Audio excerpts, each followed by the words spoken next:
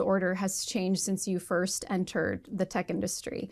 How did China go from being a copycat culture to a contender when it comes to digital innovation and specifically AI? Yeah, I mean, China is more than a contender. I think in many respects, it's one of the leading players now. I mean, they've always been incredibly creative. And I think that we may have, sort of overstated the extent to which they were simply copying, what we were doing. And I think it's important to remain humble about the fact that, these ideas are going to be widely available to millions and millions of people. And, in many respects, all of our cultures are, equally creative, and they've been able to take, tools and ideas that are available both in open source, in the academic literature, and move them forward, innovate at the cutting edge. They've produced a lot of very good papers, contributions to the academic conferences that have been peer reviewed. So, I just think overall it's better to take an approach of humility, acknowledging that, they're also going to be a really significant player in this field over the next few decades. How would you rank the United States in terms of technological prowess in that world order? Well, I mean, there's no question that we, in the US and in the West more generally, are currently in the lead. I mean, we have the very best, most innovative technology companies and technology hubs. Without doubt, Silicon Valley is leading the pack. And I think we'll continue to. I think we worry too much that we're going to sort of be dislodged from our podium position. For how long do you think? Well, I think the question is, what does it look like to be dislodged? And is that really the right framing in the first place? Like, what is the difference between first and third? And, people talk about there being a race for AI, and it's very unclear what that looks like to come second or third in that race. I think it's sort of the wrong metaphor. We're talking about superpowers, Clash of the Titans sort of stuff. It reminds me of back when the previous US administration banned companies from doing a lot of business with Huawei, and Huawei ended up basically having to get a lot better very quickly at making its own chip designs and all that kind of stuff. And it feels like it backfired a little bit. Yeah, you've also advocated for the US restricting sales of some NVIDIA chips, which are crucial in training AI systems, to buyers who don't agree or who refuse to use them ethically and safely. So what do you think is the best way the US can actually flex its power? Is it through the technological innovation or by stifling effectively some of its adversaries through regulation? The first thing I should say about that is I don't think now is the time to do that. I mean, I think in theory, when the time comes, if the time comes for us to adopt a kind of global anti-proliferation strategy, we're worried about technologies being so powerful that we have to stop their spread. If that moment arises, and I think we're quite a long way from experiencing that, then technically that would be an appropriate containment strategy. Because much as this technology is manifested in software, it lives on the internet, it still sits on chips, whether you're training a model or serving a model. So in order to ask a model a query, you have to have access to one of those NVIDIA GPUs. And, for what it's worth, there are really only like one major company in the world that produces those high-end GPUs, NVIDIA, and they manufacture the vast majority of their chips at TSMC in Taiwan that use one single company, ASML, a Dutch company that manufactures the core chip that produces the chips, and they sit in the Netherlands. So it's actually a very narrow supply chain. And so I think the point I was sort of trying to make is that if you wanted to adopt a containment strategy, there is a supply chain where you can impose chokeholds on it.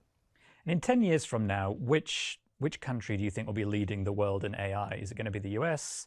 Will it be China? Will it be Europe?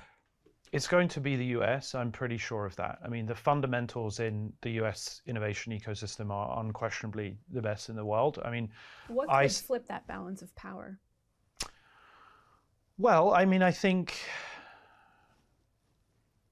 it's hard to say. I mean, I really do think that the US is in the strongest possible position. At the end of the day, it's talent that drives, this innovation. And talent still concentrates around a small number of physical places. Despite everything that we've experienced in the pandemic and people wanting to work remotely, it's still really important to be physically proximate to other people who, are working with you in the office. I mean, I think that trend isn't going to change.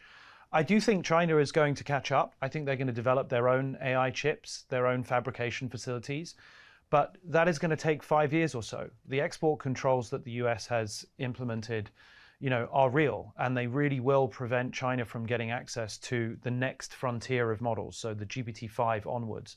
Right now, I don't really see how China could train those kinds of models. Is there any downside, any unintended consequences that could come from this containment strategy the US is employing?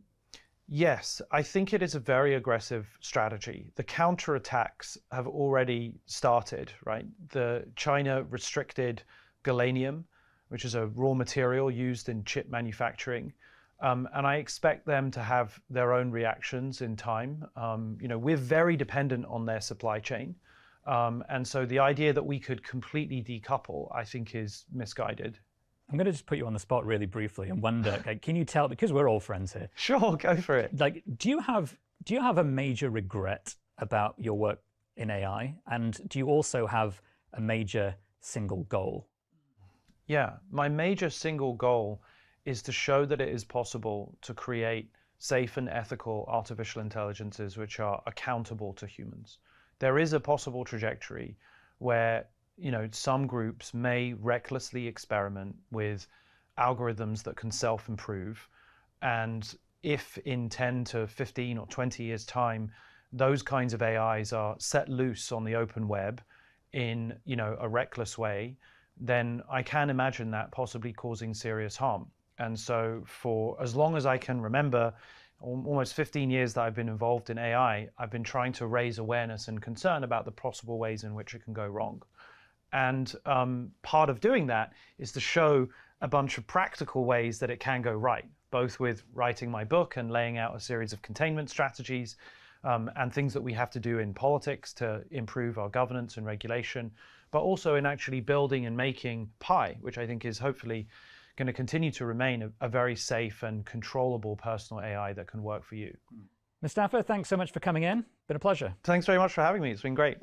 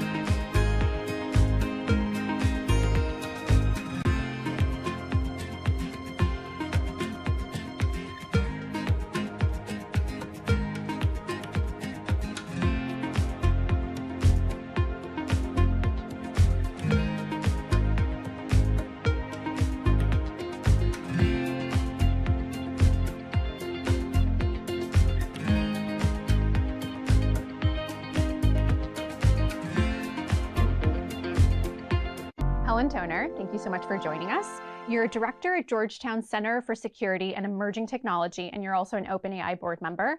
Dan Wang, thank you so much for joining us. You're a visiting scholar at the Tsai China Center at Yale Law School, and you've been studying technology and China for many years now. And we've just heard from Mustafa Suleyman, and he thinks that China's emerged as one of the biggest contenders in AI. So Helen, I'm just curious to start with, do you think we're overestimating China's capabilities? It's certainly true that they're a big player.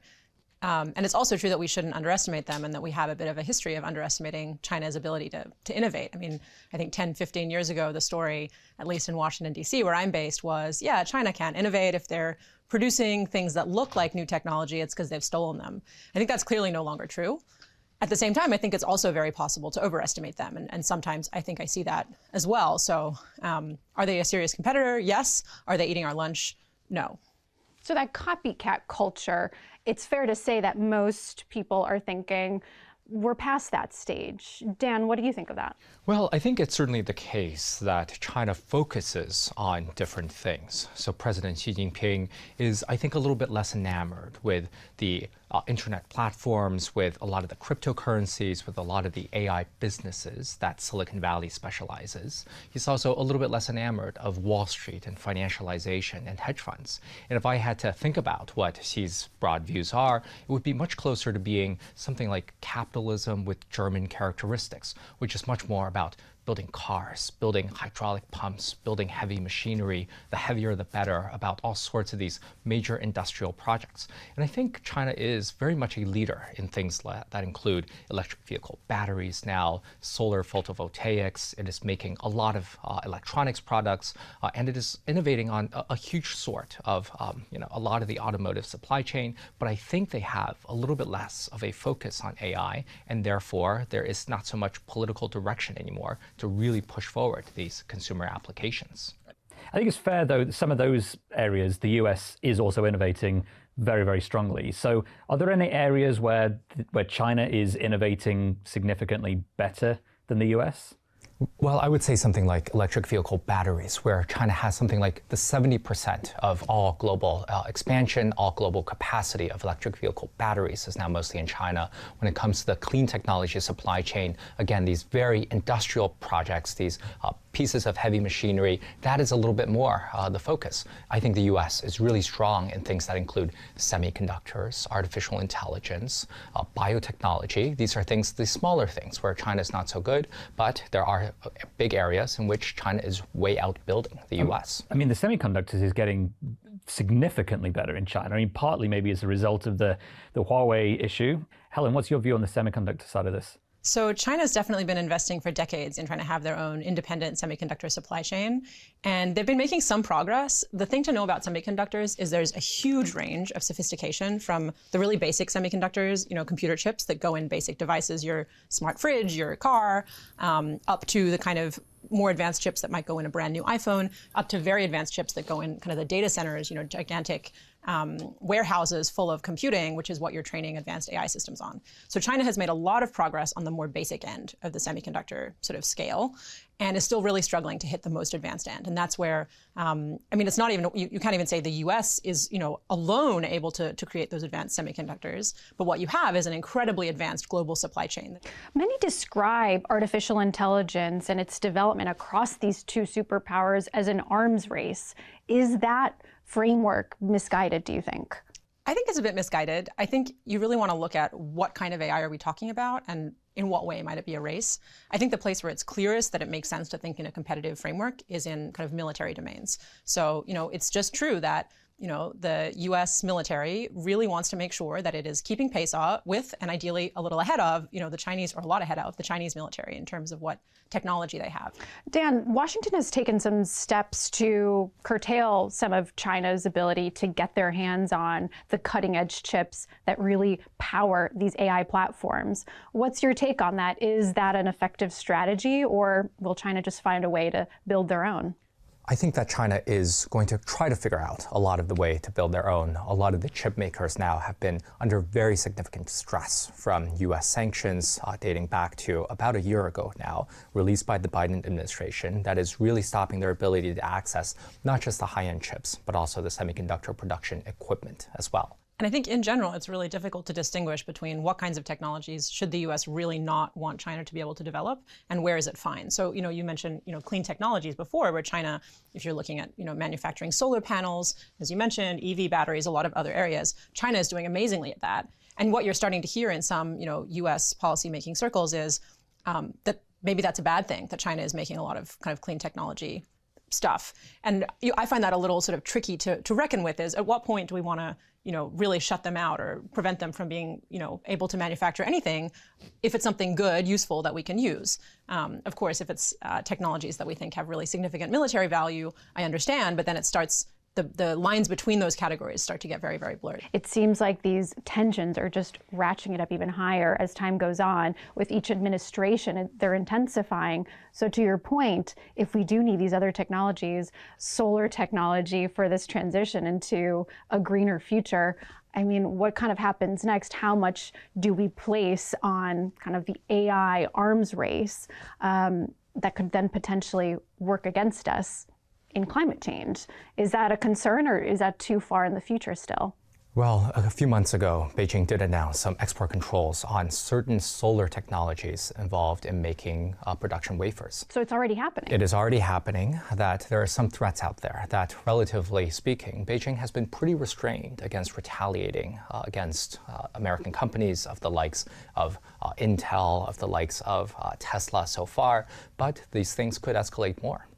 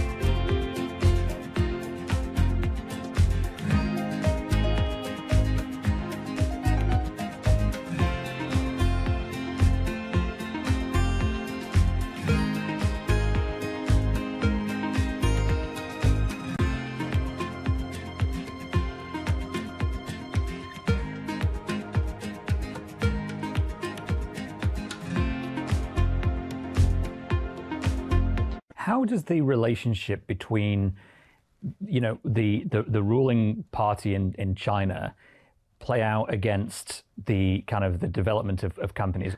I think the Chinese system is definitely more top-down when it comes to AI development. You see less kind of individual tech companies like OpenAI or Google taking the lead, and more these kind of multi-institution partnerships, or maybe you have a university and a tech company and a government, department all collaborating on big AI projects. That's much more common in China.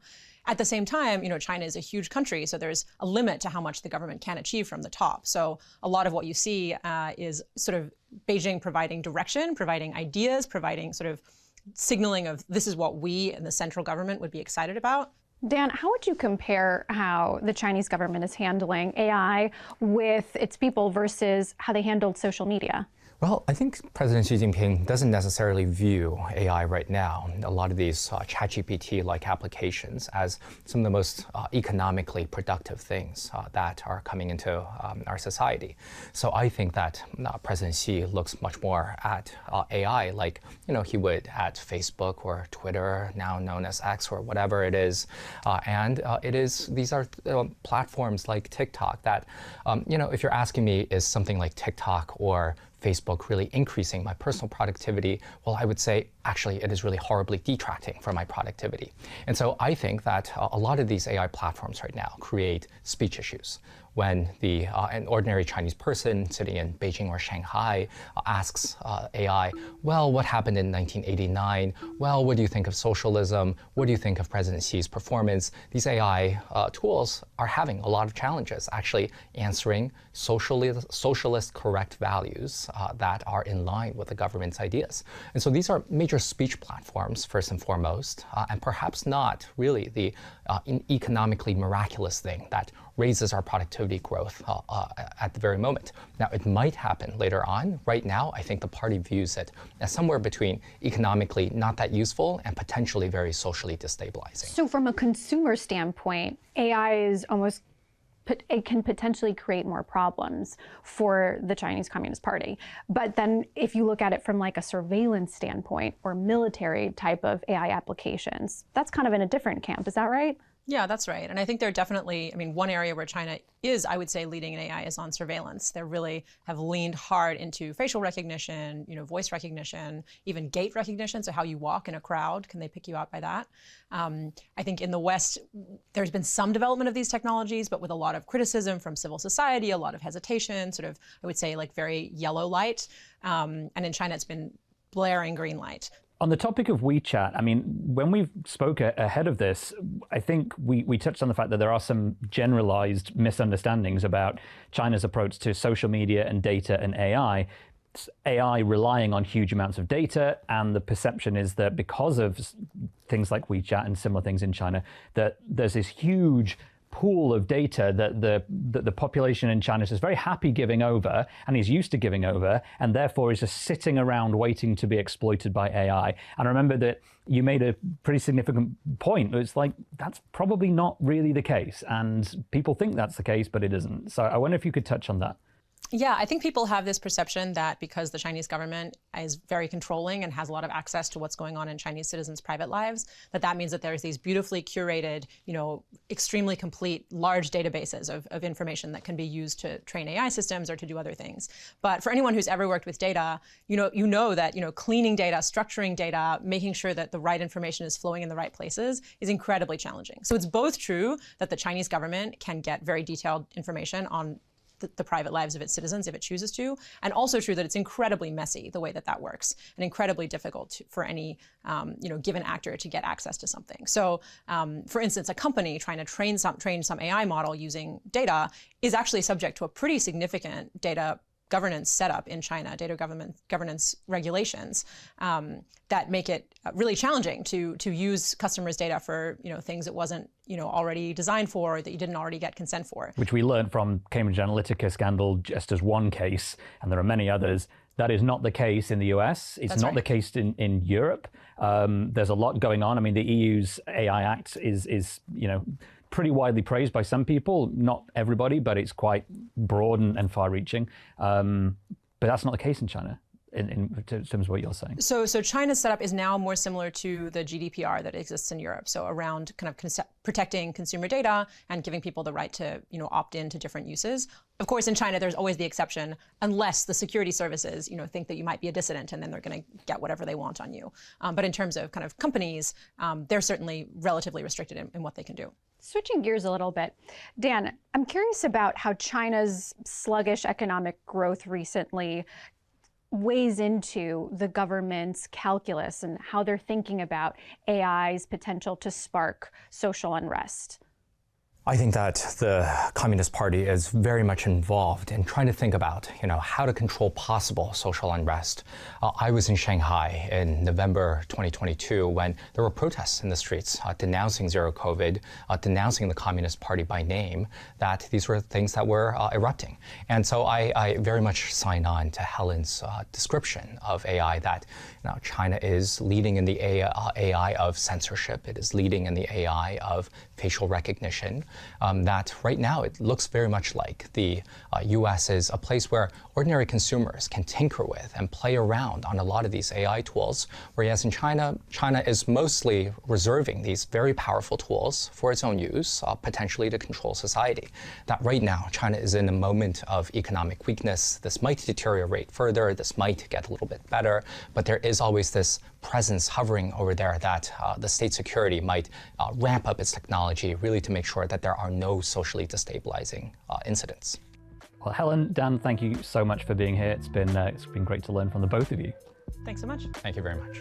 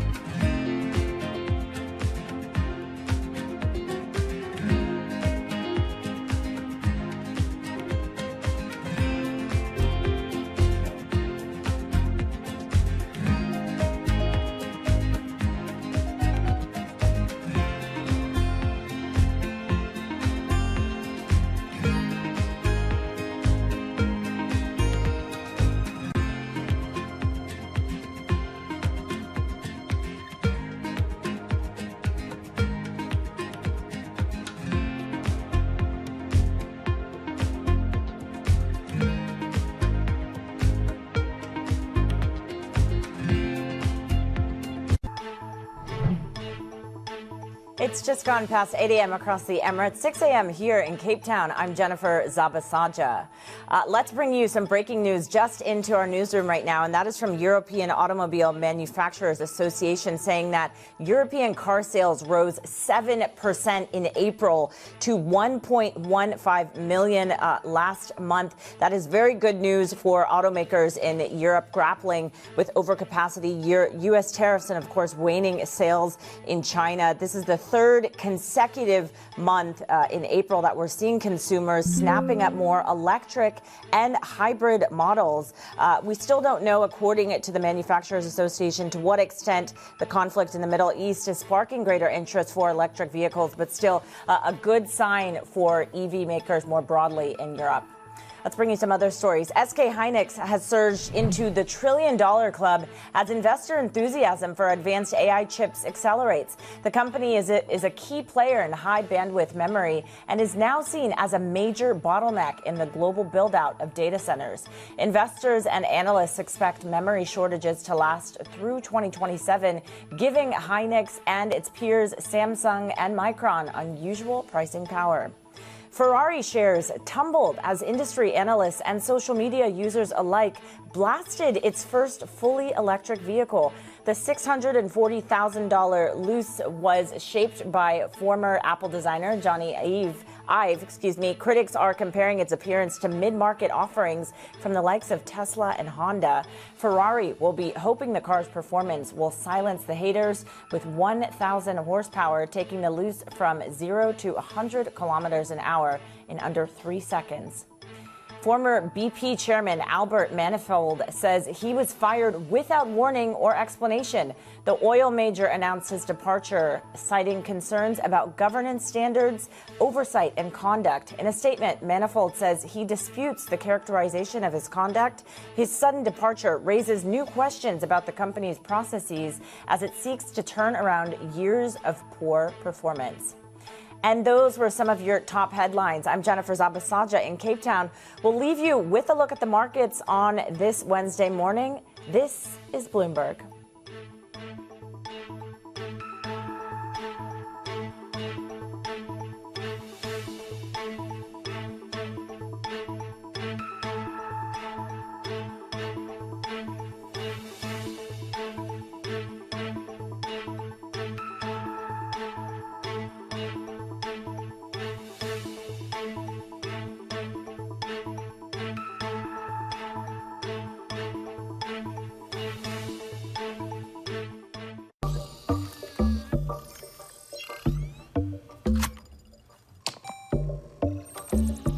This is a Sony Handycam. And about 3 decades ago, it featured an upgrade that changed the world. It wasn't the screen or the viewfinder, and it didn't replace this thing. It was the battery. The lithium-ion battery, to be exact, which was lighter and more powerful. And it was about to set off a massive change in consumer technology.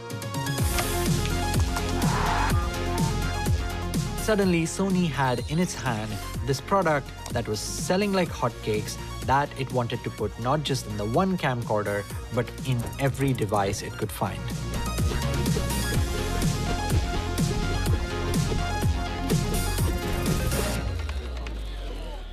Over time, the price of batteries went down, and the power they packed went up.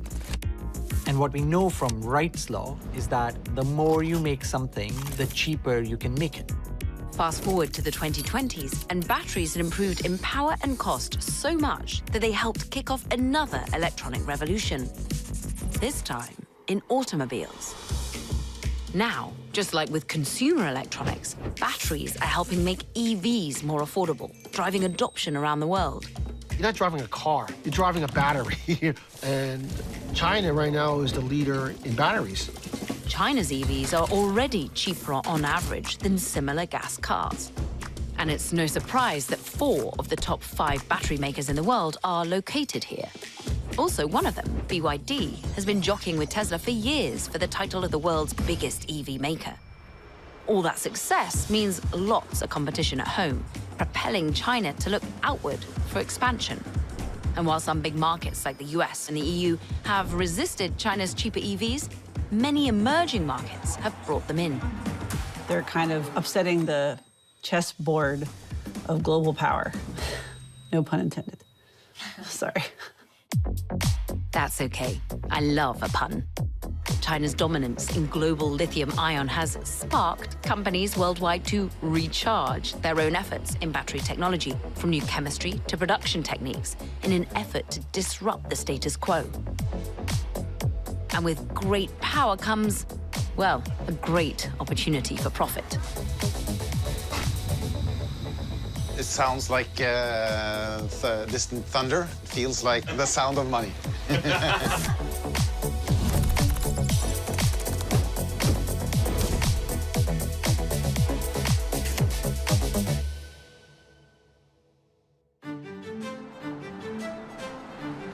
When you drive an electric vehicle, that car is powered by the movement of teeny tiny electrons, a clever bit of science that converts chemical energy to electricity.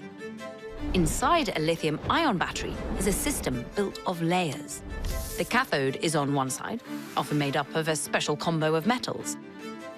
And then there's the anode on the other side, usually made of graphite. In an EV battery, charged lithium atoms, called ions, move from one end to the other. And their electrons take the scenic route through an external circuit, creating the flow of electricity that makes the car go vroom, quietly. Between them is the all-important separator, because if the two ends touch, well, you get the picture.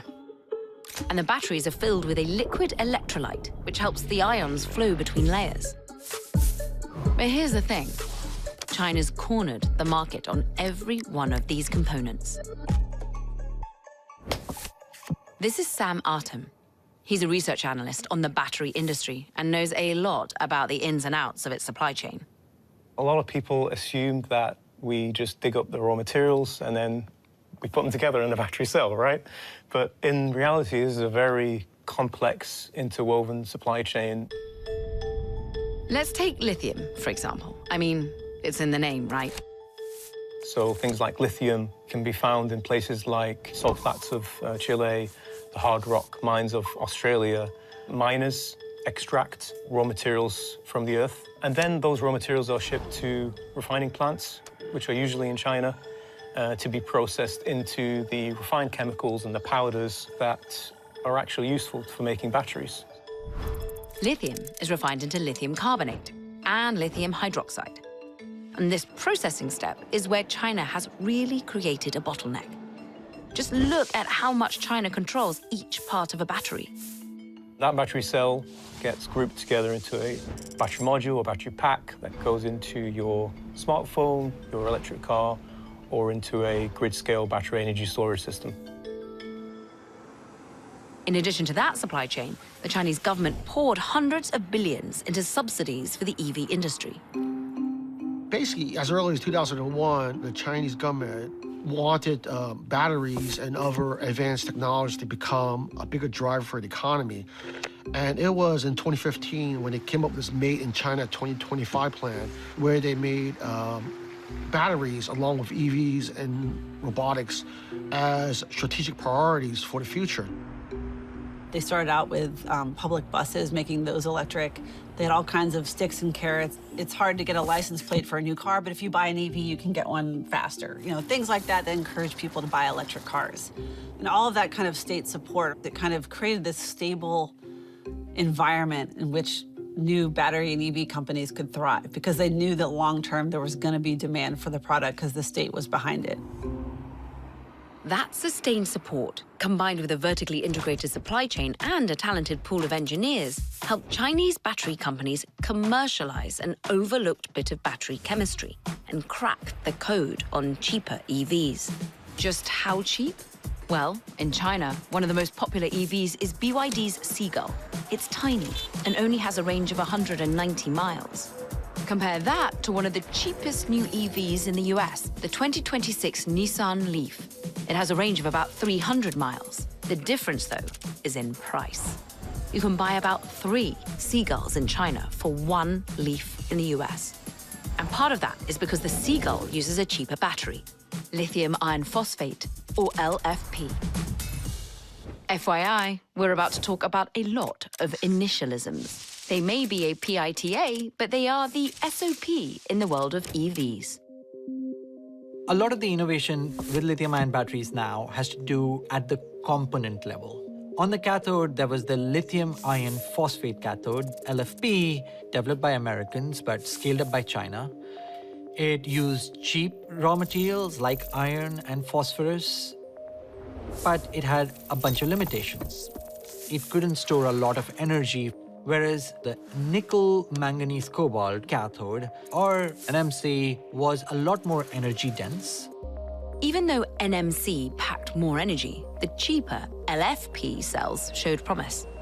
And so chemists began making tweaks to LFP batteries with small chemistry changes, small structural changes, and every year the LFP batteries started to become a little more energy dense. And because China was the place where LFP batteries were finding its most development, they also lowered in price faster than NMC batteries did. So today, most electric cars produced in China are powered by LFP batteries. And they're still improving. Last year, Chinese companies announced that their newest LFP batteries can recharge in about the same amount of time it takes to refuel a gas car. That technical innovation goes hand in hand with the supply chain. But they've hit some bumps in the road. For years, China was investing heavily in domestic EV supply chains. But thanks to overcapacity and price wars, 2024 was the first time Chinese companies invested more overseas than at home. But we'll get to that later. Meanwhile, other players are hoping to disrupt the dominant technology and compete on the global stage.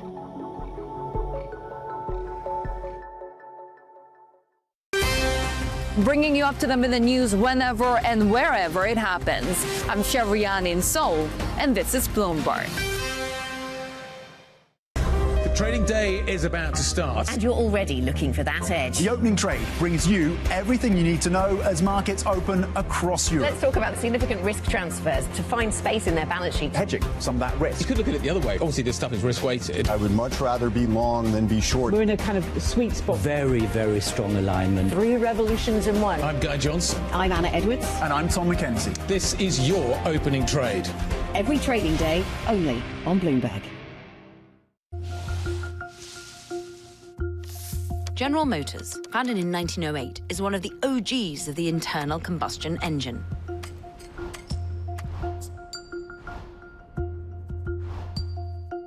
They also built one of the world's first modern electric cars, called the EV1, all the way back in the 90s. But GM cancelled the project after heavy losses. Since then, GM's made headway when it comes to EVs. And now they're trying to kickstart a new kind of battery technology. We've got a chemistry that we think is going to be really competitive. It's a leapfrogging of what they've got in China. This is Kurt Kelty. He's a Tesla veteran who's been working in batteries since Sony introduced lithium-ion to the world. Now, Kelty and his team are betting on a new kind of chemistry called LMR, or lithium manganese rich. Another initialism, I know. So this is the final form of the LMR, cathode active material. It contains all the added pixie dust that is going to make it work optimally in a vehicle. That pixie dust is a new cathode mix that boosts manganese, reduces nickel, and nearly eliminates cobalt. GM claims that the shift in chemistry lowers cost without losing too much range. So with the Silverado, we're getting 492 miles. That's with a high nickel cell. If you end up using an LFP cell, you're going to get about 350 miles of range. Well, if you use LMR, you're going to get about 400 miles of range. So it's in between them. GM hopes to launch commercial LMR batteries for SUVs and pickup trucks in 2028. They're also hoping to bring their supply chain closer to home. What we've been doing over the last 4 or 5 years is trying to reduce our reliance on FEOC-based countries, including China. And the most challenging part has definitely been the cathode material. It's the most expensive part. The graphite has also been challenging. Our intention is to have this all outside of China by 2028. GM has invested in several projects to build up a battery supply chain in North America. Shifts in policy have cost GM billions and can make it harder to establish a supply chain. The problem is every 48 years, the United States does 180 and have a totally different policy. The government certainly didn't make it easier on them by changing course every so often. Mr. President! This sucker's quick. You know, they're having a hard time, the electric vehicles, and they want us to pay billions of dollars in subsidy. I don't think the U.S. car companies can compete with China right now, but I think if they have a chance at it, they need to continue to innovate. It's definitely an uphill battle. GM isn't alone in its experimentation. Startups around the world have raised billions to find the next best battery. I don't think the future is at all settled, and there's lots of different chemistries. I like to think of them as ice cream flavors. Everyone's trying out different combinations to see what works best. And it'll take a lot of trial, error, and money to see what new tech actually succeeds. Meanwhile, Chinese battery companies are expanding all over, even here.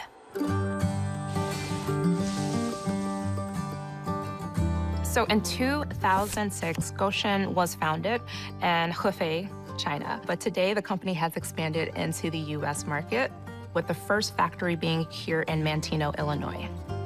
We are going to be making LFP batteries, or lithium iron phosphate batteries.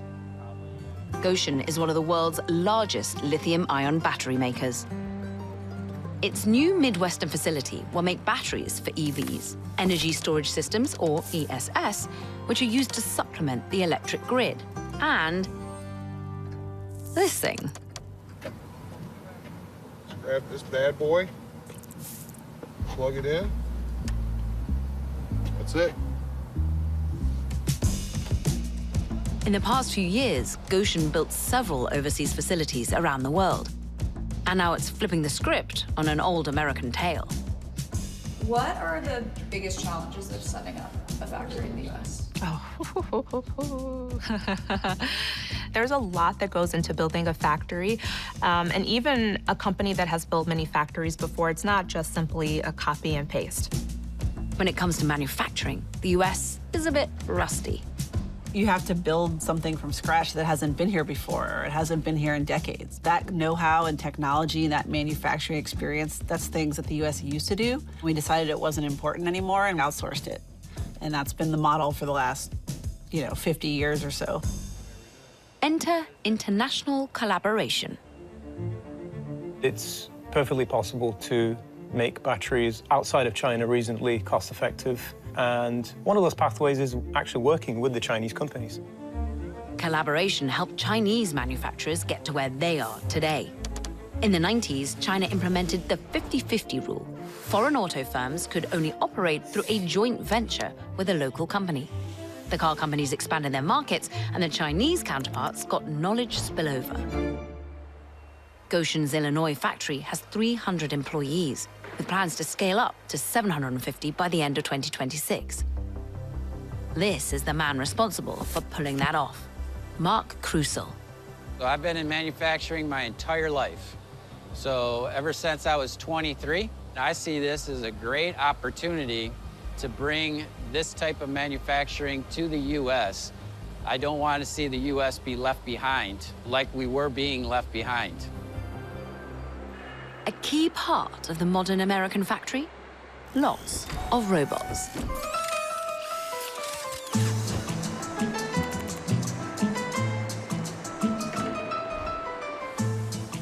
So this is a very highly automated plant. Goshen's most automated plant to date, we call it Generation 7. So they had Generation 6 in China, and we have Generation 7 here in the U.S. The first thing is you get better consistency, better quality with automation. And secondly, we get to reduce some of the manpower cost. So automation is a little more cost-effective in the U.S. than in China. Goshen's expansion is part of a larger trend of Chinese companies setting up factories outside of China to capture new markets and avoid protectionist tariffs.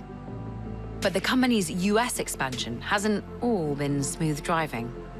Many people throughout Michigan came to today's rally, voicing their concerns of the company's ties to China and the environmental effects. 3 years later, Goshen's additional $2.36 billion battery materials plant in Michigan is temporarily on hold. The hesitation goes both ways. The Chinese government wants to keep the lid on its technology with stronger export controls on various parts of the lithium-ion supply chain. China's battery-making technology, as well as their EV technology, is world-class. And they're afraid that the U.S. or Europe is going to be able to sort of use that technology for their own purposes, making China less competitive. Needless to say, this is all very challenging for EV and battery makers seeking new shores. But they may not have much choice. I always like to think about the U.S. economy and the Chinese economy as sort of like this. One is like the photo negative of the other. Like the U.S. economy is driven by consumption, and China's economy is driven by investment in production and R&D. They have all this capacity to make all this stuff, EVs, batteries, and they need to sell it in the rest of the world to keep everybody in China employed. Expanding overseas is really important for any of these Chinese companies because they need new markets to keep growing. I would say that there's a lot of geopolitical uncertainty making companies a little bit hesitant. However, conservatively, our marketing research tells us that there will be over 500 gigawatt hours of demand for batteries just in the North America region alone. And Goshen definitely wants to be a part of that. It's not just the US. Demand for batteries is growing globally, which means demand for raw materials. But what if you didn't have to mine all over the world to make your batteries?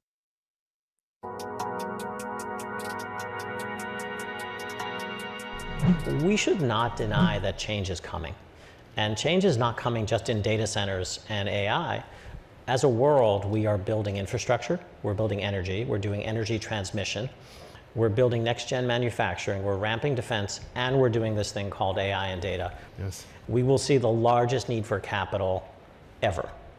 And that's what we've seen so far this year. And so now to your specific question, it's about underwriting. There are a number of very strong US tech companies who run diversified businesses, Amazon, Google, Microsoft, who are interested in seeing these centers built and are interested in not consolidating the debt on their balance sheet. And to the extent they are prepared to lend their credit, one can lend against those types of things and make sensible underwriting decisions.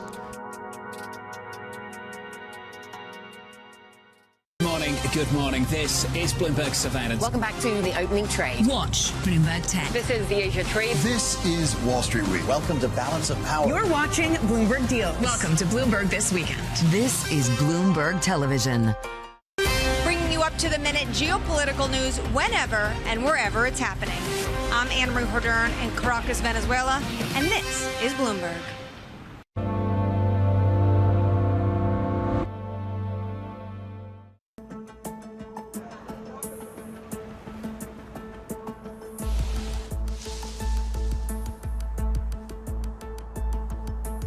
We have everything from a small hybrid battery to a large EV battery.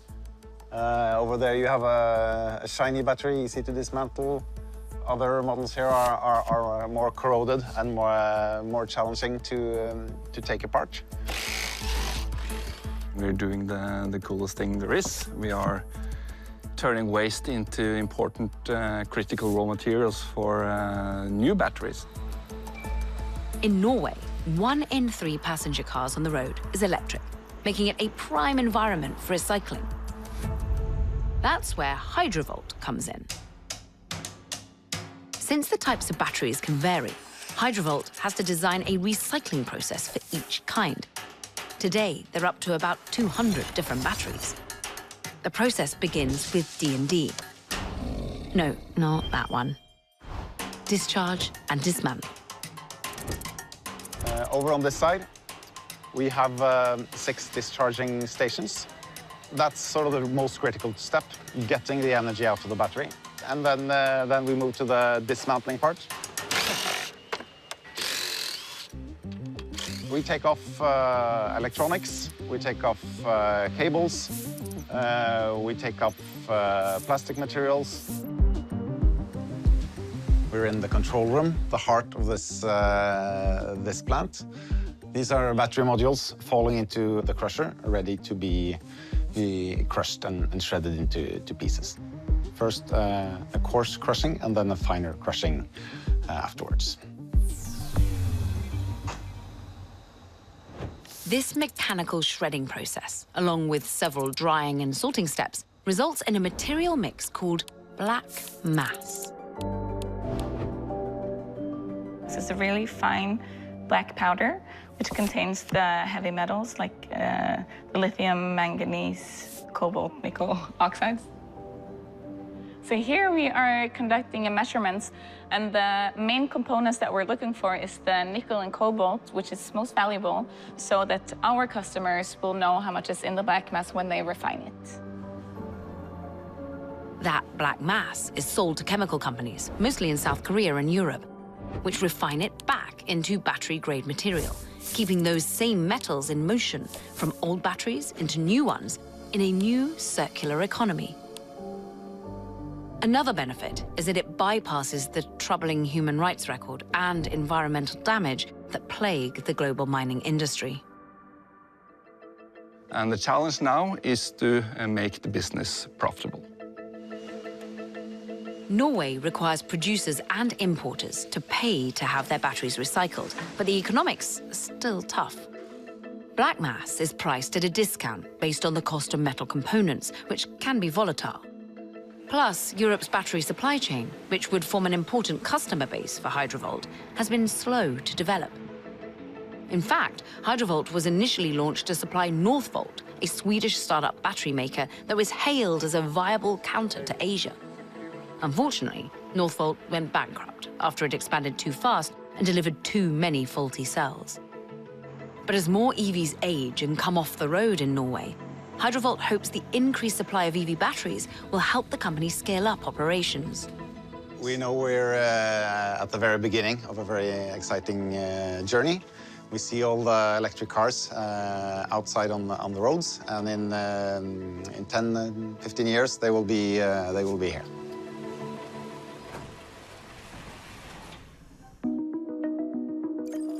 It's hard to believe how much has changed since this unassuming battery was first introduced and unlocked a future we couldn't imagine at the time. Batteries have changed the world once, and they can change the world again because the applications for batteries are many and growing, and the need for those applications to work is getting deeper because we have to meet climate goals, because we have to cut the cost of energy, and because we like cool devices. The future is zero-emission vehicles. It's just a matter of when.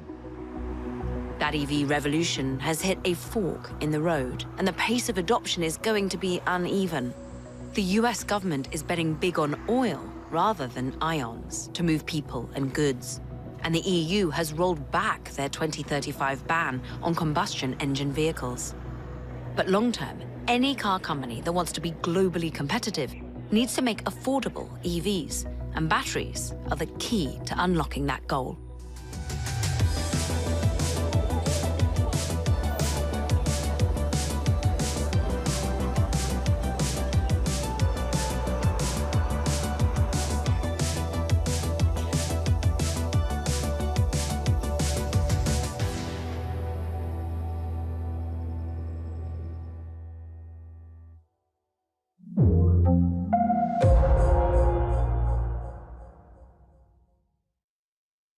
U.S. jobs numbers are released. Bloomberg has the report under surveillance with crucial data and expert analysis at terminal speed. Nobody covers Jobs Day like Bloomberg. It's the world's second largest economy with a growing influence in global affairs. Bloomberg The China Show brings you the unmatched expertise you need to keep track of breaking news, in-depth market analysis, and the most influential newsmakers in and around China. We need to do more to engage the market more. We're risk on. I think we caught a little sweet spot. Massive savings right now. It's already a different game. Bloomberg The China Show.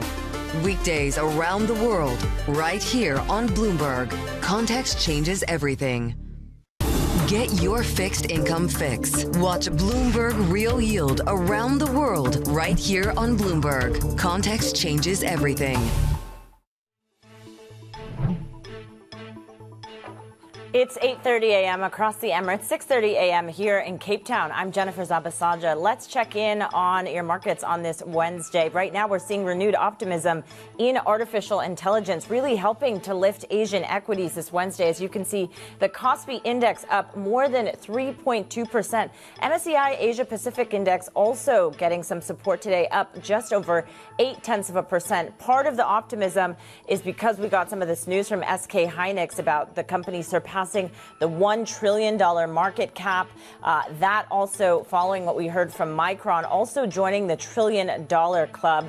So a number of positive optimism feeding into the markets right now. Let's get you some other news, though. Sources have told Bloomberg that Taiwanese prosecutors suspect 3 individuals successfully smuggled at least 1 shipment of NVIDIA AI chips to China after first exporting them to Japan. We're told the trio was detained for allegedly falsifying documents related to exports of supermicro computer servers containing advanced NVIDIA chips, which the U.S. has barred from sale to China without a license. Samsung shares are higher after its largest union voted in favor of a pay deal that will hand chip workers an average bonus of about $340,000.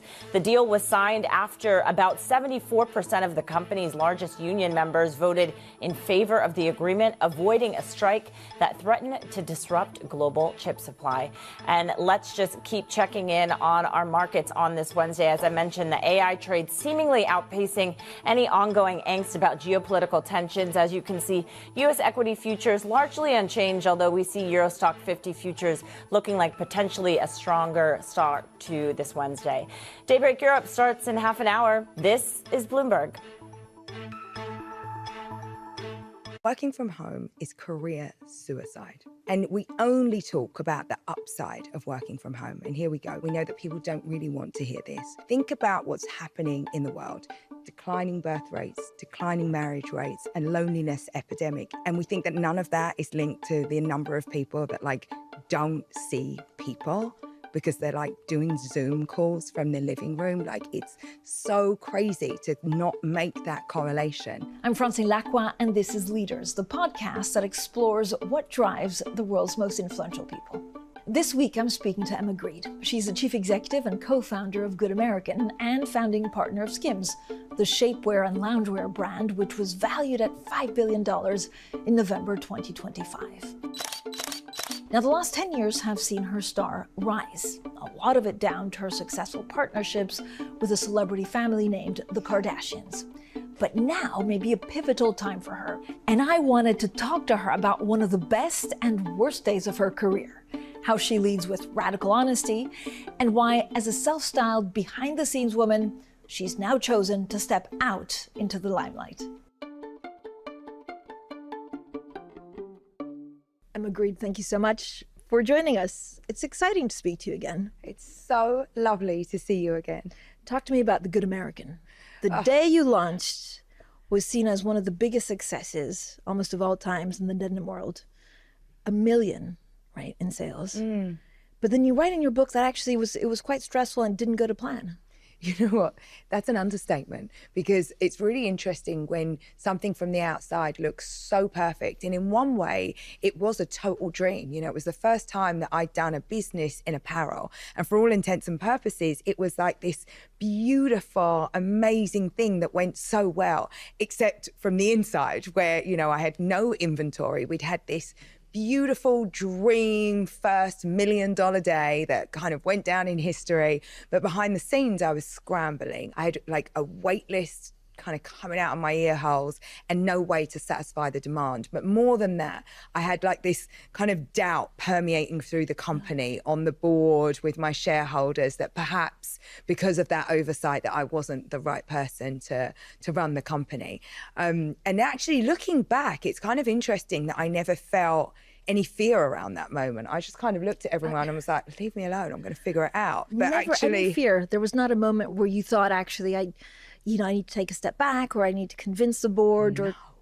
No, and it's so interesting because so many people talk to me about, imposter syndrome and being a first-time founder. I never had any of that. I always think, if not me, then who? In my head, it was my idea and I brought it to fruition and I was going to figure out any of the problems. And so much of being an entrepreneur is about figuring it out. You never have the answers. And I think if you have the answers, you're probably not moving fast enough. But the board told you off. I got a bit of a telling off. Yeah, well, I wouldn't say a telling off. There were just some dismissive tones, it was like I was a genius at 9 a.m. and by noon it was like, perhaps you're not, best suited for this role. And I just completely dismissed that. So how did you regroup? In a really tumultuous way. I think, I did what I know to do, which is when you don't know something, you ask somebody who does. And so I started calling around. I tried to information gather. I was calling competitors, I was calling retailers, I was literally visiting factories. And so in a way you could literally get on the ground and say how can I change this? How can you move this? But the simple fact was the fabric wasn't available because I hadn't had the foresight to get out in front of the calendar and know what I was, up against. But a new brand is a new brand. There was no data, there was no history, there was nothing telling me that this was going to be that successful. And so would I have done anything different? No, I don't think so. What did you learn about yourself? Because a lot of chief executives will say, look, it's only by learning and failing that finally you have the posture to say look, I got this. Yeah. But you think I got this right from the start. I really did. And perhaps that was naivety, but I knew I'd figure it out. In my head, I just thought this is just another problem. And my life is a series of problems as a leader and as somebody who starts companies and builds things from scratch. Did you tell the employees, or did you celebrate with them and figure it out by yourself? I had no choice. The great thing about Good American at the start is that I'd chosen that initial team really well. So I had veterans in my business. The person, and thank God she still works with me now, but in a different company, but the woman that was really in charge of product had been in the denim space for 20 years. And the guy that ran all design really was so ingratiated in the denim community in LA that we were able to literally knock on doors and ask favors. And so I thankfully had surrounded myself with people who knew better and could help me open doors. You talk a lot about, giving employees honest feedback. Is that radical honesty? How do you describe it? It is radical honesty, but that's also so much about who I am. And so I've always thought to myself, I can just be honest with myself. I don't need to walk around with some, guilt on my shoulder and carrying stuff that doesn't serve me. So for me, it's just about honesty, take the learning, move on. What does that look like when you talk to employees? It looks very straightforward. Here's the thing. I don't think anybody in my organisations ever wonder what I'm thinking. Nobody's like, I'm trying to figure out how Emma's feeling. It's like, I am really firm and really fair. I have very, very, very high expectations for myself and for everybody around me. I give very, very clear feedback. And my job as founder and as a CEO is to have the vision, right? But it's to communicate that vision downwards. And so I'm in a constant conversation with everyone around me. I think I'm super repetitive. I say the same three things over and over and over again. And everybody in the organization should be able to know what our priorities are and know what we're doing. And so I think I'm a little bit of a broken record, but I think that there's an element of consistency that comes with that. And I'm bloody consistent. And you've talked before about needing different people around you to go from 10 million to 100 million to 5 billion. Oh, don't you just? It's not the same people. And, I kind of raised myself in business having an enterprise mentality. I learned that very, very on. I'm not here to do people favors. Business is business, and I do what's best for the company every single day. And often that is what's best for the individual. Nobody wants to be kept in a role that they're not best suited to, because that never works out for the individual or for the organization. So I've learned over time that, what is good for the company is ultimately good for everybody. But what is that, ruthlessness? I don't know that it's ruthlessness. I think that it is just being able to delineate what is right at the time. And, here's the thing. I think specifically as a female leader, you're judged on, how empathetic are you? And so I think the way that we work, and the reason that I think directness is always best, we all know where we stand all the time. I'm not waiting for an assessment moment or a 6-month mark or some kind of formal review. If you're failing, you probably know you're failing because we've probably spoken about it. It's not like a bolt out of the blue. So how do you hire? Do you hire people that you think can take the heat in the kitchen, or do you expect everyone to just, take it? Well, I hire differently for different stages of the business. But I think in the beginning, you want generalists. You want people that are going to have I'll do that, hand up mentality, whatever it is. I think as businesses mature, you're looking for more, category and subject and departmental expertise, and typically hiring for an enormous amount of experience. But for me, what I place so much value on is flexibility. You have to be willing to look and take your experience and do things a little bit differently. So I'm always trying to hire for people that are seriously experienced, but seriously flexible. Is there a concern with loyalty? I mean, are employees still loyal if they feel that you can cut them off at any point? I mean, I don't know about cutting them off at any point. And I think that loyalty is something that you earn. There's a trust in a business, and it really is about people learning to trust that what you say is what you mean and is what happens. And when you do that, you can be trusted regardless. Do you think a lot about incentives? Yeah, I mean, I think that is just the expectation. Incentives have to be built in for the best people. And that happens at all levels of the organization. But everybody has to understand how the incentives come to be, right? The company has to perform well in order for the incentives to be, created, but then for them to be paid out and to make sense. bringing you up-to-the-minute geopolitical news whenever and wherever it happens. I'm Stephen Engel at Japan's Akasaka Palace in Tokyo, and this is Bloomberg. Technology is embedded in every aspect of our lives. And laying the foundation for the future. From finance to defense, AI to entertainment. And from the road to the stars. Bloomberg brings you the latest stories of the people and companies pushing the tech sector to new frontiers. And the politics that shape global tech markets. I'm Caroline Hyde in New York. And I'm Ed Ludlow in San Francisco. Watch Bloomberg Tech every weekday. Only on Bloomberg Television. You can't mention Emma Grede without the Kardashians. In a way, they were her biggest supporters. She reportedly met matriarch Kris Jenner first and pitched teaming up with Khloe Kardashian for Good American. But was there actually a moment, a meeting of minds, and how did she convince some of the most famous people in the world to go into business with her?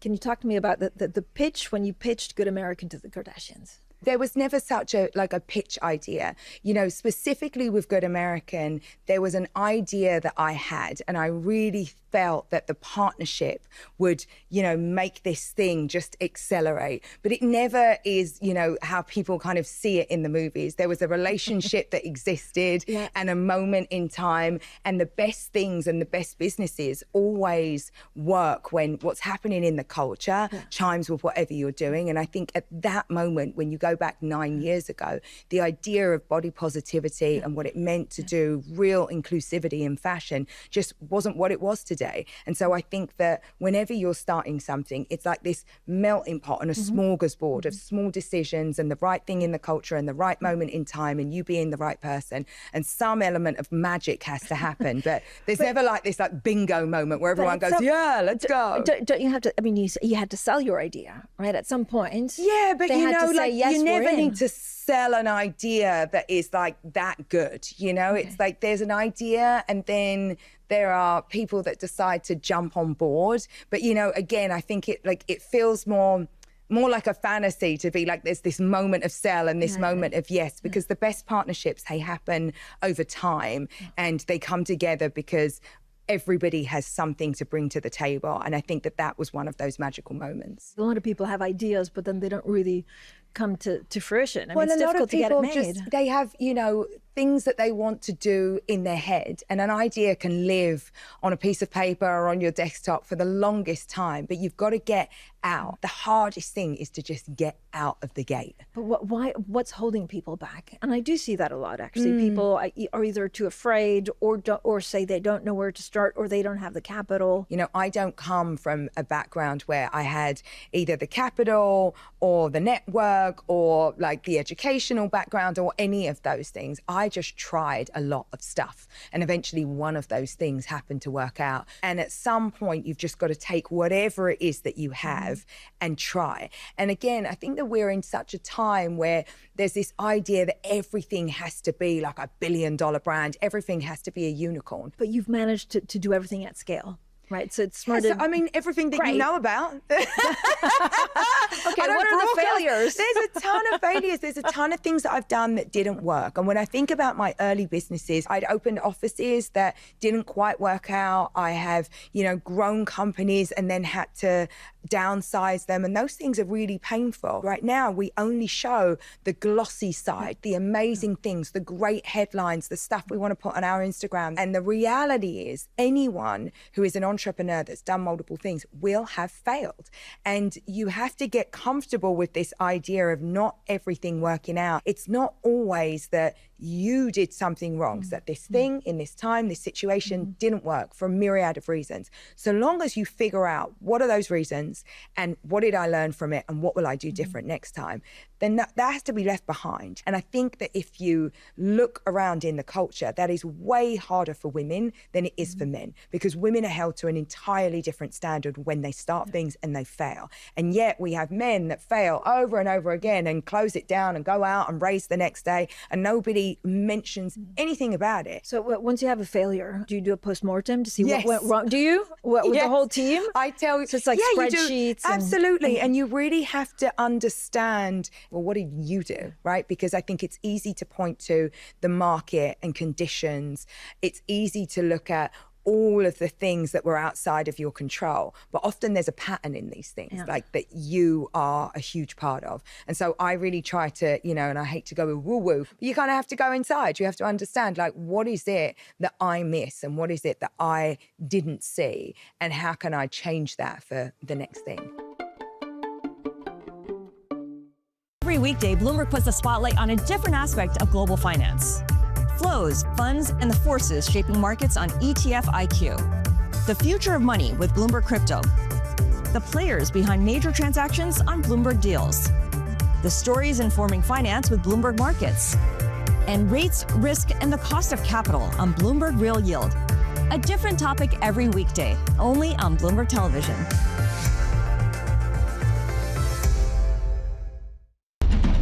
Astonishing day for US technology. Shaping the region's technology ecosystem. Asia's biggest tech news and innovation. Bringing you the world's business and financial news whenever and wherever it happens. I'm Michael McKee at Mount Everest, and this is Bloomberg.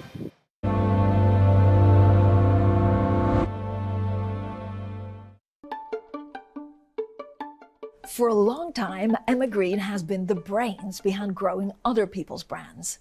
But over the last few years, she's been making a visible effort to be front and center.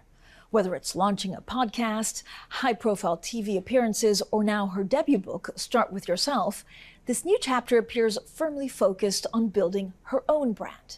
But I wanted to know why now and what next. So in the past, you used to say you were a behind-the-scenes woman. Yeah. What's changed? You know, I still feel like a behind-the-scenes woman. I still go into the office every single day. Well, you know, I'm like behind the scenes in front of the camera.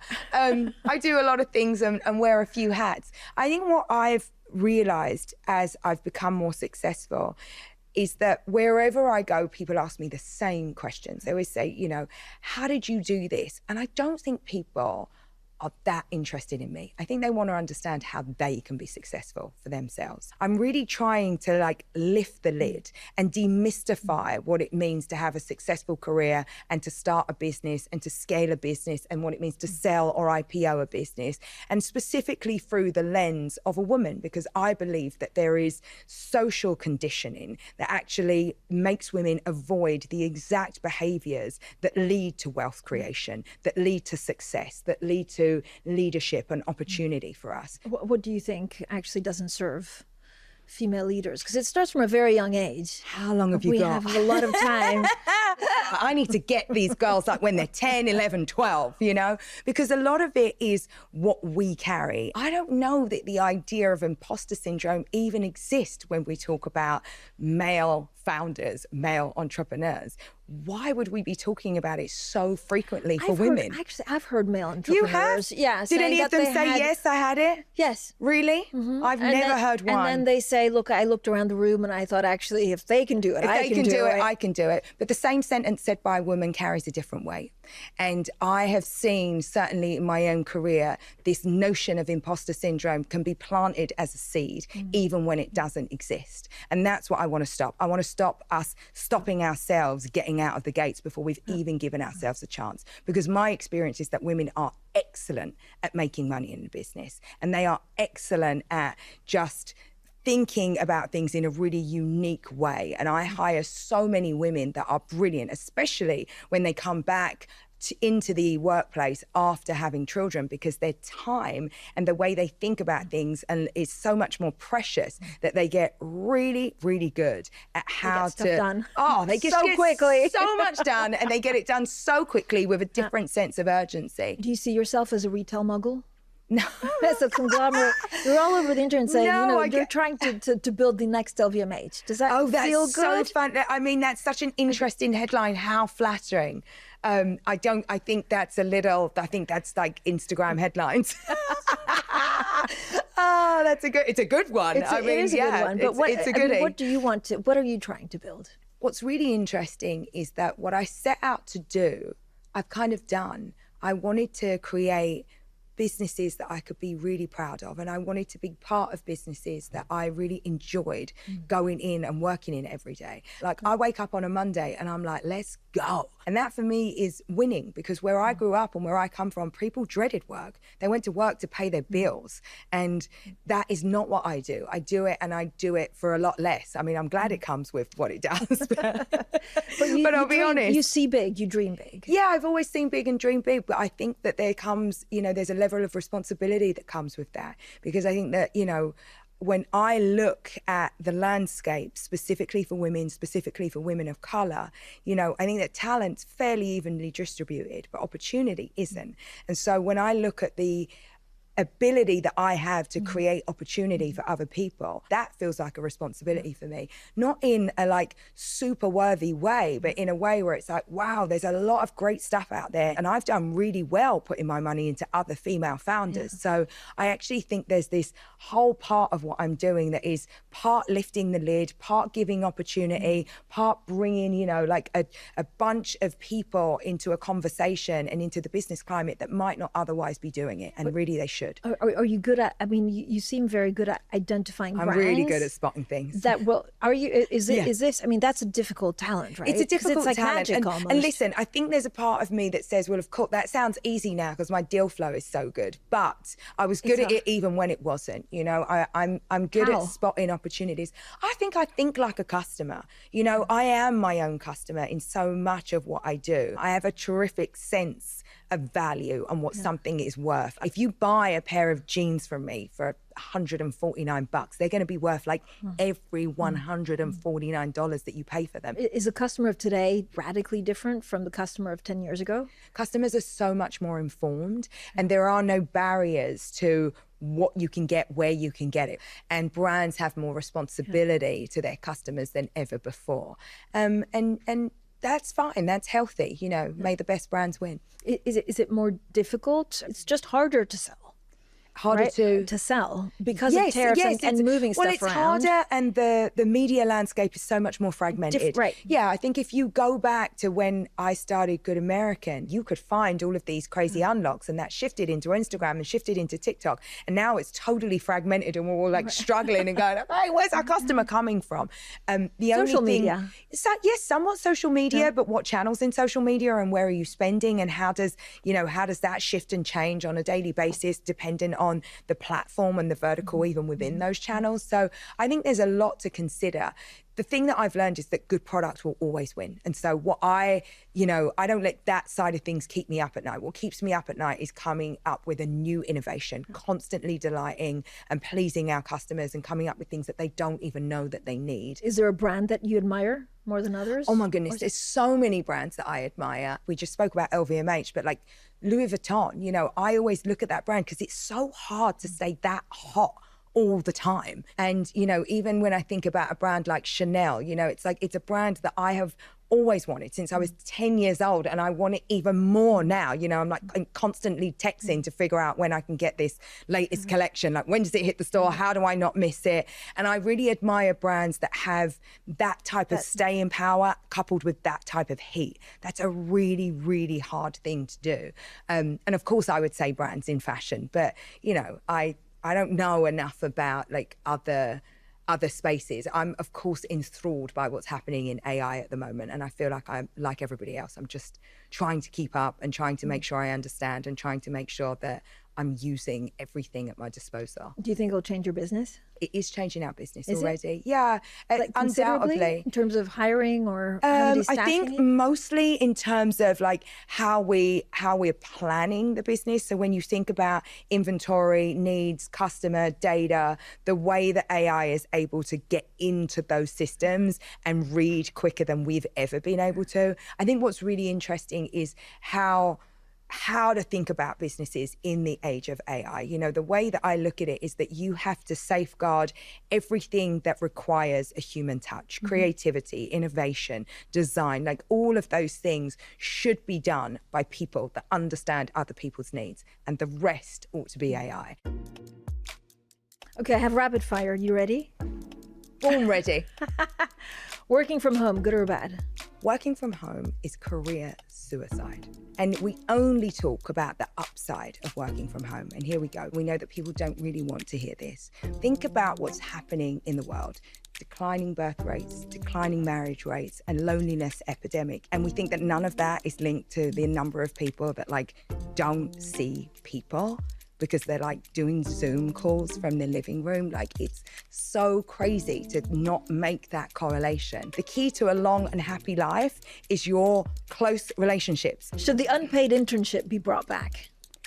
Listen, I did a lot of unpaid internships, and I did it while being somebody that didn't have a lot of money, and that was a real struggle for me. It was a huge unlock for me, the ability to go into an organization and get under the hood without having any qualifications or right to really be there. I think that there have to be certain protections on it, but I'd like to lift the lid, because there's so much to be learned. MBA, worth it or waste of money? Depends how much money you've got. It wasn't my path. Listen, I am a mother of 4, and so the idea that any of my kids would go and do an MBA would be an absolute dream. But would I force it on them? That's an individual decision. And if you can, then do. But if you can't, don't sweat it. Emma, thank you so much. Thank you so much. What a joy. That was so fun. Thank you. And it kind of flew by. It's 7:15. I know. I'm like, what happened? I'm like, I was like, so good. Pew!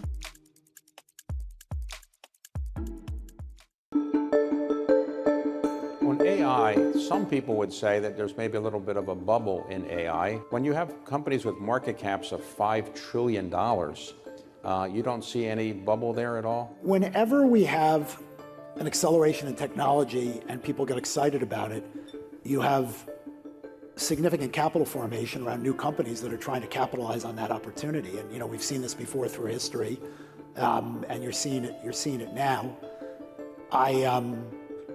It won't be a straight line. The opportunity set with AI is enormous. There will be winners and losers. And it's hard to pick the winners and losers now. And certainly a lot of the capital that's being deployed will not produce adequate returns, and a bunch of the capital that's being deployed will actually not produce any returns. But it's hard, it's hard to call the timing on these things. And the thing I'd point to just from a historical lens is in the fall of 1996, Alan Greenspan talked about irrational exuberance in stock markets, and the NASDAQ was at 1,300. And the NASDAQ peaked 3.5 years later at over 5,000. So, these things can go on for a long time, but ultimately, there are adjustments, there will be drawdowns, there'll be rebalancing, and just, it's hard to call it, because the technology trend and the investment is real.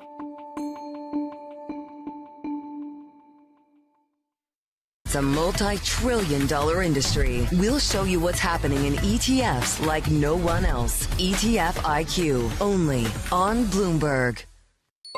Asia is at the forefront of some of the world's biggest stories. I'm Sherrian in Tokyo. And I'm Heidi Stroud-Watts here in Sydney, where the trading day begins.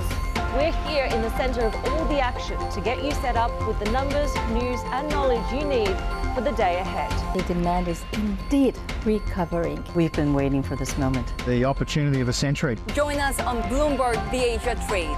Weekdays only on Bloomberg TV. Context changes everything.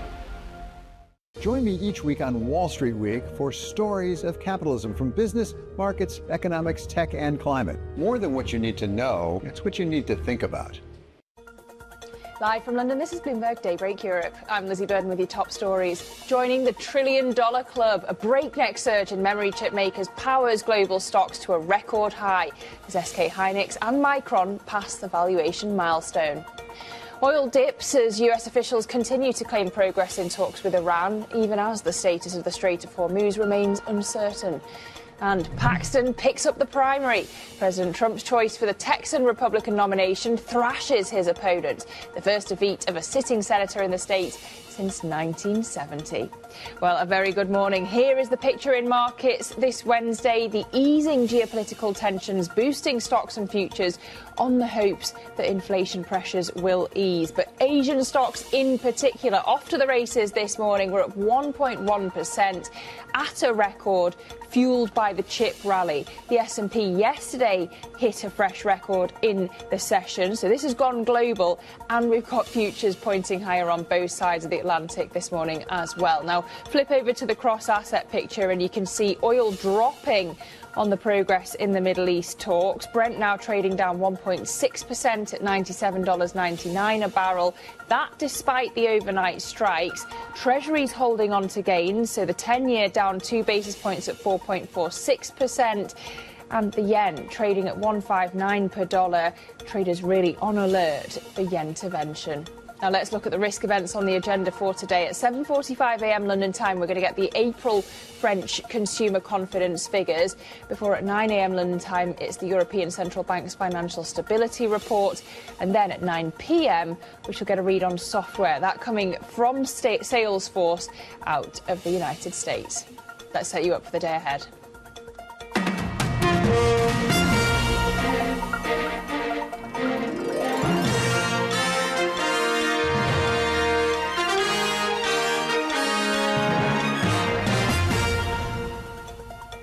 We begin in Asian markets at a record this morning. We can go straight to Avril Hong in Singapore. Avril, what's powering this rally?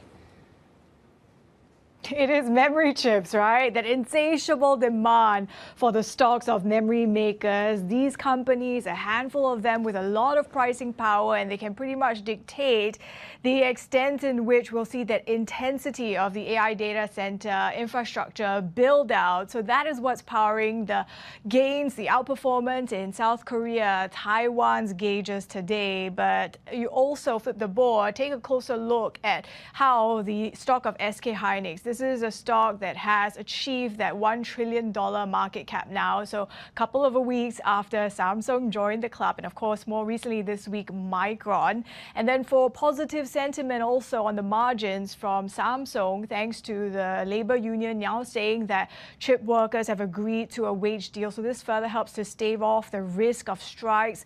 Overall, this is a positive backdrop for the global chip supply, but there are some of these less positive implications as well. You think about how the memory boom and the costs have actually eaten into some of these companies' profits, including Xiaomi, which saw its profits plunge for that very issue. You are also seeing some of these Chinese internet stocks on the downward trajectory, no thanks to the concerns about China, the crackdown there. Flip the board again. Think about as well when it comes to the AI boom. We have the likes of Bloomberg Intelligence talking about how in South Korea, given these chip bonuses, that could fuel housing prices, inflation, and then the BOK, Bank of Korea, might in the third quarter of this year pivot to a rate hike. Tomorrow it's set to meet, expected to leave things unchanged though. Today we also had the RBNZ, likely also, likewise it also left things unchanged, but you had a bit of hawkish signaling. So you are seeing the outperformance in the Kiwi dollar versus the greenback. Korean won also doing quite well today. Lizzie? Avril, thank you very much. That's Bloomberg's Avril Hong. Well, let's take it global now. We just heard about SK Hynix entering the $1 trillion club. Micron doing the same in the US session yesterday. Let's go to Bloomberg M Live strategist Ben Ram now. Ben, good morning. This momentum for tech hardware stocks really seems to be overshadowing geopolitical concerns. Is it just that we needed an excuse when it comes to the geopolitics to focus on the tech? Morning, Lizzie. I think that, everyone's forgotten about the tensions in the Middle East, the war in Iran. Now, investors are squarely focused on the one thing that you mentioned, which is memory chip makers and anything remotely connected to AI. I think that quest for winners is going to continue because, it's been a trade that has been, it's been a gift that's been giving for the past few years at the very least. So I think that that's going to continue. Interestingly, Lizzie, NASDAQ 100 reached fair value yesterday, and at 30,000, it's fully valued on my model. So I think that, investors should get circumspect from here. But the bigger point, Lizzie, is that, the markets are looking for the next 10-bagger. And I think that, they are turning over names that previously were completely unknown. I'm not talking about INX, but some of the smaller cap companies in the US. They're full of, they're showing up everywhere in social media feeds, companies that no one has ever heard of. But because these have something to do with memory or AI, I mean, a classic case in point is Allbirds, which said that it was diversifying into AI. And they saw the market cap surge 7 to 8-fold, and just 1 month later, it's come crashing down. So I think in a market as rewarding as the Nasdaq and the S&P, the Nasdaq has trebled in value in the past 3.5 years. It's better to stick to beta, which is just a broad exposure to the market, rather than this unending quest for the next 10-bagger, which can leave investors with their fingers burnt when the tide turns out. And as you say, for the Nasdaq, we're past the 30k mark and futures pointing even higher this morning, up another 0.1%. But then I also want to turn to rates, and Japan in particular. We've had a 40-year JGB auction. How is it received? It went off without much of a hiccup. I think that, there was demand from real money investors and life insurers. So I didn't see much of a hiccup before the auction, so I had no doubt it would go through, and it did go through. But I think that, what the performance in the auction masks what is really going on in the secondary market. In the secondary market, across the breadth of the curve, the 2-year to the 30-year, they're all trading at a considerable price discount to US Treasuries if we fully swap out the yields into US dollars. So I think that, the markets are wise, and they're caught on to the fact that the Bank of Japan is heavily behind the curve when it comes to fighting inflation. And as long as the BOJ remains reluctant to correct that, I think that JGBs will continue to trade at a discount. OK, Bloomberg M Live strategist Ben Ram, thank you very much for that analysis. Well, turning now to the geopolitics. The US is touting progress toward a peace deal with Iran, even as fresh hostilities and uncertainty over the vital Strait of Hormuz persist. Security in the waterway remains unclear after the two sides exchanged strikes earlier this week. We can go now to Paul Wallace, Bloomberg's managing editor for Middle East and Africa. Paul, good morning to you. So you've got peace talks and military strikes. What are the remaining sticking points in the negotiations? Hi, Lizzie. Yeah, so we are in this pretty confusing passage of play at the moment, where you've got peace talks and strikes, as you mentioned.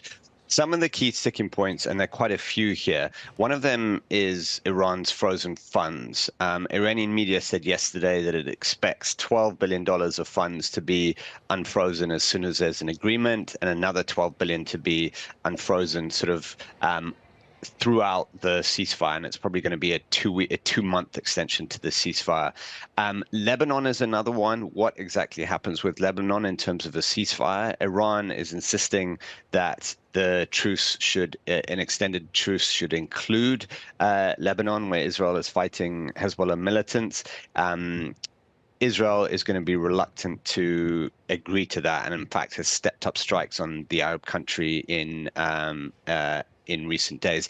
And the other one, of course, is the Strait of Hormuz, whether or not Iran will actually allow free passage of ships through the vital waterway. Iran is, and has been since the start of the war almost, it's sort of insisting having some kind of control over maritime traffic.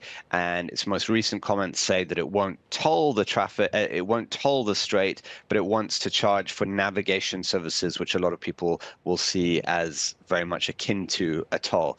That's something that the US is almost certainly going to reject, as well as Arab states like Saudi Arabia and the UAE and Europe, and frankly, most of the world. So those things are key sticking points, and I haven't even mentioned Iran's nuclear program. That would have to be negotiated after this interim agreement, and there's no guarantee that if they can get an interim agreement, they can also, achieve success with talks on the nuclear program.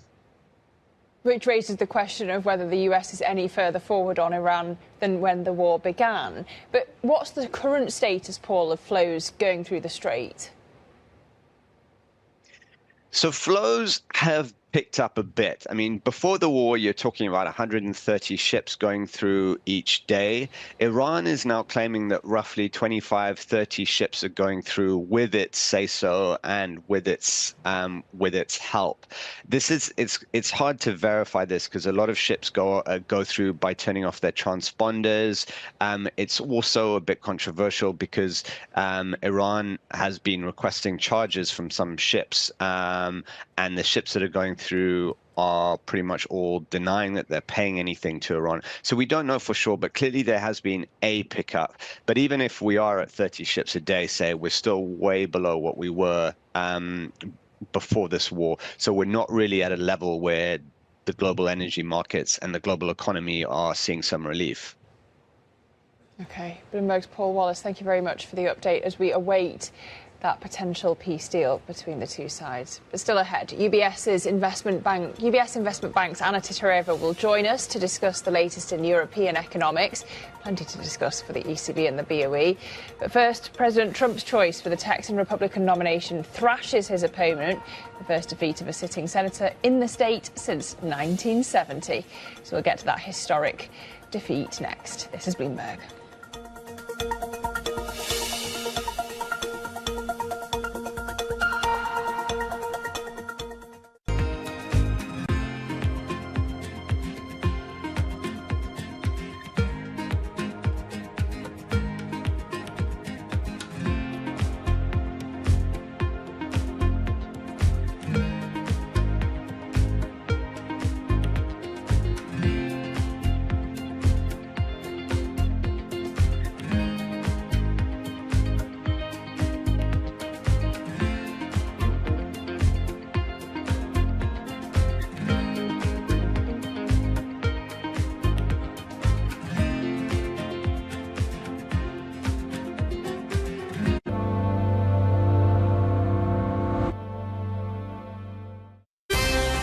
Bringing you up to them in the news whenever and wherever it happens. I'm Sherian in Seoul, and this is Bloomberg.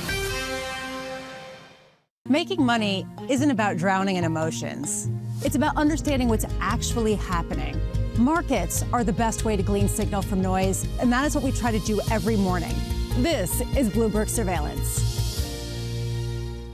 Middle East tensions are high. Both sides willing to go back to the battlefield. The narrative changes moment to moment. Is there a ceasefire? Is there not a ceasefire? Markets are up, markets are down. Count on Bloomberg for up-to-the-minute reporting. Breaking news this morning. Breaking news in the last few minutes. On-the-ground perspective. Talking to you from the bomb shelter. This White House still pushing. And the analysis you need to make informed decisions fast. Clearly, nothing is final until it's well and truly final. The really important question is whether we'll get second-round effects. Nobody covers geopolitics like Bloomberg. Middle East and Africa, vibrant resources and high-yield investment opportunities abound. Join me on Horizon's Middle East and Africa for the stories, newsmakers, and insight from this exciting region. Now weekdays, only on Bloomberg.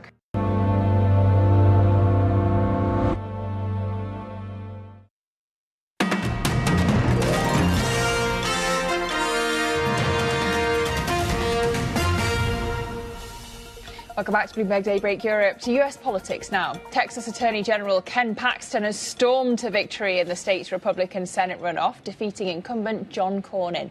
With about three-quarters of the vote counted, Paxton won approximately 63%, helped by an endorsement from President Trump. Tonight, we just sent a Texas-sized message to Washington. I said it in March, and I'll say it again now. Today, change was on the ballot, and change won. Let's put this in context now. We can cross to Bloomberg's John Herskovitz. John, what does this victory for Paxton say about Trump's grip over the Republican Party? It says it's as strong as ever, especially when it comes to primaries. This Trump endorsement is the third one in the past few weeks that has led to an incumbent losing office. We had Cassidy in Louisiana, Massey in Kentucky, and now Cornyn in Texas. And the thing is, when it comes to support for Trump, Cornyn was actually quite supportive of Trump, usually voted with him on almost every issue. The thing is, he wasn't as enthusiastic in his support as Paxton. Cornyn is also considered part of the establishment of the Republican Party, which has been doing battle with MAGA for years. He's considered part of the Rhino group, Republican in name only. So this ends the cycle for these establishment Republicans in Texas. The Bush family is at the front of this. They've diminished in importance in Texas over the years, and we see the emergence of this Paxton group over the past several years. And the nail in the coffin for the establishment is the ending of Cornyn's run for Senate, which happened with this thrashing at the hands of the Trump-backed Paxton. So then how's the Senate race in Texas shaping up between Paxton and the Democrat, James Tallarico? Yeah, and there are lots of interesting numbers at play. If you just look at some of the funding numbers, Tallarico's done really well. I think he's at about $27 million over the first 3 months for fundraising. This is more than most Senate candidates will get for the entirety of their campaign. Paxton had a bruising primary, a bruising runoff. Texas is an expensive state. I think he's at about $7 million. Before the Trump endorsement, a University of Texas poll showed that Tallarico was ahead of Paxton. So those are the numbers on one end. On the other are the bigger picture numbers. A Democrat has not won a statewide election in Texas since 1994. A Democrat has not won a Senate election since, I think, 1988 with Lloyd Bentsen. The state leans Republican. It's a heavily Republican state. It's an uphill battle. As soon as the election results came out, the Republicans renewed their attacks on Tallarico. But Paxton has a lot of baggage. This is what Cornyn tried to bring up in the campaign, and it'll probably be an issue as they go. This will be an issue as they go forward towards the general election. Okay, Bloomberg's John Herskovitz across it for us, as always. Thank you very much. And coming up on Daybreak Europe, why China appears to be dragging its feet on approvals of Airbus plane deliveries. We'll get to that story next. This is Bloomberg.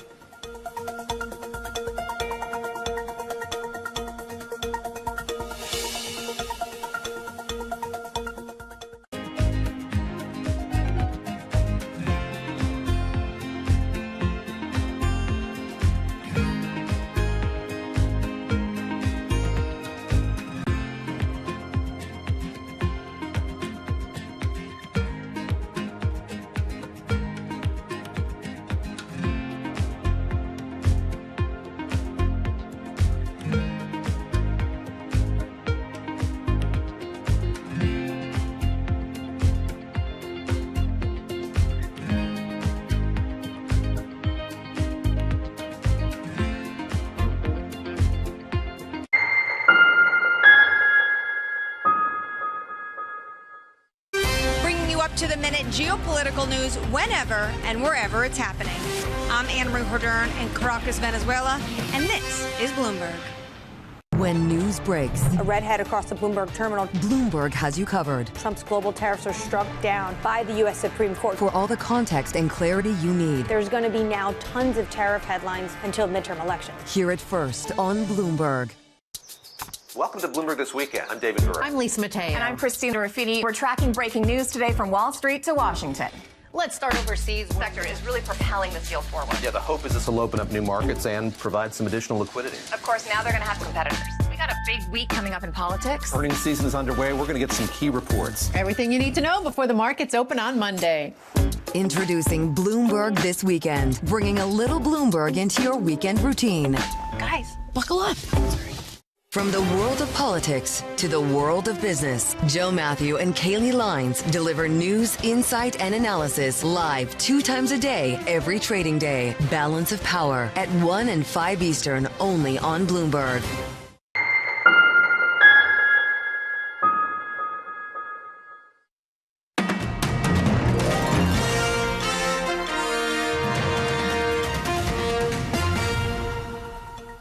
Welcome back to Bloomberg Daybreak Europe. Just coming up to 6:20 a.m. here in London, and we turn to transport now. China is said to be stalling approvals for Airbus plane deliveries over the pace of European regulators certifying Chinese-made aircraft. Bloomberg understands that over the past few months, China has been delaying final approval that allows the jets to enter the country and start service. Let's get more detail now. We can speak to Bloomberg Asia aviation reporter Danny Lee. So, Danny, what more can you tell us about what China's been doing here? And really how Airbus is reacting? Hey, Lizzie, good morning. So China has been applying a form of economic pressure to signal its displeasure and disapproval to Brussels, and by roping in Airbus, the European plane-making giant, to try and speed up or get an impasse broken on getting caught up in European bureaucracy, the certification of the Comac C919 jet, which rivals Airbus to all intents and purposes. And China wants this process, this certification process, speeded up. And this has been going on for years now, this certification process. So it's an impasse at which China has sought to break by applying pressure on Airbus, specifically by getting new plane deliveries delayed from entering the country. What this has ultimately meant is that Airbus has seen first quarter plane deliveries this year fall to the lowest since 2009, and the number of aircraft going into China collapsed to about 16 so far in the first 5 months of this year, compared to like 47 at the same time last year. So it's a big, big difference. And the fact that Guillaume Faury, the Airbus CEO, has actually since come to China in April to meet with regulators. It's part of the process of which he has sought to at least break the impasse, at least. And he has since said that they expect all of these administrative issues, as he cited, to be cleared by the end of June. Well, they hope, they expect, but what if tensions persist or escalate? What happens then? Well, Airbus needs China as much as China needs Airbus. At the end of the day, I think even with this news coming out now, I think there is a kind of a soft signal that all of the issues, or most of the issues at least, are resolved. The fact that we have started to see a pickup in planes being delivered into China now. We see that in the monthly numbers, but still a long way to go. And even in the last couple of months, the fact that Airbus has won hundreds of plane orders from Chinese airlines, now this would have to be sanctioned and approved at the highest levels of the Chinese government. So I think you can be reassured that there is a kind of more normality in relations and ties here, and everyone getting what they want. But we will have to watch closely in terms of the monthly numbers and deliveries of what Airbus delivers into China, that things are truly back on track. OK, Bloomberg Asia aviation reporter Danny Lee, thank you very much for that update. Well, let's turn from planes to cars. European car sales climbing for the third consecutive month, rising 7% to 1.15 million in April. This as consumers continue to snap up more electric and hybrid models. And we can go now to Bloomberg's Chief Europe correspondent Oliver Crook for analysis of these numbers. So, Ollie, is it fair to say that the Middle East war is boosting demand for EVs but denting overall demand for cars?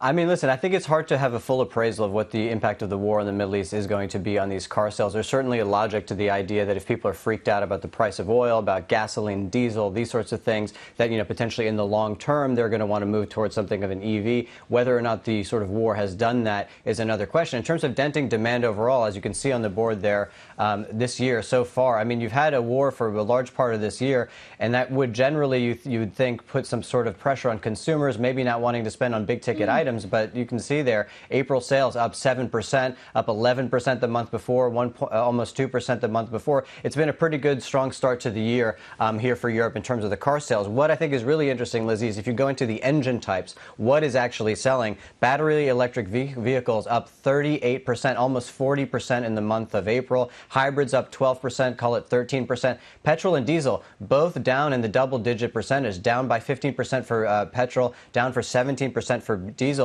And another stat, when I was pouring through these numbers, Lizzie, in terms of battery electric vehicles, the number of vehicles sold in April, 255,296. Petrol vehicles, 255,900. There is now about a 600 vehicle spread in terms of what is selling in terms of petrol and battery electric vehicles. So you're really seeing those hybrids and those electric vehicles almost taking over from the combustion engine.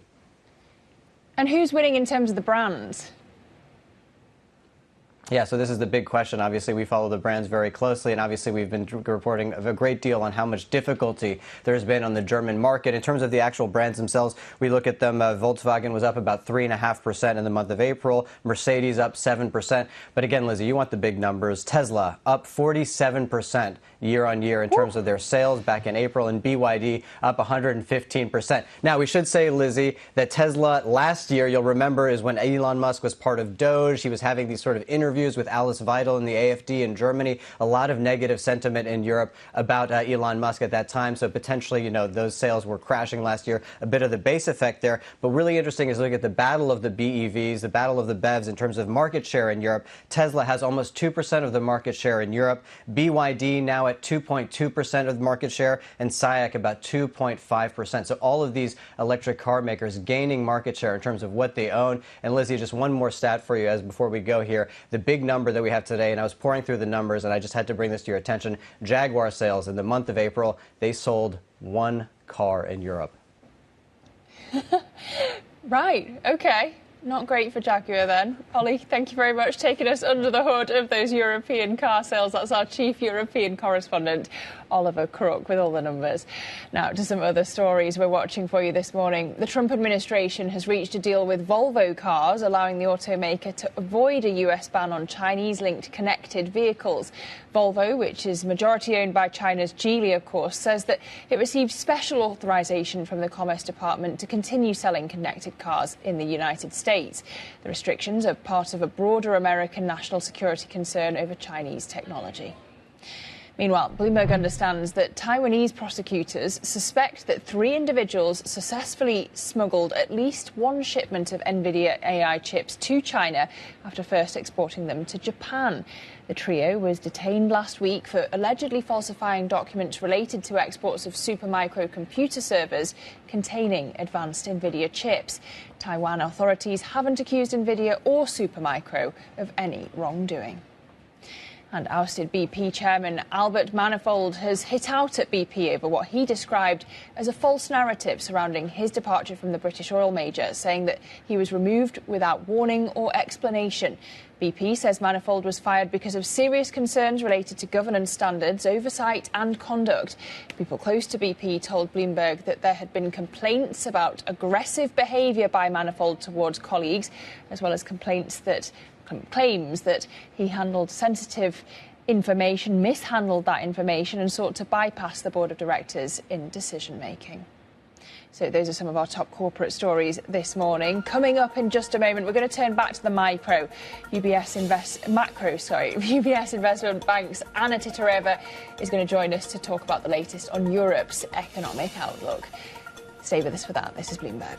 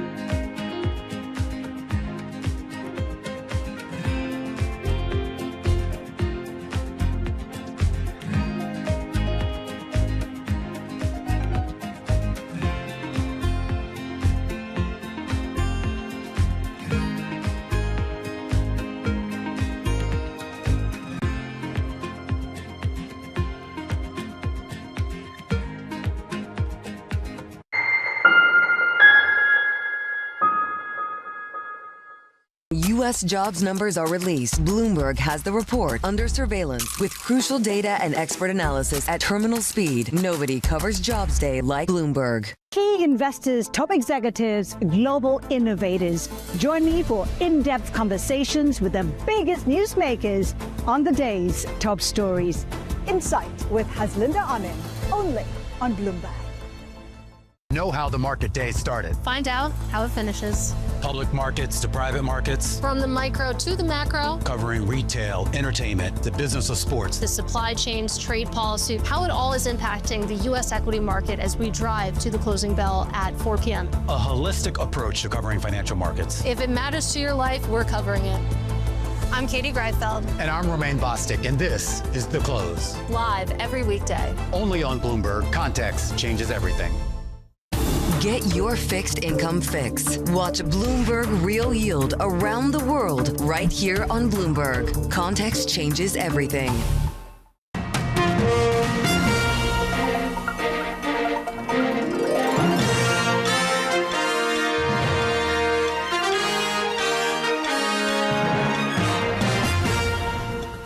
Live from London, this is Bloomberg Daybreak Europe. I'm Lizzie Burden with your top stories. Joining the $1 trillion club, a breakneck surge in memory chip makers powers global stocks to a record high as SK Hynix and Micron pass the valuation milestone.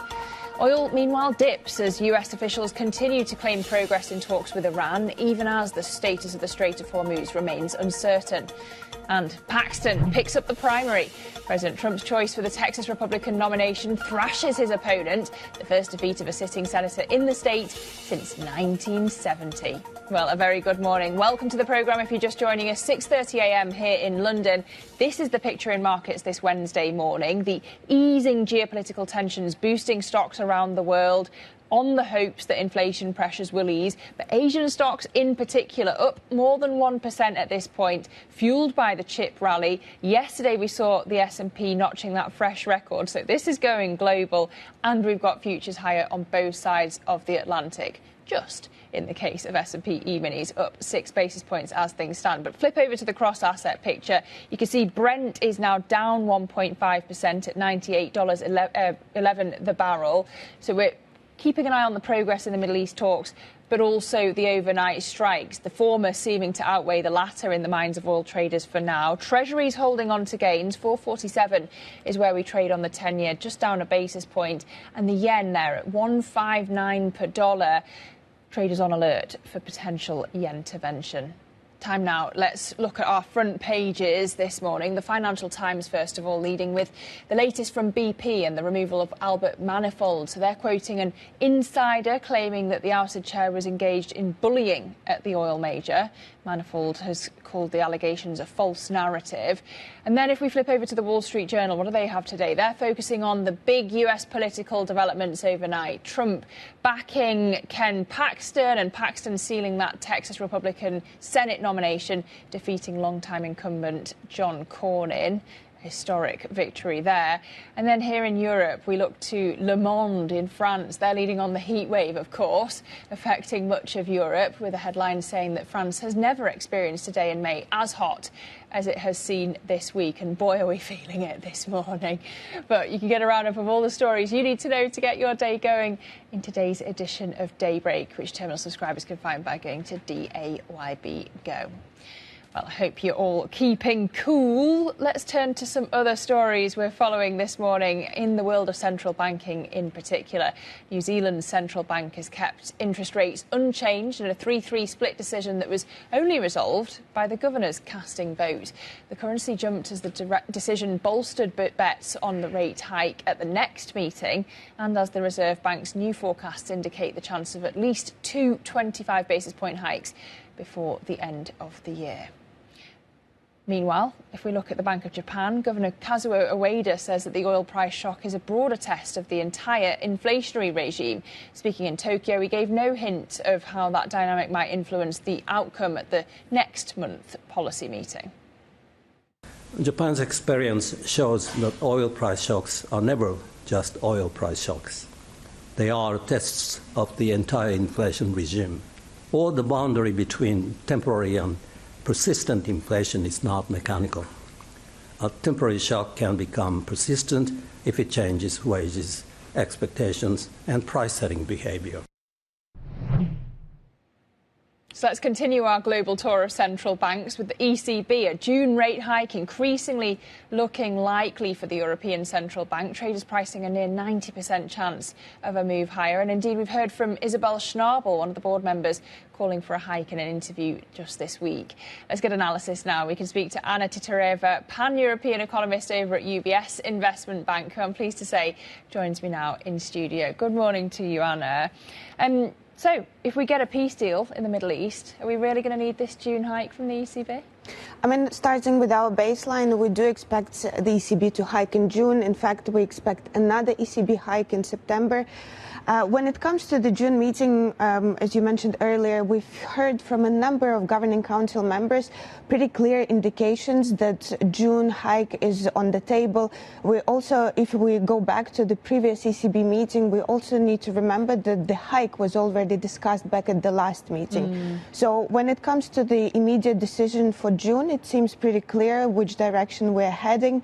However, we do acknowledge that there is still a lot of uncertainty when it comes to the rate trajectory after the June meeting. Yeah, because you say that there haven't been any major energy spillovers into underlying inflation so far. So why are follow-up hikes necessary if we get a peace deal? Yeah, so, I mean, the million-dollar question for the ECB is all about second-round effects, or the risks that the current energy shock spills over more broadly, especially when it comes to wages and more persistent part of inflation, services inflation. And we know that when we see that evidence in the data, it's essentially too late. So from the ECB's perspective, they will need to react ahead and they will need to react sort of against any potential risks. So they are seeing some worrying signs, especially when it comes to inflation expectations from both companies and consumers. So there are some concerns about spillover second round effects. And this is what we think is driving the current relatively hawkish narrative. And when you dig into the numbers, Anna, do you think that Germany's fuel tax cut is maybe masking a broader Eurozone inflation problem? Is that partly why you're looking at hikes? So, I mean, I think we need to distinguish between very near-term inflation developments versus, 6 months out. When we look at the next inflation print, we did say that the temporary tax cut for fuels in Germany will play a role. So we actually expect a small month-on-month decline in fuel prices. Headline inflation, however, will still rise to 3.2%. Now, we think that after May, inflation might stabilize. But what's important is that we think that there will be sort of indirect impacts that will take a bit of time.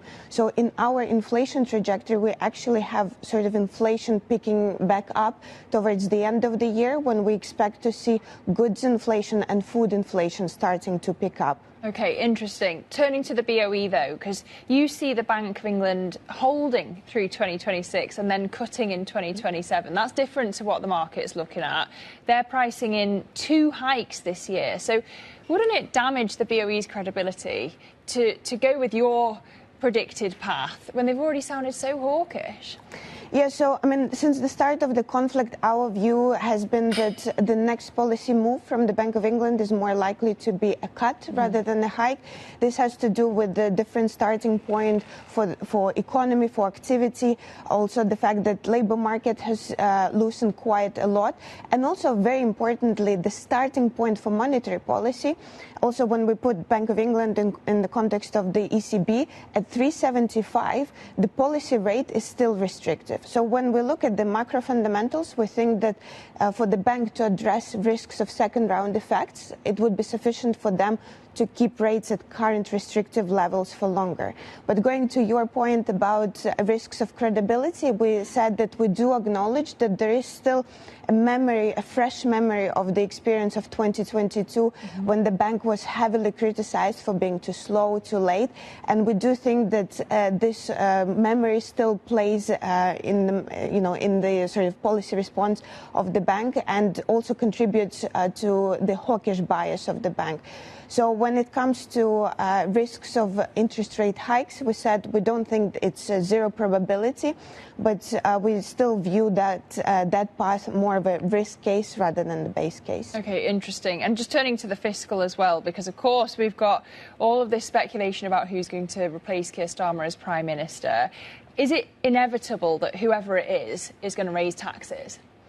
I think there is still a lot of uncertainty. We still need to hear what comes, from the when or if we enter the leadership challenge, what comes from the candidates. Our view has been that if we do end up with a change in the leadership of the Labour Party, the party is very likely to move more towards the left. We also did say that there are increasing pressures, spending pressures on the government, especially in the context of defense, of energy support measures. Just to flag that so far the energy support measures have been quite small. So we do think that there is growing pressure to deliver something more, especially going into the winter heating season. So in this context, it does also seem that there are also growing pressures to, if you want to stick with the fiscal rules, you also will need to increase some of the revenues. And I think in this context, discussion about tax hikes will come back. And then it becomes a question of what will those tax hikes be? And you've got Wes Streeting, the former health secretary, saying that it would be a wealth tax that works. I wonder what that is, and really whether it could work if you just have, the wealthy sitting on their investments, sitting on their property gains until another government reverses the policy. I think that takes us back to the discussion ahead of last year's budget, because if you remember, it was a very similar dilemma where we knew that fiscal headroom is running low, so there was pressure to increase revenues. And of course, we need to remember that if the government wants to stick with the pre-election promises, they're quite restricted in terms of taxes that they can essentially go to in order to raise revenue. When it comes to wealth tax, I think the example of the non-dom regime change gives us somewhat mixed evidence on how successful that could be.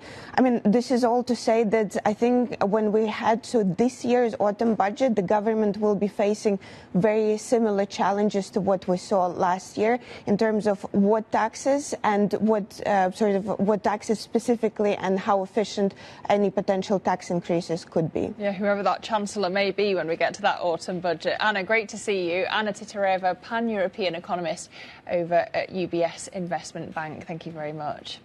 Well, staying with the central banking theme, Bloomberg opinion columnist and former New York Fed President Bill Dudley says that the US central bank risks losing credibility over a prolonged failure to bring inflation back to the 2% target. Dudley told us there's a growing risk that inflation expectations become unanchored. I think the problem here is that we've been above the Fed's inflation target for more than 5 years. And there is a risk that inflation expectations do finally become unanchored. And the University of Michigan preliminary result last week showed that 5 to 10 year inflation expectations did tick up quite markedly. Chris Waller's focused on the 2-year inflation outlook, 2 years forward. That's also moved up. So I think the Fed is concerned that they're starting to lose credibility because they haven't been able to get inflation back down to 2%. How much is this Fed sort of conditioned by the pre-pandemic reality of low rates in a way that has made them overly dovish to meet the moment? And frankly, having to reconcile their overly dovish stance with fundamentally stickier inflation as a reality? I agree with that. I mean, I think that if you look at the level of real rates prior to 2007, the real rate embodied in the Taylor rule, for example, is 2%. The Fed's assuming today that the level of real rates adjusted for 2% inflation is 1%.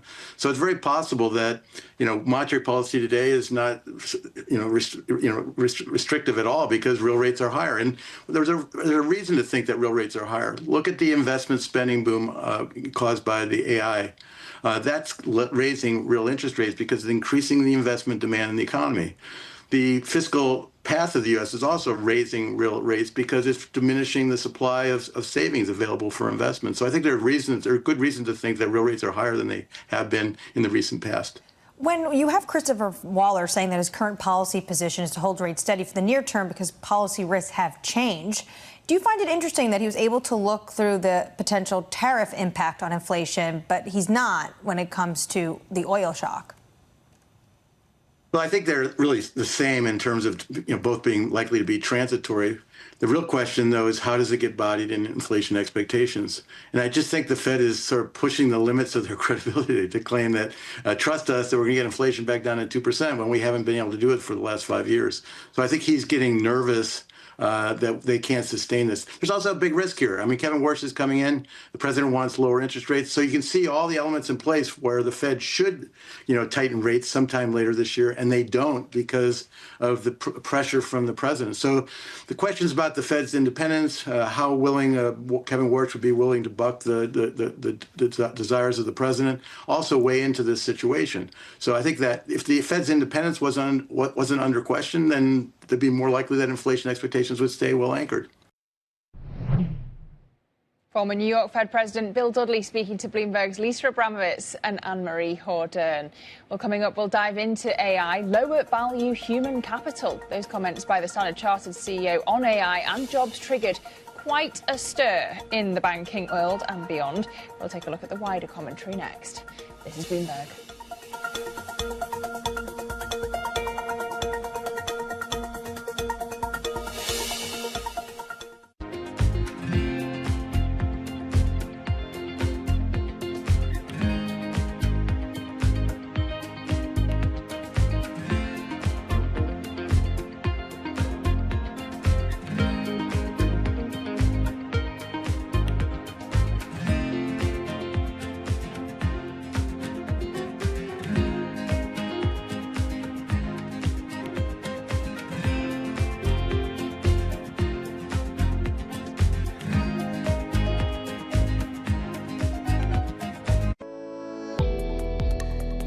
We are dealing with supply issues, and so therefore fertilizer, the planting season, food security is high up there, but so too is fuel and energy. So yet again, as we had with Ukraine, the energy crisis, the food crisis, the cost of living, and that kind of fiscal space needs to be created for countries that are going to be dealing with the debt crisis. They are still repaying their debts. Inflation will result in interest rates that will put many countries in jeopardy on the debt issue. So we're looking to find solutions here from the IMF, from the World Bank. There have been many offers of the windows and facilities that could be put at the disposal of countries. But I think at this stage we need scale. Many countries are still recovering from the previous shocks, and some of those crises are not over yet.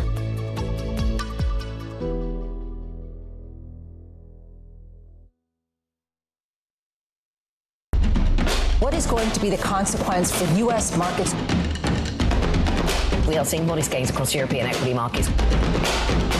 Take a look at how we're faring when it comes to Asian markets. Bringing you up-to-the-minute geopolitical news whenever and wherever it happens. I'm Stephen Engel at Japan's Akasaka Palace in Tokyo, and this is Bloomberg.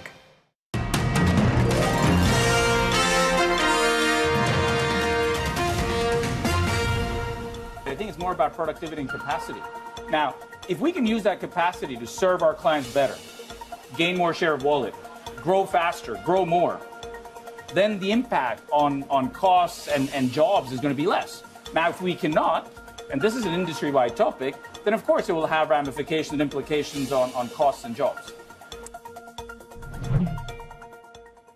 That was the UBS Asia-Pacific President Iqbal Khan speaking to Bloomberg, warning that artificial intelligence is going to have an impact on jobs, but also has the potential to free up capacity and improve productivity. So let's bring in Bloomberg's Charlie Wells, because I wonder, Charlie, how those comments fit with this broader, evolving and seemingly escalating commentary on AI coming from executives. Who could forget Bill Winter's commentary?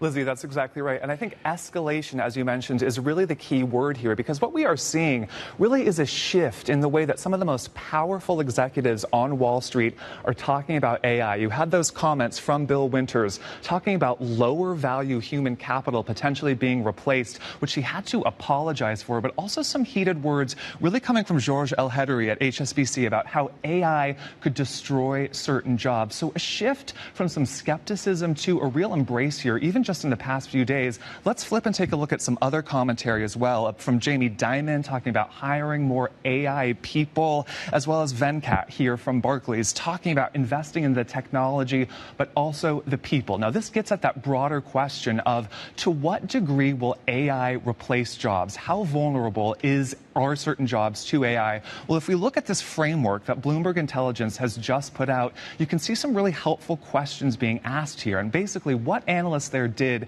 is they looked at the tasks that a job has, and they define a job being exposed to AI if half of the tasks in that job could be done in half the time with the help of a large language model. Now look at the sort of jobs that are more exposed to AI. You've got a lot of roles in the finance sector, where if you go down the economy, if you look at more of the manual jobs in an economy, you see them being less exposed. So the likes of kitchen helpers, mining laborers, and construction laborers, you can take this framework and extrapolate it out over an economy. So let's flip and take a look across the world to see which economies are more exposed to AI. So when you flip, you see the like of the Netherlands coming out near the top, the UK as well, where there are a lot of knowledge workers with jobs exposed to AI. On the bottom, you've got the likes of, say, South Africa or Nigeria, where there's more manual labor. Now, this brings a lot of questions about policy, a lot of questions about the economic trajectory, and also morality. And now this is really striking, talking about rhetoric,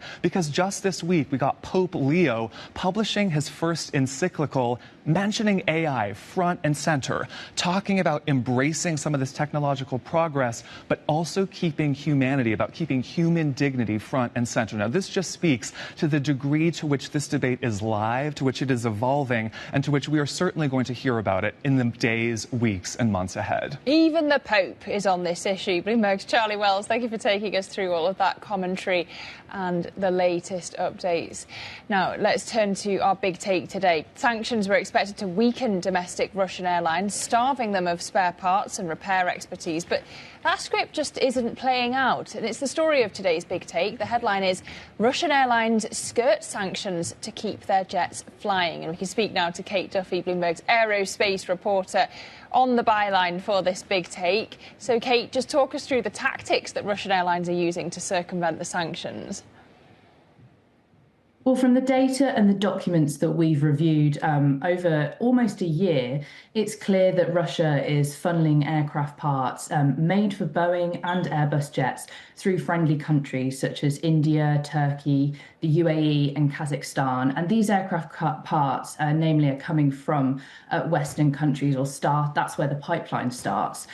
So our article hones in on two examples of this, one being a Luxembourg aircraft parts trader called Valer Asset Solutions. And this company arranged for two CFM engines, so those fit on under the wing of an Airbus jet, to be sent from storage in Canada to a buyer in India. But actually what VAS didn't see coming was that these engines would eventually be sold on to Russia, a Russian airline. They say they were duped, that they weren't aware that this was going to happen, but ultimately it did, and the exports, they say, were in a blatant violation of the contract between them and the Indian company that they sold it onto. So often companies in these friendly countries, they're allowed to sell to Russia, but they're known as one-day companies. So it really brings into question sort of the effectiveness of Western sanctions on Russia. Yeah, and actually it seems like it's a good time for the Russian airline sector when you look at the data. Yeah, well, after Russia invaded Ukraine, there were many expectations that actually the sanctions that were put on by the West would really impact the aviation sector there, and that actually we would see sort of a demise of the Russian fleet. But what our research has shown is that actually the number of Airbus and Boeing aircraft in Russia's fleet has seen a very minimal decline since 2023. And Russian carriers, they're flying as many passengers as they did before the war. And also exports of aircraft parts to Russia have actually increased after the war. So this is really aided by the smuggling that is happening through these friendly countries. And the experts that we spoke to also said, we don't know how long this is going to happen for, and it could potentially keep the Russian fleet alive for as long as it can keep going. OK, Kate, it's a fantastic read. Thank you for bringing us that big take this morning. It's available on the terminal and, of course, on Bloomberg.com. Bloomberg's Kate Duffy. Now, we've got plenty more coming up. Terminal charts to frame your day, so stay with us. This is Bloomberg.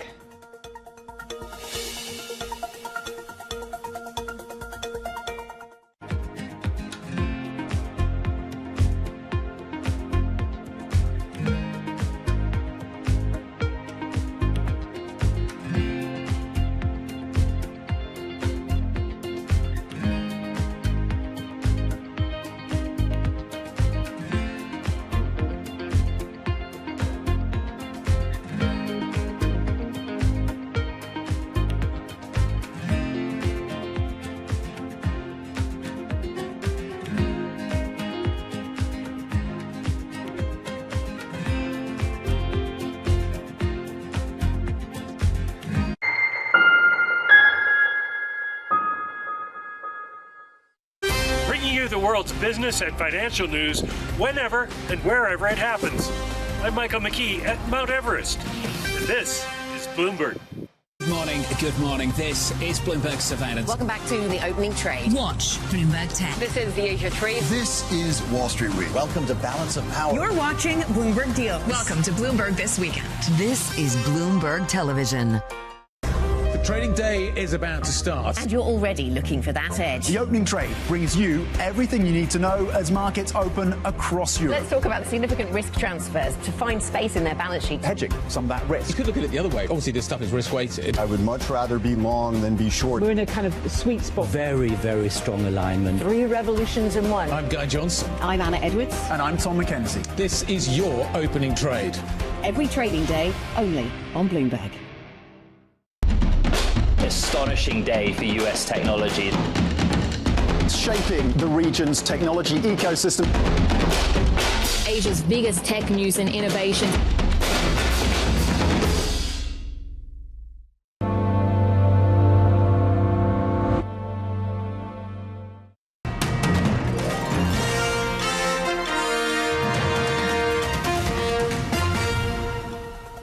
Welcome back to Bloomberg Daybreak Europe, 6:55 a.m. here in London, and just want to bring you a few terminal charts to frame your day ahead, starting with oil. And you can see how volatility has been absolutely crushed. We are getting back to pre-war territory as we appear to be on the cusp of a potential deal between the US and Iran, or at least hope building for that.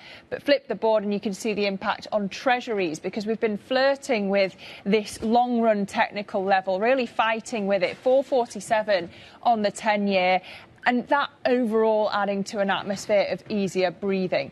Finally, though, flip over and we can see how the US consumer is standing up to all of this. Yes, consumer confidence edged down in May, but even if they feel worse, the consumer is still spending, and not just spending on needs, but also on wants. Bit of good news. Well, the opening trade's coming up next. Jemana and Tom will take you to the open. This is Bloomberg.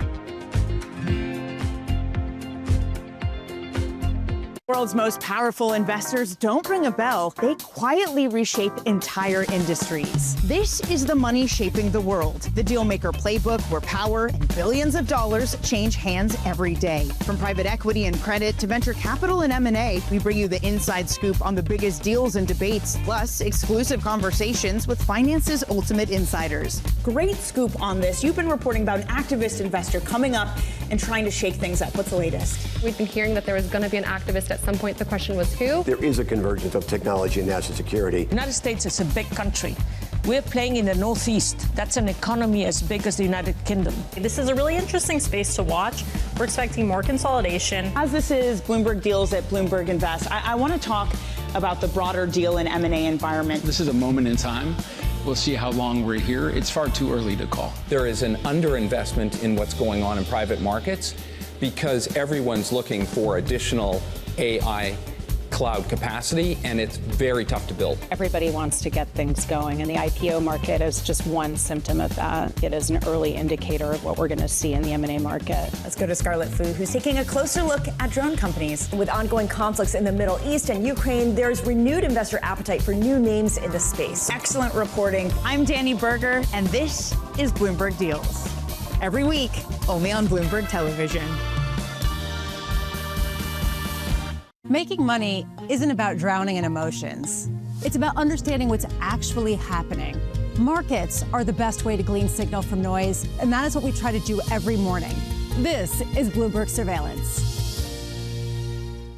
It's a multi-trillion-dollar industry. We'll show you what's happening in ETFs like no one else. ETF IQ, only on Bloomberg. Good morning. It is Wednesday, May the 27th. Here's what's on the agenda. The memory chip frenzy reignites, powering global stocks to record highs. Taiwan takes aim at suspected smuggling of Nvidia chips to China. And oil falls as the US flags progress on Iran talks.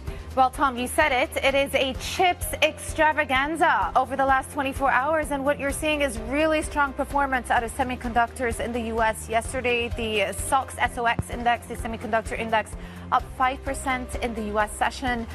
Close eye on Micron. That was almost up 20% in yesterday's session. And then overnight, we're getting a really strong handover from Asia Pacific, up 0.9%, briefly touching an all-time high. One stock in focus there, SK Hynix. We'll get to that in a second, but it has joined that coveted $1 trillion market cap club. So chips. Will that benefit European markets? Marginally so. We are seeing things tip up a little bit, up 0.3%.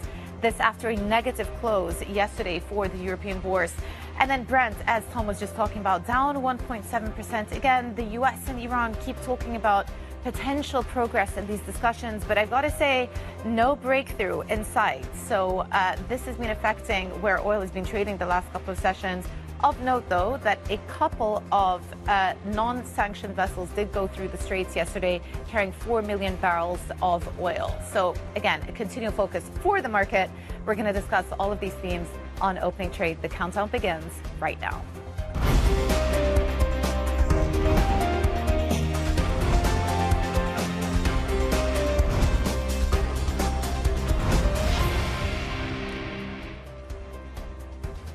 What a remarkable day then. Jemana, you said it in terms of the focus on chips. Semiconductors, particularly high bandwidth memory, then at the vanguard. You saw Micron, to your point, Jemana, up about 20% by the close yesterday. Some key catalysts coming through, with Micron now a $1 trillion market cap company, and the filter through to the Asian session with SK Hynix now a $1 trillion market company. 100% rally for the KOSPI. And in terms of the gains for SK Hynix, about 1,000%. It seems like the catalyst that came through, one, a note from UBS, doubling its target for Micron. And then you had the deal that's come through in terms of the union voters on Samsung, clearing that concern around a potential strike, one of those hurdles. So South Korea getting that double whammy in terms of the upside that came through for Micron on the back of that UBS note, and then Samsung as well. And just remarkable in terms of the gains that have come through, and still with multiples that to some and to many out there look pretty attractive. Yeah, well, Tom, the other thing is, at the core of this isn't just any semiconductors or any chips. These are specifically the high bandwidth memory chips that you were just referencing as well.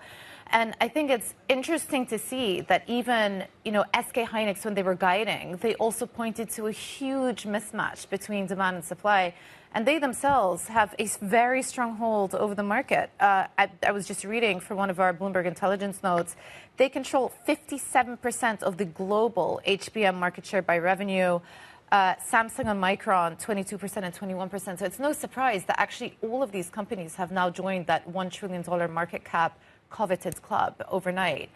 One other chart that I want to point out from our colleague Dan Curtis is really interesting, and it just shows that in terms of the chips overall weight in S&P 500, it's by far now the largest industry group. And compare that, say, back to the 2000s or, pre-2010 when so much of the focus was on hardware. Clearly, there's been a shift now. And if you want further evidence for the bull case, it's the multiples. So SK Hynix trading on about 7 times forward earnings. That compares to 27 times for the Philadelphia Semiconductor or SOX index. So again, to the point around the multiples looking attractive. It could potentially have even more to go. To many. It could have further to go. On the bear case, you might look at the leverage ETFs in South Korea, and particularly what's happening in terms of the retail exposure to this story via some of those leverage ETFs. For some, that is adding to some concern about how far and how fast this has run. We had Louis Costa on the show yesterday, and he was saying that it's scary. It's scary how much exposure retail investors actually do have to these indices. But As you say, the valuations, the outlook, all of that is supportive. Speaking of chips, really interesting Bloomberg exclusive overnight. I thought this was quite interesting. It caught my eye. Taiwan has prosecuted 3 individuals who were allegedly smuggling NVIDIA chips using servers to get to China via Japan. It's a very convoluted story, but the bottom line is here that NVIDIA chips is still a very coveted asset in China, and there's been a lack of clarity about how they can actually get there, the access, whether they've actually got licensed to be sold into China. But it seems as though, there are some bad actors out there looking to take advantage. I think the fact that you said coveted by China, I think that's really important. But it really underscores the fact that China has massive demand still for the most cutting-edge chips that NVIDIA provides, even as we see the developments and the innovation coming through from the likes of Huawei to try and catch up and close that gap. And we've been reporting on that this week as well. So clearly the demand is there from China. And that is why there are these smuggling rings, again, suspected, that are using these loopholes. And it's the first time Taiwan has really cracked down. It's been under pressure from the US for a long time, via Japan, of course, a close security ally of the US. So that is pretty fascinating as well. Southeast Asian nations had been suspected of being a hub in terms of some of this smuggling into China. It's not new for many that these chips are ultimately getting into China through smuggling, but it's new in terms of the detail around Taiwan and Japan, and just a reminder of the pressure they're under. Yeah, for sure. In terms of geopolitics, of course, we continue to monitor the comments from both the US side and the Iranian side, and also some flow as well through the Straits of Hormuz. I know you've been focusing in on this as well. So the Trump administration on the deal are saying that there is still progress being made. Marco Rubio suggesting that it will take a bit of time. Oil prices down, and then we're getting the central bank reaction to the inflation push. Yeah, what I will tell you, Tom, is that things could have got a lot worse yesterday after the skirmish on the Strait. It didn't. And the fact that negotiations are still continuing is perhaps a constructive sign. It is a positive sign to markets. Maybe that is why you're seeing the reaction in oil today, in addition to a slow trickling through of more vessels through the Straits. I mean, you're still talking about 4 million barrels a day, a handful of vessels. We are very far away from where we were pre-war times, and lots of questions about whether vessels are going to be incentivized to go through anyway, given the dangers that still exist. Interesting also that CENTCOM actually denied a story that came out in media outlets yesterday suggesting that they had restarted Project Freedom and had started escorting vessels through. That is not the case. But the Strait is still effectively monitored, is still effectively controlled. Brent is still trading at around $100. Central banks are taking notes, and we had the RBNZ overnight. Hawkish holds because they are unclear about the outlook, but clearly the inflationary pressures continue to rise. That was the read from the markets, wasn't it? That the RBNZ decision split 3-3 was ultimately hawkish, and that hikes will be coming through as that central bank reckons with the inflationary impact. The redhead's crossing the terminal right now in terms of how regulators and energy regulators in the UK are factoring in the higher inflation, the higher energy costs. The UK energy price cap will rise 13% as the Iran war drives up costs. So this is the UK's Ofgem, the regulator, of course, the energy regulator, saying the price cap will rise by £18 a month from £1,641. And just another squeeze on the UK consumer. Absolutely. Absolutely. So this is a challenge for the Bank of England. Of course, inflation higher amid growth that is looking tepid and a labour market that is certainly challenged as well. So we can expect potentially more of these reactions. And, of course, the central bank story as well with the BOJ and the governor there, Awada, saying we have to be vigilant around the inflationary impact of Iran. Let's take you and tell you what else is coming up on the show today then. Livia Gallerati, head of gas at Energy Aspects, a really important conversation about how this energy story is unfolding, the insights and the analysis from Livia coming up. Danielle Antonucci, Quintet Private Bank CIO, in terms of how to position and what to think about this AI trade and the chip story. Sanam Vakil, a really important voice on the geopolitics and on Iran, Chatham House Middle East and North Africa Programme Director. All right, let's look ahead to what else we're watching throughout the day. The UBS Investment Conference is taking place in Hong Kong. Our colleague spoke to Iqbal Khan a short while ago. We'll play some of his sound on what he had to say about AI and jobs. It's a really topical subject now amongst the finance community. 9 a.m. UK ECB Financial Stability Report comes out. And then watch out for a little bit of Fed speak. We've got Laurie Logan, Lisa Cook to watch out for. And then in terms of earnings, of course, we're at the tail end of the earnings season, what has been a remarkably robust U.S. earnings season. HP, Marvel, Synopsys, Snowflake, and Salesforce. And you may notice that a lot of those are actually software as a service. And one, again, interesting phenomenon that we've observed is money has been rotated out, at least in the second quarter of the year, this is per Goldman Research, out of software stocks into AI and into chips, given the software apocalypse, they called it. The I can't even say it. SaaSpocalypse. It's a bit of a tongue twister, isn't it? But yeah, this is, to your point, this is really important in terms of the earnings story. And can they validate what they're able to do? Can they validate the exposure they have to AI in terms of building out and trying to offset some of the pressure that they've been under? Can they offset and push back on those concerns? So that is why those earnings can be so important and would be across that for you, of course. Here's what else you need to know.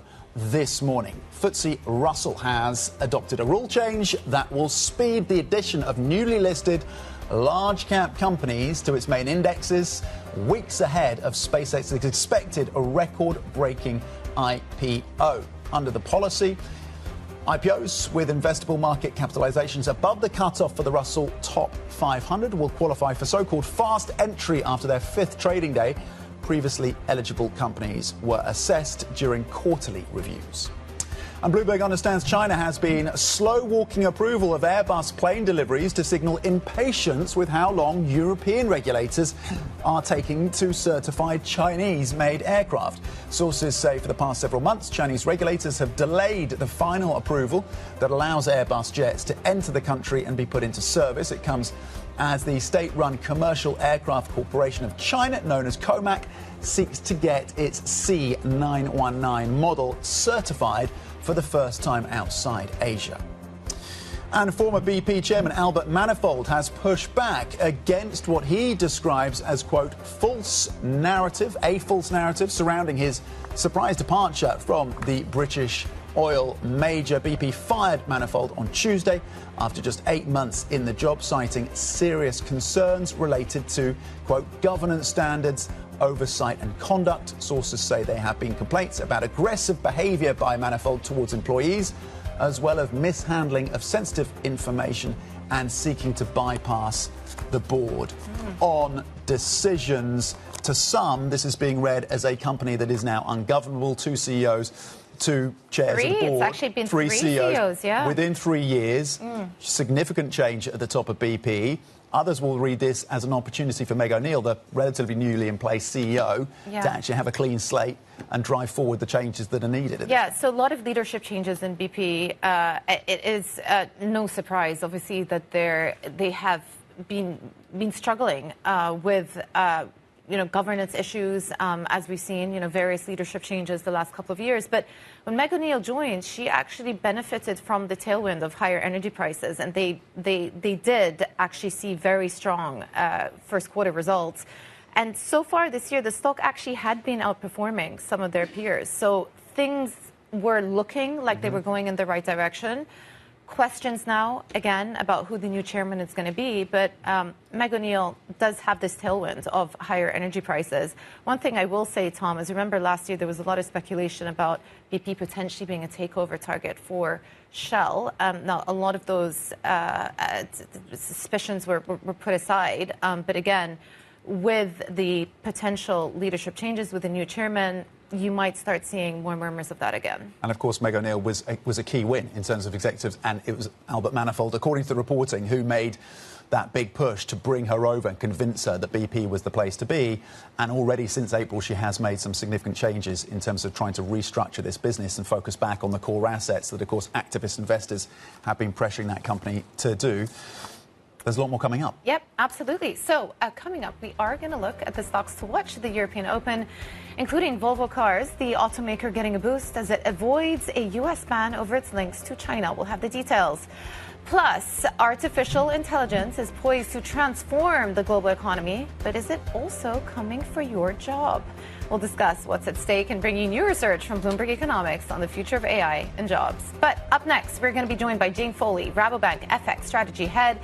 And if you have any questions of your own for our guests, please send them to us on IB plus BBTV Go. This is Bloomberg.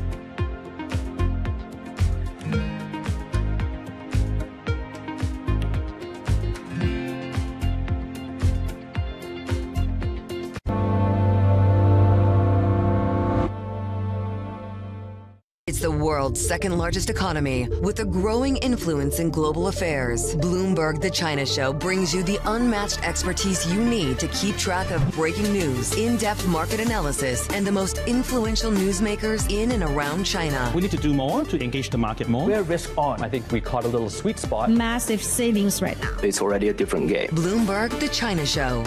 Weekdays around the world, right here on Bloomberg. Context changes everything. Join me each week on Wall Street Week for stories of capitalism from business, markets, economics, tech, and climate. More than what you need to know, it's what you need to think about.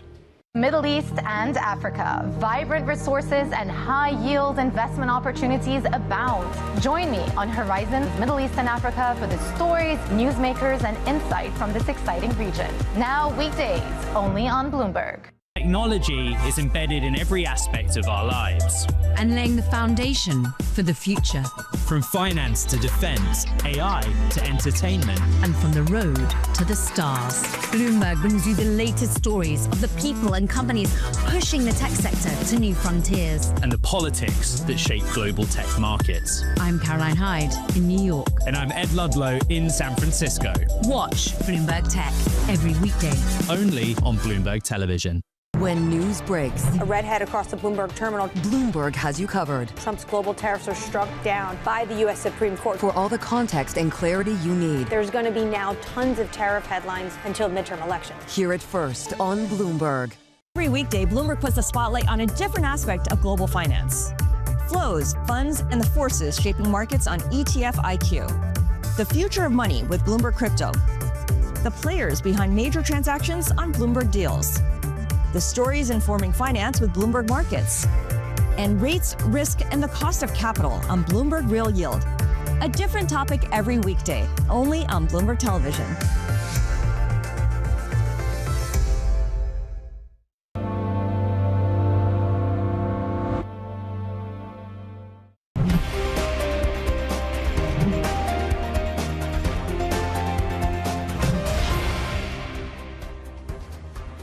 Welcome back to the opening trade. We are about 45 minutes away from the open, and you can see that it's a bit of a mixed bag, but leaning towards positive. Today's session, we have Euro Stoxx futures leaning up 0.2%. The FTSE basically flattish, marginally negative. The DAX and CAC 40 also leaning towards positive as well. This after a negative close yesterday, but keeping a close eye on geopolitical developments. The U.S. is continuing to tout progress towards a peace deal with Iran to end the nearly 3-month-old war, even amid fresh hostilities and uncertainty over the vital Strait of Hormuz. For the latest on the conflict, let's bring in Paul Wallace, Bloomberg's managing editor for Middle East and Africa. So just, looking at the price of oil this morning, we have actually ticked lower versus the price action we saw yesterday. Looking past some of the tensions, these skirmishes around the Strait, what do we understand are the remaining sticking points still in negotiations, Paul? Jumana, there's still quite a few. One of them relates to, and this is a big one, the Strait itself. And it is about whether the Iranians will allow free passage of ships through the waterway if and when there's an interim deal with the US. Now, the US and Arab states and Europe and frankly the rest of the world, they want and demand that ships have free passage through the Strait. But Iran is insisting on some kind of control. Its latest idea is to charge ships for navigation services. So that's something. Lebanon is another one. Iran is insisting on a ceasefire there as well as in Iran. Israel will be reluctant to accept that. And then they also have issues to agree to, such as Iran's frozen funds. How many of them will be unfrozen? How many billions worth of them will be unfrozen, and how quickly? And that's before we even get into issues related to Iran's nuclear program, which are meant, we think at this stage, to be negotiated only after an interim agreement has been signed, which would probably extend the ceasefire by around 2 months.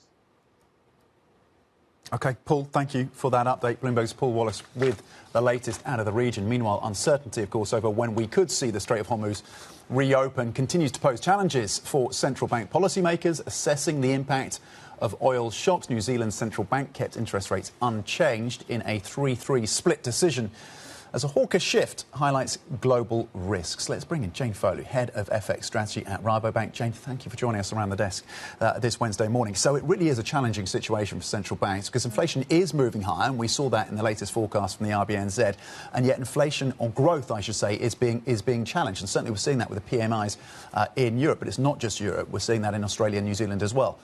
Where do you think ultimately central banks are tended to land, particularly as we see at least some initial progress towards a deal? Are they prepared really to hike rates significantly to offset second-round effects around inflation, or do they wait and see? I think wait and see for some of them. I mean, certainly what we are seeing from the market is that the market's done a lot of tightening already. And, of course, if you look at the physical markets, then the physical markets are showing a completely different story. And this has been a real theme of the last couple of months. You know, the futures market for oil seems to be very optimistic. The physical market, certainly if you look at parts of Asia, well, they're running out of diesel, for instance, and you know, kerosene is a problem, et cetera, et cetera. So the central banks are going to be, I think, very cautious on both fronts. And if we go back just a few days into last week, I think the big story then was, oh, actually, labour markets are generally slower than they were in 2021. You know, growth is going to be slower. Do central banks really need to hike as much as the market has priced in? And yet today, you know, we look at the RBNZ and we think, well, look, that economy wasn't particularly strong. They've come out with a hawkish message. Maybe that's going to be, you know, the temptation for other central banks. Because although the RBNZ meeting was today, every single other G10 central bank has a meeting by the middle of or towards the end of June. So they've only got a couple of weeks to work this out. So I think they will talk tough, certainly, but I think many of them will be hoping that they don't have to hike as much as the market expects they will, and that, you know, by the time we get to, you know, July, August, there will be a little bit more favourable news with respect to this conflict. So expect hawkish holds from other central banks? Well, I think the ECB is definitely going to be, you know, on the cusp of hiking. I think the market anticipating that. I think the Bank of Japan is almost a done deal that they will hike. But I think for some of the others, I think if you look at the Bank of England, I think maybe talking tough at this stage may be a better option than to hike. And of course, that is a function of the relative positions of their economies. I mean, you look at the Bank of Japan interest rates, real rates, still extremely low. You look at, you know, the UK labour market, very weak. You look at the RBA, you know, they've hiked 3 times already, and now it seems that might be enough for now. The market's thinking, ooh, that labour market data was weaker than we thought. Maybe they will hold until September. So there is, or August. So there is a different message here, but I think all of them are going to be hoping perhaps that they don't have to hike as much as the market anticipates. Does the relative slowdown in growth amongst other geographies around the world benefit the USD? Because to Tom's point, you are seeing obviously the inflation hit, but then you're also seeing the growth hit as well. You're seeing it show up in China activity indicator. Obviously, the European PMI is disappointing to the downside. The US has been doing okay. Does that benefit the USD? I think it will benefit over the medium term. But of course, in the short term, foreign exchange tends to work on short-term interest rates. And what we saw at the beginning of this crisis in March was the market getting very excited about interest rate hikes elsewhere. At this point, not in the US.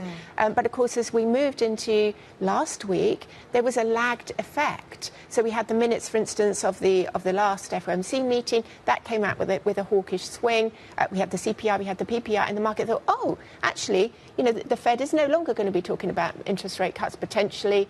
They may want to go more hawkish. So there was a delayed impact which came through in a bit of dollar strength in the last few weeks. But certainly, you know, the US economy will not be as affected on a growth perspective, and therefore in the medium term, it should benefit the dollar. What sort of correlation do you see between US equity performance and the US dollar? Earlier at the top of the show, we were talking about how well chips have been doing in the US. It's been mainly AI and semis leading this rally. To what extent is that going to benefit the USD insofar as it will attract more flows into these markets? See, this is, I think, a very interesting very interesting medium-term outlook, because what we still have for the last year in the US dollar is a very significant amount of negative attitudes. A lot of concerns that we have entered into some sort of structural decline in the value of the US dollar. And yet when we see asset allocation, again, swinging in favour of the US, when we have a situation perhaps in Europe where the market thinks, oh, we were very optimistic last year because we thought about all of this fiscal spending from Germany was going to lift the whole region, but now we've got this energy crisis which is going to dampen growth. Again, you can see where the US and its sort of tech focus is perhaps getting another bit of sort of asset allocation where Europe may have taken that. And I think, again, this does dampen down a lot of these negative attitudes with respect to the US dollar, and I think it will help promote the dollar. I mean, for instance, we don't have 120 in our forecast table for euro dollar, and that's one of the reasons why. And that holds if the Strait of Hormuz reopens, your constructive view on the dollar? Because a lot of the damage is already done, and this is something that the central banks are obviously contending with. A lot of the inflationary focus is there. Just because, or just assuming that the strait opens up, those ships are going to take a long time to get to their destinations, to normalise, that shipping pattern. We are still going to have those shortages. We are still going to have some of that inflationary pressure. That will still be more focused in Europe than in the US. Europe's a very open economy. It is an oil importer. It will be very much more exposed to those sorts of pressures than the US. So the growth, whatever happens, even if we had a magical, early return to normality, the impact, the growth impact to Europe is still going to be far more significant at this point than the US. Yeah, and the US being a net exporter. All right, Jane Foley, thank you so much. Rabobank's head of FX strategy there. Well, we're going to talk more in a moment about oil markets, which seem to be shrugging off some of the uncertainty around the fate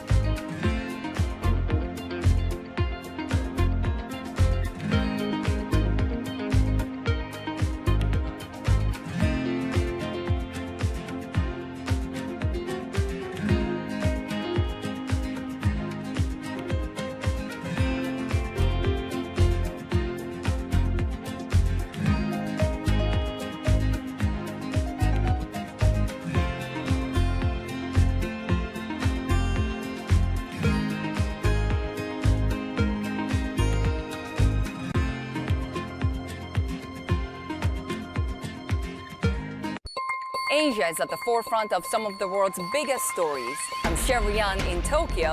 And I'm Heidi Stroud-Watts here in Sydney, where the trading day begins. We're here in the centre of all the action to get you set up with the numbers, news and knowledge you need for the day ahead. The demand is indeed recovering. We've been waiting for this moment. The opportunity of a century. Join us on Bloomberg The Asia Trade. Weekdays only on Bloomberg TV. Context changes everything. Power Players is back to take a look under the hood of the business of Formula One. Hi, I'm here to see Pierre Gasly. Welcome to my workplace. Do you feel pressure? Massive pressure. Ferrari is the best example that we can be very proud of the past to look after the future. From the iconic brand setting the standard. Oh boy. Can you imagine Ferrari without racing? No, and I say no, no, no. To the newcomers forging ahead. I grew up my whole life racing against the boys. This global phenomenon continues to chart new territory. This was a tennis court 8 days ago. I can't even believe that. And the speed of the business has never moved faster. My career might stop, but I'll still be driving some. Yeah. Probably very fast. Yeah. This is so exciting! This season, we're along for the ride. Middle East tensions are high. Both sides willing to go back to the battlefield. The narrative changes moment to moment. Is there a ceasefire? Is there not a ceasefire? Markets are up, markets are down. Count on Bloomberg for up-to-the-minute reporting. Breaking news this morning. Breaking news in the last few minutes. On-the-ground perspective. Talking to you from the bomb shelter. This White House still pushing. And the analysis you need to make informed decisions fast. Clearly, nothing is final until it's well and truly final. The really important question is whether we'll get second-round effects. Nobody covers geopolitics like Bloomberg. Bringing you up to them in the news whenever and wherever it happens. I'm Chevrian in Seoul, and this is Bloomberg.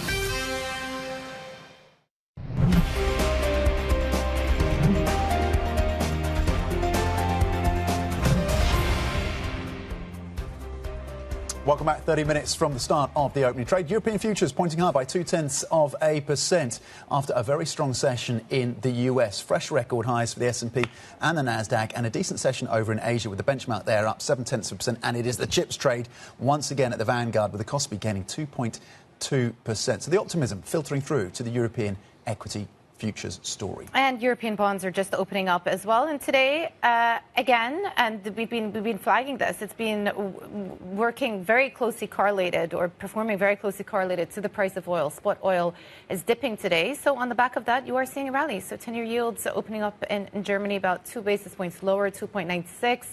10-year OATs in France down a similar amount, in Italy too, down about a couple of basis points. And there, once again, keeping a close eye on commodities. So let's talk about that. Oil dipping this morning as energy markets maintain optimism that the U.S. and Iran will reach a peace deal despite fresh hostilities and uncertainty over the Strait of Hormuz. Joining us now is Livia Gallerati, head of gas at Energy Aspects. Livia, really good to have you with us. You know, it's funny that we are 3 months into this war and Brent is still trading at around $100. Many energy analysts out there, energy experts had warned that should we be in for a prolonged closure of the Strait, we'd see prices north of 120, 130, 150. Some people were even saying $200. That hasn't quite transpired. Even if you look at European gas here, yes, we're trading about 50% higher than pre-war, but still a far, far cry from levels we got to, say, around the inception of the Ukraine-Russia war. Why has the price impact been so relatively limited 3 months in? You're right. There are very few signs of stress in the oil market when it comes to prices, particularly futures, I would say. We had a bit more of a rally in the past few weeks where we went north of $100, but as you say, like we've been dipping lower, particularly in the last few days.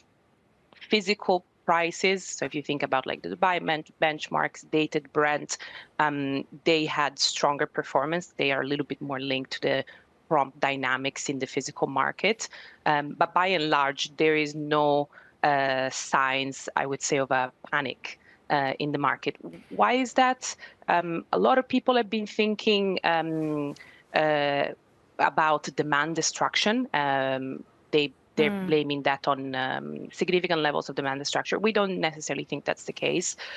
We attribute this to the massive amount of destocking we have seen occurring in oil markets over the last few months, really. Okay, so on gas markets, let me just ask you, is there any particular time frame or sort of the closure that you're looking for, you know, in terms of timeline around the Strait of Hormuz that would actually start to constitute a pain point for this market? Yeah, absolutely. Like we can run all the different scenarios that we want. You know, everybody has different assumptions. At the moment, we're not necessarily concerned about gas availability in Europe and Asia. Assuming traffic through Hormuz gradually recovers from next month, which is still a possibility. Should that not occur, if you move later into Q3, so potentially end July or into August as your timeline for Hormuz traffic recovering, then it becomes a lot more complicated to see a path for European gas inventories to refill to an adequate level that would be enough to meet demand in the winter. So really, end July is probably where we would put that pain point, as you say, at the moment for TTF. Livia, do you take any comfort from the reporting that some vessels and supertankers have been able to cross? Does that suggest that there is a bit of a material flow through the strait at this point? No, we don't think so. Look, there has been a lot of reporting and, more reporting about both oil tankers and LNG tankers to a lesser extent crossing successfully the strait. Obviously, that's a positive development, but we're talking about minimal volumes relative to what used to transit pre-conflict. Like, just take the example of oil. We're talking about less than 10% of the volumes they used to transit. So it's not really that big of a relief for global markets. Are we seeing evidence in the meantime of significant and real demand destruction when it comes to oil? There have been government intervention, particularly in Asia, and that is true for oil and gas, that are helping ease demand to a certain extent. I wouldn't call it demand destruction. When we talk about destruction, we think about permanent losses that would maybe be induced by much higher prices than where we are right now. And as we were saying earlier, like, we haven't seen massive rallies in prices yet, as some in the market may have been expecting. So no, not necessarily demand destruction, but some demand losses, partly linked to government measures. Livia, I want to go back to what I was saying at the beginning and ask you about, and the fact that European gas prices are not higher. Is this also just not a reflection of the fact that Europe today is currently a lot less perhaps dependent on gas than it was around the time of Russia-Ukraine war, insofar as it's managed to diversify into other sources, nuclear energy, obviously, in France, renewable energy, solar power, hydropower? Is that one of the reasons why Europe has been slightly more protected this time around? I would say partly, although what you saw occurring after the Russia-Ukraine crisis, of course, there was partly a move away from gas, but I would say to a larger extent, we moved away from pipeline gas to LNG. If you're looking at the European energy mix now relative to a couple of years ago, it doesn't look that different. Just slightly higher share of renewable penetration for sure, but it's not, it's not a completely new story. So European markets are much more dependent on LNG, but why have prices been relatively range bound in recent weeks? I think it's a lucky combination of, for Europe, mild weather in the spring, which has actually preserved European gas inventories more than the market had expected. So we have a bit more of a comfortable buffer now than we would have thought a couple of months ago. And then on the Asian side, we have seen governments intervening pretty quickly after the Middle East crisis commenced to intervene with measures to curtail demand, and that has helped Europe as well as a result. Livia, taking all of that into account, and of course the caveats around the unknowns as to how this plays out, what is your best guess? What is your baseline assumptions about European gas prices towards the end of this year? That's a great question. Again, we are not too concerned about the trajectory for European storage fill this winter, assuming that Hormuz traffic recovers within or starts to recover over June, which is our base case currently. And with the current discussions ongoing in terms of a memorandum of understanding, that seems to be still a possibility, although it may be a fragile deal. So we're actually bearish on gas prices relative to where the market curve is for the balance of 2026. I would say different story on oil, by the way. We think there's probably more upside there than the market is pricing in. Oh, very interesting in terms of the future look on gas prices versus oil. Livia Gallerati with the smart insights there coming through from Energy Aspects, global head of gas. Livia, thank you. Meanwhile, global central bankers, of course, are weighing the oil price shock, as we've been discussing, and its impact on the inflation outlook. Japan's experience shows that oil price shocks are never just oil price shocks. They are tests of the entire inflation regime. Or the boundary between temporary and persistent inflation is not mechanical. A temporary shock can become persistent if it changes wages, expectations, and price-setting behavior. That, of course, was Bank of Japan Governor Kazuo Ueda speaking in Tokyo. More on the challenges ahead for central bankers next. This is Bloomberg.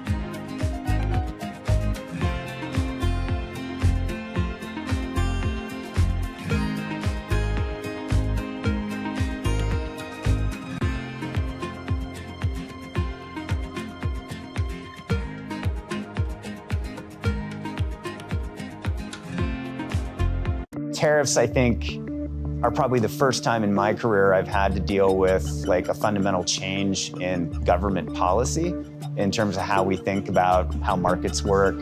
The challenge, especially within my supply chain, is now how do you have enough productivity initiatives to offset the increased cost of all the product? Can you just move your supply chain out of China and into the US or out of Mexico and up to Canada? Is it that easy? It's not that easy, but we do have flexibility.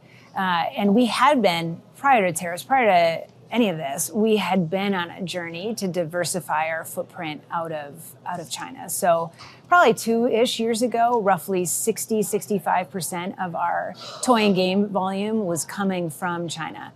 Today, as we entered into 2025, that was around 50%. All we've done is really accelerate the path to get down to roughly, call it 30% by the time we enter into 2027. For us, I mean, if tariffs stay, if tariffs go, it's never good to have so much of your manufacturing base centered on one geography. We think the diversification is good, but it does take a bit of time to get vendors and suppliers up to speed. Quality is a big deal, especially when you're dealing with toys and kids. It's not an instantaneous thing, but it's not also a 5-year, have to build a new plant from scratch. From the world of politics to the world of business, Joe Matthew and Kaylee Lines deliver news, insight, and analysis live 2 times a day, every trading day. Balance of Power at 1 and 5 Eastern, only on Bloomberg. To the minute geopolitical news whenever and wherever it's happening. I'm Anne-Marie Hordern in Caracas, Venezuela, and this is Bloomberg.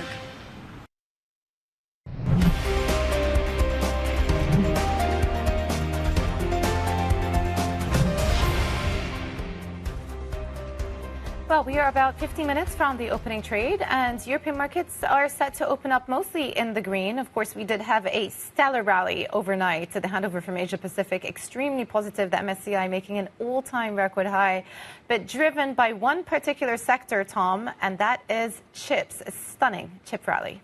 Yeah, it continues, doesn't it? And it's just been reignited in the last 24 hours. The AI-driven memory chip rally then, rewriting valuations for the first time. Both SK Hynix and Micron surpassing $1 trillion in market cap as investors bet that the AI boom will lead to a sustained revaluation of the industry. Joining us now is Bloomberg senior strategist Neil Campling with all those expertise and insights on the tech space.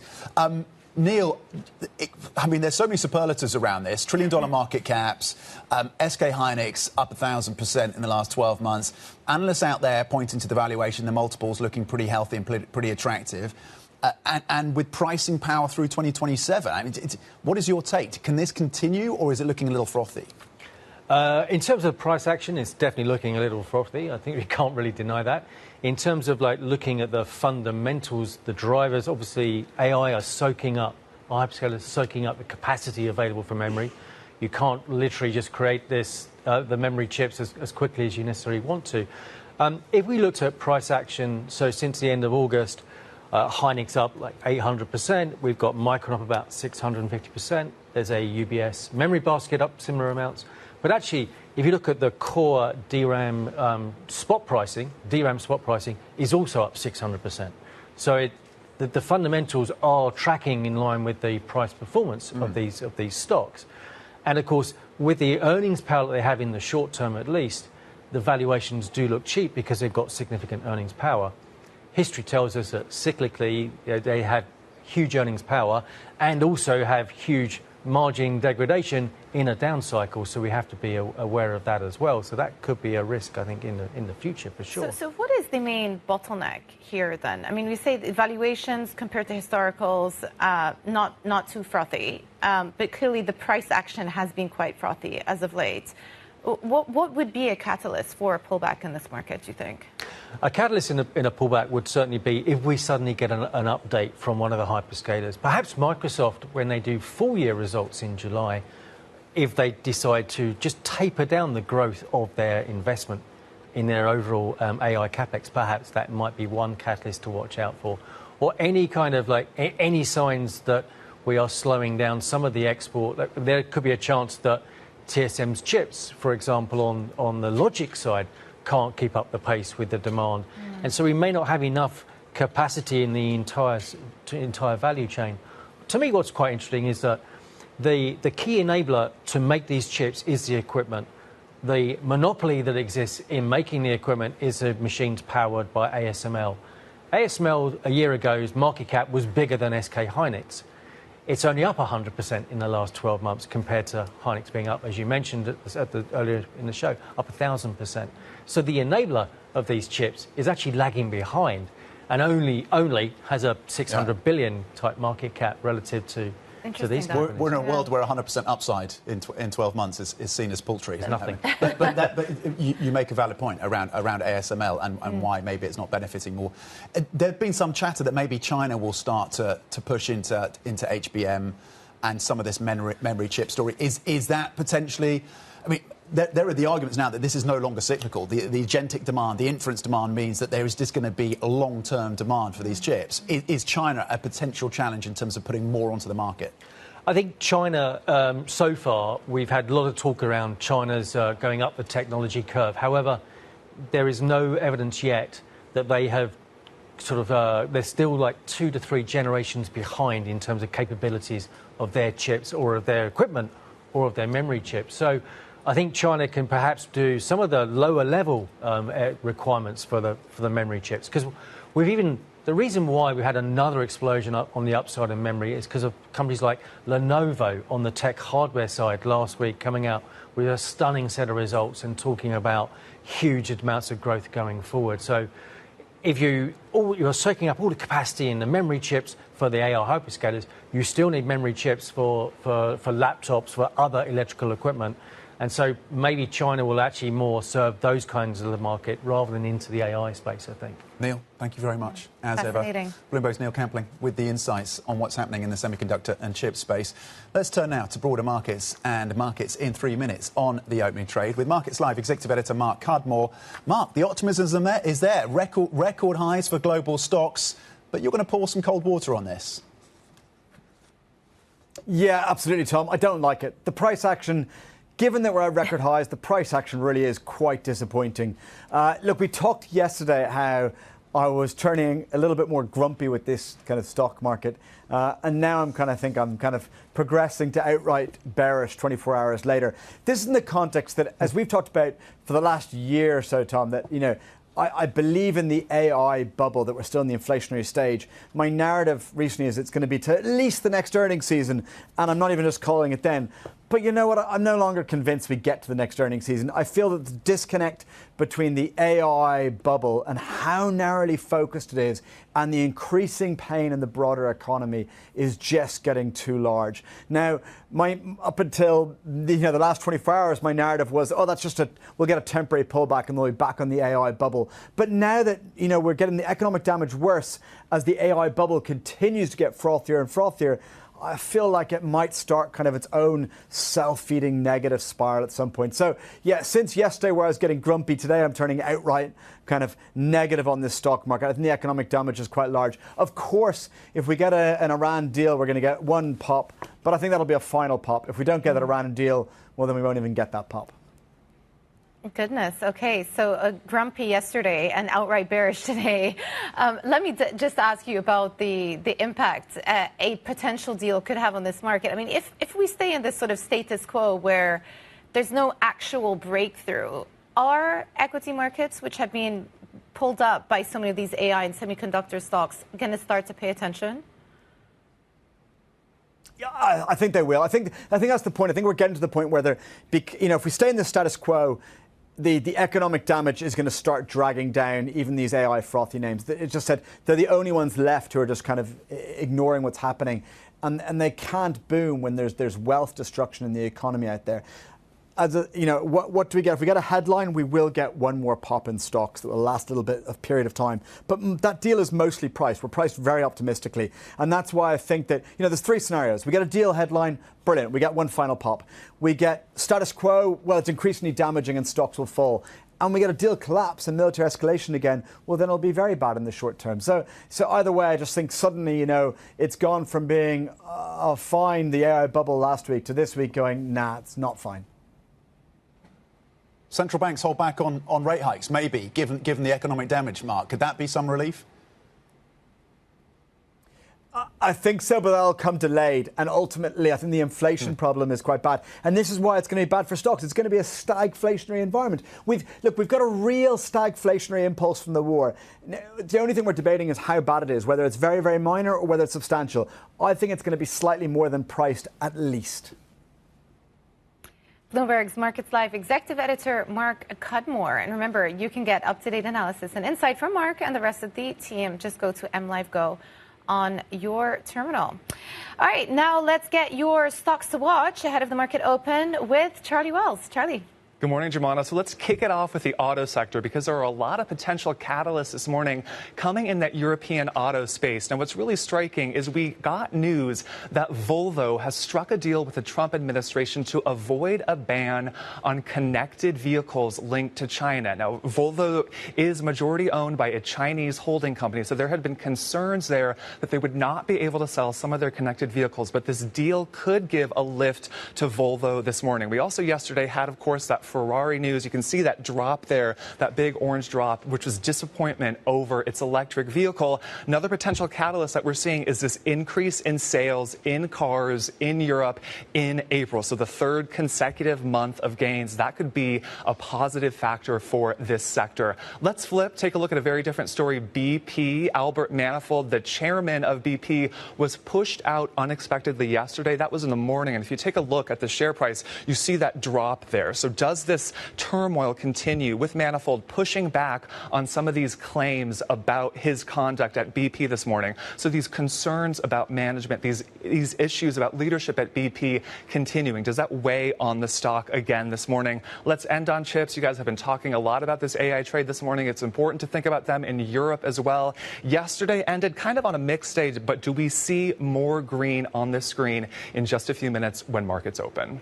Charlie Wells, thank you very much indeed. Yes, we're watching the likes of ASML, the likes of Infineon, maybe some of their companies, Siemens Energy, that play into the data center story as well to see if they get that lift given the upside and the enthusiasm that we're seeing once again when it comes to the semiconductor story. Goldman Sachs as well, pretty positive on the S&P 500 with an upgrade to their forecast, 8,000 by the end of the year. 8,000. Okay, that's their new target. So looking at the earnings season, I'm not sure if you've read the statistic yet. So we have a few software companies reporting today, but 95% of the S&P have reported so far. The index is on track to post its largest annual EPS gain since the post-COVID rebound at 29%. People were predicting earnings growth of 12.5% for this earnings season. We're more than double that, 29%. And so when we speak of the market rally day after day after day, new record closes for the S&P and NASDAQ, Well, the numbers are actually supportive. It's been a very strong earnings season. A lot of these companies, and particularly in the US, are printing money at this point. Whether they can continue to do that, and this is Mark Cudmore's concern, in an environment of higher energy costs, and the consumer in the US seemingly starting to turn, with the University of Michigan survey looking pretty weak, amongst the weakest prints, I think, since they started collecting the data, is a concern. But to your point, 29% on the earnings front, just remarkable. Less positive for Europe, but there was strength there across European stories as well. Yeah, interesting we were saying with Neil that ASML 100% annual performance pales in comparison to some of these semiconductor stocks. SK Hynix up 1,000% over the past year. I mean, some of these numbers are truly eye-watering. So not outside the realm of possibility to see a pullback happen at some point. European futures today pointing higher by 0.3%. It is the opening trade. We're counting down to that this Wednesday. Futures up. This is Bloomberg.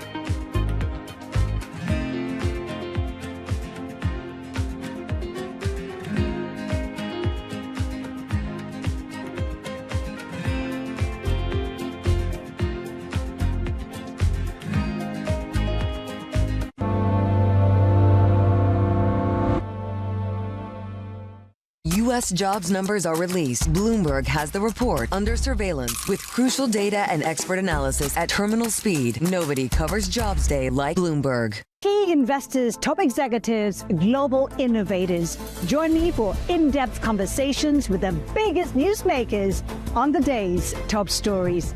Insight with Haslinda Amin, only on Bloomberg. Welcome to Bloomberg This Weekend. I'm David Burke. I'm Lisa Mateo. And I'm Christina Ruffini. We're tracking breaking news today from Wall Street to Washington. Let's start overseas. The sector is really propelling this yield forward. Yeah, the hope is this will open up new markets and provide some additional liquidity. Of course, now they're going to have competitors. We got a big week coming up in politics. Earnings season is underway. We're going to get some key reports. Everything you need to know before the markets open on Monday. Introducing Bloomberg This Weekend, bringing a little Bloomberg into your weekend routine. Guys, buckle up. What is going to be the consequence for U.S. markets? We are seeing modest gains across European equity markets. Take a look at how we're faring when it comes to Asian markets. Know how the market day started. Find out how it finishes. Public markets to private markets. From the micro to the macro. Covering retail, entertainment, the business of sports. The supply chains, trade policy, how it all is impacting the U.S. equity market as we drive to the closing bell at 4 p.m. A holistic approach to covering financial markets. If it matters to your life, we're covering it. I'm Katie Greifeld. And I'm Romaine Bostic, and this is The Close. Live every weekday. Only on Bloomberg. Context changes everything. Get your fixed income fix. Watch Bloomberg Real Yield around the world right here on Bloomberg. Context changes everything.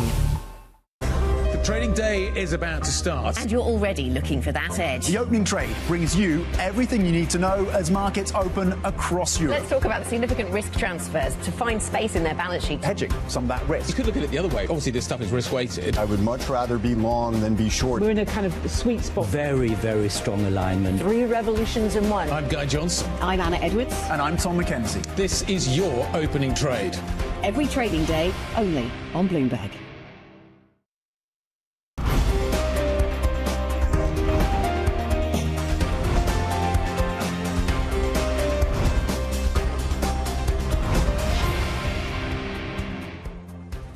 A few minutes to go until the opening trade this Wednesday. Let's take you back to what happened yesterday with the trading session. The Stock 600 grinding low and actually ending down about 0.6%, dragged lower by, in fact, the tech sector and autos. It was basic resources that was the top performing sector across European stocks yesterday, but again in negative territory by the close, and yet the S&P 500 picked up that baton and rallied to a fresh record high above 7,500. It was the semis in charge again, particularly Micron, with gains there of 19% by the close. The Nasdaq 100 closing above 30,000 for the first time. Let's flip the board and have a look look at the futures picture then with the setup, with a strong session in Asia broadly across the benchmark, particularly with the Kospi and the gains coming through there for the likes of SK Hynix, of course, and Samsung. So the futures picture is pretty bright. The geopolitics continues to be in focus and the uncertainties there, pointing to gains of 0.2% across the European benchmark. FTSE 100 futures, though, a little lower, pointing down by 10 points. DAX futures looking to add around 77 points, pointing higher by 0.3%. Individual stocks in focus for you, Jemana. Yeah, let's take a look. Another day that we're looking at autos. Remember, yesterday Ferrari was one of the underperforming stocks in the Stock 600. Today we're keeping a close eye on Volvo. The reaction there after they look like they're going to avoid a U.S. ban on connected cars linked to China. So that should give that stock a bit of a boost. And in addition to that, we had positive car registration figures for last month coming through. Airbus also in focus. Seems like China are pausing or stalling their Airbus deliveries to push the Europeans on approval for COMAC jets. So something to watch there. And then, of course, keeping a close eye on AkzoNobel, which have rejected an offer on Tradegate. They are up 14%. Tom. OK, we are seconds away from the Wednesday Open, and of course we focus on tech, we focus on energy, potentially some of the oil majors under pressure on lower oil prices today, and we're seeing that first print coming through for the FTSE 100, just down 0.1%. And we'll see to what extent the energy story is part of that mix in terms of the broadly negative story across the UK right now. Just down 0.1%, not too dramatic. Across the benchmark, you're currently flat. We wait for the other indexes to open, of course. And will there be that lift for the likes of ASML, for the likes of Infineon, for the likes of SD Micro on the back of the chip story that's come through with such power and, of course, strength that's come through over in the Asian section? Now the benchmark is in positive territory, up 0.1%. You're seeing the IBEX over in Spain gaining 0.5%, and over in France, the CAC 40 up 0.2%. The auto sector may be in focus as well because we have registration numbers, I think, ticking up around 7%, so maybe some optimism there as well. Jemana, what are you seeing across the sectors right now? Yeah, in terms of sectors, what we are seeing is positive performance in terms of consumer products. So that sector is up about 0.7%. We are seeing also a tech sector. No surprise there, Tom, given the price action that we've been speaking about, the chip extravaganza over the last 24 hours. It's also impacting Europe this morning. I don't think that is a surprise. Autos obviously in focus. One stock in particular we're following closely this morning is Volvo, and it is up 7.4%. This after avoiding the U.S. ban on vehicles tied to China. And then on the flip side, we have a marginal underperformance in utilities. We're down about 0.9%. Also energy in focus too. Earlier on, we were talking about some of the governance and leadership changes once again at BP. So that is a stock that we're keeping a close eye on as well. And then we also have a slight underperformance in the healthcare basket to more of a defensive basket, down about 16 basis points. Worth noting that AkzoNobel shares are halted after they rejected that takeover offer. So we'll keep an eye on that stock when it starts trading, when it comes back with a print. Currently, BP, to your point, is currently down 0.2%. So a bit of modest downside. Of course, there was some selling pressure yesterday on the back of that story and the change at the top, at least the chair of that board. To your point around Volvo, one of the best performing stocks right now on that change, or at least the ability to continue to sell many of their vehicles into the US market. Luxury is doing quite well as well, interestingly. Kering is gaining 2.4%, so a bit of upside coming through for there. Infineon in the tech space also gaining 2.5%, of course listed over in Germany. And on the downside, you've got some of the wind makers, but also Capgemini, which is interesting in the software space, down 2%. Yeah. We'll keep an eye on those US software earnings coming up later today. Joining us for a bit more analysis is Daniele Antonucci, Chief Investment Officer over at Quintet Private Bank. Really good to have you with us. If you wanted to get exposure to the AI trade, to the semiconductor trade, would you still give it a shot in Europe? Is there anywhere to be in Europe? Well, I think it's such a good question. And when I think about the AI trade, I think about two dimensions. One is the enablers. These are first and foremost technology companies. Geographically, you find more opportunities elsewhere. The US, parts of Asia as well. And we have seen some of the rally in emerging markets. South Korea, Taiwan is partly linked to that. These are the enablers. But then there's also the beneficiaries. And you find them across industries, across geographies as well. These are companies that are using technology, AI, cloud computing, robotics and automation, processing power to gain a competitive edge And in Europe, there are opportunities as well. At the moment, obviously, Europe is also closer to the Iran conflict, so we need to balance these two dimensions. Yeah, so there's that geopolitical premium that continues to hang over. I want to come back to what you're saying about the industries that stand to benefit from AI. Isn't there a fine line between industries that get disrupted from AI versus actually benefit from it? And this is one of the key issues that's been hanging over software, because I think, the market realized that with all of the advent of these new LLMs and models, there's going to be a massive amount of disruption going on in that space. How do you see it? How do you see the distinguishing line between an industry getting actually disrupted versus benefiting from AI productivity gains? I think the industry dimension is very important when you think about top-down macro, but at the end of the day, I believe that we need to be a little bit more granular than that. Some companies within any sectors will be disruptive. Sometimes visibility is there, other times it's not there. Investors, economists, they tend to struggle to nail the next US non-farm payroll, but they seem to have a view now on the labor market 5 or 10 years out. So we need to look more at company by company.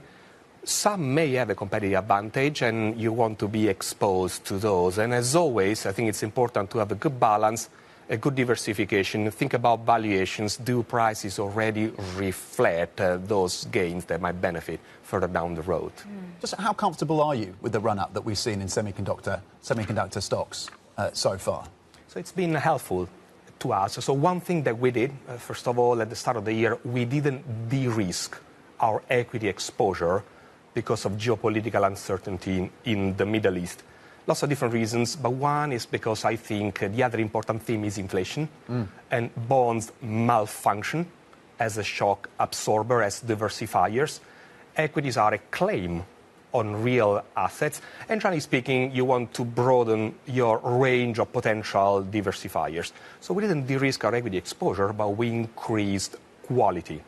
And increasing quality means to raise your exposure to U.S. equities. This is a higher quality market compared to Europe, compared to some of the emerging markets as well. US stocks were the hedge to some extent.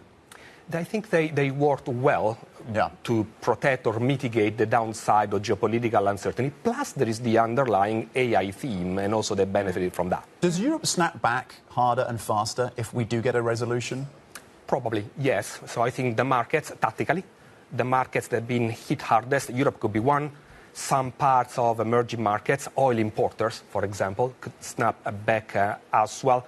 But I would see that as more like as a tactical trade, while the broader context is one where at the moment I prefer quality assets across equities and fixed income as well. Yeah. Okay. So talk to us about where you are finding those quality assets in fixed income too. And again, there has been a lot of focus on rising inflation risk, inflation premium, fiscal premium in fixed income markets. Many people are staying away and saying because of those risks, we could continue to see a repricing the long end of these yield curves. Where do you see value right now? Well, first of all, riskier credit market, they have demanding valuations. Spreads are still tight. Yeah. And so that's an area, for example, that I would underweight. I would run reduced exposure there, and I would prefer higher quality fixed income markets. Even with tight spreads? Yes. Relative to riskier credit markets, relative to high yield, I would prefer investment-grade fixed income markets. Companies that exist today, existed yesterday, will exist tomorrow, strong balance sheets. But also, when you think about government bonds, some markets already reflect the rate hikes that we might probably see. Europe is one example. Yes, treasuries have been underperforming, selling off lately, but again, they sold off substantially. And so I think if you want to hedge against more recessionary scenarios, eventually, if the conflict doesn't get resolved, if this high oil price levels stay for a while longer, if that turns recessionary, hence disinflationary, maybe you want some exposure to high-quality government bonds as well, those that already have repriced.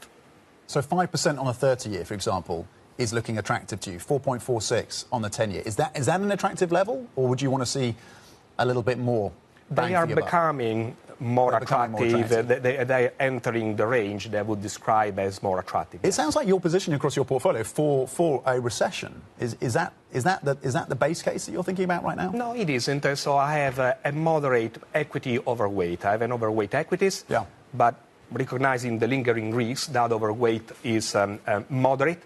I prefer quality. I mentioned U.S. equities versus Europe at the moment, but I also have exposure to emerging market equities as well. But at the same time, I think in terms of portfolios. I think if your strategy is based just on one forecast being precisely right, that you're raising the bar to be successful. So I think about diversification. You need to diversify also against that risk. You know, it's interesting because I think one feature of the last couple of months or so is markets were able to sort of put aside the geopolitical risk stemming from the Middle East and a real focus on earnings and micro earnings, and the fact that, you know, earlier on, Tom and I were talking about how strong this earnings season has been for many of the S&P 500 companies that have reported. 95% have reported. We're talking about earnings growth year on year of close to 30%. Why do you think that many of these stocks, and they tend to be growth stocks, are becoming more and more immune even to higher interest rates? Because typically in the past, if you were in an environment of higher interest rates, you would be discounting at a higher rate. You know, people place less value on forward growth. Again, markets are completely looking past that. Well, I think there's different trends. One, we said one could be more structural, and it could be the AI story, the AI narrative, which will ebb and flow. There's been periods, even recently, where there have been actually doubts in the marketplace on the ability of some of these companies to deliver on those strong earnings expectations. The other one, I think, is that the starting point is not the same. The starting point is like 2022. Right now, interest rates are already either neutral or moderately restrictive. Inflation is higher. So I think the environment is different, and that doesn't suggest to me aggressive rate hikes. It probably suggests one or two, a couple of rate hikes, which actually I expect to be reversed rapidly if there is a resolution in the Middle East. Yeah. Interesting to see that reversal potentially already being factored in, or at least you're already forecasting that. Again, if So there's the that trade resolution. after the trade. The trade after the trade. What's the trade after the trade for the UK, for UK assets? Well, in the UK, we have seen more extreme dynamics, similar but more extremes. For example, we have seen that bond markets, even quality bond markets, sold off more aggressively. Have they oversold? They also are entering a range that would describe as attractive.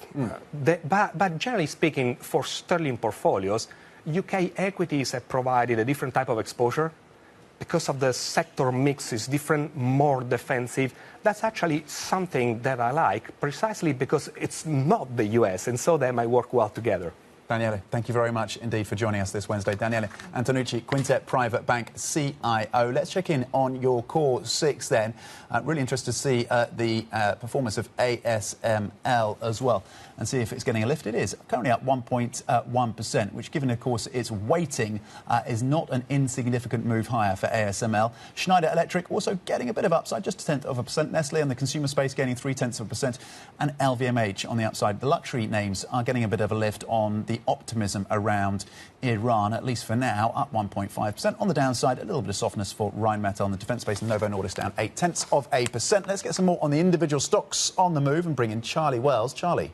Good morning. Look, we've got some acceleration from Volvo Car, and that pun is intended. They're up nearly 8% this morning on the back of some news that they are going to be able to avoid a U.S. ban on connected vehicles with links to China. That had been a concern with Volvo, given their ownership, given their majority ownership by a Chinese holding company. So the market really positively reacting to the fact that they will be able to circumvent that. Let's flip and take a look at the paint space. This has been really important, and we're actually seeing a lot of movement here with Akzo Nobel up over 16%. Now, this is that Dutch paint and coatings company. They have said this morning that they rejected an offer from Nippon and Sherwin-Williams in light of a current potential merger with Axalta, the U.S. paint and coatings company. So the market really reacting to that, to the fact that they really had rejected this other offer. So a lot of positivity around there. I want to talk about Naturgy. This is the Spanish energy company. They have a lot of natural gas, and this is really interesting because this morning we found out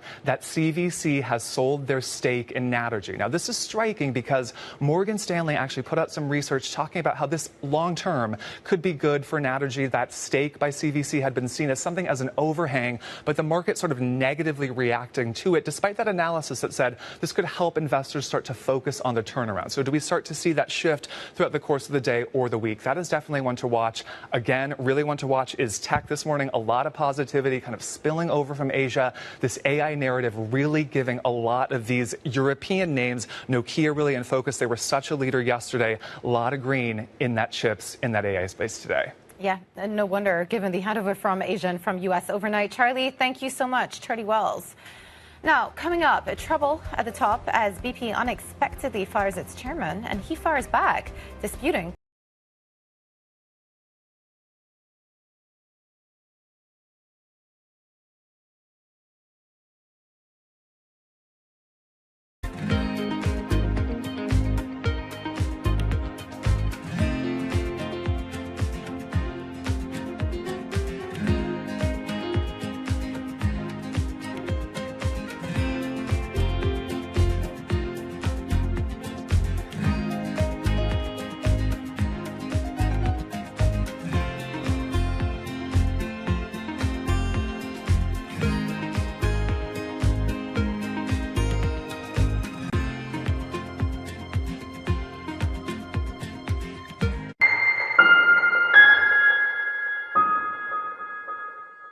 It's the world's second largest economy with a growing influence in global affairs. Bloomberg The China Show brings you the unmatched expertise you need to keep track of breaking news, in-depth market analysis, and the most influential newsmakers in and around China. We need to do more to engage the market more. We're risk on. I think we caught a little sweet spot. Massive savings right now. It's already a different game. Bloomberg The China Show. Weekdays around the world, right here on Bloomberg. Context changes everything. Bringing you up-to-the-minute geopolitical news whenever and wherever it happens. I'm Stephen Engel at Japan's Akasaka Palace in Tokyo, and this is Bloomberg. Good morning. Good morning. This is Bloomberg Surveillance. Welcome back to the opening trade. Watch Bloomberg Tech. This is the Asia Trade. This is Wall Street Week. Welcome to Balance of Power. You're watching Bloomberg Deals. Welcome to Bloomberg This Weekend. This is Bloomberg Television. Technology is embedded in every aspect of our lives. And laying the foundation for the future. From finance to defense, AI to entertainment. And from the road to the stars. Bloomberg brings you the latest stories of the people and companies pushing the tech sector to new frontiers. And the politics that shape global tech markets. I'm Caroline Hyde in New York. And I'm Ed Ludlow in San Francisco. Watch Bloomberg Tech every weekday. Only on Bloomberg Television. Astonishing day for US technology. Shaping the region's technology ecosystem. Asia's biggest tech news and innovation. Every weekday, Bloomberg puts the spotlight on a different aspect of global finance. Flows, funds, and the forces shaping markets on ETF IQ. The future of money with Bloomberg Crypto. The players behind major transactions on Bloomberg Deals. The stories informing finance with Bloomberg Markets. And rates, risk, and the cost of capital on Bloomberg Real Yield. A different topic every weekday, only on Bloomberg Television.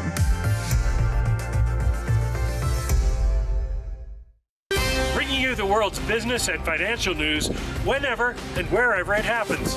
I'm Michael McKee at Mount Everest, and this is Bloomberg.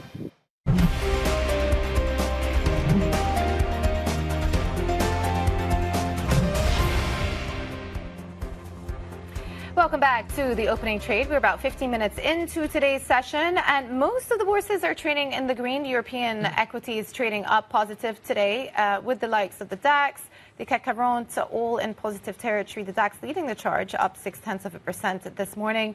But I will say a bit of a dip in the FTSE 100. We are down 7 basis points, moderately so. Not major losses there. As we keep a close eye on developments in auto space once again, and then also in the likes of airlines and really any oil-sensitive sector. The past couple of days has been very subjected to what's been happening with the price of Brent. Well, from airlines to the maker of aircraft, because Bloomberg has learned that China has been stalling approvals for Airbus plane deliveries to signal impatience with how long European regulators are taking to certify Chinese-made aircraft. Sources say that for the past few months, China has delayed final approval that allows the jets to enter the country and begin service. Here with more is Bloomberg Managing Editor for Space and Aviation, Benedict Carmel. Benny, talk us through what is happening here. How important is the C919? This is the Comac-made C919, the Chinese competitor ultimately to Airbus and Boeing. Is this about China trying to ensure that the C919 can be operated outside of China's borders and that there can be uptick there? How much of this is about competition ultimately versus Airbus and Boeing?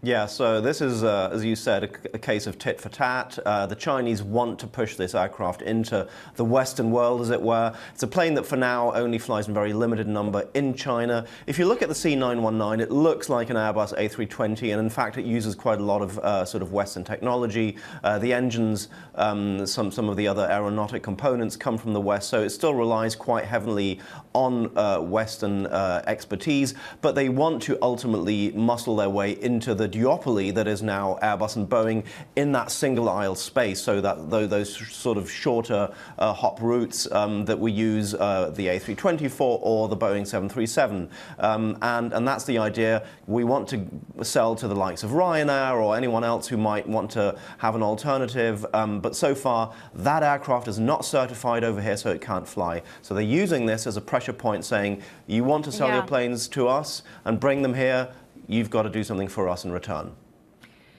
Benny, I mean, you've been covering this space for such a long time, but I wonder whether you have now observed an increase in the weaponization of aircraft and these types of deals in terms of political diplomacy. And we saw, you know, one of the very few commercial deals that was signed at that President Trump-Xi summit was that China pledged to buy those 200 Boeing jets. And now we're seeing them apply pressure on Europe to extract concessions in their own jets. Is this just a new characteristic, do you think, that's very pertinent to what China are doing? It's certainly going on in China, but it's really all over the world. And as you said, aircraft have become a political tool. Trump has used that very deftly. You know, he was in Qatar last year and signed a massive order, and the Qataris wanted something in return, i.e. protection and you know, some sort of support from the US. He went to China hoping to sell for Boeing to sell more than 500 aircraft there. They walked away with a slightly more nebulous deal for only about 200 aircraft. So you could say China sort of kept its powder dry. We know that there are going to be more summits later this year. So China sort of dipped a toe into buying some aircraft, but also signaled, you know, you're good to us and we'll be good to you. So very much, as you say, aircraft have become a tool of sort of economic statecraft, and we're seeing it all over the world. Benny, the US, the Trump administration is saying that progress is still being made towards a potential deal with Iran. Where are we on the jet fuel situation? So interestingly, just a couple of moments ago, we heard from Lufthansa, you know, the biggest airline group here in Europe, and they said fuel is safe. There is no shortage of fuel. Things are looking good. The real problem is not the supply of fuel, it's the cost of fuel, and that really has gone up exponentially. We've heard from every airline really throughout the last earnings cycle that costs have really exploded in this space, and that leads to higher ticket prices. So in some ways, a bit of opportunism from the airline saying, book early, book now, come buy those tickets. You will fly. Don't be worried about being stranded. But if you want to get from A to B reasonably cheaply, you have to book now. So that really is sort of the issue. Like the supply is not the problem. It's the cost of fuel that is really causing a lot of headaches for the industry. Interesting, and that push to bring forward demand. Bloomberg's Benedict Carmel, thank you so much for the latest. Well, ousted BP chairman Albert Manifold has pushed back against what he says is a, quote, false narrative regarding his departure from the energy supermajor. The company unexpectedly fired Manifold after 8 months in the job, citing serious concerns related to governance standards, oversight, and conduct. To learn more, we're joined by Bloomberg big oil reporter Mitchell Furman. Mitchell, what do we know about BP's decision to fire Manifold? Because he wasn't there very long. I believe he's only been there since October of last year. That's right. BP's senior independent director, Amanda Blanc, who's Aviva's CEO, said that the board learned of oversight and misconduct that they deemed unacceptable. Manifold, later in the day, yesterday, responded saying that he disputes entirely the characterizations and that he will not allow a false narrative to proceed. And BP is yet to respond to Manifold's reaction. Is the understanding, or should investors take from this that ultimately BP is ungovernable, at least at this stage, or that there's a clearing of the decks and that Meg O'Neill now has more space to execute her agenda? This definitely consolidates authority to Meg O'Neill, but she's only been in the job for about 8 weeks, and there's still a lot of questions about her path forward. She was hired by Manifold, after all, back in December, and assuming that they were on a similar page at that point, right? And so there are a lot of questions unanswered by BP and the board about exactly where the dissonance is here. What is going to be the focus for Meg O'Neill? And again, Tom and I were speaking about this earlier. I mean, she has benefited from the tailwind now of higher energy prices, and we saw that in the earnings. And actually, BP stock this year has been doing okay. What should be the focus as we look ahead? Yeah, BP's focus will be on oil and gas after its failed low-carbon bets of recent years. How BP ends up, really focusing on oil and gas and differentiating itself from its peers, such as ExxonMobil, Chevron, Shell, TotalEnergies, that remains to be seen because all of those companies are also largely focused on oil and gas. So BP is kind of yet to define its path among its peers. Mitchell, help me understand something, because the assumed reporting around this is that this was a failed strategy, renewables. We're living through clearly a climate crisis. We're feeling that right now here in the UK. And we're feeling the supply chain challenges of Ukraine, of the Straits of Hormuz, the need to build out more renewables. How is that a failed strategy for BP? BP lost a lot of money and they lost a lot of value. Are they going to have to revisit, though, this at some point in the future? This is a concern that some investors had last year when BP initially announced it was resetting its strategic direction back to focusing on oil and gas. Some investors understood the strategy as a short-term cash machine, but their questions were more about the medium and long-term. How does that give them a bridge to the future? It was less about the principle of it and more about the economics that didn't work out. Yeah. Bloomberg's Mitchell Furman, thank you so much. Thank you. Let's check back in on some of the European names and see how they're performing in light of the semiconductor and HBM, high bandwidth memory gains that we've seen overnight in the US, but also in the Asian session as well. So there is a lift for some of these European names. You're seeing that with Infineon up 1.5%, and you're seeing it with the likes of ST Micro over in France. ASML also getting a lift. So some modest upside coming through for some of these European names exposed to the data center story and to the chip making story as well, getting a lift from the AI chip enthusiasm that we've seen, of course, breaking fresh record highs for global stocks in the last 24 hours. Feels a bit paltry compared to the price performance in Micron, 19%, SK Hynix up 13%. Probably. Yeah, 1.5%, just not cutting it. All right, coming up, clashes continue between the U.S. and Iran, even as the U.S. touts progress towards a peace deal. We'll be speaking to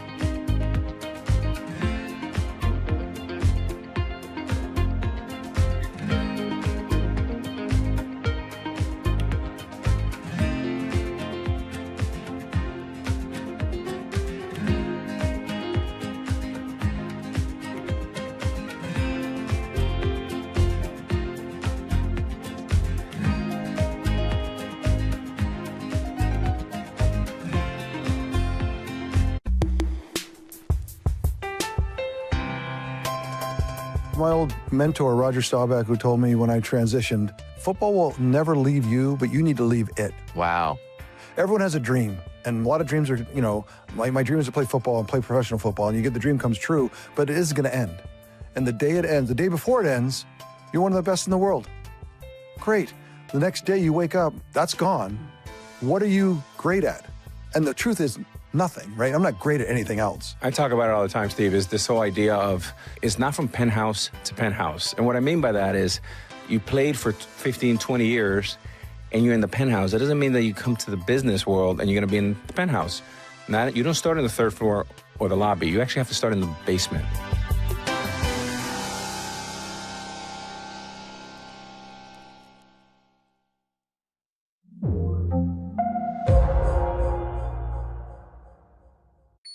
Asia is at the forefront of some of the world's biggest stories. I'm Sherrian in Tokyo. And I'm Heidi Stroud-Watts here in Sydney, where the trading day begins. We're here in the center of all the action to get you set up with the numbers, news, and knowledge you need for the day ahead. The demand is indeed recovering. We've been waiting for this moment. The opportunity of a century. Join us on Bloomberg The Asia Trade. Weekdays only on Bloomberg TV. Context changes everything. Middle East tensions are high. Both sides willing to go back to the battlefield. The narrative changes moment to moment. Is there a ceasefire? Is there not a ceasefire? Markets are up, markets are down. Count on Bloomberg for up-to-the-minute reporting. Breaking news this morning. Breaking news in the last few minutes. On-the-ground perspective. Talking to you from the bomb shelter. This White House still pushing. And the analysis you need to make informed decisions fast. Clearly, nothing is final until it's well and truly final. The really important question is whether we'll get second-round effects. Nobody covers geopolitics like Bloomberg. Making money isn't about drowning in emotions. It's about understanding what's actually happening. Markets are the best way to glean signal from noise, and that is what we try to do every morning. This is Bloomberg Surveillance.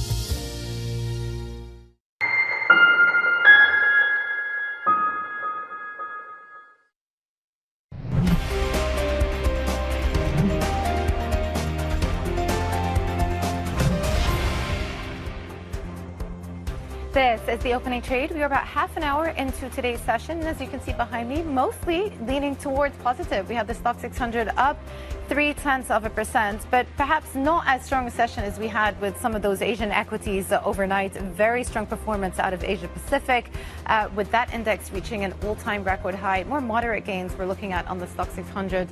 Today, the DAX up 0.6%, the CAC 40 up about 0.5%. The cyclicals doing quite well this morning. We have the likes of chemicals, autos putting in a good rally as far as sectors are concerned. On the flip side, we have an underperformance coming through from utilities and energy stocks, and FTSE 100 dipping a little bit, down 0.1%. Yesterday, the best performing sector, basic resources. Today, we're seeing a marginal pullback over there. Tom. Yeah, hard for Europe to match the superlatives coming through from SK Hynix and Micron in terms of the gains there. But we are seeing that upside, to your point. So the majority of stocks across the Stock 600 currently in positive territory. 420 right now, seeing some upside. On the downside, just 166 stocks. Volumes are up a little bit, up about 10% versus the 20-day average. So there is that to factor in as well. Let's flip the board and have a look at some of the key gainers. One is a deal space in the chemicals and paints business. AkzoNobel saying that there was a non-binding offer from Nippon Paint that they rejected. That stock is surging on the back of that news, up almost 15%. Volvo Cars getting some reprieve in terms of deliveries into the US market. That is significant, and that stock gaining 7%. And Nokia as well did exposure, particularly the optics part of the business, to the data center and AI story. It is up 0.8%. Nokia has been performing very well on that AI theme. Let's flip the board and have a look at some of those on the downside. Capgemini, the French listed company, of course, it was an earnings miss, so that is coming through with a little bit of pressure, down 3.7% for Capgemini. Delivery Hero, on the back of the speculation, at least the bid coming through from Uber. There hasn't been an updated number yet, so there's a little bit of pressure on that stock right now, down close to 2%. And in terms of Total Energy in the oil space, because oil is down today, Brent WTI on some modest optimism that maybe there's progress towards that Iran deal, currently down 2.4% on Total Energy. Jamal. Well, here's what else you need to know this morning. European car sales climbed for the third consecutive month in April as consumers continue to snap up more electric and hybrid models. Sales expanded in major markets, including Germany and the UK, with EV deliveries jumping 38%. The robust demand is a good sign for European automakers grappling with overcapacity, U.S. tariffs, and waning sales in China. The FTSE Russell has adopted a rule change that will speed the addition of newly listed large-cap companies to its main indexes. weeks ahead of SpaceX's expected record-breaking IPO. Under the policy, IPOs with investable market capitalizations above the cutoff for the Russell Top 500 will qualify for so-called fast entry after their 5th trading day. Previously, eligible companies were assessed during quarterly reviews. And New Zealand's central bank kept interest rates unchanged in a split decision that was only resolved by Governor Anna Freeman's vote. The currency jumped as the division bolstered bets on a rate hike at the next meeting, and as the Reserve Bank's new forecasts indicate the chance of at least 2 25 basis point hikes before the end of this year. Tom. OK, the challenge for the central banks then, this, of course, linked to what is happening in Iran and the Straits of Hormuz. Meanwhile, the US says it is continuing to progress towards a peace deal with Iran to end the nearly 3-month war, even amid fresh hostilities. The optimism coming as further obstacles continue to disrupt the process, including the continued closure of the Straits of Hormuz. We're joined now by Sanam Vakil, Middle East and North Africa Programme Director at Chatham House. Sanam, what is your current estimate in terms of the likelihood of getting a deal and a material deal between the US and Iran that would reopen the Strait? Good morning, and it's nice to be with you. I think a deal is urgent and necessary, but I still think we are quite far away. We're still hovering at the 50-50 mark, really, because both sides know what needs to be done. They need to lift the blockade, open the Strait of Hormuz.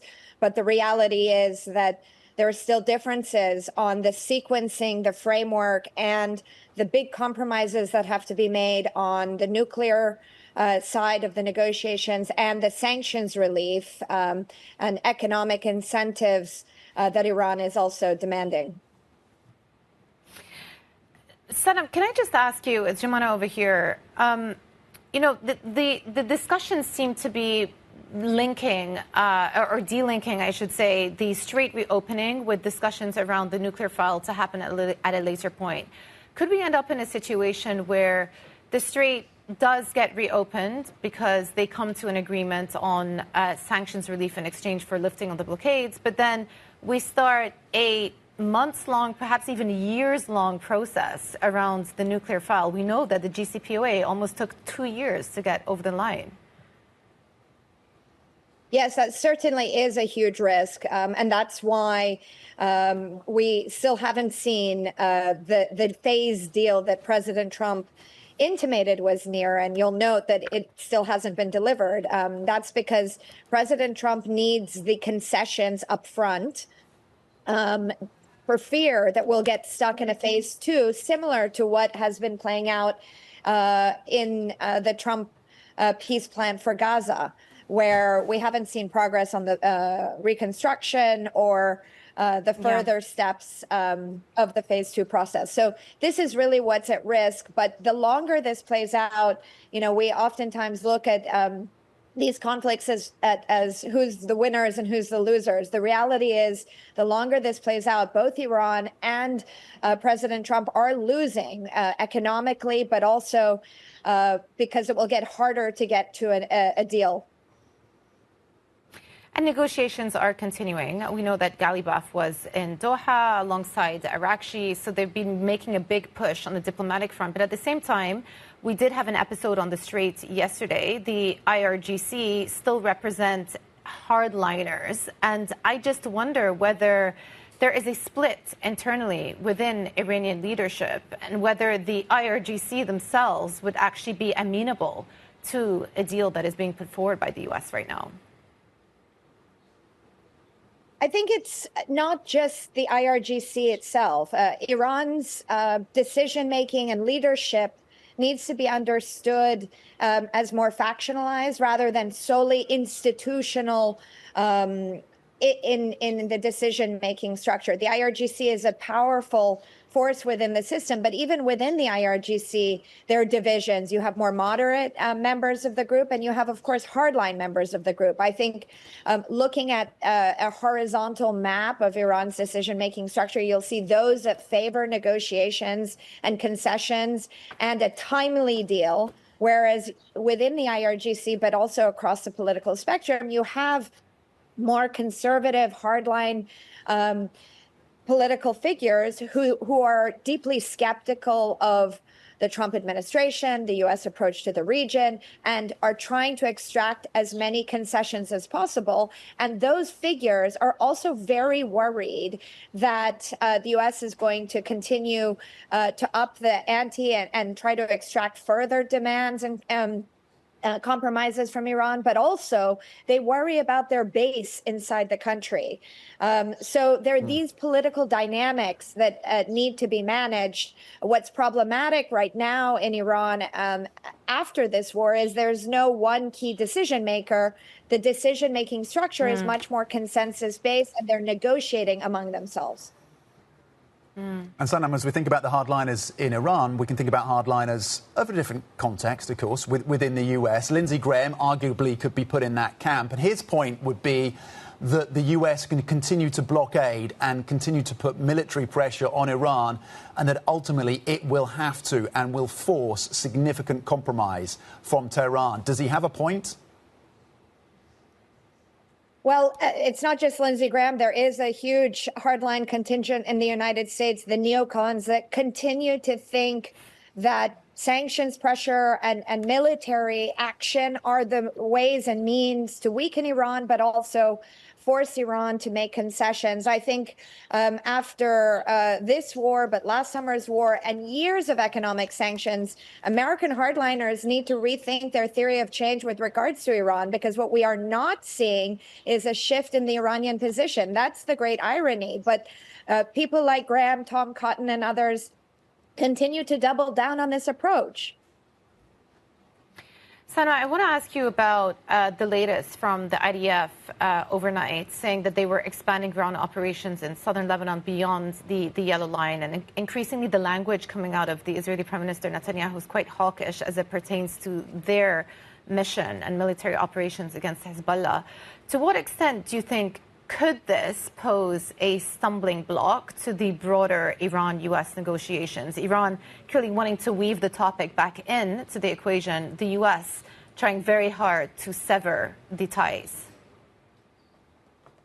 Yes, you're quite right in how you describe it. Iran wants to end all of the wars and show that it has an ability to link and end all of the wars and keep Hezbollah alive and resilient within the Lebanese context, while President Trump and Prime Minister Netanyahu are trying to de-link Iran's influence and force reforms and long-term sort of demilitarized status on Hezbollah.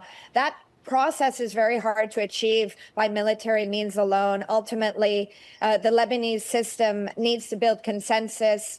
And I think that process is going to take much longer than the Trump administration is willing to admit. And we know time and again that the bombardments of southern Lebanon and beyond have yet to achieve the demilitarization of Hezbollah or the elimination of Hezbollah. So there needs to be a little bit of a rethink in that context as well. Empowerment of the current government is one way to do so, but there needs to perhaps be a new political contract within the Lebanese state, and that involves engagement with all of the key political figures.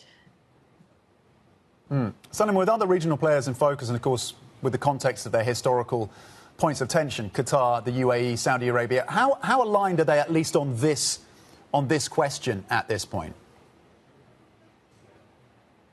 Well, I think the Middle East, like many regions of the world, has its fractures and fault lines. There is regional competition in many contexts, but I think that most countries in the region, most Arab states in the region, almost 3 months into this war and ceasefire, are aligned in seeking an end to this war.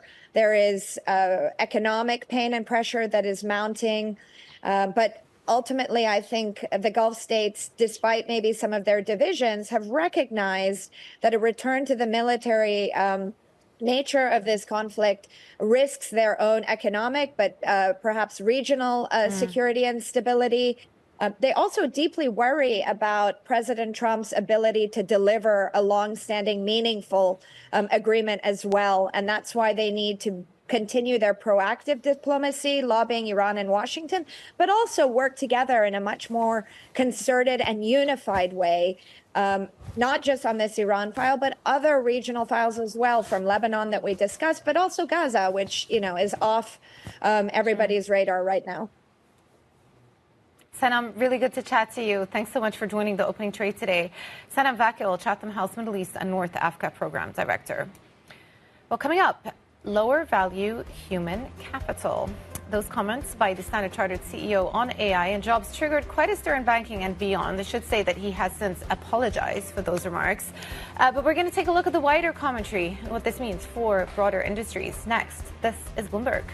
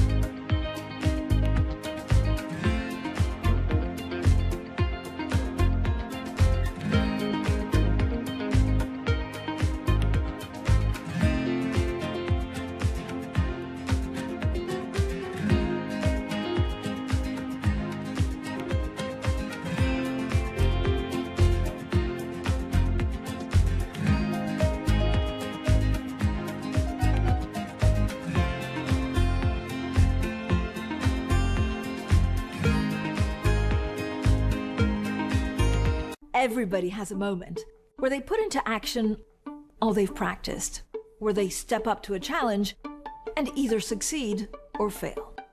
But what are those moments for some of the world's most influential leaders? It was a rough and tumble world, and I thought, okay, I can rise up, I can play this game, and I did play the game. It was great, and it was depressing, and it was disappointing. My chair at the time sat down with me and said, "Succession starts now." I'm Francine Lacroix, an award-winning journalist. For the last 25 years, I've interviewed world leaders, bank bosses, even fashion icons. I'm often asking about the news of the moment. But I've always been curious, who are these people as leaders? Join me for the podcast version of Leaders with Francine Lacroix. I'll start your week with conversations that explore what drives the world's most influential people, how today's leaders got to where they are, where they're going next, and how they've transformed their organization in the process. Make decisions. A poor decision is always better than no decision. You have to have truth tellers around you, and you have to be willing to listen. You don't want to be setting strategy in the middle of a transaction, that's for sure. Do it for the right reasons. Don't do it because of FOMO. We'll also learn lessons which we can apply to our work and daily lives. Tune into the podcast version of Leaders with Francine Lacroix. Listen and watch on Bloomberg Television or wherever you get your podcasts. Middle East and Africa. Vibrant resources and high-yield investment opportunities abound. Join me on Horizons Middle East and Africa for the stories, newsmakers, and insight from this exciting region. Now weekdays, only on Bloomberg. It's a multi-trillion-dollar industry. We'll show you what's happening in ETFs like no one else. ETF IQ, only on Bloomberg.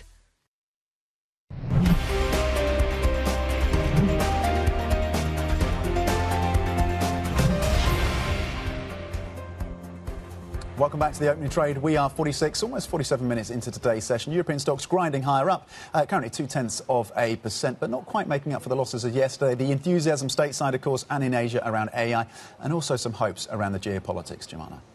UBS Asia Pacific President Iqbal Khan is the latest global banking executive to weigh in on the impact of AI on jobs. Let's take a listen.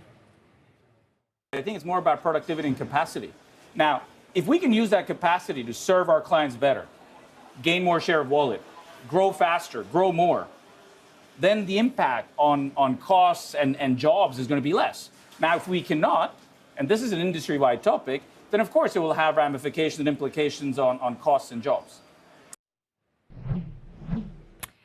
Let's bring in Bloomberg's Charlie Wells. Well, Charlie, this question is being asked to so many different banking executives, and the tone of their response and the words that they have used have obviously differed from bank to bank. But how are the latest comments from UBS sort of fitting in to this escalating commentary on AI coming from these types of executives? Jumana, that is a really great question. And really just within the past few days, we're starting to chart something of a shift in a lot of these comments that we're getting on record from some of the most powerful people in global banking. So we're seeing really a shift from skepticism to bullishness, right? We had those comments from Bill Winters, which he, of course, had to apologize for, where he talked about lower value human capital being at risk due to AI. We had some pretty strong words coming from George El-Hedary as well at HSBC, talking about how AI could destroy jobs. Let's flip and look at some more commentary coming from the likes of Jamie Dimon and CS Venkatakrishnan over at Barclays, talking about how they may need to hire more AI people, how there is this balance to be struck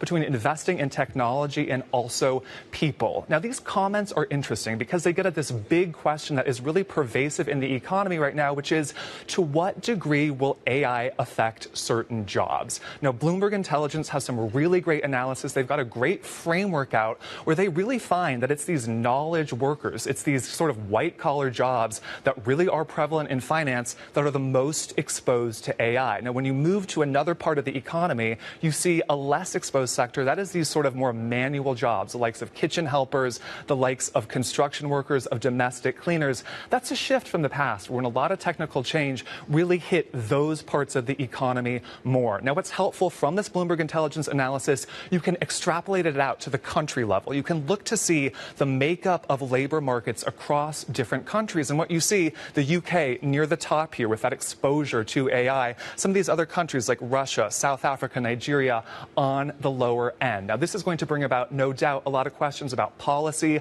a lot of questions about the economy, but also we saw a lengthy publication earlier this week about morality from the Pope himself, talking about AI in his first encyclical, about how it's important to embrace this technology, but also to think about the humans underneath, to think about the humanity, to think about the dignity. So that really added to some of the nuance, some of the dynamics that we're seeing in this conversation from Wall Street to Rome. Okay, Charlie, a great wrap. Thank you very much indeed. From Wall Street to Rome, indeed. Research from Bloomberg Economics, to your point, Charlie, has found 120 million workers across advanced economies are likely meaningfully affected by AI. To discuss these findings further, let's bring in Anna Andrade from Bloomberg Economics.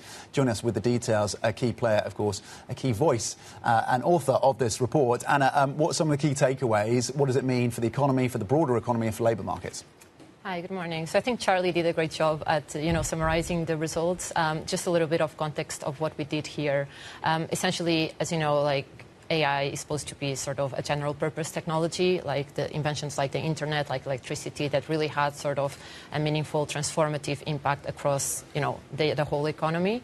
And with that prospect comes, a lot of fears about job displacement.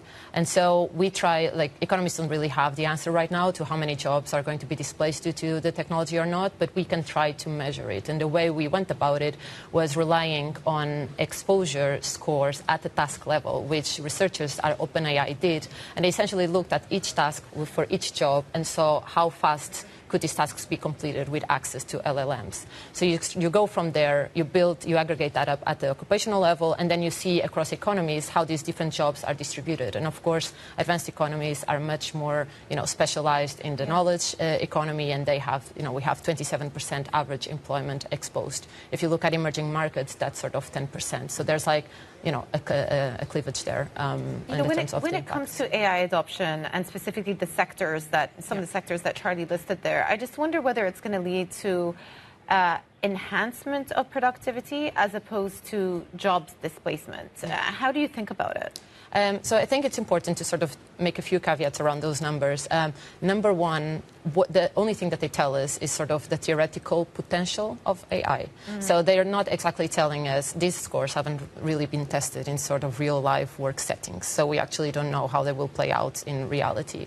We also don't know if that exposure means, fully automation or, as you said, sort of complementarity, in which case it would sort of enhance workers. But what we are seeing, we have actually very good data from Anthropic, which had which put out data on how Claude is being used across occupations and across each tasks. And what you see is that when you map usage versus these exposure scores, usage is still a very, very small fraction of what's, technically feasible.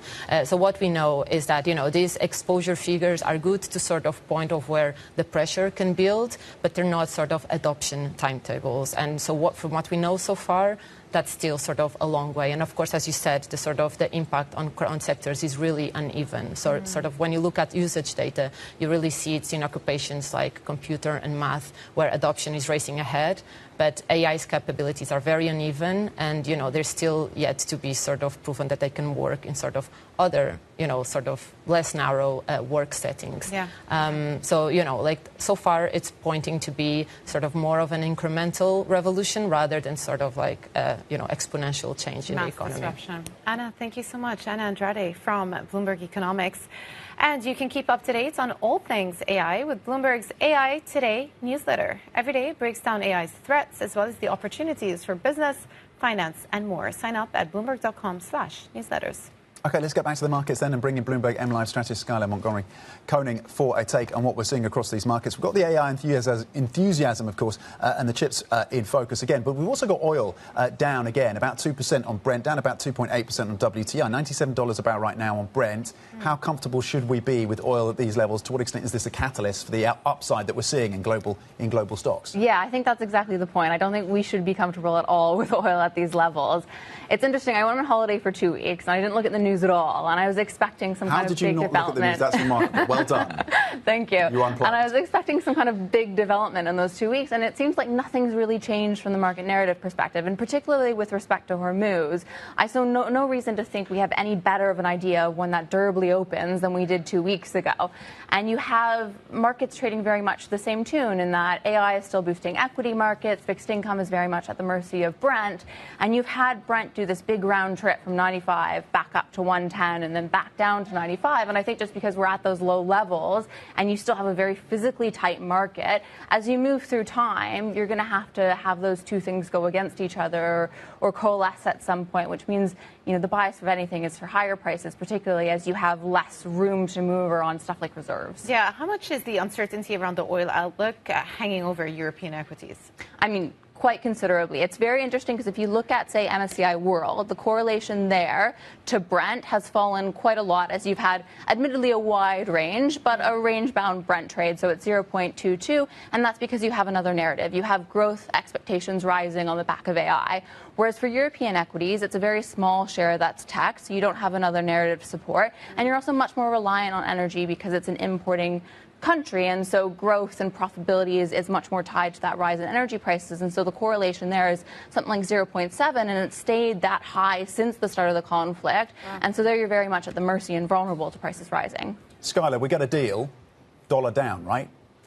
I'm not so sure on that. I think there's been more of a change in the last week. There's something you've actually seen where, because U.S. economic data has come in so strongly, if you look at economic surprises, they're very positive, and inflation is still expected to the upside in terms of, 4% I think is now baked in, and you've had a shift from the Fed that the bias was very much dovish, but last week you saw Waller's comments had more hawkish, and so you've seen U.S. underperformance in the fixed income space, and that means rate differentials have moved strongly in the dollar's favor. So European minus U.S. 2-year rate differentials have fallen quite considerably. They're now below the 200-day moving average, and there's a gap for euro dollar to close to the downside to get there. Skylar, thank you very much indeed. Skylar Montgomery-Koning from our Bloomberg Markets Live team. European markets are up today, up 0.3% on the Stoxx 600. US futures looking to build on the record highs of yesterday, of course. S&P E-minis pointing higher by 0.1%. Nasdaq 100 above 30,000, looking to add 0.2%. That is it for the opening trade. The Pulse is up next. This is Bloomberg.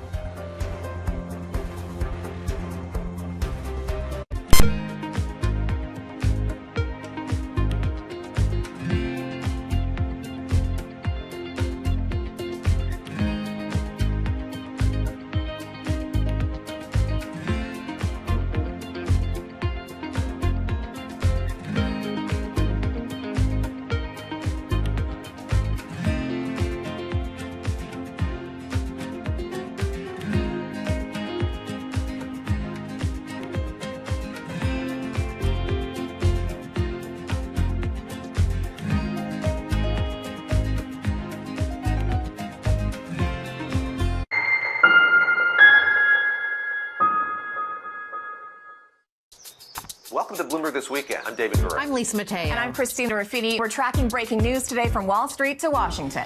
Let's start overseas. The sector is really propelling this deal forward. Yeah, the hope is this will open up new markets and provide some additional liquidity. Of course, now they're going to have competitors. We got a big week coming up in politics. Earnings season is underway. We're going to get some key reports. Everything you need to know before the markets open on Monday. Introducing Bloomberg This Weekend, bringing a little Bloomberg into your weekend routine. Guys, buckle up.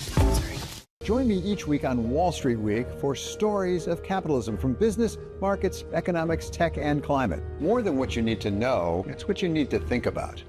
When news breaks, a redhead across the Bloomberg terminal. Bloomberg has you covered. Trump's global tariffs are struck down by the U.S. Supreme Court. For all the context and clarity you need. There's going to be now tons of tariff headlines until midterm elections. Hear it first on Bloomberg. Know how the market day started. Find out how it finishes. Public markets to private markets. From the micro to the macro. Covering retail, entertainment, the business of sports. The supply chains, trade policy, how it all is impacting the U.S. equity market as we drive to the closing bell at 4 p.m. A holistic approach to covering financial markets. If it matters to your life, we're covering it. I'm Katie Greifeld. And I'm Romaine Bostic, and this is The Close. Live every weekday. Only on Bloomberg. Context changes everything. From the world of politics to the world of business, Joe Matthew and Kaylee Lines deliver news, insight, and analysis live 2 times a day, every trading day. Balance of Power at 1 and 5 Eastern, only on Bloomberg.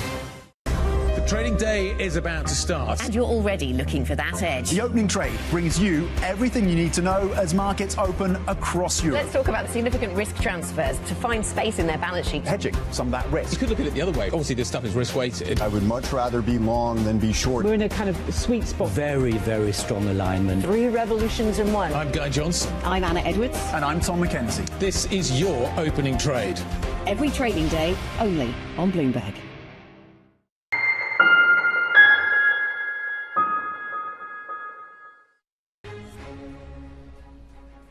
The $1 trillion club, a breakneck surge in memory chip makers, powers global stocks to a record high as SK Hynix and Micron pass the valuation milestone. BP's ousted chairman pushes back against what he describes as a false narrative after being unexpectedly fired just 8 months into the job.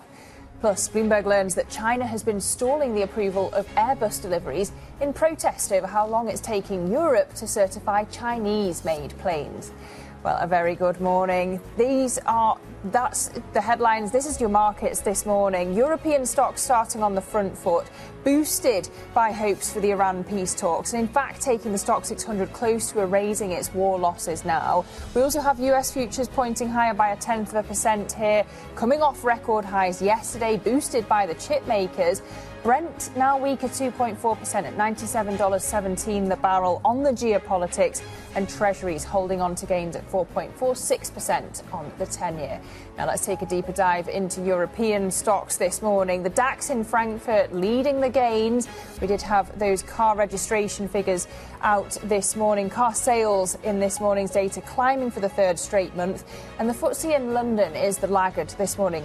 No surprise, really, given we've got lower oil. So energy, one of the worst performing sectors of the day. Let's get you started with the pulse.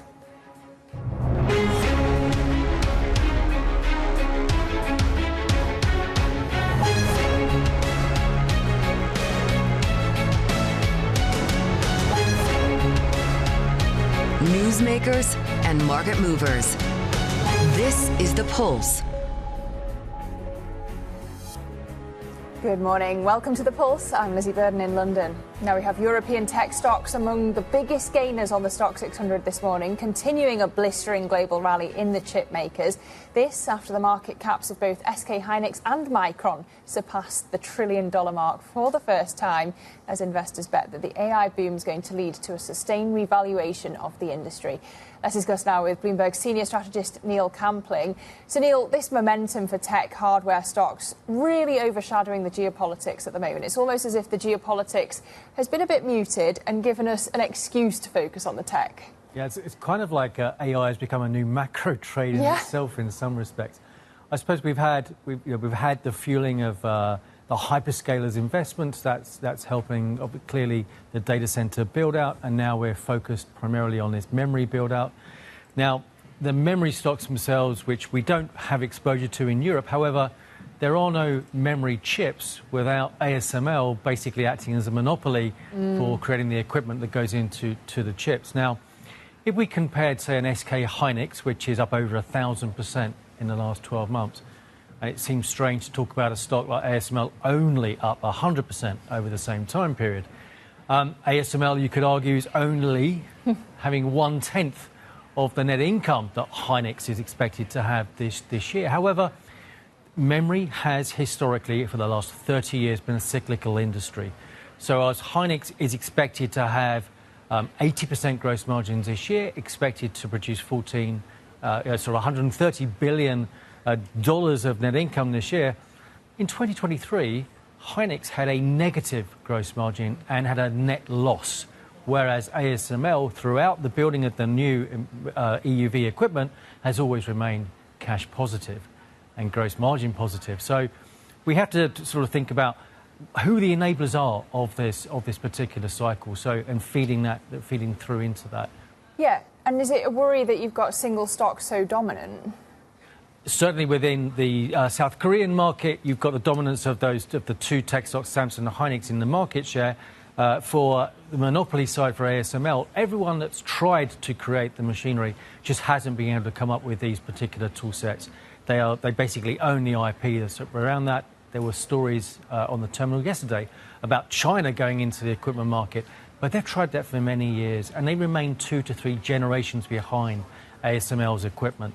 So in terms of memory being 3 to 4 companies dominating that cycle, ASML in itself has got many, not just the memory companies, but also the likes of Intel and TSMC as primary customers as well, so they have a more diversified base. It's not just purely the AI trade, but I think in the hardware space, what we saw with Lenovo last week with a massive raise of their guidance, is that the impact is on AI hyperscalers buying, consuming the memory chips that requires then for other providers that require memory to then go out and look for alternative sources or having to pay up high prices. DRAM, the spot price of memory has gone up 600% since the end of August. That's inflationary in itself, but that creates other ripple effects that creates risks as well as profits for some, but risks for others. And unfortunately for us as consumers, that whole inflationary word, which we're quite worried about, we are going to end up paying the price for the lack of supply that's out there for other devices. Neil, we love all of the numbers, all of the context. Neil Campling, thank you very much on the tech story. Now, global stocks have been fueled by that acceleration in tech shares, but also by hopes for an easing of geopolitical tensions. We can speak now for analysis to Sharon Bell, Senior European Equity Strategist over at Goldman Sachs. Really good to have you back, Sharon. My pleasure. I'll come to tech, but I want to start with the geopol. If we are to get a resolution to the Iran war, would that change your thesis for European equities? I think a quick resolution certainly would help European equities because unlike the US and Asia, Europe has a little less exposure to the tech trade. It's not got zero exposure, but it's got less exposure. It's got much more exposure to higher energy costs, to higher inflation, to the weakness in growth related to the consumer seeing the squeeze.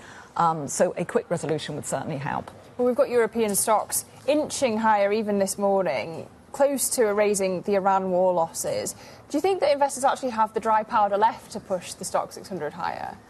Yes, I look, global equities have done extremely well, haven't they? And I think Europe has also benefited from that global trend. And although it has less tech exposure, it's got other things. It's got some of the enablers, as we've just discussed, plus the utilities companies, which benefit from higher energy, more expectations of needing more energy in the future. The industrials, for example, which provide a lot of the equipment for the AI story. So Europe's got a lot of those drivers. I do think global markets see this. And in terms of sort of the recovery we've seen, it's largely because earnings have been robust still. Not just in the US and Asia, but in Europe too. We've not seen downgrades in aggregate. Yeah, but then if we talk about the yield story, you've written about how sensitive equities are to higher yields, and you say that the pain's shifting. Yeah, so I do agree that while earnings have been a driver, so you haven't really seen valuation move up. In fact, if anything, it's generally moved down a tiny bit globally. You've also got a bond market which is now yielding, in the case of Germany, sort of 2.5% to 3%. Yeah. In the case of the UK and the US, around 4.5%, 5%. These are very high yields. They must provide some attractive alternative asset to equity. I think, though, part of the problem is the big fear for investors is inflation, and they regard equities as a little bit of a saviour, a safe haven in an environment of slightly higher inflation. Yeah, and then which sectors become more resilient or look more resilient if yields stay higher for longer? Well, I think the sectors that would be most damaged by constantly higher yields would be rate-sensitive sectors, say like real estate or home builders. They would benefit of a quick resolution in this war. If energy prices start coming down, they would certainly benefit from that relief in inflation, that relief in rates. If you don't get that, if they stay sticky and high, then you want to be in things that can grow out of your problems, as it were. Things like tech, things like utilities, things like industrials. OK. Just coming back to what Neil was talking about, I wonder how you play the AI story when it comes to Europe. Yeah, it's trickier in Europe because there are fewer names with very direct exposure, but there certainly are some. So we like tech in Europe, where we do think that there are big beneficiaries of the AI transformation that we're seeing. But industrials are another way. Utilities, especially renewable companies, we're going to need more energy, not just for the AI story, but more generally, broadly across Europe, you need more. So I think there are actually plenty of sort of market cap ways to play it in Europe as well. And you don't worry about the single dominance. It's a global trend, but of single stocks so strong within the tech space. Within the tech space. Look, it is a worry for global investors. And in fact, in some ways, it's to Europe's advantage because US investors in particular see that when they invest in the US, they're investing in 5 or 6 companies, really, and they're very concentrated in their sector exposure. Whereas if you invest in Europe, the breadth has been wider. It's not been as concentrated. It's not been as strong either. It's not been as concentrated. And that's one attraction for global investors of investing in Europe. Yeah, spreading your bets a little more. Yeah. When it comes to the UK in particular, it's died down a little, but it's still in the background, the political uncertainty. How does it change your outlook for UK markets, really? Yeah, so undoubtedly. Uncertainty in the UK, I think, the big issue for the UK is probably the political uncertainty wouldn't matter very much if the UK were not as fiscally vulnerable as it is. Yeah. So it's a fiscally vulnerable sovereign. We've seen bond yields rise globally. It's the more vulnerable ones that get hit the most. And at the same point in time, there's also political uncertainty in the UK as well. So it's a kind of double whammy for the UK. I wouldn't worry too much about the FTSE 100. As you said in your earlier slot, it's very dominated by energy and global prices and things like that. It's a super global index. 80% of earnings are outside the UK. But for, say, FTSE 250, a mid-cap index or a small-cap index in the UK, it's much more sensitive to domestic growth, domestic risks, including higher yields. Yeah, and when you've got such a powerful bond market, right, it seems, according to our economists, like tax rises are likely from whichever candidate becomes Prime Minister. Does that make the FTSE 250 look less attractive? Yeah, tax rises, of course, you could see these for some of the big cap companies as well, which are in the FTSE 100. So obvious areas would be, say, the energy sector. Or maybe financials, and you've certainly seen tax rises in the past. But yet broad-based tax rises, again, that's another hit to the consumer, another hit to the domestic economy, another hit to growth, which is facing lots of hits at the moment. I would say final thing on this, though, is that everyone knows this. So the valuation of these companies is rock bottom, unlike the valuation of, say, AI companies in Asia or the US, which is tip-top. OK. Sharon, thank you very much. Sharon Bell, Senior European Equity Strategist at Goldman Sachs. And we will be coming back to the UK market later on in the programme in the context of M&A and IPOs. Well, now to another story this morning. Ousted BP chairman Albert Manifold has pushed back against what he says is a, quote, false narrative regarding his departure from the energy supermajor. The company unexpectedly fired Manifold after 8 months. Only 8 months in the job, citing serious concerns related to governance standards, oversight and conduct. To learn more, let's speak now to our Bloomberg Big Oil reporter, Mitchell Furman. Mitchell, what do we know about BP's decision to fire Manifold then? BP's senior independent director, Amanda Blanc, who's Aviva's CEO, she said that when the board learned about these, the board was surprised to learn of these oversight and governance issues related to Manifold, and that Blanc deemed them unacceptable. So Manifold disputes this characterization entirely, and he said he won't allow this false narrative to go forth, and that he'll challenge it. So BP hasn't responded yet to Manifold's response, which came later in the day yesterday. But, stay tuned for any more from BP. Well, I mean, this isn't the start of BP's leadership troubles. Has this news raised concerns that they'll continue?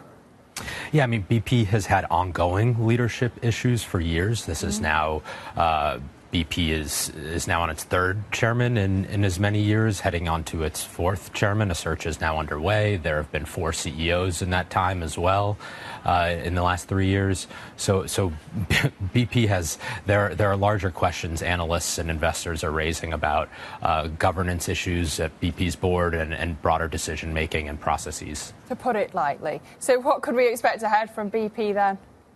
Yeah, BP needs to answer some questions. There's a lot of uncertainty and a lack of clarity around what happened here. It's quite a thing for a board chair to be fired. It doesn't happen too often. BP will be focusing on oil and gas with their new CEO Meg O'Neill in place since April 1st, but there are serious governance questions with this ongoing leadership turmoil there. Okay, Bloomberg's Mitchell Furman, thank you for the update on BP's latest woes. Well, coming up, lower value human capital. Those comments by the Standard Chartered CEO on artificial intelligence and jobs triggered quite a stir, didn't they, in the banking world and beyond. So we'll take a look at the wider commentary next. This is Bloomberg.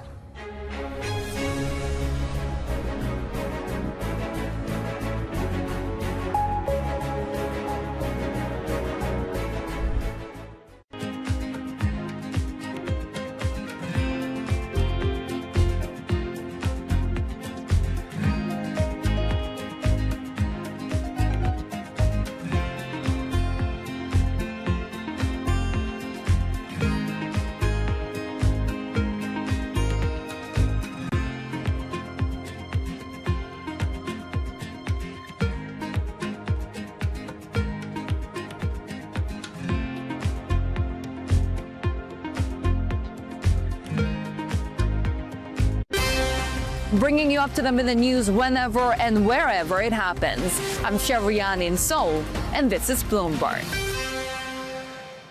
It's the world's second largest economy with a growing influence in global affairs. Bloomberg The China Show brings you the unmatched expertise you need to keep track of breaking news, in-depth market analysis, and the most influential newsmakers in and around China. We need to do more to engage the market more. We're risk on. I think we caught a little sweet spot. Massive savings right now. It's already a different game. Bloomberg The China Show. Weekdays around the world, right here on Bloomberg. Context changes everything. Technology is embedded in every aspect of our lives. And laying the foundation for the future. From finance to defense, AI to entertainment. And from the road to the stars. Bloomberg brings you the latest stories of the people and companies pushing the tech sector to new frontiers. And the politics that shape global tech markets. I'm Caroline Hyde in New York. And I'm Ed Ludlow in San Francisco. Watch Bloomberg Tech every weekday. Only on Bloomberg Television. Key investors, top executives, global innovators. Join me for in-depth conversations with the biggest newsmakers on the day's top stories. Insight with Haslinda Amin, only on Bloomberg.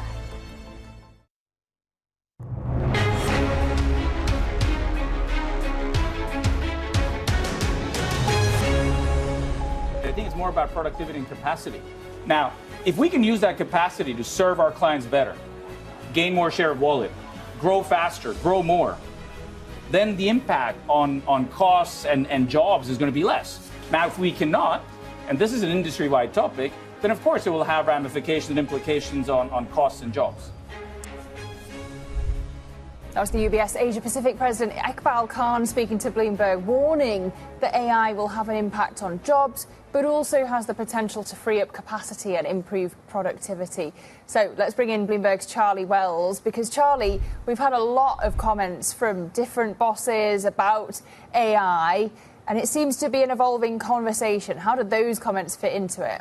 Great question, Lizzie. Well, we're clocking a shift here. We're starting to see this general movement from some of the most powerful people at some of the world's largest banks, moving from some skepticism to real bullishness here, some real strident language in just the past few days. So we'll all remember that Bill Winters quote about lower value human capital being replaced by AI. He had to apologize for those comments, but those speak to some of the positivity that a lot of these banking leaders have around AI, or at least some of the strident tone that they've been using. So George El-Hedary talking about how AI will destroy certain jobs. Let's flip and look at what else we've got on the record from these executives. We've got Jamie Dimon, for instance, talking about how the bank will have to be hiring more AI people and probably less bankers. That is striking if you think about the industry at large. And CS Venkatakrishnan talking about the need to invest in technology, but also in their people. Now, this gets at a really big question that a lot of employees have across the globe, no matter what sector they work in.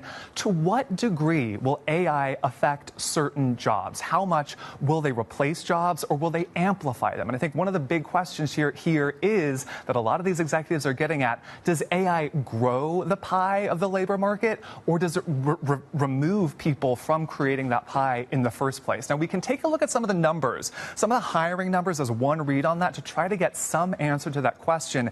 If you look at the breakout year, 2021 to 2022, when we really saw AI start to take shape, you can see that when we go over time, you see an increase in hiring at the likes of JP Morgan. That's that blue line there. But you see flat or decreased hiring. Let's take a look at that white line, Bank of America, going down over the years that AI really has taken a boost. Now, again, it's still early days. This has many factors at play. But what we know are there are going to be a lot of policy questions, a lot of economic questions, and even moral questions coming into play. Earlier this week, we had a lengthy disclosure, a lengthy publication by the Pope himself talking about AI really coming front and center in his encyclical, the first of his papacy, talking about how important AI is, but also to keep humans in mind, to keep that human dignity front and center as this technology develops. Thank God for that. Bloomberg's Charlie Wells, thanks for the update. OK, so that's the commentary, the context to all of this. We've also got some new research from Bloomberg Economics finding that 120 million workers across advanced economies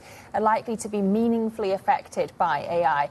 Let's get more from one of the authors of that with Anna Andrade, Bloomberg Economics economist. So, Anna, I wonder what meaningfully effective actually means. Is this a nice term for ousted? I think that's actually one of the interesting bits around these exposure measures, is that we actually don't know whether exposure means fully displaced or it just means augmented. But just a little bit of context into what we've done here. We've essentially, there's a lot of there's a lot of fears about, AI displacing jobs. And economists, it's hard to sort of measure the scale of disruption at the moment, but we can try to do that. So what we've used are sort of work by OpenAI researchers, where they just go task by task in each job and they classify how fast would each task be completed with access to LLMs. So from that starting point, you then sort of weight up the sort of exposure scores at the occupation level. And then, of course, what will matter for macroeconomic impact across economies is how these jobs are distributed across economies. And what the results show is something that sort of has become sort of familiar, which is those sort of jobs where there's a lot of complex cognitive work that typically require higher levels of education. Those are more exposed than jobs that probably require more sort of physical routine labor. So that obviously means advanced economies sort of with a bigger share of employment exposed. We have around 27% of total employment exposed in advanced economies. Comparing that with emerging markets, it's just 10%.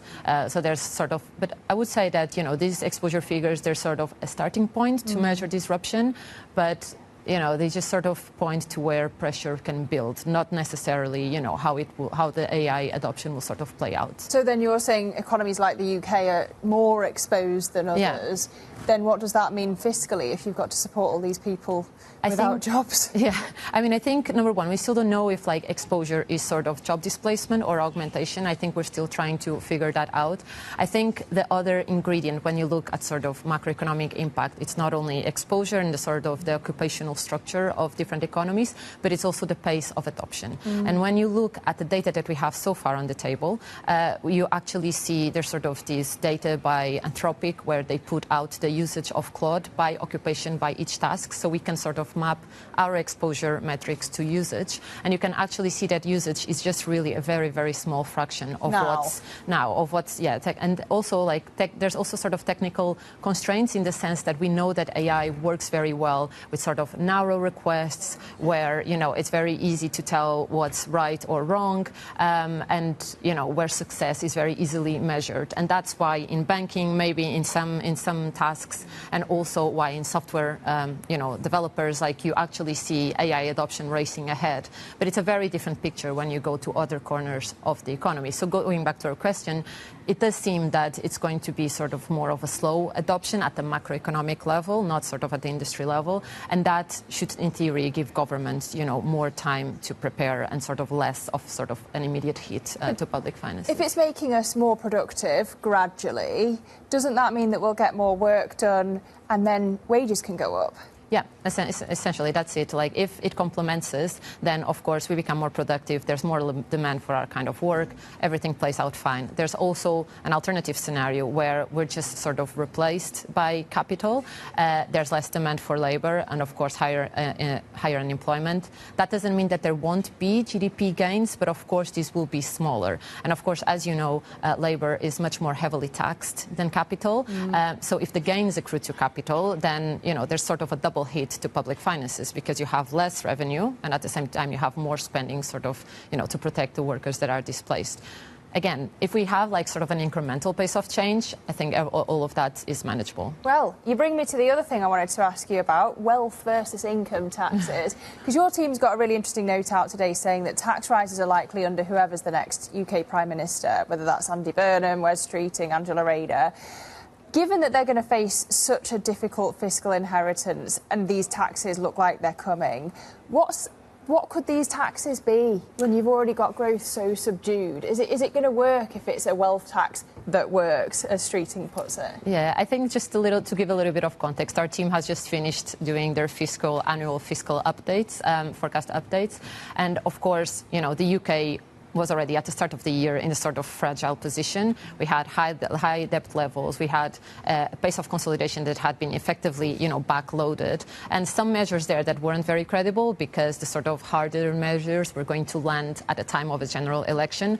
So there were sort of big question marks around the sort of the outlook for public finances. We've incorporated now the impact of the war in Iran, the rising interest rates, the sort of hit to growth, and that really leaves sort of the Chancellor meeting her current budget rule by 6 billion. So that compares with 20 billion sort of. A razor-thin margin again. Essentially. So it does seem that, you know, some sort of corrective action is necessary. Now, of course, this brings back the debate that we were having at the same time, like in November last year, which is essentially where do they go for? Because, of course, economically speaking, the best way to raise revenue is to go after big tax bases and tax bases that don't distort growth that much. What are those? Those are income tax, that's VAT.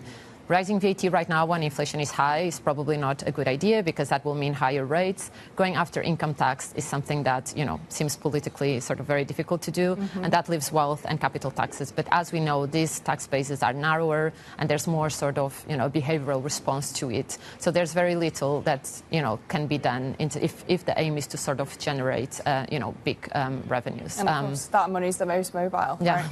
All right, Anna, thank you for the analysis. That note available on the terminal from Anna's team, Bloomberg Economics. You can also keep up to date on all things AI with Bloomberg's AI Today newsletter. Every day it breaks down AI's threats as well as the opportunities for business, finance and more. So do sign up at bloomberg.com/newsletters.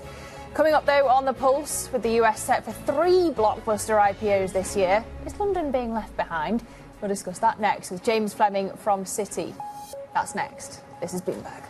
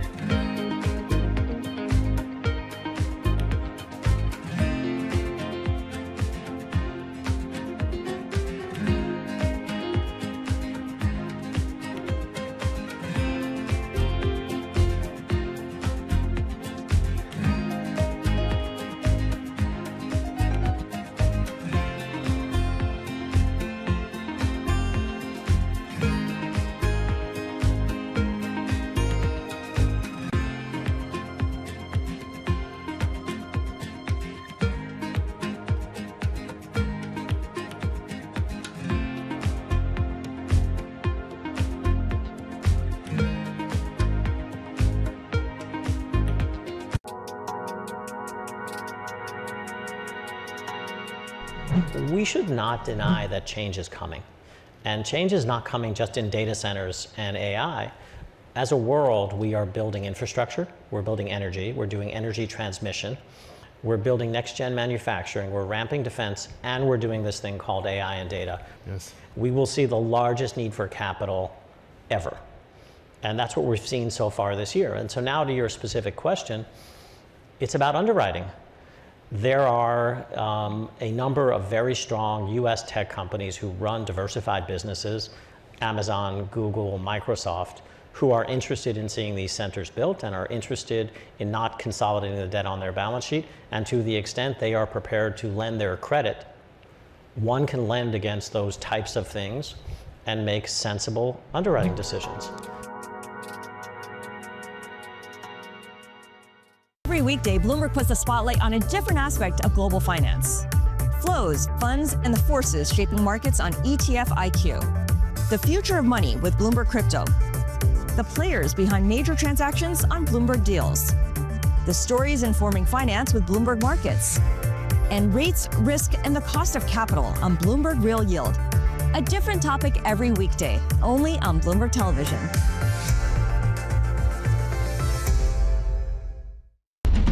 What is going to be the consequence for U.S. markets?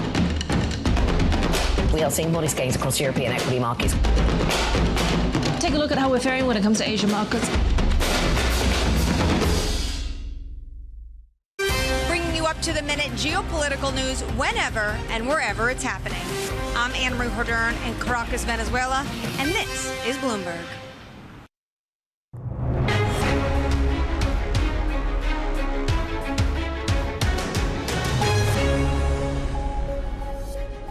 Good morning and welcome to The Pulse. I'm Lizzie Burden in London and these are your top stories. The $1 trillion club, a breakneck surge in memory chip makers powers global stocks to a record high as SK Hynix and Micron pass the valuation milestone. Meanwhile, BP's ousted chairman pushes back against what he describes as a false narrative after being unexpectedly fired just 8 months into the job.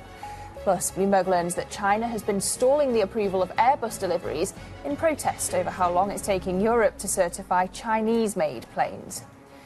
Those are your headlines this morning. Diving into the geopolitics now, the US continuing to tout progress working towards a peace deal with Iran to end the nearly 3-month-old war, even as fresh hostilities and uncertainty over the Strait of Hormuz continue. Let's get more now with Germana Bassecchi, Bloomberg Middle East and Africa anchor of Horizons, of course, with us though in London. So Germana, it seems a bit baffling. You've got peace talks on the one hand, but also military strikes at the same time. Yeah. What's holding up the talks? Yeah, well, I think you're referring to the incidents yesterday around the Strait. And I would say now, 24 hours on, it does appear to be an episode, a singular episode. Neither side showed an inclination to take it one step further. So we did have that skirmish, that is right. U.S. ended up hitting Iranian assets, and Iran on their side also said that they had fired at U.S. drones and a fighter jet. But at the same time, negotiations were continuing. And we know that the Iranian Foreign Minister Abbas Araghchi, alongside the Speaker of the House, Mohammad Ghalibaf, were in Doha yesterday, continuing talks with Qatar, interestingly enough, which also sort of underscores the role that some of these Gulf Arab nations are playing now in getting a deal across the line. But what we understand in the last 24 hours is the main sticking point is the sequencing of how this is all going to happen. And remember, we've been talking about 2 phases. Essentially, the first phase would be a reopening of the Strait in exchange for economic relief. The second phase would be a picking up of the nuclear file and the fate of that enriched stockpile. Now, what Iran are insisting on is an unfreezing of assets. In total, they have about $100 billion worth of frozen assets. What they're saying is they want $24 billion of those assets to be unfrozen in the first phase of the ceasefire. Immediate release of $12 billion, this is per Iranian media, and then a gradual release of the remaining $12 billion. Now, the issue is that the U.S. don't want to be seen giving too many concessions to Iran in order to open up the Strait in the first phase of this deal. And so this is the point of contention right now. How much economic relief are the U.S. willing to give? And at the same time, can we get to a resolution on the Straits in the absence of the U.S. giving them something in return in terms of sanctions relief or lifting of these assets. Yeah, because it comes back to the point that you've raised repeatedly. If the U.S. gives away too much, then what's it really gained through all of this so far? And especially as you think into the bigger story about all of this. I mean, the reason the U.S. went into this war was to ensure that Iran would not go on to develop a nuclear weapon. If they're giving too much of their cards up in phase one of the deal just to get the Strait reopened, and by the way, the Strait was open before the war started, then they don't have a strong hand in phase two. And this is why the U.S. administration has come under so much criticism, particularly from the more hawkish members of his advisors, the team, Lindsey Graham, but then also the big question mark about Israel, too, and whether they would actually subscribe to a deal whereby the U.S. are offering economic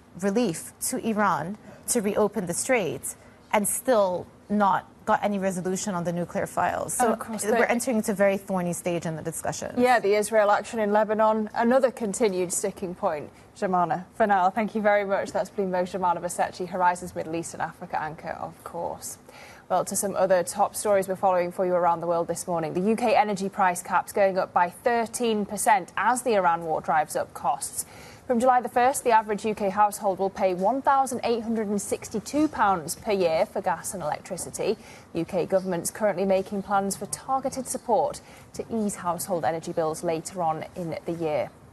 Elsewhere, the governor of the Bank of Japan has described the oil price shock as a broader test of the entire inflationary regime. Speaking in Tokyo, Kazuo Ueda gave no hint of how that dynamic might influence the outcome in next month's policy meeting. Japan's experience shows that oil price shocks are never just oil price shocks. They are tests of the entire inflation regime. Or the boundary between temporary and persistent inflation is not mechanical.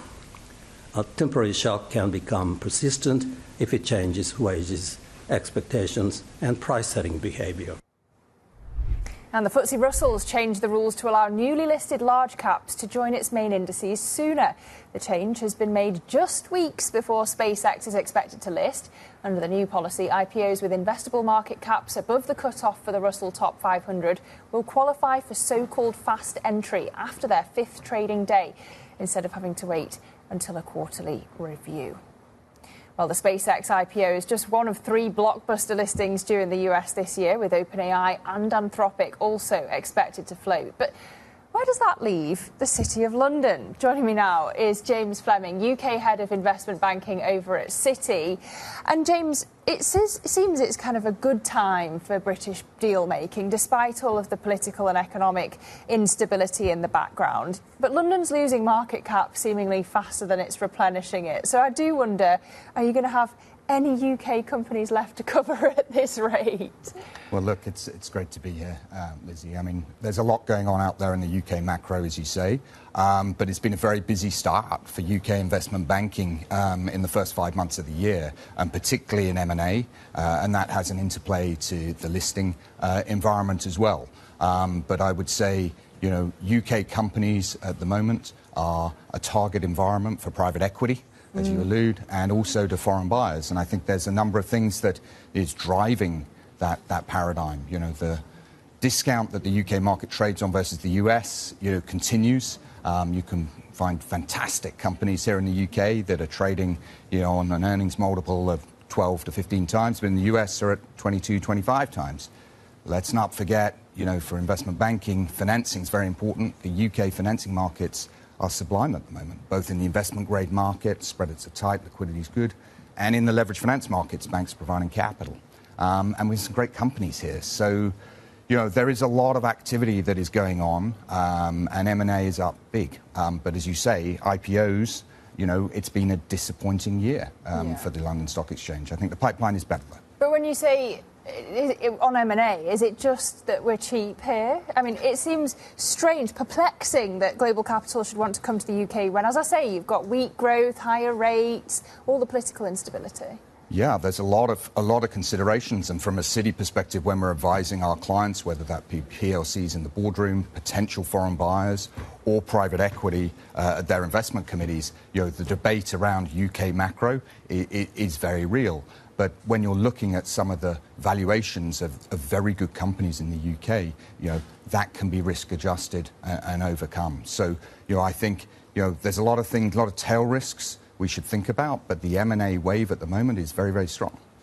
And there's nothing that a potential leadership candidate to replace Keir Starmer could do to derail that confidence, James? Look, I think, let's see what the summer holds. What do our clients and our boards value the most? It's stability. So by the very nature of your question, Lizzie, instability may cause room for pause. We have seen a little bit of a slowdown in May, but nothing to derail. I think, depending on what happens, you could have a pause to M&A, but I don't think it stops, because I think the liquidity flows, and if you look at private equity, all their dry powder, their need to invest, and where valuations are in the UK, I think on a risk-adjusted basis, that M&A wave will continue. Who's buying the UK right now? Do you see it changing as a result of the Middle East war? Is there an influx of interest because of it? Yeah, so clearly at the moment the flow of capital is coming predominantly from the US into the UK. You take, for example, recent large transactions in the UK, Nuveen on Schroders, or indeed the McCormick transaction, which the Citi team advised on $45 billion of Unilever Foods. They're examples of US companies coming into the UK. But despite what's going on in the Middle East, we have a lot of dialogue with our Middle East clients. They are open for business. They are looking to move capital into the UK. Asia, interestingly, is having a record year of outbound M&A. Now, only a small part of that is coming to the UK. So it's a blend, but the US is moving the most. OK, so when it comes to the IPO market, we've got some of your key points there. What would you diagnose as the main problem? Look, I'd be careful on the word problem if I could and challenge that. A couple of things I'd state is, it's been a tough year for UK listings, but it's not been much different on the continent in the EU. Their bourses have had a similar level of activity. So that would be observation number one. I'd also say the rise of private capital is important because it has changed the calculus. Private capital is enormous. It's very flexible. And it has changed that calculus. If you're an issuer or a vendor, you don't have to IPO so much now. Why would you list at all? Well, I think there are a lot of reasons why you would list. It is permanent capital and brings great discipline, access to funding. So a lot of reasons why you would list. But I think you don't have it as one of your only options. Private capital can allow you to be private for longer. The other point I'd make, Lizzie, is back to M&A. A lot of our clients, when they're looking to sell assets, will run dual tracks, IPO versus M&A. And when the M&A environment's hot and we're able to fund that, vendors tend to take the certainty over the potential risk of an IPO. So just finally, apart from the FCA shaving a week off the listing process, what's going to revive the UK IPO market then? Yeah, look, so we've got a lot of companies in the pipeline, as has the street. Success begets success. You've referenced yourself some of these large IPOs in the US, which we hope will be very successful, and that will come across the pond and foster the IPO environment here. I think, interestingly, the IPOs that we have in the pipeline for the UK are larger than I think people probably expect, and they're also not just domestic companies, but also international companies coming back to London. OK, a very confident James Fleming. I hope you're right, James. Thank you very much. This is the UK Head of Investment Banking over at Citi. Thank you. Now, to some transport stories this morning. China is said to be stalling approvals for Airbus plane deliveries over the pace of European regulators certifying Chinese-made aircraft. Bloomberg understands that for the past few months, China's delayed final approval that allows the jets to enter the country and begin service. We can go now to our Bloomberg Managing Editor for Space and Aviation, Benedict Camel. So, Benny, good morning. China seems to be delaying Airbus deliveries at the exact time that it's seeking global certification for its own passenger jet. Is that a coincidence, really? Well, few things are coincidences, and you're right. There is this sort of interplay going on between China and the Western world, shall we call it. And they're using They're a huge aviation market. It's the second largest in the world behind the US. They are huge buyers of both Airbus and lately also Boeing planes. And they are using that force to put some gentle or not so gentle pressure on the likes of Airbus and on Boeing and on the certification agencies to say, if you want to keep selling into our market, we want something in return. And what they want is for their own plane, the COMAC C919, to get certified in Europe and in the US. This is a plane that is flying. It's flying in China. It's flying in very low numbers, and it's not flying anywhere else at this point. So that's something that they want to change. And for the time being, obviously Europe and the US being rather protective of their markets, of their industries, and they haven't certified that plane yet. So that's sort of the tit for tat that's going on right now, as we understand. So how unusual is it then in context to see aircraft being used as such a tool in global diplomacy, Benny? Well, actually, it's something we've seen more and more of in the last sort of year and a half, and it's something that's really come to the fore under the Trump presidency. You know, Trump has traveled the globe and made deals using Boeing aircraft as a sort of tool of statecraft. So he went to Qatar last year and they signed a massive deal for aircraft, then hoping they would get something in return, principally sort of military protection and so on. He's done the same in markets like Europe, in Asia, and then in China quite recently on his trip. The hope had been that he would sell, or that Boeing would sell maybe 500, maybe even more aircraft. They walked away with a slightly more nebulous deal. It was 200 planes. We don't know exactly what they agreed on. What we're hearing is that China is trying to sort of keep its powder dry a bit. There are more meetings between Trump and Xi coming up later this year. So clearly planes are a mechanism, are a tool for diplomatic ends, and that's happening. And in some ways, this is also what's playing out here between the Airbus and the COMAC C919 spat.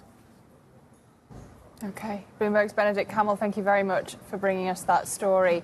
We're saying with airlines, sanctions were expected to weaken domestic Russian airlines, starving them of spare parts and repair expertise. But that script isn't playing out. That's the topic of today's Bloomberg Big Take, which looks at how Russian airlines skirt sanctions to keep their jets flying. Let's bring in Kate Duffy, Bloomberg's aerospace reporter, one of the authors of this Big Take, in fact. So Kate, talk us through the kind of tactics that Russian airlines are using to circumvent these sanctions from the US, the UK and the EU. Yeah, so from the documents and the data that we've reviewed, we're seeing that Russia is actually funneling aircraft parts made in the West for Boeing and Airbus jets through friendly countries and into Russia. So those friendly countries being India, Turkey, the UAE and Kazakhstan of the likes. But these pipelines tend to start in the West. So we've picked up two examples in our article, and one of them being this aircraft parts trader in Luxembourg called Valair Asset Solutions. So VAS actually arrange for two CFM engines, so those engines that fit under the wing of an Airbus jet, to be delivered or sent from Canada in storage over to a buyer in India. But what they weren't aware of is that actually these engines were eventually going to end up in Russia's fleet. So the Indian company, they say, had duped them, essentially. They weren't aware that this was going to happen. They said it was in blatant violation, these exports in blatant violation of the contract between them, VAS, and Oman Aviation, this Indian buyer. And this is something that is happening across the board. You know, lots of experts that we spoke to said that this is common. And yeah, I mean, this is the data that we picked up. And so actually, for all the sanctions, it seems like Russian airlines are thriving. Yeah, well, after Russia invaded Ukraine, I think it was widely expected that the aircraft in Russia would decline, or there'd be a demise of the Russian fleet. But actually what our research is showing is that the number of Airbus and Boeing jets in Russia's fleet has only seen a very minimal decline since 2023. Actually, exports of aircraft parts to Russia have increased since that time. And there are as many passengers flying in Russian aircraft now as there were before the war. So really, this is aided by the smuggling that is happening through these friendly countries and these one-day companies that are just kind of setting up for a day and closing after weeks of being alive. And this is essentially helping, obviously, the Russian fleet to keep on flying. Yeah, unintended consequences seems to be a theme of this morning's programme. Kate Duffy, though, it's a really great read, so thank you for bringing us to it. It's the Bloomberg Big Take this morning. Now, to some other top stories that we're following today. European car sales have climbed for the third consecutive month, rising 7% to 1.15 million in April. This as consumers continue to snap up more electric and hybrid models. In Germany, Europe's largest market, where a new subsidy is in place, EV sales jumped 41%. Elsewhere, a strike at Samsung's been averted after workers agreed a pay deal that'll see them get an average bonus of $340,000. Samsung is the world's biggest supplier of the memory chips, and the agreement avoids what could have been a damaging strike for the company and the wider tech industry. And Bloomberg understands that Taiwanese prosecutors suspect that 3 individuals successfully smuggled at least one shipment of NVIDIA AI chips to China after first exporting them to Japan. The trio was detained last week for allegedly falsifying documents related to exports of Supermicro computer servers containing advanced NVIDIA chips. Taiwanese authorities haven't accused NVIDIA or Supermicro of any wrongdoing. So those are some of our top stories this morning. But coming up on the poll, Switzerland considers capping its population at 10 million. But company bosses warn of dangerous consequences. More on that next. This is Bloomberg.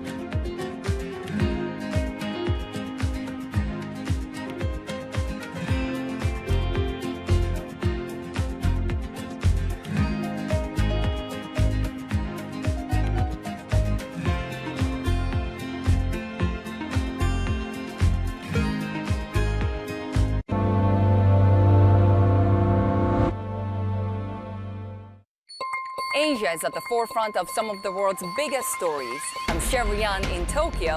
And I'm Heidi Stroud-Watts here in Sydney, where the trading day begins. We're here in the centre of all the action to get you set up with the numbers, news and knowledge you need for the day ahead. The demand is indeed recovering. We've been waiting for this moment. The opportunity of a century. Join us on Bloomberg The Asia Trade. Weekdays only on Bloomberg TV. Context changes everything. Good morning. This is Bloomberg Surveillance. Welcome back to the opening trade. Watch Bloomberg Tech. This is the Asia Trade. This is Wall Street Week. Welcome to Balance of Power. You're watching Bloomberg Deals. Welcome to Bloomberg This Weekend. This is Bloomberg Television. Middle East tensions are high. Both sides willing to go back to the battlefield. The narrative changes moment to moment. Is there a ceasefire? Is there not a ceasefire? Markets are up, markets are down. Count on Bloomberg for up-to-the-minute reporting. Breaking news this morning. Breaking news in the last few minutes. On-the-ground perspective. Talking to you from the bomb shelter. This White House still pushing. And the analysis you need to make informed decisions fast. Clearly, nothing is final until it's well and truly final. The really important question is whether we'll get second-round effects. Nobody covers geopolitics like Bloomberg.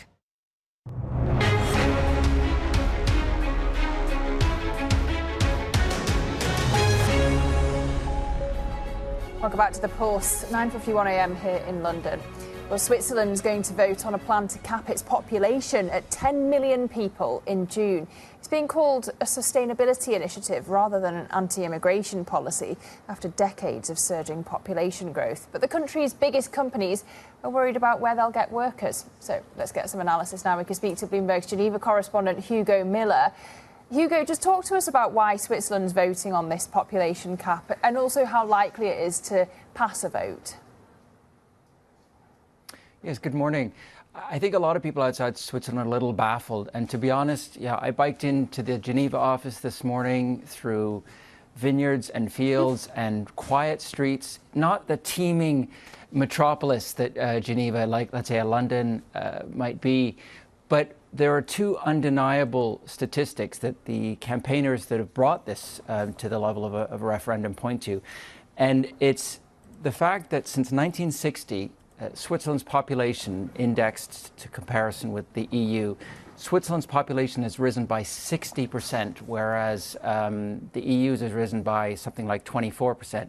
So nearly triple the population growth.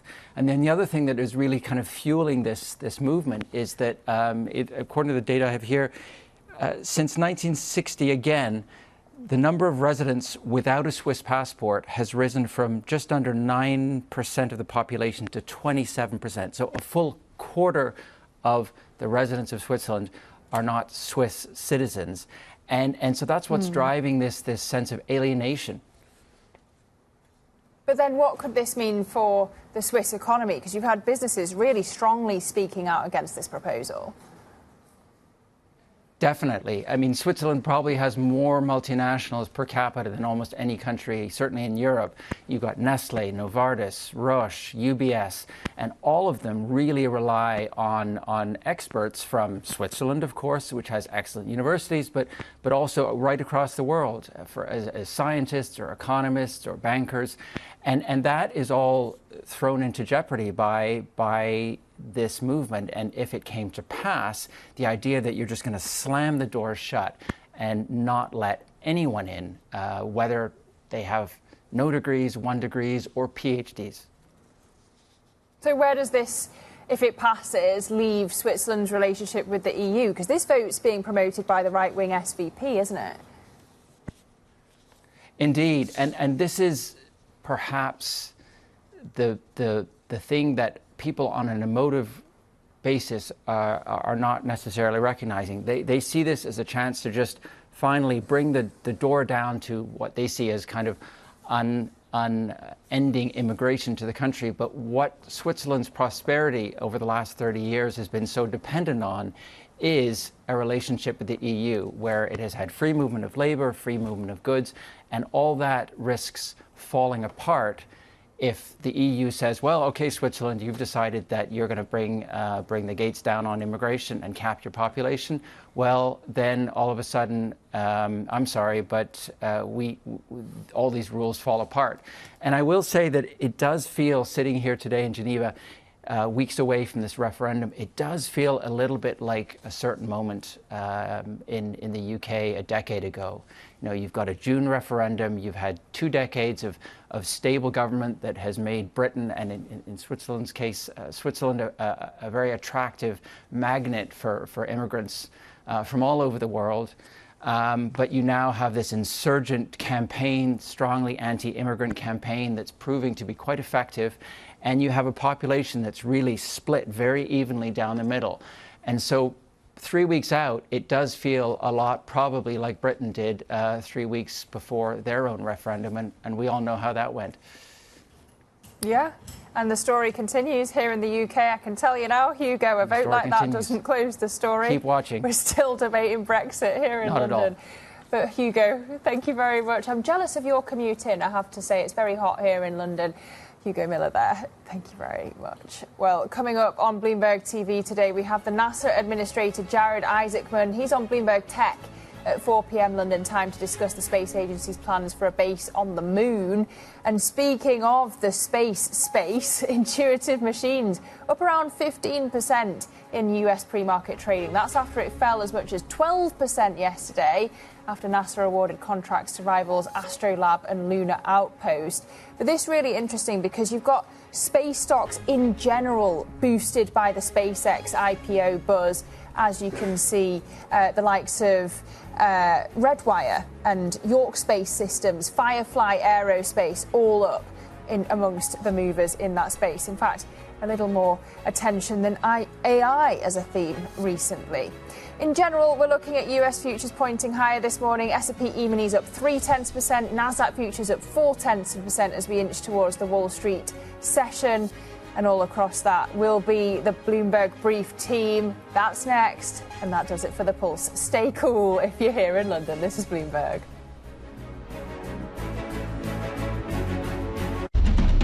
Astonishing day for US technology. Shaping the region's technology ecosystem. Asia's biggest tech news and innovation.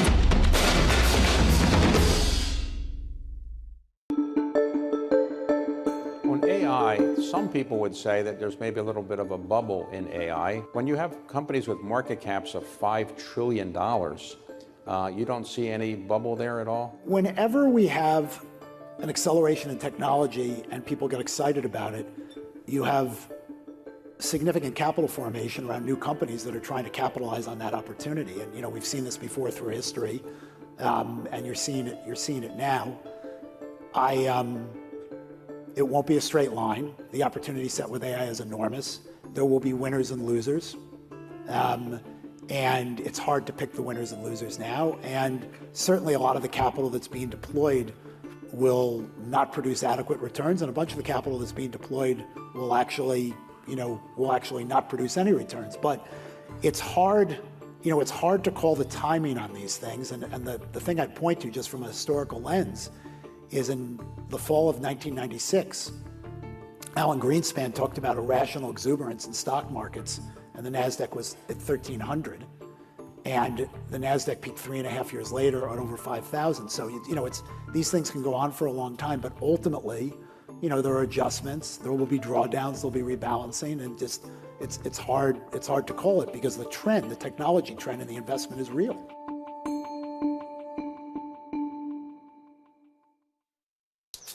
Welcome to Bloomberg This Weekend. I'm David Gura. I'm Lisa Mateo. And I'm Christina Ruffini. We're tracking breaking news today from Wall Street to Washington. Let's start overseas. The sector is really propelling this deal forward. Yeah, the hope is this will open up new markets and provide some additional liquidity. Of course, now they're going to have competitors. We got a big week coming up in politics. Earnings season is underway. We're going to get some key reports. Everything you need to know before the markets open on Monday. Introducing Bloomberg This Weekend, bringing a little Bloomberg into your weekend routine. Guys, buckle up. Making money isn't about drowning in emotions. It's about understanding what's actually happening. Markets are the best way to glean signal from noise, and that is what we try to do every morning. This is Bloomberg Surveillance.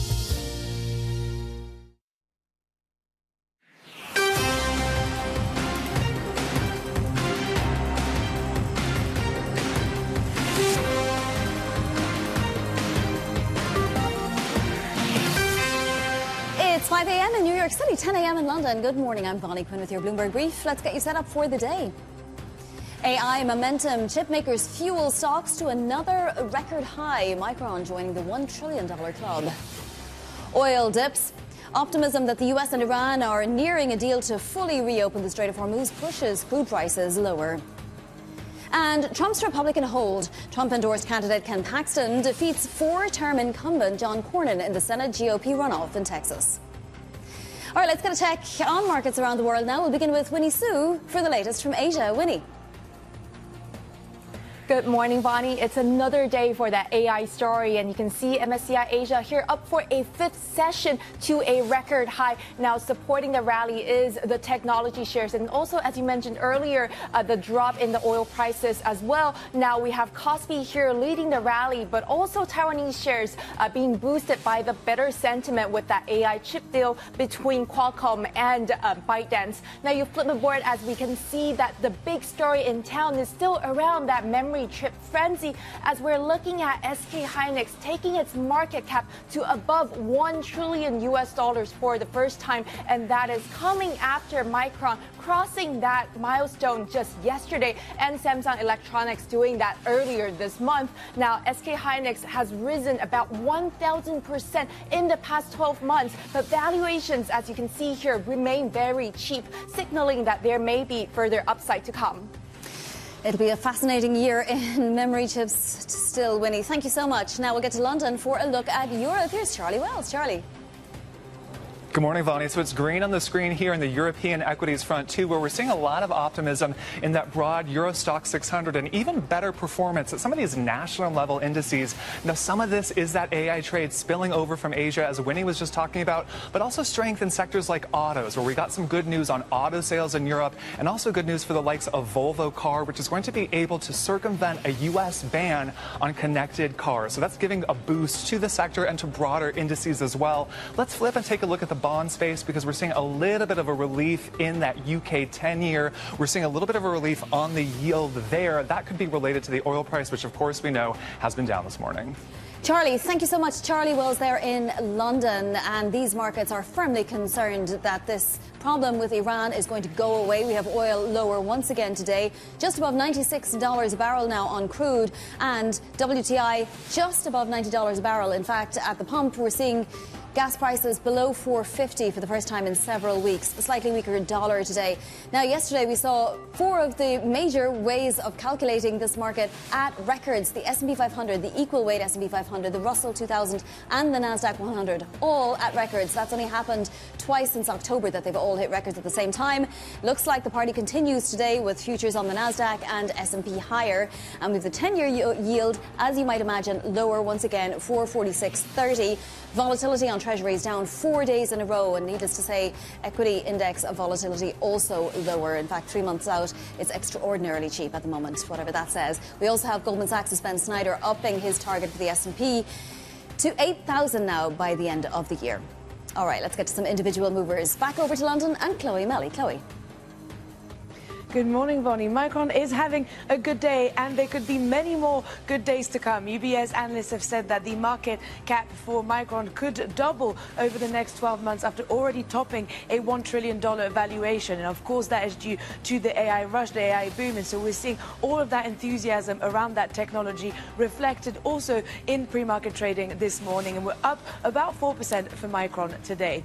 Moving on to Zscaler, and the cloud services company is not having as good of a day. We're seeing shares really tumble more than 21% after providing weaker than expected guidance, and that is because of slower growth in new customers, and that has also prompted Evercore analysts to downgrade that stock, and that is really weighing on that company today. And finally, staying within the software sector, we've got the software mobility company Vera Mobility cutting its guidance and also saying that Avis Budget had terminated a contract with the company. That prompted at least 3 analysts to downgrade the stock, and we can see that reflected in a huge tumble in that share price this morning, more than 45% in pre-market trading. Chloe, thank you so much. Chloe Melly there in London. She'll be back later in the hour. And also coming up this hour, we're going to be speaking with Ella Guda of BNY Investments Newton on key market risks. SK Hynix and Micron joining the elite $1 trillion club. The AI boom sending memory chip stocks above $1 trillion in market cap for the first time. Matt Bloxham of Bloomberg Intelligence joins us now.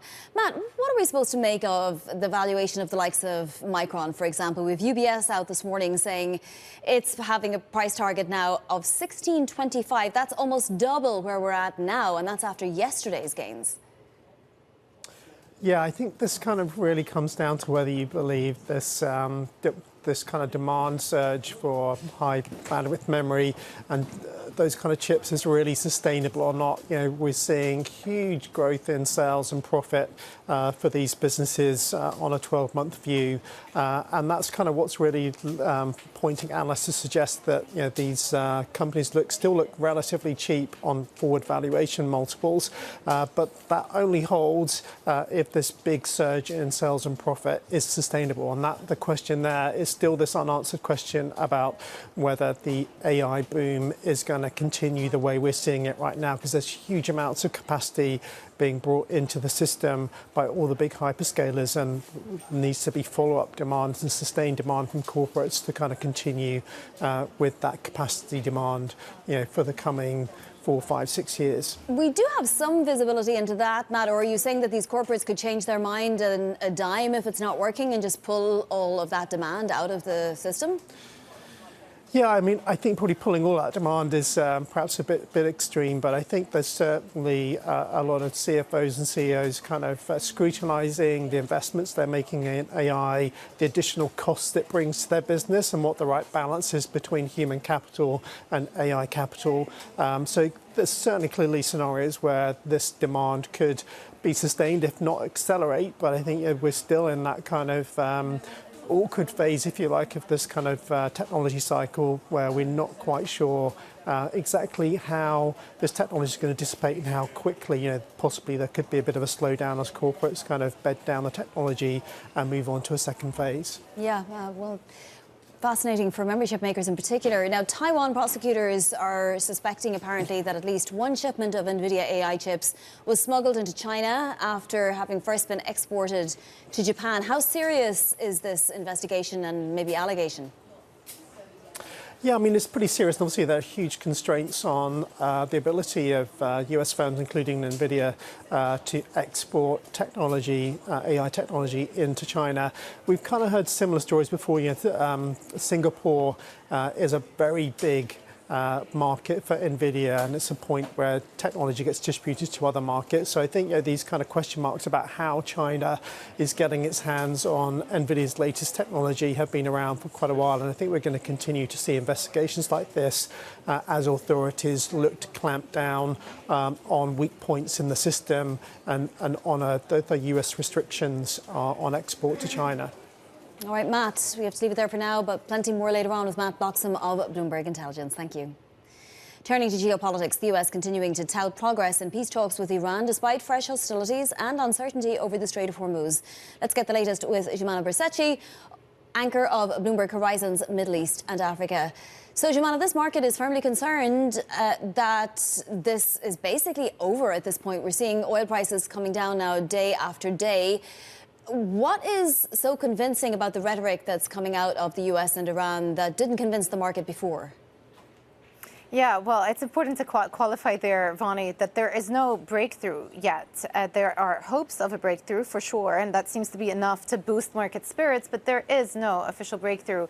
I think the market is probably taking a bit of reprieve from the fact that there was a possibility, especially after that skirmish that we spoke about yesterday on the Strait of Hormuz, that things could once again escalate or intensify. That has not happened in the last 24 hours. And in fact, what we have seen is a continuation of those diplomatic discussions, negotiations ongoing. We know that the Iranian Speaker of the House, Mohammad Ghalibaf, alongside their foreign minister, were in Doha yesterday conducting discussions via Qatar, who are emerging as one of the, more forceful diplomats or mediators in the past couple of weeks, which is a bit of a change of tact on their part. But the bottom line is, what we understand is Iran and the US still have serious gaps over the sequencing of how this breakthrough or how this peace deal is going to go. In terms of the phase one, which would entail a mutual lifting of the blockade, Iran is insisting that the U.S. give them economic relief, and they're insisting on an unfreezing of assets to the tune of $24 billion, at which $12 billion would be immediately lifted. This is per Iranian state media. And then over the course of a 60-day ceasefire, the rest of the $12 billion would also be unfrozen as well. Only after that, they say, will they bring up the discussions around the nuclear file, around their enrichment status, and around the fate of, obviously, of that stockpile that they're sitting on. Now, of course, that from the U.S. perspective is very difficult for President Trump to sell back home, because they would be seen to be offering too many concessions to Iran in order to just open up the Strait of Hormuz. So we are in a situation now where Iran once again are using the Strait as a point of leverage to extract more concessions out of the U.S., even before they've discussed the nuclear file.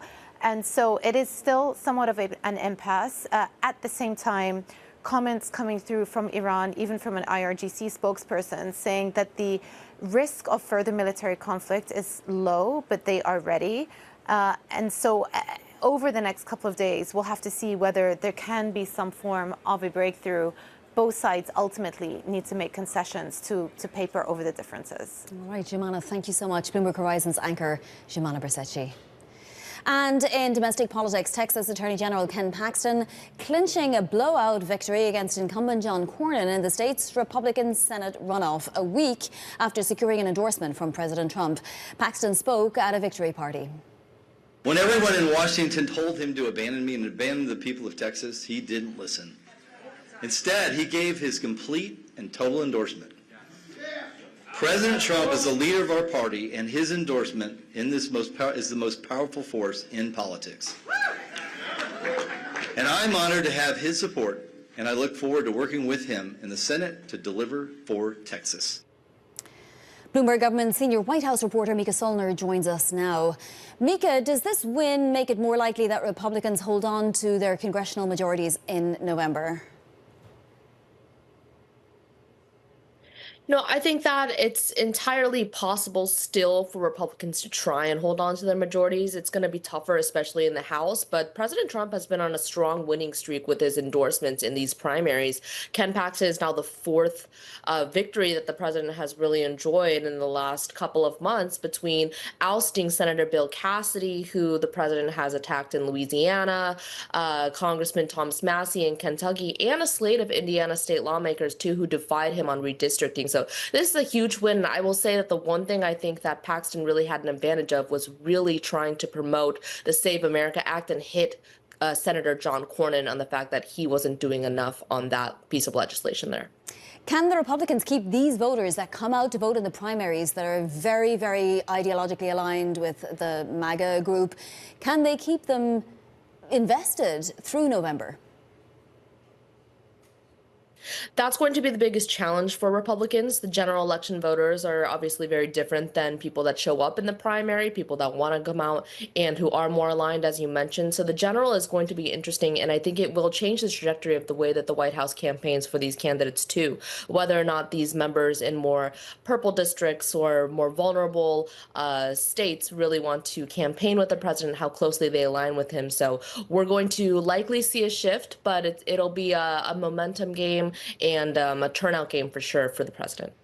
Mika, Iran next. So pump prices are below 450 now, and it looks like the market is anticipating that there will be some kind of a resolution at some point, and not, a recalibration of hostilities at least. Does that motivate voters at the moment, or is that sort of a side issue for voters, even though it's affecting their pocketbooks?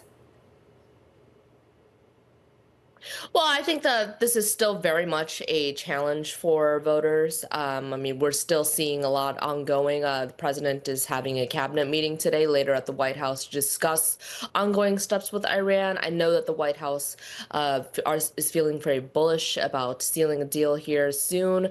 And they've also been very bullish in terms of these prices coming down quickly after the conclusion of the military operation and their efforts in Iran. So we'll have to see what happens, but I will add that cost of living affordability is still a huge issue, top of mind for many voters and Americans who are feeling that economic squeeze across the country. Mika, thank you so much for joining us. That's Mika Solner of Bloomberg Government. Now to other top stories trending on the terminal this morning. Former BP chairman Albert Manifold says he was fired without warning or explanation and will challenge the company's version of events. The firing was announced yesterday, just 8 months after Manifold started the job. BP cited serious concerns related to governance standards, oversight and conduct, with employees citing Manifold's aggressive behaviour. FTSE Russell will speed the addition of newly listed large-cap companies to its main indexes. Qualifying IPOs can be included after 5 trading days instead of being assessed during quarterly reviews. The rule change comes just weeks ahead of SpaceX's expected record IPO. BOJ Governor Kazuo Ueda warned oil price shocks can fuel broader inflation pressures, reinforcing market bets for a June rate hike. Ueda said temporary shocks can become persistent if they lift wages, expectations and pricing behaviour. Traders now see about a 75% chance of a rate hike at the BOJ's June 16th meeting. Coming up, Volvo dodges a ban on connected vehicles tied to China. More on its agreement with the Trump administration next. This is Bloomberg.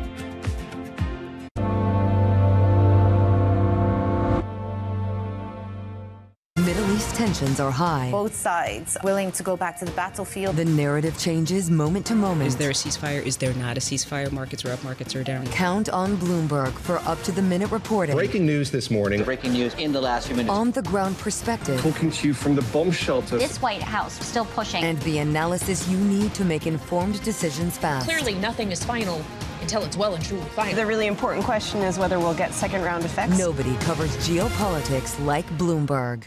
Key investors, top executives, global innovators. Join me for in-depth conversations with the biggest newsmakers on the day's top stories.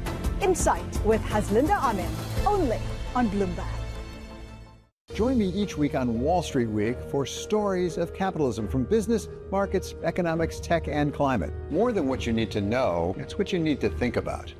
Good morning. This is Bloomberg Daybreak Europe. I'm Lizzie Burden in London, and these are the stories that set your agenda. Taking you from the U.S. market's close to the overnight session in Asia, we'll walk you through what you need to know to kickstart Europe's trading day. Live from our European headquarters, we bring you the day's top market-moving stories, unmatched expert analysis, and on-the-ground reporting from across the continent. Tune in to Daybreak Europe, only on Bloomberg Television. Context changes everything.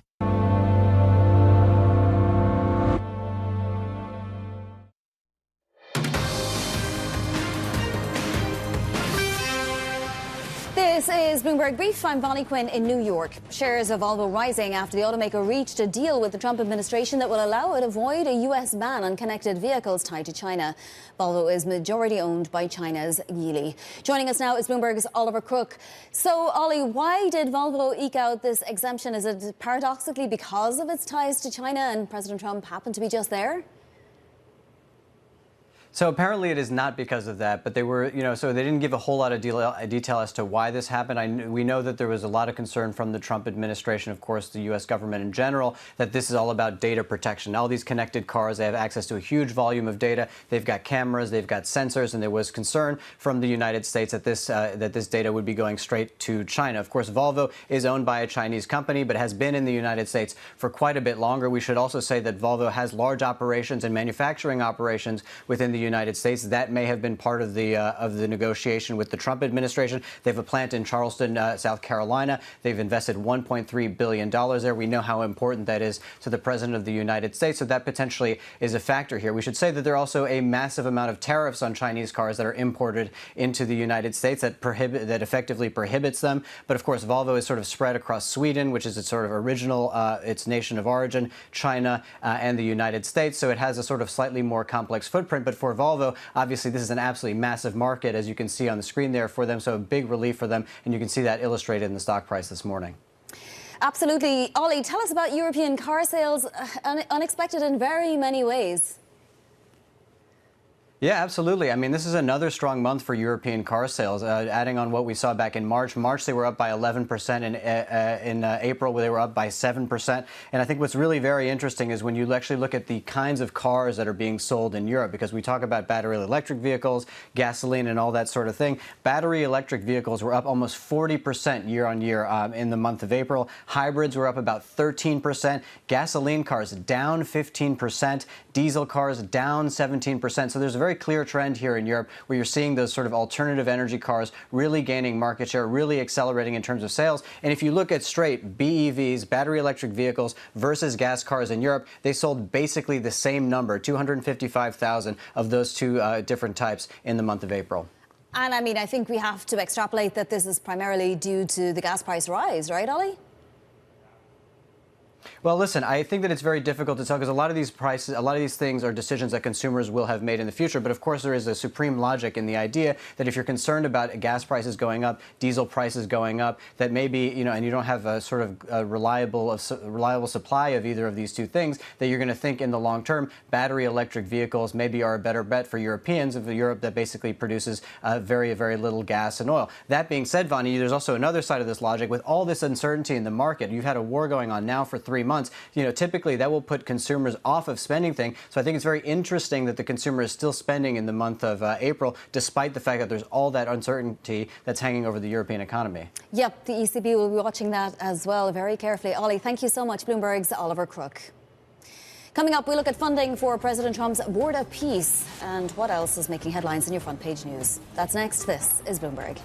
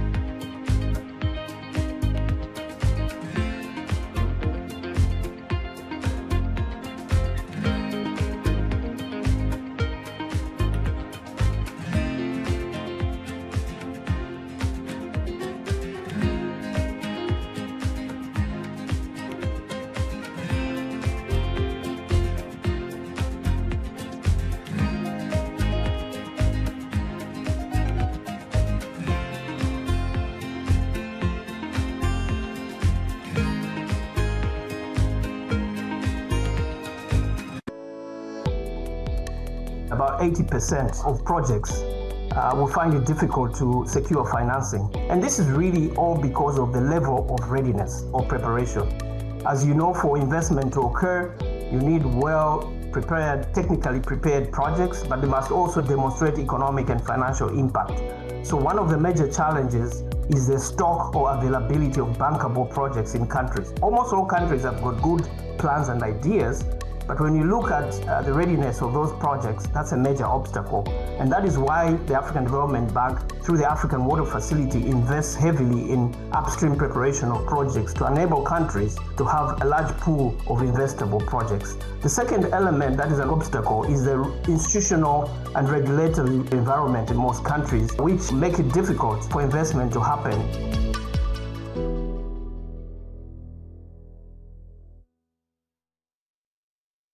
At a time when policy in Washington is driving Wall Street, we draw a distinction between the rhetoric and the action, bringing you market-moving guests and original reporting.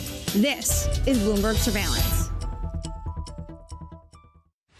Tune in to Bloomberg Business Week Daily. We got to talk crypto. From the magazine that helps global leaders stay ahead. What's the conversation around your company? Bringing you insight on the people, companies, and trends shaping today's complex economy. Planning very big things. A new level of premium. Plus global business, finance, and tech news as it happens. The floodgates of innovation are going to open up. You can't fake passion. You either are or you aren't. Bloomberg Business Week Daily, only on Bloomberg.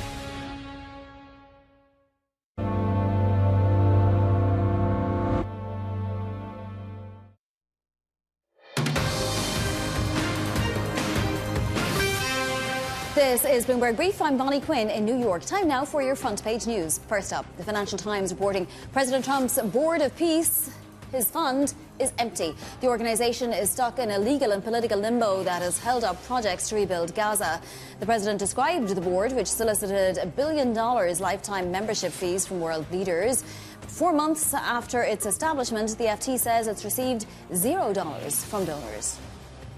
Next up, the Washington Post is reporting South Carolina's Republican-controlled Senate rejected a plan to cancel an ongoing congressional primary. President Trump had put pressure on South Carolina Republicans to pursue redistricting plans that would remove a high-profile Democratic stronghold. It's the latest salvo in the legal battle over redistricting. And finally, the Wall Street Journal says Europe is starting to think Russia's Vladimir Putin will expand way beyond Ukraine. In recent weeks, Russia has made increasingly bellicose statements against Baltic states, Latvia and Lithuania. The Journal reports officials also warning Swedish and Danish islands in the Baltic Sea are at risk. Coming up, we're going to be discussing inflation risks with Ella Gude of BNY Investments Newton. This is Bloomberg.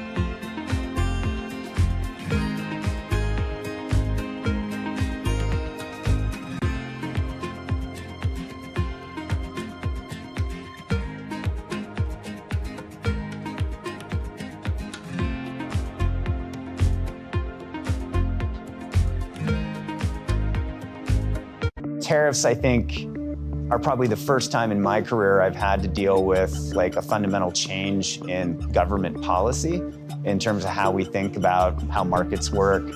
The challenge, especially within my supply chain, is now how do you have enough productivity initiatives to offset the increased cost of all the product? Can you just move your supply chain out of China and into the US or out of Mexico and up to Canada? Is it that easy? It's not that easy, but we do have flexibility. And we had been, prior to tariffs, prior to any of this, we had been on a journey to diversify our footprint out of China. So probably 2-ish years ago, roughly 65% of our toy and game volume was coming from China. Today, as we entered into 2025, that was around 50%. All we've done is really accelerate the path to get down to roughly, call it 30% by the time we enter into 2027. For us, I mean, if tariffs stay, if tariffs go, it's never good to have so much of your manufacturing base centered on one geography. We think the diversification is good, but it does take a bit of time to get vendors and suppliers up to speed. Quality is a big deal, especially when you're dealing with toys and kids. It's not an instantaneous thing, but it's not also a 5-year, have to build a new plant from scratch. The countdown is on. Everything you need to get the edge at the end of the market day. Get ahead of tomorrow's trading with The Close. Weekdays on Bloomberg. Context changes everything. Get your fixed income fix. Watch Bloomberg Real Yield around the world right here on Bloomberg. Context changes everything.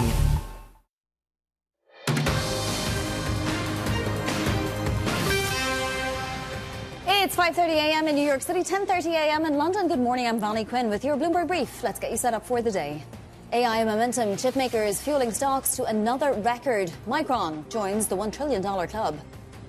Oil dips. Optimism that the U.S. and Iran are nearing a deal to fully reopen the Strait of Hormuz pushes crude prices lower. And Trump's Republican hold. Trump-endorsed candidate Ken Paxton defeats 4-term incumbent John Cornyn in the Senate GOP runoff in Texas.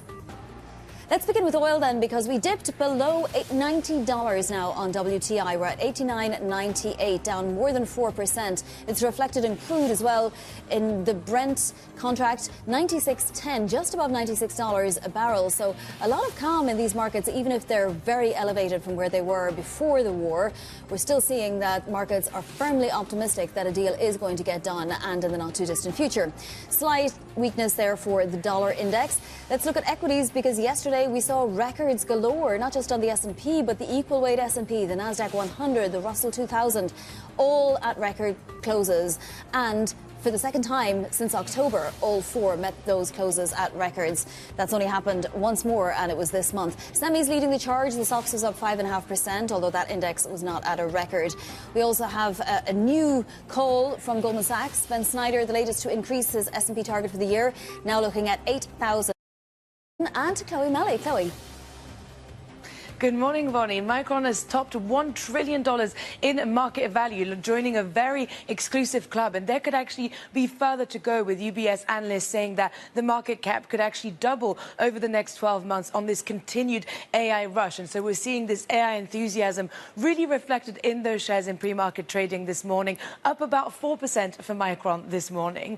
Moving on to Zscaler, and the cloud services company is not doing that well. We are down more than 22% after it provided weaker than expected guidance. It is struggling to add new customers, or at least at the pace that is deemed acceptable by the market. And so we are seeing really that weighing on the stock, with Evercore analysts also downgraded the company on the back of that. And finally, let's end with another software company not doing so well, and that is Vera Mobility, the transportation software company, cutting its guidance and saying that Avis Budget had terminated its contract with the company. That has prompted at least 3 analysts to downgrade that stock. And we are seeing that really weighing on the stock. We are seeing a plunge of more than 45% this morning for Vera Mobility. All right, Chloe, thank you so much. Much appreciated. Ella Guda of BNY Investments Newton weighing in on the current environment with this quote: "There is a fluid situation here with many moving parts. As things stand, it translates as follows. Higher inflation is the key risk for markets over the coming quarters." Ella is head of fixed income and co-head of real return at BNY Investments Newton and joins us now. Ella, if inflation is the key risk in the coming quarters, are markets way too complacent? I mean, we've the MOVE index down for a fourth day in a row now, and we're, at levels we were back at last December. I wouldn't say complacent per se. I think we've had some themes that have been very powerful, particularly in terms of rates. We've obviously had steepening continue and rates moving higher, but on the back of a pretty strong cyclical backdrop in the US. So it's been validated and we're still not at restrictive territory. On the other hand, we've gone some ways at pricing potentially higher inflation in the quarters ahead. So far, so good. We've been in that sweet spot. And as we were saying earlier, basically the market is constructive on what might be coming out of the Middle East over the coming days. And so, you can explain a lot of the behavior that way. But for us, actually, the underlying tone is one where inflation was moving higher pre this Iran conflict. And so the trend was in play. And if anything, this probably puts a little bit more pressure in the quarters ahead. So we are more cautious on the theme of potentially higher inflation ahead of us. Ella, the market has priced out 18 basis points on the 30-year just since last Tuesday, right? We were at 518 and change when we opened last Tuesday, and today we're just above 5. We dipped below it, in fact, yesterday. What is the market pricing out that it was suddenly pricing in? Potentially some more extreme scenarios on the oil side, I would argue. It could be a case where you have deep buyers coming in. Obviously, we've had quite a bit of repricing in rates year to date. So I'd be a bit more cautious to not interpret too much over price action over the last, 4 or 5 trading sessions. But, year to date, we're still significantly higher in yield, and the trend has been quite broad in bond markets across the spectrum in G7. So I would say the trend is still in play for higher yields ahead. So are you looking for the Fed to increase rates, and should not at least a full rate increase be priced in that scenario? Yeah, I don't think our call is for the Fed to hike rates. Certainly they shouldn't be cutting here. I think that's that's the easy argument to make, and that's because of this higher inflationary pressures that we discussed. On the other hand, there's some weakness on the jobs data, so jobs hard to get looks a little bit concerning here. But as we say, the economy is doing just fine. There's quite a bit of a capex cycle going on, so we certainly don't need lower rates here. Will the Fed hike rates at this juncture? I think that would be very difficult. Markets are pricing that, and I think that's what's been concerning the long end of the curve, that they may not deliver. So we've had some inflation price in, but actually terminal rates haven't aggressively priced higher. So I think that's the market kind of telling you that it doesn't believe that the Fed will hike significantly from here, and I would probably err on that side as well. You say you're running much lower risk in portfolios at the moment. Were you not tempted to buy last week if you sort of foresaw this coming a little bit? Yeah, we bought a little bit of duration, so increasing a little bit the interest rate sensitivity, but we remain significantly low by our history. And this is quite unusual for us. We've, over the last 3 years, have typically been buyers of these types of dips. There is something else going on that we don't talk about, which is there's less central bank buying of the long end of the curve. And that's been the case for many years now. And I think that is one of the pressure points, along with the other pressure points that we discussed, such as better nominal growth and slightly higher inflation across the board. But this lack of buying by central banks also keeps putting pressure.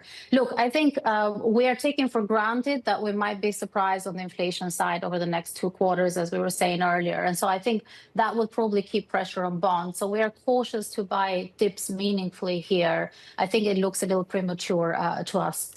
Are you banking on the fact that Kevin Warsh is going to try to ramp up the rolling off of the Treasury balance sheet at a much more significant clip? Yes, I think that's what causes some, whether he'll be able to do it or not is a different issue. But yes, I think that is certainly the intent. And I think that backdrop of liquidity deteriorating as a result is what causes us to be more cautious on risk, particularly given that we are pricing a fairly rosy picture in markets right now. So there's very little room left for downside risks here. And so with that in mind, I think it would be probably tricky for Walsh to significantly tighten balance sheet here in the context of a balance sheet that's already been unwinding by more than 20% over the course of the last probably 4 years, I would say. So yeah, I think it's going to be a tricky one for markets to digest over the coming year. So Ella, what would tempt you back into this market and where if you're significantly low on risk now and the outlook is a little bit murky?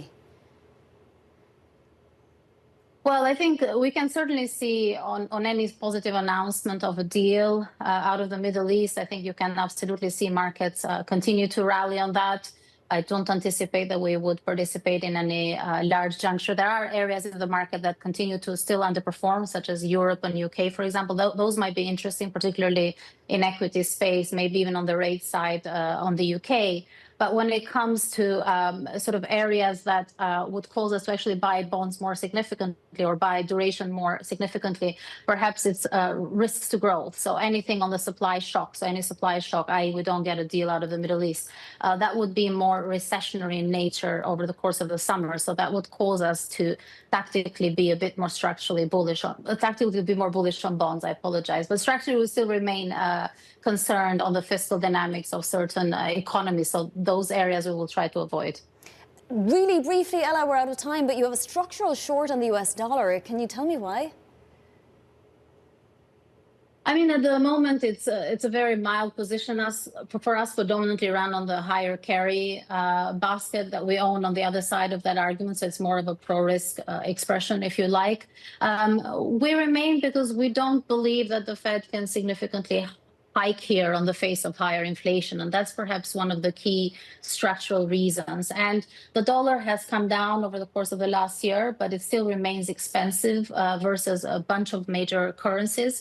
And so fundamentally, valuation-wise, I think that kind of urges us to stay a little bit more cautious on the dollar. And let's not forget, obviously, the fiscal dynamics remain concerning out of the US. So that could be a tricky juncture for the dollar as well. Ella, fascinating as always. Thank you so much for giving us your time. That is Ella Gouda of BNY Investments Newton. Now to other top stories trending on the terminal this morning. Former BP chairman Albert Manifold says he was fired without warning or explanation and will challenge the company's version of events. The firing was announced yesterday, just 8 months after Manifold started the job. BP cited serious concerns related to what it called governance standards, oversight and conduct, with employees citing Manifold's aggressive behaviour. European car sales climbed for the third consecutive month in April, driven largely by demand for electric and hybrid vehicles. New vehicle registrations rose 7%, with EV deliveries jumping 38% in Germany and the UK. It is still unclear how much the war in Iran affected those purchasing decisions. ByteDance is said to be weighing as much as $70 billion in capex spending this year to build data centers and other AI infrastructure. According to sources, the TikTok developer could boost that spending to $100 billion next year as it tries to cement its early lead in areas like chatbots and video. Coming up, Trump-endorsed Texas Attorney General Ken Paxton clinches a blowout victory in the state's Republican Senate runoff. We'll get you the details next. This is Bloomberg.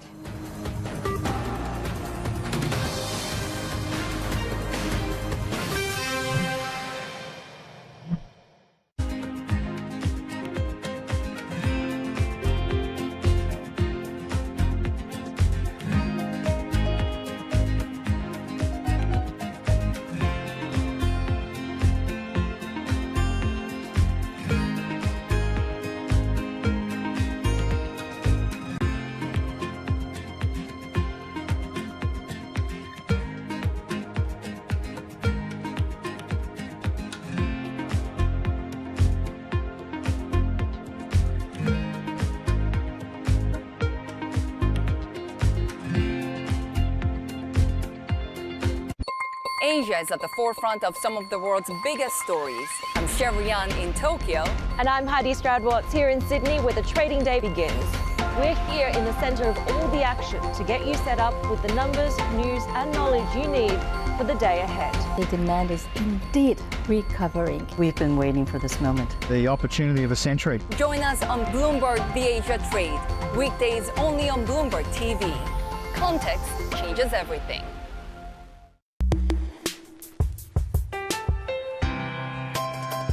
My old mentor, Roger Staubach, who told me when I transitioned, football will never leave you, but you need to leave it. Wow. Everyone has a dream, and a lot of dreams are, you know, my dream is to play football and play professional football, and you get the dream comes true, but it is going to end. And the day it ends, the day before it ends, you're one of the best in the world. Great. The next day you wake up, that's gone. What are you great at? And the truth is nothing, right? I'm not great at anything else. I talk about it all the time, Steve, is this whole idea of it's not from penthouse to penthouse. And what I mean by that is you played for 15, 20 years and you're in the penthouse. That doesn't mean that you come to the business world and you're going to be in the penthouse. You don't start on the third floor or the lobby. You actually have to start in the basement.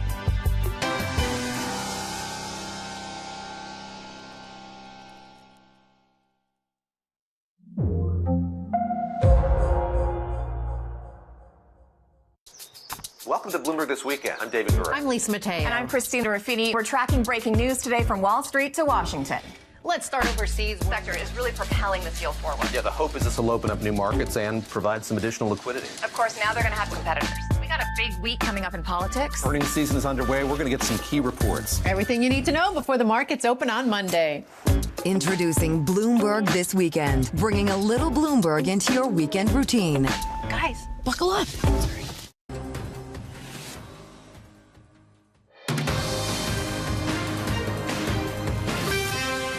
Tonight, we just sent a Texas-sized message to Washington. I said it in March, and I'll say it again now. Today, change was on the ballot, and change won. Texas Attorney General Ken Paxton there easily defeating incumbent John Cornyn in the state's Republican Senate runoff, setting up a showdown in November with Democrat James Tallarico. Let's go more with Bloomberg government senior White House reporter Mika Solner. Mika, was this primary one on policies or just the sheer commitment of the MAGA base? I would say a little bit of both. They're intertwined in some ways. Clearly, President Trump's base is very strong in the primaries. The president made this last-minute endorsement last week for Ken Paxton, but I would say one of the things that helped him have an edge over Senator John Cornyn was his ongoing support for the Save America Act, a legislative priority for the White House and President Trump. So that was really advantageous to him, as well as him hammering John Cornyn for going against Trump's agenda at times. I think some previous votes Cornyn had taken, particularly regarding gun control, really hurt him among those primary voters. So we'll see what happens in the general, but another victory here for the president. Yeah, absolutely. I mean, is this going to continue on around the country? What primaries are left that could see endorsements from President Trump?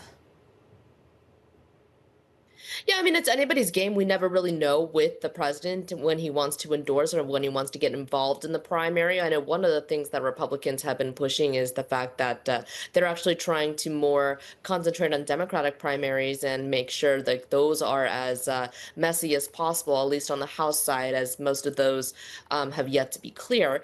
But, you know, I think that we'll see the president is feeling very bullish. So he may play a hand in other races here and, you know, who he wants to see move on in November. Mika, can I ask you about the Volvo exemption? It smacks a little bit of, oh, the president was just in China. Volvo has, you know, an alliance with Geely, obviously more than an alliance. And is there some reason to think that the president gave this exemption because of that, which would be quite ironic, actually? Yeah, I mean, we're hearing that the recent decision on Volvo really, the timing is interesting because of the president's visit to China, but, you know, White House officials are saying that it's not related to that. Obviously, Volvo has been struggling financially somewhat, but this is a huge boost for them in terms of you know, where it's at in the markets. But this was part of the Biden era rules that was trying to ban, you know, cars manufactured in China and with ties with China. So it is a loosening of that, but I don't know if we'll see more to the extent of what the administration with other car manufacturers as well. Yeah. All right, Mika, thank you so much. That is Mika Solner there of Bloomberg Government. Turning to tech now, the memory chip stock frenzy sending Micron and SK Hynix into the elite $1 trillion club. Just 15 members. Matt Boxham of Bloomberg Intelligence joins us. Matt, I mean, will they stay in the $1 trillion club for long? We have UBS saying Micron will be priced at double what it's at now a year from now. I mean, it's already up something like 800% in the last year. Yeah, it's a good question.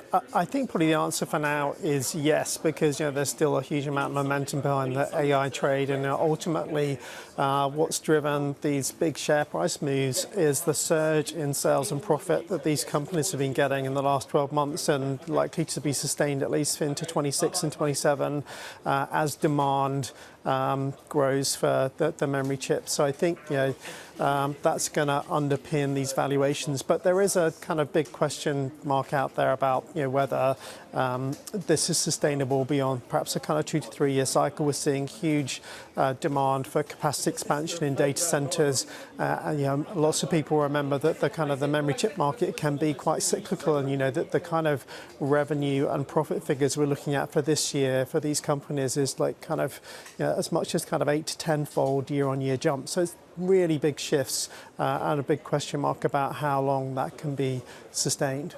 They're trading at single-digit earnings multiples for, SK Hynix at 7, Micron 9.8. Does that change? Is that even relevant? I mean, it's kind of very relevant, but it kind of plays to this point about the kind of really rapid shift in earnings we've seen. As I said, looking at kind of 8 to 10-fold year-on-year changes in earnings from 25 to 26, and that's what makes these valuation multiples optically look so low. And the big question mark comes: can they sustain this big ramp in earnings? And the question there is, can the AI market sustain the huge expansion in data center capacity that we're seeing right now? The Taiwan investigation, so prosecutors there are suspecting that at least one shipment of NVIDIA AI chips was smuggled to China. Could that blow back against NVIDIA? We've seen this before, haven't we? Yeah, we have. I mean, also there's been lots of scrutiny around the Singapore hub for NVIDIA and whether that's kind of been a platform for leakage of their technology into the China market. I think obviously that there's Supermicro in the middle of this one. So I think it's clearly NVIDIA kind of pushing the responsibility on the supply chain leakage to Supermicro. But I think it's inevitable that as China looks to kind of close the gap on US technology, that some of their companies look at ways to kind of get access to NVIDIA's AI chips, to kind of help them understand the technology and build their own large language models that kind of really kind of move the industry forward. Yeah, exactly. To be expected, as you say, this kind of potential criminality. Matt Bloxham, thank you so much. Matt Bloxham of Bloomberg Intelligence. Well, we're at the tail end of this earnings season with 473 out of 499 companies on the S&P 500 already out with results. We still have a couple of retailers reporting this week, among them Dick's Sporting Goods and Abercrombie & Fitch before the bell. Joining us now is Bloomberg's Chloe Melly. Abercrombie & Fitch out as well as Dick's. Chloe, what should we expect? We've had sort of mixed to good retail reports, I would suggest. Yeah, absolutely. So starting with Abercrombie & Fitch, maybe we could see slightly weaker sales, especially coming from the Americas segment. And so the focus is really going to be on the promotional activity, especially given that, we're at a time where people have got slightly tighter budgets. And so any focus on that, and then on the competitive pressures as well that are arising at the moment from this weaker consumer spending. But interestingly, although sales could be quite weak for Abercrombie, we could see actually margin doing a little bit better and coming ahead of the company's outlook. And so that should be potentially reassuring. And then thinking ahead, also Abercrombie is benefiting from a sort of renewed core factor recently, and has to capitalize on this, the fact that it is on trend, that it is expanding into those new categories, doing quite cool partnerships. And so any detail on that and the ability to capitalize on that will be really key as well for that company. And then Dick's Sporting Goods is a different type of customer, is it, Chloe? And what should we expect out of that kind of a customer? Yeah, sales could actually be a lot more resilient from the exporting goods, and a lot of that being driven actually by the World Cup, of course, coming in just a couple of weeks now, and probably benefiting from a lot of people buying that World Cup merch. And so that could actually help offset some of the weakness we could see in Foot Locker, which has much more exposure to that kind of lifestyle segment, and therefore is a lot more vulnerable to this sort of weaker consumer spending. So quite resilient sales we could expect, but then potentially slight pressure on the margin because of rising costs, rising investments, and that's especially relevant given the fact that investors had been quite worried about how much it was going to cost to integrate Foot Locker, and so especially because those two companies have got quite different models, and so we are going to be really focused on the ongoing integration of Foot Locker and the ongoing turnaround as well of that chain, and so that'll be really in focus for the exporting goods as well. One of the final pieces of the consumer puzzle, at least for this earnings season. Chloe, thank you so much. Bloomberg's Chloe Milley. Coming up, more on those earnings on deck and everything else. Details next. This is Bloomberg.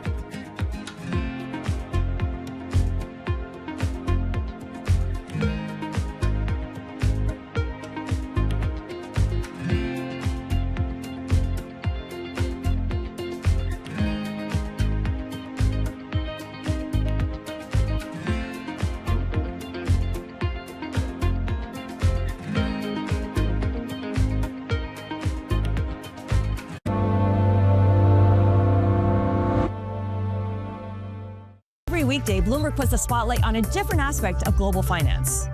Flows, funds, and the forces shaping markets on ETF IQ. The future of money with Bloomberg Crypto. The players behind major transactions on Bloomberg Deals. The stories informing finance with Bloomberg Markets. And rates, risk, and the cost of capital on Bloomberg Real Yield. A different topic every weekday, only on Bloomberg Television.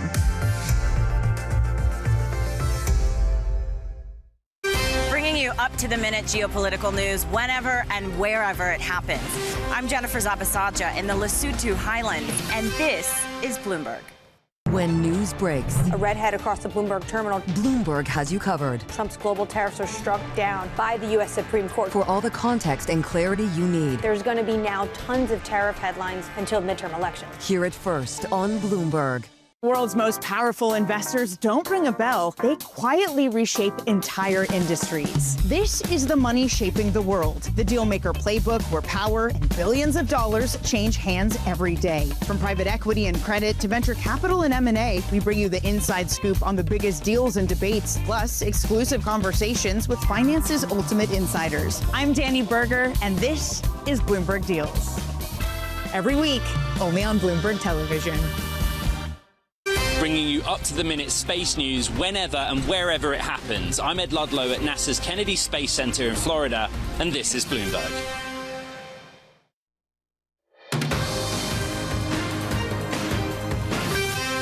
This is Bloomberg Brief. I'm Bonnie Quinn in New York. Now, a look at what's ahead today, your Wednesday session. We get tech earnings from HP, Snowflake and Salesforce after the market close. Some big ones there still. We'll hear from the Fed's Lisa Cook and Austin Goolsbee, and also we'll have comments from Fed Vice Chair Philip Jefferson today. And then President Trump is holding a cabinet meeting. That's at 11 a.m. Eastern. We'll see if anything emanates. Let's take a look at some of your pre-market movers. Micron continuing its run. It's entered the $1 trillion club, and it's not stopping there. Zscaler shares there down more than 22% after the security software company gave a revenue forecast for the fourth quarter that was weaker than expected. And Vera Mobility plunging almost by half after the software company cut full-year adjusted EPS guidance and said Avis had terminated its contract. Here's your macro picture for the Wednesday session. So this tells it all, really. We have WTI below $90 a barrel, gas at the pump back below $4.50 for the first time in 3 weeks. The 30-year yield, which dipped below 5% yesterday, back hovering with that mark again, and S&P futures pointed higher. So it appears all is well with the world, and the market is still looking to an end to the war. That's it for Bloomberg Brief. Surveillance is next. This is Bloomberg.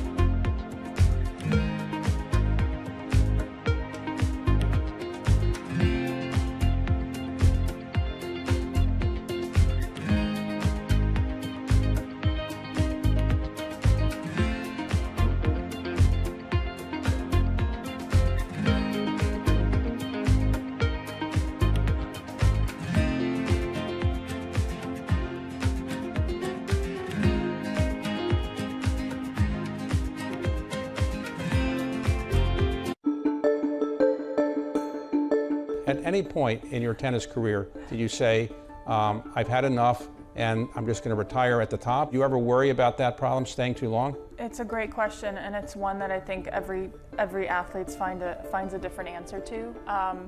Mine came a little bit later than when I would have liked. I think stubbornness was a great quality that shaped a lot of my victories, but in the end of my career, I think it became a flaw because I was so stubborn to get healthy, for my shoulder to recover.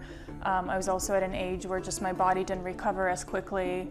And so for a year or two, that stubbornness got in the way of other great things in my life. What would you say is the thing you're most proud of having done as a tennis player? Was it winning Wimbledon? What was the highlight of your tennis career? I'd say consistency. I think consistency is, you can have results and they could, come at various times in your career, but I was consistent for many years, and you have to show up. You don't just show up to play first round of the finals, but you have to show up for press conferences after, before every match, before every tournament, and just the consistency and the mental wear and tear of showing up week in, week out. So I felt like I consistently showed up for my team, for my sponsors. As I look back, I'm proud of that. From the world of politics to the world of business, Joe Matthew and Kaylee Lines deliver news, insight, and analysis live 2 times a day, every trading day. Balance of Power at 1 and 5 Eastern, only on Bloomberg. Bringing you the world's business and financial news whenever and wherever it happens. I'm Michael McKee at Mount Everest, and this is Bloomberg.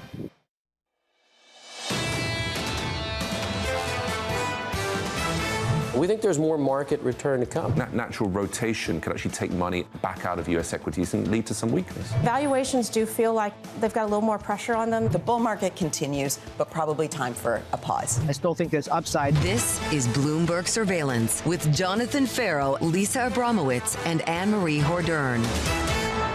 Live from New York City this morning. Good morning, good morning. For our audience worldwide, Bloomberg Surveillance starts right now. Coming into Wednesday, bulled up. Investors driving the S&P, Nasdaq and Russell to fresh record highs as 2 additional tech names are breaking into the $1 trillion club.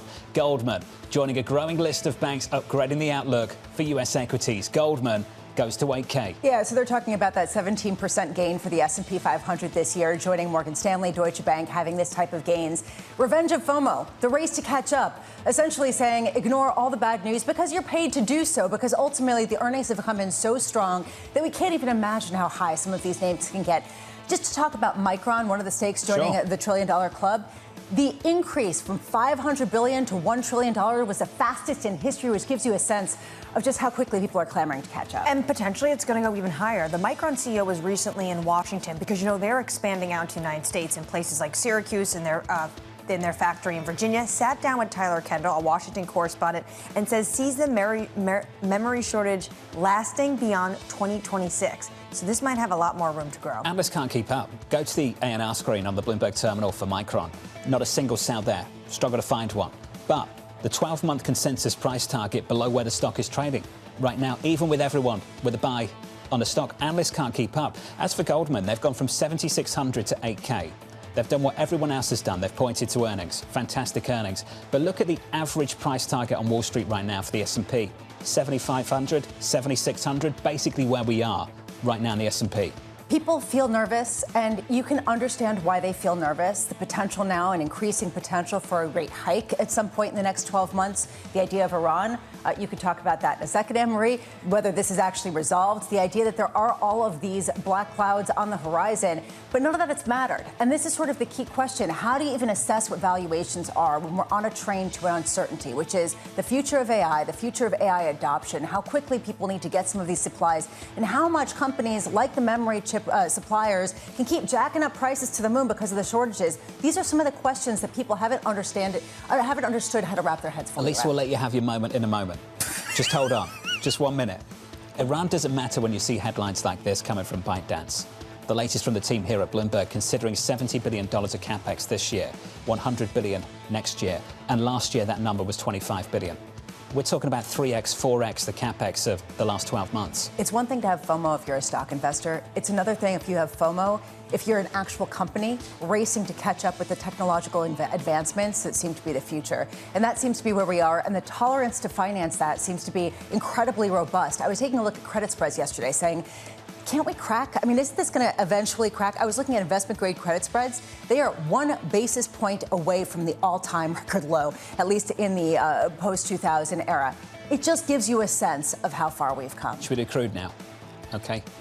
We're allowed to do crude. Brent and WTI down this morning, negative 4% on WTI, just about holding on to 90. Brent crude around 96. We were told we've got a deal. We're still waiting for a deal. We're still waiting for the deal, but they are talking, and that is a good sign to the market, even though we did see skirmishes happen between the Iranian forces and U.S. forces in the Gulf. There's an individual that's part of the negotiating team who said that Iran's stockpile of the highly enriched uranium, quote, is not on the agenda for talks with the U.S. So we're in this situation where, in order for the United States to open up the Strait of Hormuz, needs to give a concession on nuclear.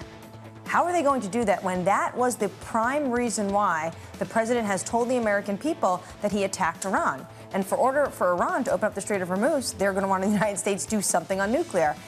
The two red lines have not moved, which is why these negotiations might end up just dragging on. And here we are with crude lower, down to 96 on Brent, and equities adding to all-time highs. Futures this morning up a third of 1%. Coming up this hour, we'll catch up with Mark Hafley of UBS as equities hit fresh all-time highs. The former CENTCOM commander, General Joseph Votel, looking forward to that as President Trump gathers his top advisors on Iran.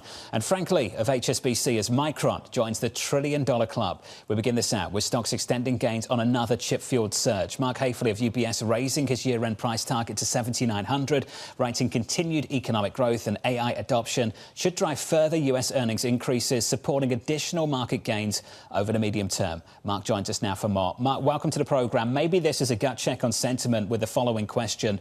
Are you bullish enough? That's a good one. Thank you.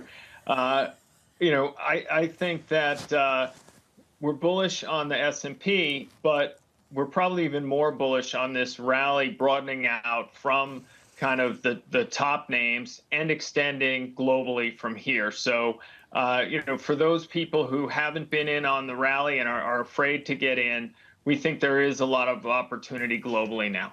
How much is this coming from the AI sectors that have already gotten bid up, and how much is this coming from the broadening out that ostensibly will come with some sort of resolution in the Middle East?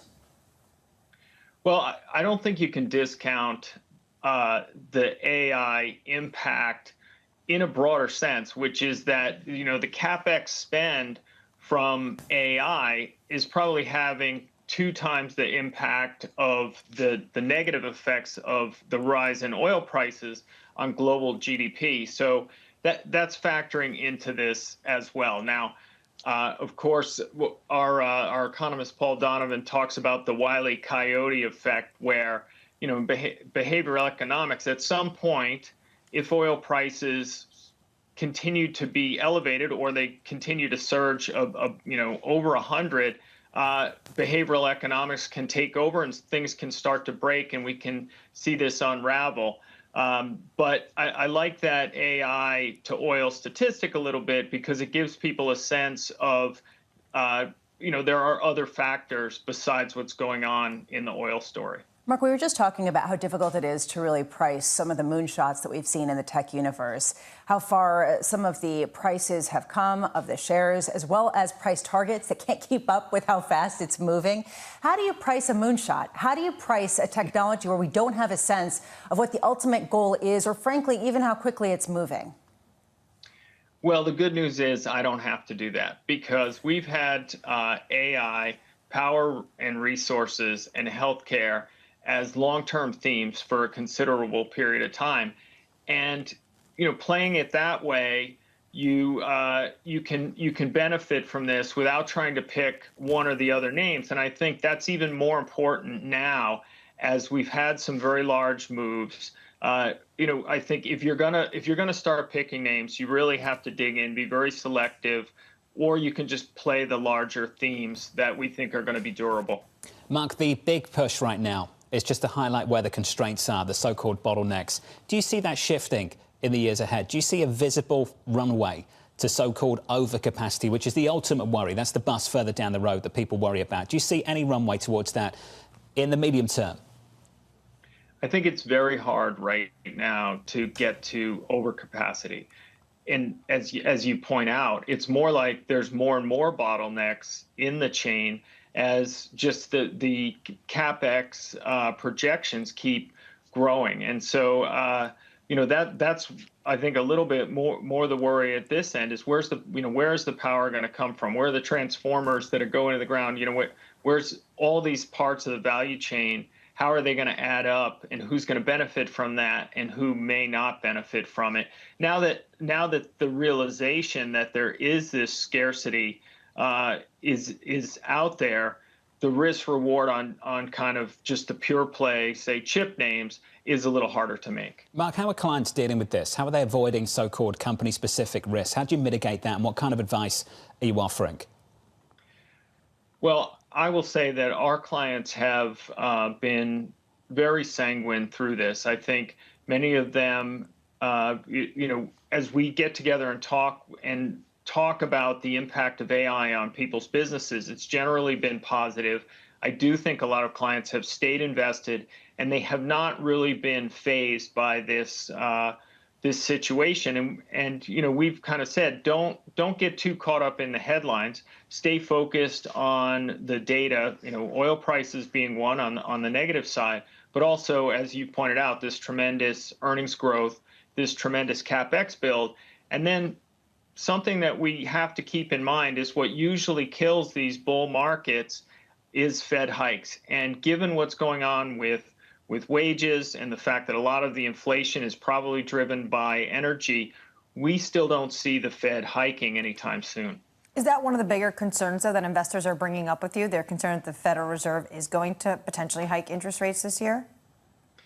Well, I think that, for our international investors, there are two kind of big concerns out there that are related, of course. One is inflation, and then what does that mean, probably in particular for the dollar, because last year a lot of international investors saw their U.S. gains eaten up by dollar weakness compared to other currencies.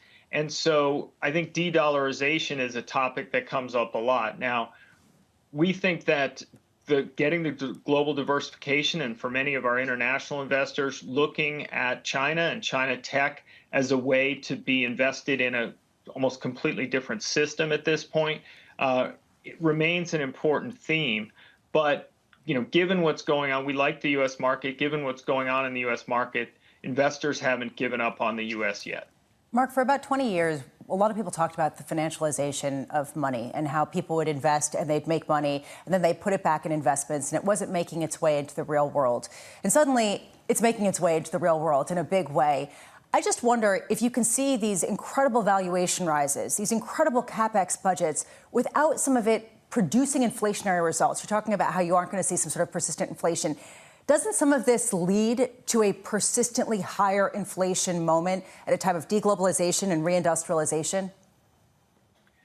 Well, it's a great point, but there again, I think it's one of these races. I think we can all point to the potential for deflationary forces from AI. That could be out there. I think, but to your point, right now, given just this scarcity of tokens, we're all focused on scarcity. We're all focused on the need to settle prices higher, perhaps to even create some demand destruction. But I think one of the points you made at the beginning of this is that there is so much uncertainty around it. So the way that we think about it is that a little bit of inflation and even a little bit of higher rates, as long as that's driven by growth, and we're expecting 20% earnings growth for the S&P 500, the equity markets are likely to tolerate that. And I think one of the things that we've talked about in the past is how we have been more focused on equities now that we've come out of the zero interest rate policies as the place for asset allocations, because they are more likely to weather bouts of inflation, say, of course, than bonds can do. Mark, where do you think gold fits into that? Well, we still like the gold. I think I think gold actually, when there was talk around the Fed and things like that, that was driving money into gold. And now as people think that interest rates are going to go higher, that's taken money out of the gold trade. But when we look at the fundamental drivers that got us into the gold trade, which is concerns about the weaponization of the U.S. dollar with sanctions, what our clients tell us about their interest in de-dollarization, we think that the gold trade is still going to have legs in the future, and it does provide something of a hedge in portfolios. Mark, it's good to see you. As always, you're a good sport. Thank you, sir. Mark Haefele there of UBS on equities, fixed income, and on gold at the end there. The big takeaway here, better earnings. If you could go back in time, just a few months to the start of March, and try and convince someone that the outlook for earnings is about to improve dramatically, not deteriorate, you'd have a difficult time doing so. This line from Mark Haefele over at UBS, the positive impact from the capex associated with AI is 2x the negative impact from the higher crude prices we've seen. That's the difficult thing to internalize at the moment, given the situation in the Middle East. Skepticism has been punished. Skepticism of corporate strength. Skepticism of just how much they can monetize some of what we're seeing and how much they can raise prices. And that's the reason why you're seeing upgrade after upgrade. Adding to all-time highs, equity futures up by 1/3 this morning, a record on the S&P, the Nasdaq, and on small caps too. Let's get you an update on stories worldwide with your Bloomberg Brief. Vonnie Quinn has more. Hey, Vonnie. Hey, good morning, John. President Donald Trump meeting with his cabinet today as talks to end the war with Iran remain in flux. The U.S. attacked Iranian targets in the Strait of Hormuz Monday, just days after the president insisted his administration had, quote, largely negotiated a settlement with Tehran. Micron shares gaining in the pre-market after rallying nearly 20% yesterday.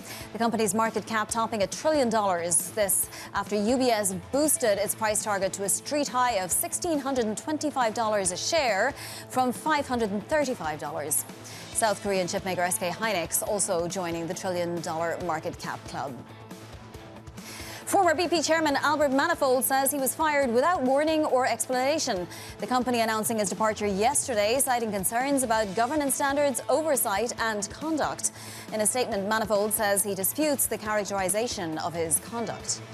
And that's your Bloomberg Brief. John. Hey, Vonnie, what a drama. They need to clean that up fast, that's for sure. Up next on the programme, striking a deal with Iran. It's looking very good that we're going to make a deal with Iran. And it's going to be a good deal. It's going to be a deal with no nuclear weapons. They come to the table. They're begging to make a deal. They want to make a deal badly. And we'll see if we get there. Still waiting for a deal. Up next on the programme, we'll catch up with the former US CENTCOM commander, General Joseph Votel from New York City this morning. Good morning.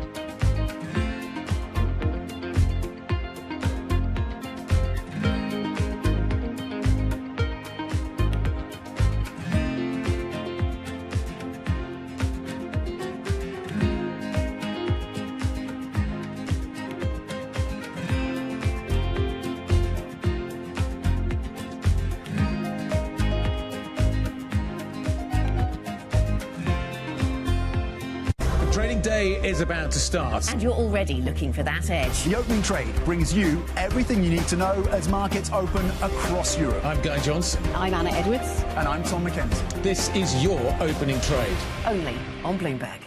At 9:30 a.m., the market tells you what it's really thinking. We beat the drum to the opening bell. With deep analysis of the forces driving the price action. Focusing investors on what really matters. Where the money flows, which markets are changing. Conversations with players shaping the narrative. Innovative growth companies gravitate to NASDAQ. It's not just like, let's buy the Mag 7 or AI. That's a really compelling story. This is where your trading day begins. And this is Open Interest. Only on Bloomberg.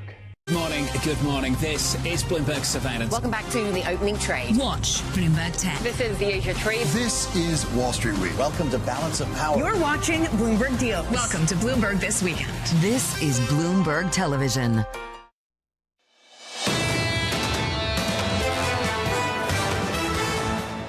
Packed full of earnings over the next 24 hours. The next few hours looks like this. Before the market, we'll get the earnings from Dick's Sporting Goods. Look out for that. Another read on the US consumer. A read on software a little bit later. After the closing bell, we'll hear from CRM. Salesforce in focus. Some of these names have been battered over the last few months. Let's see what the earnings look like a little bit later. It's all going to be about the forward look. Can they give confidence that their earnings can continue despite the potential disruption risk coming from artificial intelligence? Equities doing better, up 1/3 on the S&P, adding to a 4-day winning streak on the S&P 500. Record highs across this board, all-time highs coming into Wednesday, supported by this move as well in the bond market. Yields have really settled down. 2s, 10s and 30s down again this morning. We're down a basis point at the front end of the curve, just about holding on to 4% on 2s. And this move in crude is helping out as well.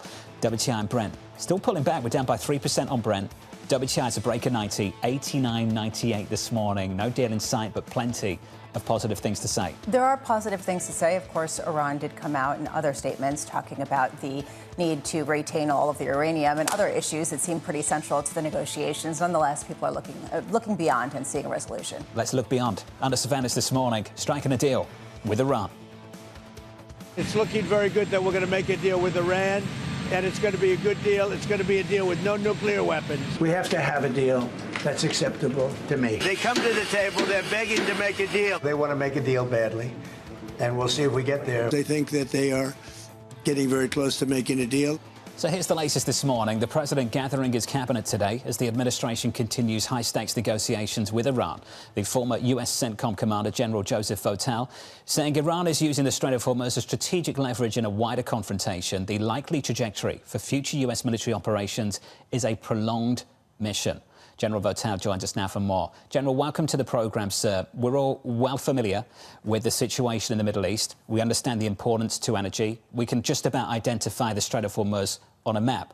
General, for people who haven't been there, who don't understand what it actually looks like to go through that waterway, why is it so difficult to get energy flowing, even now?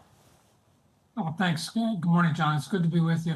Well, first of the reason, geographically, it's a very narrow passageway. The main transit routes are only about 2 miles long. The water in the strait is generally pretty shallow. It's very rocky, particularly on the Omani Emirati side, and it's really subject to weather. It's when you go through the Straits of Hormuz, it's very difficult to see. It's very difficult to, kind of be oriented to where you are. So it's just a very, very difficult portion of water to get through. And of course, it's dominated geographically by Iran. You can't dispute the fact that on at least, 3 sides of it as you go through, the Iranians have the geographical advantage here. General, yesterday, the Wall Street Journal said the Navy started assisting in terms of escorts of vessels through the strait, and then CENTCOM came out and said they're not currently escorting commercial vessels. If we were to see mass escorts, what would that look like? Yeah, Anne-Maria, what that would generally look like is the commitment of a number of our destroyers, probably somewhere on the order of 15 to 20 that would be dedicated to the mission. And what they would basically do is not only picket and put maritime assets in key positions where they could provide protection over the top of these convoys, but they'd also be in a position where they would be escorting them. Sometimes we might try to bring together a number of tankers and then move them as a package through the Gulf with close escort by U.S.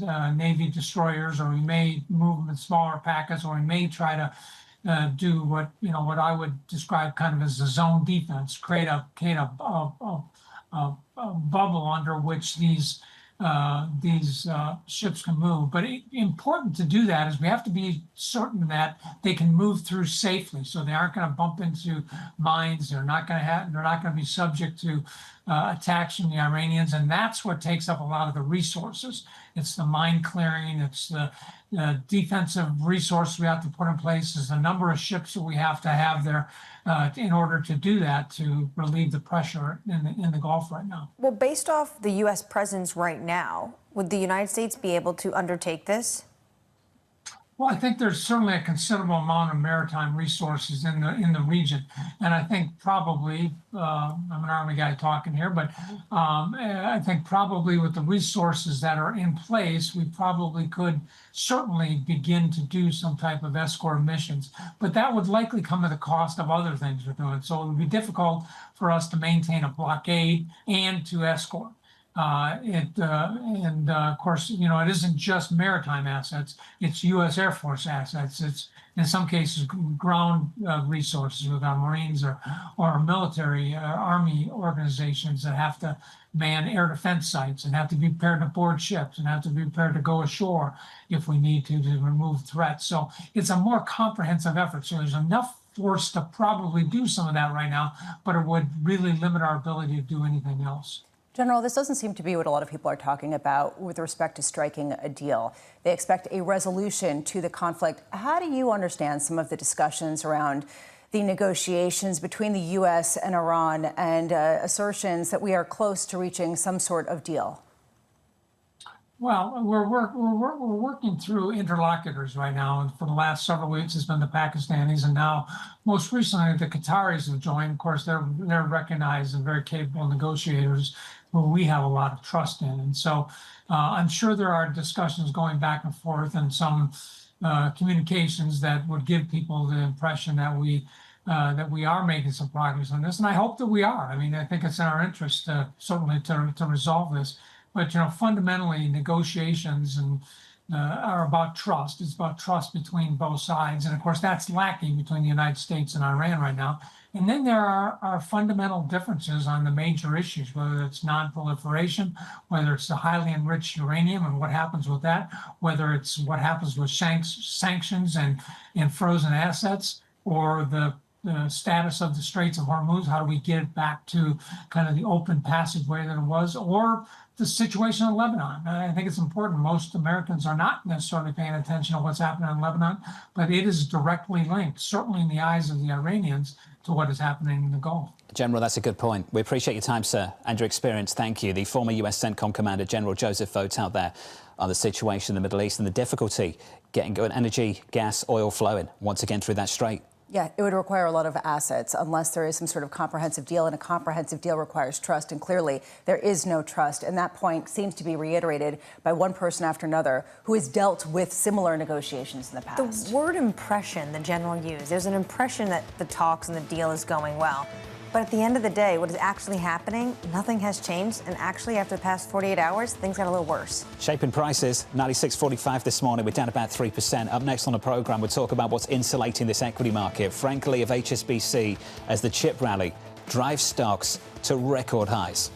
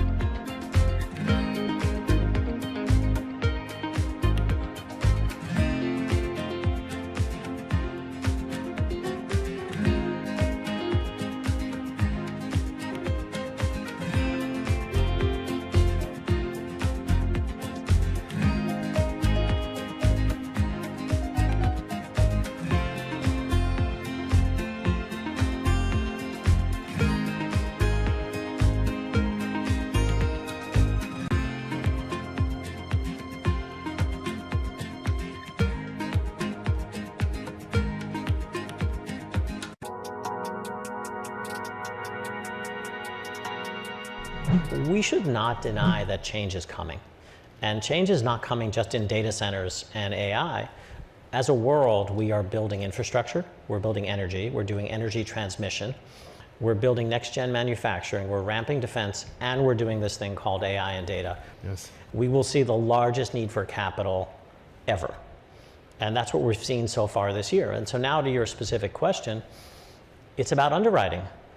There are a number of very strong US tech companies who run diversified businesses, Amazon, Google, Microsoft, who are interested in seeing these centers built and are interested in not consolidating the debt on their balance sheet. And to the extent they are prepared to lend their credit, one can lend against those types of things and make sensible underwriting decisions. Middle East tensions are high. Both sides willing to go back to the battlefield. The narrative changes moment to moment. Is there a ceasefire? Is there not a ceasefire? Markets are up, markets are down. Count on Bloomberg for up-to-the-minute reporting. Breaking news this morning. Breaking news in the last few minutes. On-the-ground perspective. Talking to you from the bomb shelter. This White House still pushing. And the analysis you need to make informed decisions fast. Clearly, nothing is final until it's well and truly final. The really important question is whether we'll get second-round effects. Nobody covers geopolitics like Bloomberg.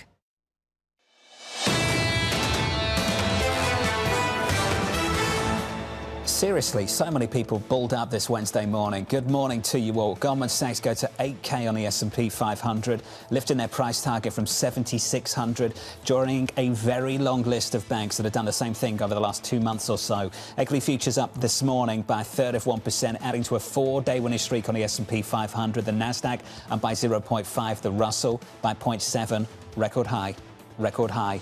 All-time high. In the bond market, yields supporting this move. We're down across the curve by a couple of basis points this morning, down 2 on 10s, down 1 on 2s, 4.01% on the 2-year. Tomorrow, things get a little bit more interesting. PCE, the main event for the Federal Reserve, their preferred read on US inflation, and that might not make for great reading for this institution. We've had one upside surprise after another when it comes to inflationary reads, and core PCE is probably no different, likely in that 0.3% range, 3.3% over the past year. Key question here, does the Fed care, right? What is the worst Fed's response mechanism to inflation that is ticking, inflecting upward, given the fact that this Fed has been incredibly dovish? Are they going to wreck the party? I mean, ultimately, it's easy to be a skeptic, but I might as well join the party and not be so, skeptical, because you're not paid to be skeptical. You're not paid to poke holes. You are paid to just go with the mob. Have we got that breaking news whoosh that drives across the screen? Can we play that now? Sort of breaking news. It's the dub. Come on. Bramo, I think, going to look to confirm this, but I think Bramo just turned bullish. Is that what just happened? I think that it just doesn't pay to be skeptical. You take a look at every single different benchmark. My son, for a school project, went all in on Micron, theoretically. Okay. And he comes back, he's like, I won big yesterday. I mean, it's sort of, what are we trading people? We are trading them that you cannot lose. And that seems to be the way to go. Bulls everywhere this morning, getting very nervous following that. Let's finish on crude. We're down about 3% on WTI and Brent. This is helping to move as well. Brent crude to 96, WTI to about $90 a barrel. So what's interesting about this is crude is moving lower, but we don't actually have that deal that the president has been teasing for months now. And what we heard from Iran is that until we have agreed on all issues, we consider that we have agreed on nothing. That is what one of the key negotiators said as he's making this visit to Russia. And what they're talking about is that highly enriched uranium is not on the agenda for talks with the United States. Well, that is the number one issue that this president needs to deliver on for the American people. And yet here we are with crude down 3% on the session. Counting you down to the cash open 3 hours away. Let's get you some single names, some morning movers. Yahara has more. Hey, Yahara. Hi, John. Well, Lisa's son wins again because we are seeing Micron shares soaring 6% in the pre-market after it became the latest company to join the $1 trillion club. A rally initially sparked by UBS doubling its price target on the stock. And what's striking is that just hours later over in South Korea, its memory chip darling SK Hynix also joined that club. Now we'll be looking ahead to Marvell Technologies. It reports after the bell. The chip maker shares are already up 5.8%, a sign that investors think it will show another strong read on AI demand. Turning to space stocks, they are soaring again in the pre-market, extending a rally that's been building ever since SpaceX filed publicly in what could become the biggest IPO ever. And ever since then, investors have been piling into anything tied to this space. So that's why you're seeing space infrastructure companies like Redwire up nearly 20% in the pre-market. And we end on a name that is getting crushed in the pre-market. Zscaler shares down 23% after the company missed on its fourth quarter revenue outlook just slightly. And what analysts are saying in their notes is that the plunge reflects how very little tolerance investors have for even small misses when it comes to these software companies. John? Yahara, thank you. Thanks for the update. More from Yahara in the next hour. On our radar this morning, Samsung workers accepting an 11th hour deal, averting a major strike that threatened to disrupt global chip supply. Chip workers at the company will see an average bonus of $340,000. Elsewhere, Chinese tech giant ByteDance planning to a steep increase in capex this year. The TikTok developer gearing up to nearly triple its spending from $25 billion last year to $70 billion this year to lead the Chinese market and challenge U.S. companies. And finally, an update on the NVIDIA chips smuggled into China. Taiwan prosecutors saying 3 suspects shipped the chips to Japan before bringing them into China. Authorities also seizing about 50 servers, which they say the trio had prepared fraudulent export documents. So to me, this actually has 2 really important points. Number one, raising questions about how much DeepSeek was really homegrown and some of the gains that they achieved, how much they were absolutely done on lower power chips. But the second thing is Taiwan wants to get in good graces with the United States. And Taiwan has been under the fire for a while from the United States authorities saying, can you guys crack down a little bit harder on exactly where the chips are going and whether they are violating some of the sanctions. And that, I think, seems to be coming to the fore, them wanting to get on board ahead of some really sensitive negotiations. And this is the first public crackdown we've seen after really so many years, as you say, of pressure. And at the same time, I just came back from this trip to China with the president. Yep. Taiwan is waiting for a sign-off on this $14 billion arms sale. Now, I don't want to read too much into it, but you have to think that might be part of what is going on here right now. Can you just sort of draw a picture for people of what that negotiation looks like? We know what the ask is from Taiwan. We know that the president's hounding off on fulfilling the ask. What does he want in return? Do we know? What he wants in return, we don't know exactly what the president wants in return from Taiwan. This could potentially be one of it. One of the big issues the president definitely wants is that this issue stays status quo.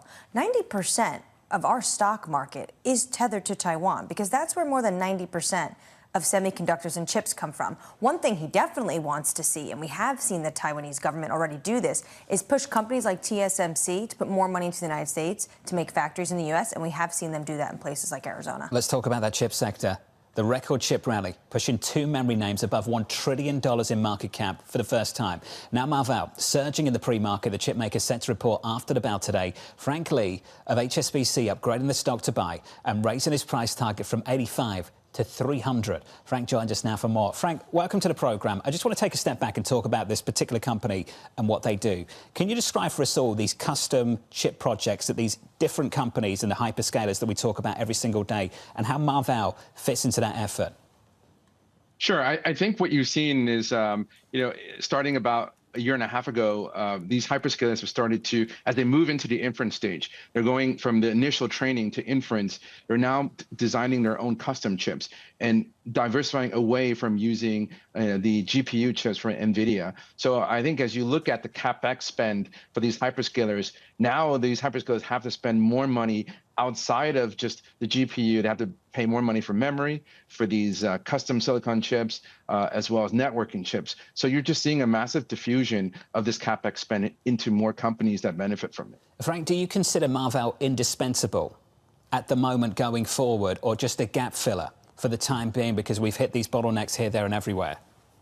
Yeah, so I think it's a good point. What we're starting to see is just a lot of bottlenecks emerging from all places.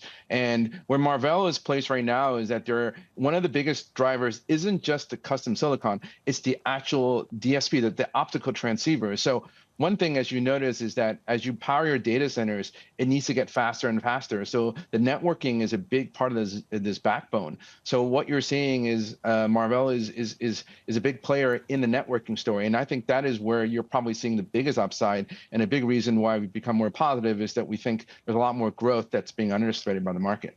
Frank, it's been Marvell, it's been what we've seen with Micron, it's been some of the other semiconductors and memory-related stocks. Yet we have seen NVIDIA kind of fall behind. It hasn't participated as much. How much have the gains in semis and, frankly, memory-related names come at the expense of NVIDIA?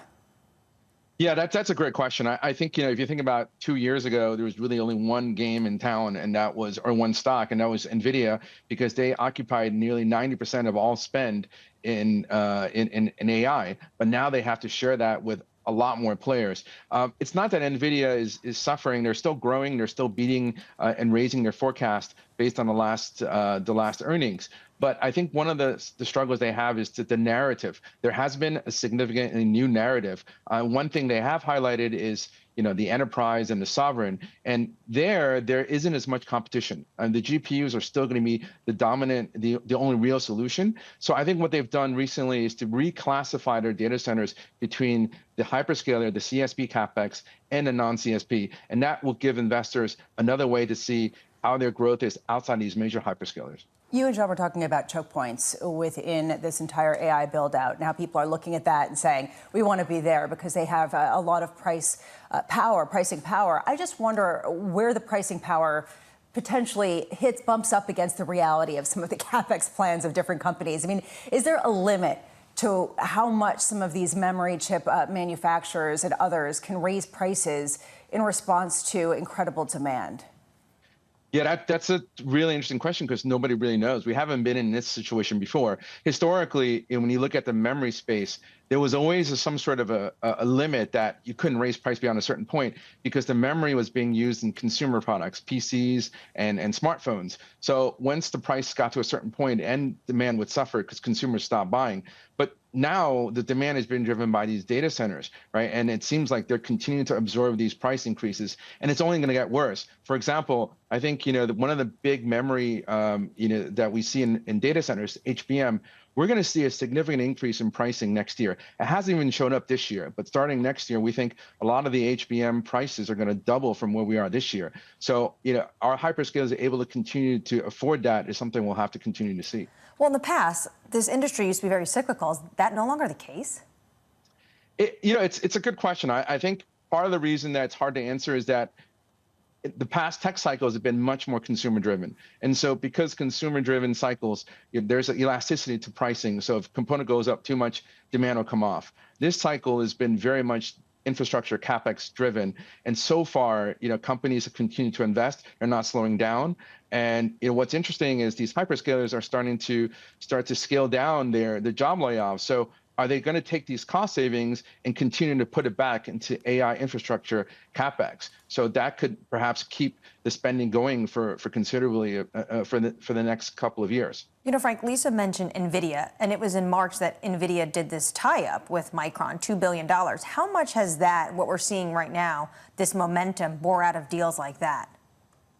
Yeah, I mean, NVIDIA has been signing deals with a lot of people in the supply chain. So it's not just Micron. They've done, a couple of deals on the optical side, including, Coherent, Lumentum, even a Marvell deal. So that in some ways, investors are looking at where NVIDIA is investing and saying that's the next choke point. So in some ways, if you look at some of the stocks, they've actually moved more after NVIDIA is invested, because I think investors are saying, well, NVIDIA is such an essential part of the supply chain. They know where perhaps they need to secure capacity next. And so some people are using that as a roadmap to see where the next choke point is going to be. Hey, Frank, thanks for jumping on this morning. We appreciate it, buddy. Thank you. Frank Lee there of HSBC, bullish on Marvell. Those numbers drop a little bit later this afternoon after the closing bell. Do they justify some of the rally that we've seen? Do they give you a sense that some of the enthusiasm behind names like this really can continue? NVIDIA has been investing in a lot of places. I just want to pick up on that. They've been investing in Micron. They've been investing in Marvell. About half of their free cash flow has gone into investments. They're essentially a tech-focused hedge fund in order to get their tentacles in everything. It really is an absolutely amazing story. Incredible, isn't it? It is. They've got a lot of money, let's put it that way. Nasdaq futures this morning up by 0.5%, all-time highs. Let's get you an update on stories worldwide this morning with your Bloomberg brief. Vonnie Quinn has more. Hey, Vonnie. Hey, John. Thank you. Bank of Japan Governor Kazuo Ueda warning that oil price shocks could fuel broader inflation pressures, reinforcing bets for a rate hike.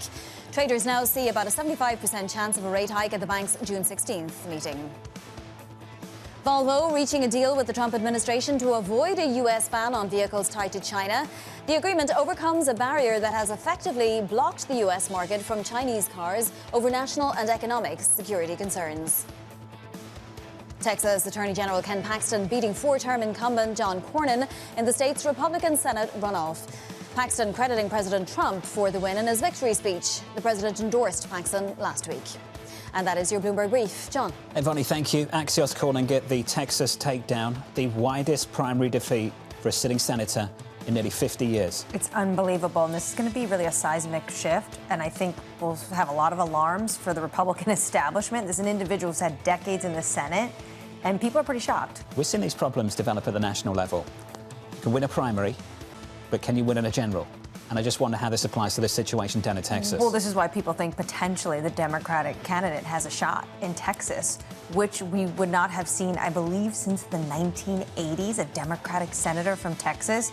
So it would be pretty shocking. We'll have that conversation in about 30 minutes' time. Equity futures right now pushing higher by a third of 1%. Up next, rising inflationary pressures.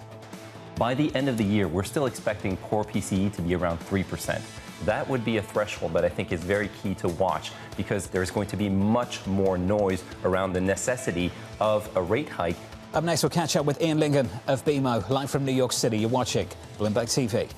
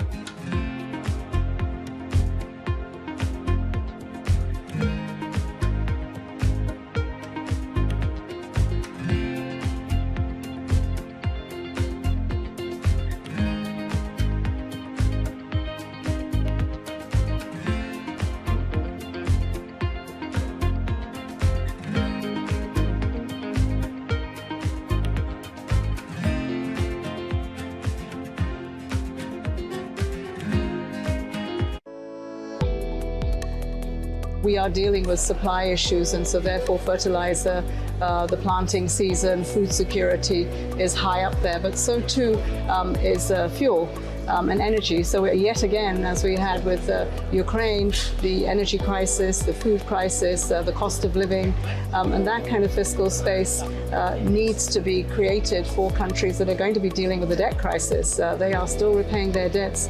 Inflation will result in interest rates that will put many countries in jeopardy on the debt issue. So we're looking to find solutions here from the IMF, from the World Bank. There have been many offers of the windows and facilities that could be put at the disposal of countries. But I think at this stage we need scale. Many countries are still recovering from the previous shocks, and some of those crises are not over yet.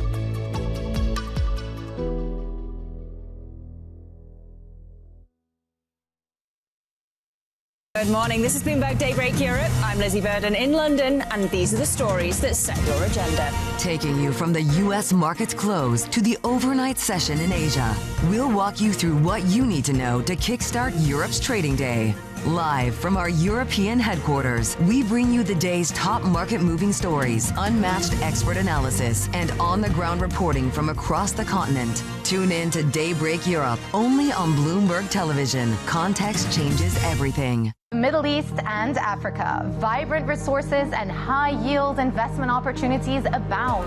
Join me on Horizons Middle East and Africa for the stories, newsmakers, and insight from this exciting region. Now weekdays, only on Bloomberg. It's a multi-trillion-dollar industry. We'll show you what's happening in ETFs like no one else. ETF IQ, only on Bloomberg.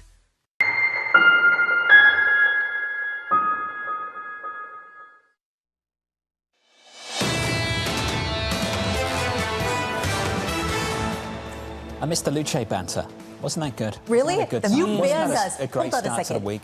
The memes. The Luce banter. The memes are fantastic amazing. memes. Or You Luce. literally, hold on a Luce. second. For the record, yesterday, Jonathan Farrell banned us from talking about the Luce or the loose conversations, and today you're bringing it back up. Is that how reminiscent, nostalgic? I missed it, you know. It's just so tempted. The meme game of the last 24 hours. Phenomenal. Yeah, people were pretty brutal. I mean, Montezemolo, the former Ferrari chairman, do you see what he said yesterday? yeah, Brutal. he said, you know, I'm worried. It doesn't deserve the prancing horse. Please take it off. At least the remove it. Chinese won't try to copy this. Oh, yeah, that was brutal. I mean, ultimately. It's quite the line. And he's saying that basically we risk destruction of a legend. So sorry. Take the prancing horse off. At least the Chinese won't copy this car. Oh my God. So scathing, so brutal. But the memes are funny. One thing you can't unsee, someone mentioned that it looks like a computer mouse.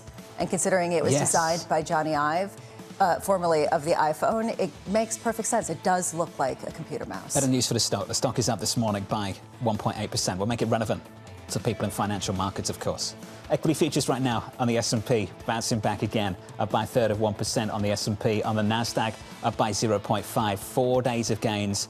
Looks like we've got another one. On a Russell, we're up by 0.7%. Focus on inflation and the bond market in the next 24 hours. 2s, 10s and 30s yields declining by another basis point at the front end, 4.02% on 2s. Under surveillance this morning, rising inflationary pressures.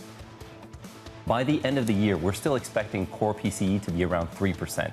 That would be a threshold that I think is very key to watch, because if inflation is indeed 1 percentage point above the 2% target that the Fed has, there is going to be much more noise around the necessity of a rate hike, especially if that trend is moving sideways and not moving back towards the target. So here's the latest this morning. The Minneapolis Fed President Neil Kashkari joining a growing chorus of central bank officials urging an increased focus on inflation. Ian Lincoln of BMO writing the strength of the underlying real economy has complicated the Fed outlook, as it currently appears the US consumers are weathering the energy shock more easily than initially feared. Ian joins us now for more. Ian, good morning. It's good to see you. Happy to be What are you here. expecting to see tomorrow morning at about 8:30 Eastern? So I think that there's two aspects of the data that will be interesting. First, everyone is focused on core PCE. The market is looking for a low point 3 or a high point 2, let's call it 0.26. I'm worried about real personal consumption. Real personal spending at a moment in which nominal wage gains are not keeping up with headline inflation means that consumers are losing ground in real purchasing power. And at some point, that starts to flow through to the broader economy, and people start to get more and more worried about that. What would you look to indicate we're close to that point? And what you're seeing it showing up right now? So right now, the market's looking for a 0.1 monthly increase in real personal consumption. You get 0 or slightly negative back-to-back months, and then that's going to ratchet down people's growth expectations for the second half of the year. Right now, between the AI build-out and the baseline momentum that the consumer is bringing in, everything looks fine, as though higher energy prices will be comparable to how quickly they were absorbed in 2022 and 2023. But I'm arguing that we're in a different position, especially given the Fed's recent pivot to something a bit more balanced, as opposed to being just completely dovish between now and the end of the year. Can you paint the moment we're in? Because a lot of people come on, particularly stock investors, and they say this is ultimately going to be a disinflationary moment. AI is going to make us all more efficient. We're going to see those efficiencies borne out in a disinflation. They talk about housing. They talk about the point that you're saying, which is wages aren't keeping up. How differently do you see things in terms of just a structurally higher inflation moment that the Fed is going to have to deal with? So I think a lot of it comes down to the time frame. Near-term inflationary, medium-term disinflationary. And if the Fed can follow through on their messaging that their most reasonable hawkish response function at the moment is to delay rate cuts rather than to increase policy rates, then I think that they will come out of this situation in a better position than if they try to chase inflation higher. So at the end of the day, I do think that the Fed is well positioned to wait and see well into the end of this year or the beginning of next before needing to truly reassess whether they should move rates higher or lower. So do you think that this Fed is going to comply with that? I mean, do you think that this is a Fed led by Kevin Warsh that is going to be more inclined to err on the side of maybe keeping rates lower, maintaining an easing bias based on the mandate, frankly, from the White House? I think that Warsh is coming in with a clear mandate not to increase rates if they don't need to. He also has a lot that he can do in terms of communication. He's been very clear that he wants to reduce the amount of communication and forward guidance coming from the Fed. That is a reversal of what we've seen over the last 15, 20 years, but that is also implicitly a volatility enhancing event, and it also should afford the hawks a bit of solace because it is implicitly kind of hawkish at this point. So I think that as we think about the balance of the year, a less is more from the Fed approach is probably the best that Warsh can deliver rather than true rate cuts or anything in that regard. You think the Fed is hawkish right now? I think that the Fed is a lot less dovish than we believed that they were three months ago. Is that because they're willing to get rid of the easing bias potentially at the next meeting? It has to do with the willingness of them to change the statement, but also the chorus of hawks that have come out and said we need to pay more attention to the inflation aspect of the mandate. Now, it's important to keep in mind that there tends to be the board that is more dovish and often drives a conversation, and the regional Fed presidents that tend to err on the side of being hawkish. And so by consolidating that communication to the board, I think that that Warsh is going to attempt to keep that message in place. What do we know about Warsh? What do you know about Warsh and what he's going to do when he takes the helm in the next few weeks? I think he's done a very good job of limiting what the market knows. Do you think that's helpful for next month? I do, because he will come in with a relatively clean slate, and it will be his first press conference. It will be his ability to present himself as the leader of the FOMC as opposed to a board member, and those incentives of his message and his presence will be different. This is important for the front end of the yield curve, of course. How does it shape your perception of how things will transpire further out along the curve? So when I think about 10 and 30-year yields in this environment, a lot of it's still based on the global macro. So it's inflation and growth expectations. Nominal inflation expectations have clearly increased over the course of the last several months because of the developments in the Middle East. I'm less concerned that break-evens are going to reprice materially higher, and instead think that the next move will be lower for break-evens simply because we have that shift from monetary policymakers. Ian, it's good to see you. It always is. Looking ahead to that first Fed meeting for incoming Fed Chair Kevin Warsh. Ian Lincoln there of BMO. Thank you, sir. My consumer price tolerance, we hit that a long time ago in the world of sports. I woke up to a ton of complaints about the pre-sale for the US Open taking place in September. The pushback we're seeing to higher prices in New York. You mentioned the get-in price for the Knicks game. I know that's historical. We've heard complaints about World Cup prices, now the US Open of tennis in September. That pushback is building. And I tell you what, it's starting to infect politics too, because the first thing that people are doing in New York, they're going to the mayor and saying, can you do something about the ticket prices at MSG? Well, because they're saying you did something about ticket prices, or at least an opening for some individuals to go to the World Cup. You're going to do something for the NBA. And he is so excited because he's a huge Knicks fan. I mean, you have to think Mayor Adams, this is killing him, literally. But he said he can't make any promises. And he can't. What's he going to do? Things are getting more and more expensive. Up next on the programme, Darryl Cronk of Wells Fargo, Libby Cantrell of PIMCO, Joe Feldman of the Telsey Advisory Group, and Megan Swiber of Bank of America. The second hour of Bloomberg Surveillance just around the corner.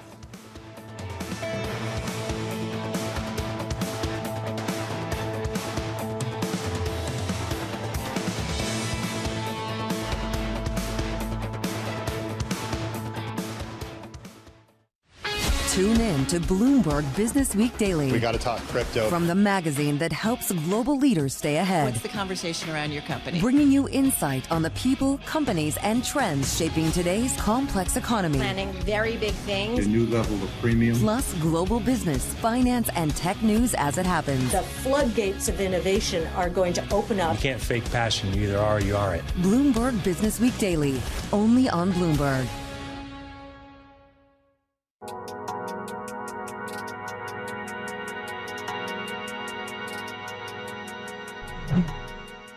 Anytime you have an industry that grows like that, there will be pockets where things are more difficult. So if they're smaller companies, it's harder to deal with tariffs, it's harder to deal with labor and with rising interest rates. So there you may see some poor performance.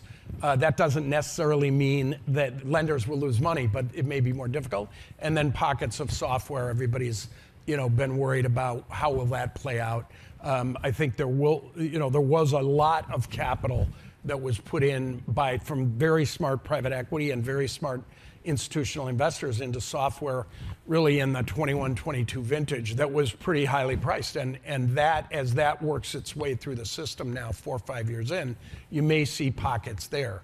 But I also think that the need for income, people want income in their portfolio, and they can get that in many ways. You can get that from the treasury market. You can get that from a bank.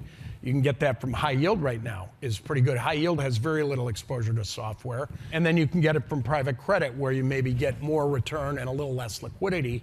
And so that, I don't see that going away. In fact, I see investors wanting more of that and wanting it from real estate, wanting it from real assets.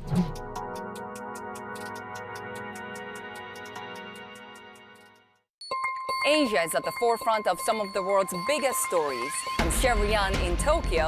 And I'm Heidi Stroud-Watts here in Sydney, where the trading day begins. We're here in the center of all the action to get you set up with the numbers, news, and knowledge you need for the day ahead. The demand is indeed recovering. We've been waiting for this moment. The opportunity of a century. Join us on Bloomberg The Asia Trade. Weekdays only on Bloomberg TV. Context changes everything. Key investors, top executives, global innovators. Join me for in-depth conversations with the biggest newsmakers on the day's top stories. Insight with Haslinda Amin, only on Bloomberg. Welcome to Bloomberg This Weekend. I'm David Gura. I'm Lisa Mateo. And I'm Christina Ruffini. We're tracking breaking news today from Wall Street to Washington.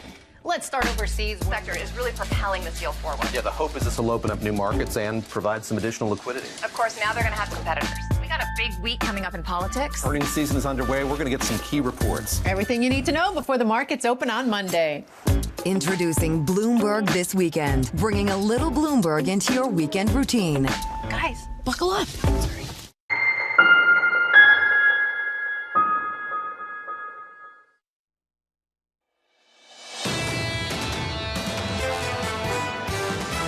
This is an economy that has withstood very nicely. We have this economy that is strong on the surface, but fragile. You're seeing the inflation data begin to pick up. The labor market's performing better than anyone expected. When we get to the second half of the year, you never know what you'll see. This is Bloomberg Surveillance with Jonathan Farrow, Lisa Abramowitz, and Anne-Marie Hordern. Live from New York City this morning. Good morning, good morning. For our audience worldwide, the second hour of Bloomberg Surveillance starts right now, and your price action scores look like this. 4-day winning streak. Hello, day 5. Equity futures up by 0.3% on the S&P. On the Nasdaq, up by 0.5. On the Russell this morning, up by 0.7. Record highs. And another lift to a price target, this time from Goldman Sachs. They're looking for 8K now, year end, and they join a growing list over the last 2-3 months who have done exactly the same thing. They go from 7,600 to 8,000 on the S&P 500. And the why has been the same for all of them. Earnings. Earnings have triumphed over every single concern that people have had in markets, whether it's slightly higher inflation than expected, whether it's the war in Iran, or whether it's consumer sentiment that measured in some ways has been plunging. Either way, the actual on-the-ground results have pointed to ongoing spending and, frankly, unbelievable resilience and strength in corporate America, which is a reason why they're all seeing this continuing not only with AI, but other companies as well. And it's really devoid, to your point, on what the consumer is seeing. Yesterday, we got data from the Conference Board. When asked how their spending habits have changed, many respondents reported buying fewer items, delaying expensive purchases, and buying cheaper versions of the same thing. 2/3 of consumers are reporting that they're cutting back on spending due to rising prices, like rising gasoline, like rising energy costs, like rising Knicks tickets. And guess what? The equity market says we don't care because earnings, they look great. And we've got decent news this morning. Samsung avoiding a strike. That's good news. If you're part of this massive capex story, you've got ByteDance in China considering $70 billion of capex this year, up from 25 last year. That's good news. And you see the market just driving these single names to trillion-dollar market caps almost across the board. SK Hynix one, and then Micron another. Micron up 859% over the past 12 months. Just to give you a sense of this kind of meteoric rise, the fastest climb to $1 trillion from $500 billion ever in record, I think 49 days or something like that, which just gives you a sense. This is now a company that is bigger than Berkshire Hathaway, that is bigger than some of the companies that we have all become accustomed to. It is shocking heartbreaking to look at some of these valuations, and yet you see the pricing power and the choke points in all of the devices that we use, as well as semiconductors, and you have to understand why they are in such demand. You just have to wonder if potentially the party killer, not that I think the party's going to end, but if there was going to be an end to this party, it would have to come from inflation that would prompt a response in the bond market. And the bond market seems to be sniffing that out on the margins, maybe not today, maybe not next week. But that inflation is getting a little indigestion. Bearish again? 60 minutes later? Here's the thing. Can't help herself. You know what? Just trying to keep up. It's her, default setting. It's hard not to be skeptical when you see moonshots. And when you don't have a sense of where we're going or exactly how fast they can raise prices or how you can see this kind of monetization of all of these different resources without that inflation breathing into the economy. It is hard to understand that. The numbers continue to underscore my concerns about inflation. That said, the actual results have been unbelievable. You cannot ignore that. So you put those two things together and you can feel a little uneasy, but you understand why people are bullish. Sort of queasy if you're bearish with moves like this. Equity futures up again by 0.4% on the S&P 500. Coming up this hour, we'll catch up with Darryl Cronk of Wells Fargo, with stocks adding to all-time highs. Joe Feldman of the Telsey Advisory Group on this week's retailer earnings, plus Megan Swiber of Bank of America as investors begin pricing in future Fed hikes. We begin this hour with stocks adding to record highs as two more tech names enter the $1 trillion club. Darryl Cronk of Wells Fargo writing, we want our investors' portfolios to rebalance towards tech and equities, add utilities and industrials for the AI trend. Darryl joins us now for more. Darryl, welcome to the program. I started the last hour, asking someone if they were bullish enough because the earnings have just gotten away from the analysts so quickly over the last 2 months. Darryl, how do you address that question this morning? Yeah, good morning, John. I think that's a really great question, and it's the important question. I mean, when you look at earnings up 22, 23, 24% across the index, much less in tech, which is up, call it lower to mid 40s on earnings growth, and yet prices aren't up equivalent to that, what you're getting is multiple compression, right? So multiples are actually getting cheaper, not more expensive, which is different than what we faced the last several years. It's been just a heck of a rally. You talk about like the 5-day winning streak, 8 weeks in a row. Since the beginning of April, the S&P is up 17%, and tech as a sector is up 37% in the last 8 weeks. So I do think you favor tech here.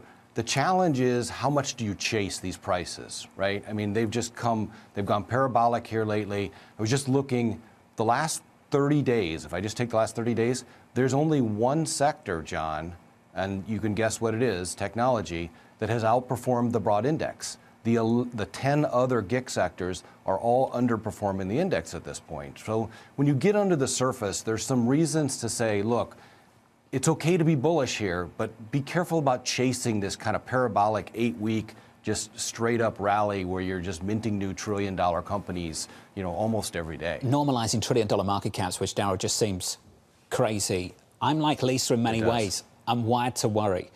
I know my blind spot though, and Darryl, it's a failure to imagine. And if I was in this market 26 years ago, I would have been worried about the same things that I'm worried about now. I also would have failed to imagine how big some of these companies could become 20, 25 years down the road. Thinking about what Alphabet is today, what Amazon is today. Can you help just sort of flex that muscle that I have difficulty with? What does this world look like in 10 years' time?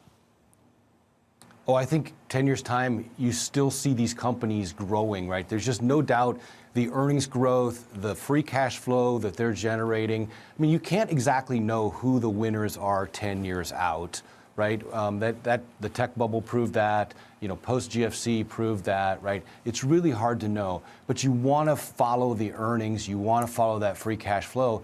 And to your point, the CapEx spending, I think what people are missing in this earnings story is we know that the One Big Beautiful Bill had huge provisions in it for allowing almost immediate same-year depreciation of capital spending, investment in property, plant, equipment, manufacturing, all that stuff. So when I can depreciate all of that in 1 year, or this year or and next, instead of over a 5-year or 10-year period of time, guess what that does to margins and earnings? It goes straight to the bottom line, right? So not only are you generating the top line sales growth, but now I'm getting all the benefits of what's happened with the One Big Beautiful Bill and all that depreciation, which is just exploding earnings growth at the bottom line for these companies, these hyperscalers that are doing this big CapEx investment. Can you have a boom like this, Daryl, where people are just pouring money into specific sectors tied to the AI themes without commensurate inflation, given some of the supply constraints that we're seeing around the world? Yeah, look, that's why, Lisa, I think it's a good point not to chase. I mean, so go back just to the beginning of the Iran conflict, right? The 2-year Treasury was 337. So we're celebrating today because it's back to 401, right? But that's still 37% higher than it was at the end of February, right? Brent crude was $70. It's 96 this morning. We're celebrating again, but that's another 35, 36% higher. So there's definitely friction that's gotten added to the system over the last, 8 to 10 weeks. And I think investors have to account for that, right? It may be that tech is somewhat insulated, but you're seeing it across the rest of the industries. Go to the point of in the last 30 days, tech is the only sector outperforming. And when I get below the surface and I look at how many of the S&P 500 companies are currently in an uptrend, the number's like 53, 54% this morning. That's way below what you'd want to see in a sustained rally, much less a parabolic rally. You should see that number of companies in an uptrend of wide breadth and participation somewhere in the mid 60s, maybe even pushing 70 or lower 70%. So at 53%, that's still pretty anemic here. We need broader participation. Something's got to hit other than tech. So, Daryl, there are two ways to interpret this. On one hand, you could say either stop chasing some of those returns and put money in safe haven assets, whether it's gold, whether it's bonds, whatever your flavor of the month is. And the other way is to look at a potential rotation into other names that have to benefit if this continues for so long. It's basically two sides of a coin. Either you're cautious or you're bullish in just a different flavor. Which are you? So I wouldn't describe us as cautious. We're absolutely bullish, although we're sitting basically on top of our year-end target, to John's earlier point about people raising targets and having to kind of chase this market, not just in positioning, but in price targets as well. I think what you do here, Lisa, is you look for adjacent sectors. So, for example, the financial sector, down year to date, right? It's trailing the S&P 500 on a relative basis by almost 15%. And yet I've got, pristine balance sheets. I've got M&A hitting at all-time record highs. I've got big IPOs coming up this summer and into the fall. I've got basically CapEx spend that companies financials are willing to lend against. So there's, net interest margins have been increasing, not decreasing. There's a lot of reasons to think places like financials, places like industrials. I mean, actually, the industrial complex and stock and GIC sector is down since the Iran conflict. It shouldn't be based on what's going on with spending in other places. Utilities, we think, is another place where you can find value in today's world that actually is down over the last 3 months. So there are places you can go here and find really good earnings growth at reasonable prices, reasonable valuations. So if that next marginal dollar that you want to invest doesn't have to be chasing the 37% 8-week move in tech. Well, Daryl, you say for something to hit, it needs to be broader, something to hit more than tech. For that to happen, for this to really be broadened out, do we need to see an opening of the Strait of Hormuz and a real end to this conflict? Mm-hmm. Absolutely, Emery. I mean, that has to open. We're already seeing, the demand destruction predominantly in LNG, right? LNG can't store reserves and other elements much like you can with oil, or reroute it through capacity and pipelines to other places. So the strait has to get opened up. We've got to get an agreement on a moratorium on enriching uranium out of Iran. Then you got to deal with the stockpiles, right? It depends on what stockpile we get. Remember, the 60% uranium is largely, the IEA believes, is buried in Isfahan, in the mountains somewhere. So getting that delivered out of the country of Iran as part of some kind of an agreement isn't exactly easy to do, assuming you can even locate it and extract it in a reasonable period of time. So I think, we may be a little ahead of ourselves on this agreement and all the facets and the levers that people want, which is why, in the very near term, I think you can be a little cautious on that next marginal dollar and where you put it to work from the equity market perspective. But over the next, let's say, 6, 9, 12, 18 months, the outlook still looks pretty bright. Daryl, it's good to see you. It's great to catch up as always. We'll see you in studio next time. Daryl Cronk there of Wells Fargo on this market. He likes the financials. He likes the banks. He's not alone. It was a consensus overweight for a lot of people coming into the year. The banks over the last 4 sessions up by 3.9%. Pretty decent, right? Then you look at the semis, up double digits over the same period. The outperformance, just vicious outperformance, firmly elsewhere. Is it even considered outperformance when you're tripling the total market valuation in just a couple of months? I mean, it gives you a sense of the speed of some of the incredible expansion of valuations here. Real question about how you get ahead of this. Can you chase it? What do you do to potentially hedge against it? People are nervous, but they feel like they have to participate. And you feel that pretty much universally. I was looking at just some of the protection and how much it costs to protect against downside. It's incredibly low. Nobody wants to protect against downside because that's just going to simply give up some of their basis point spread. So it gives you a sense of the mood of the moment. You just described FOMO. Yes. And this is what Torsten Slok of Apollo just published moments ago, that the Fed is fighting FOMO, saying there are no signs that the market is expecting a slowdown in AI capex in the next year, saying combined with strong growth from another interest rate insensitive source, namely the one big beautiful bill, the bottom line is as follows. Rates can continue to move higher because rate hikes are not slowing the economy and inflation as the textbook would have predicted. When you talk to bankers about whether higher rates will stymie any of the infrastructure deals that they have coming to the market, every single one of them says no. 5, 6, 7%, 8% doesn't matter because this is existential spending and it is price independent. And that eradicates some of the Fed hikes in terms of just the input into the economy. Yields just about unchanged this morning. Twos around 4%. The equity market pushing on, up another third of 1% on the S&P. With an update on stories worldwide, with your Bloomberg brief, Vonnie Quinn has more. Hey, Vonnie. Hey, John. Thank you. More than $20 billion in tariff refunds are headed to importers who successfully filed claims using the new web portal developed by U.S. Customs and Border Protection. The agency is issuing refunds to importers who paid as much as $166 billion across more than 53 million import entities. Samsung shares gained in Wednesday's trading. Union members voting in favor of a compensation deal that will give chip workers an average bonus of about $340,000. The agreement avoids a strike that threatened to disrupt global chip supply. Tesla shares rising in the pre-market. Talks of a possible merger with SpaceX ahead of its Wall Street debut gaining traction. The reason behind a potential deal is centered on both companies' need for advanced AI systems. And that is your Bloomberg brief. John. Hey, Vonnie, thank you. Appreciate the update. More from Vonnie later this hour in about 30 minutes' time. Up next on the program, a sweeping victory.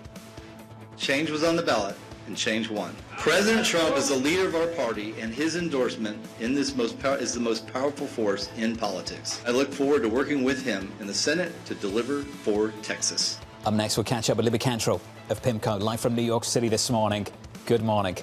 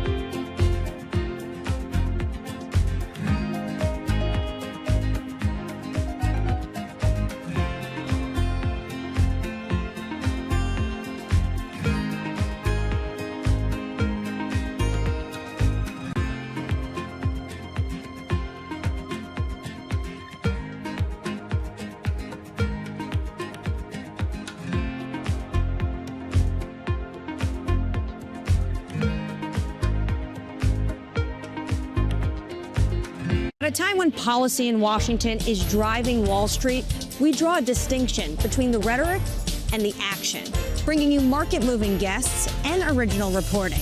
This is Bloomberg Surveillance. Every weekday, Bloomberg puts the spotlight on a different aspect of global finance. Flows, funds, and the forces shaping markets on ETF IQ. The future of money with Bloomberg Crypto. The players behind major transactions on Bloomberg Deals. The stories informing finance with Bloomberg Markets. And rates, risk, and the cost of capital on Bloomberg Real Yield. A different topic every weekday, only on Bloomberg Television. The countdown is on. Everything you need to get the edge at the end of the market day. Get ahead of tomorrow's trading with The Close. Weekdays on Bloomberg. Context changes everything.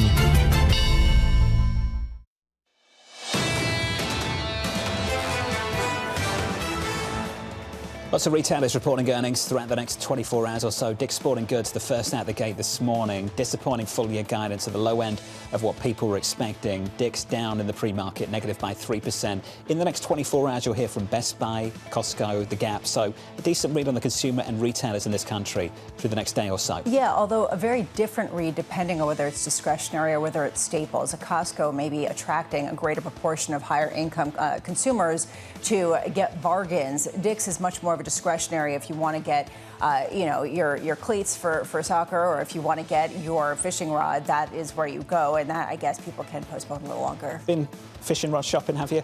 Or Nick's Hey? here. No? Okay. Futures look like this. Equity markets. That was harsh just to sit the camera on Bramo like that. It's unfair. It's not fair. Futures right now on the S&P 500. Crocodile Just tears. leaving you hanging. Oh, yeah. Equities up by 1/3% on the S&P. On the Nasdaq up by 0.6. On the Russell this morning up by 0.75% and adding some weight to a record-breaking rally. All-time highs at a close across the board in yesterday's session. In the bond market, yields pulling back just a touch. 2s, 10s, 30s, yields declining at the long end of the curve on 10s by a single basis point. Just about unchanged to the front end on 2s this morning. Under surveillance this morning, a sweeping victory.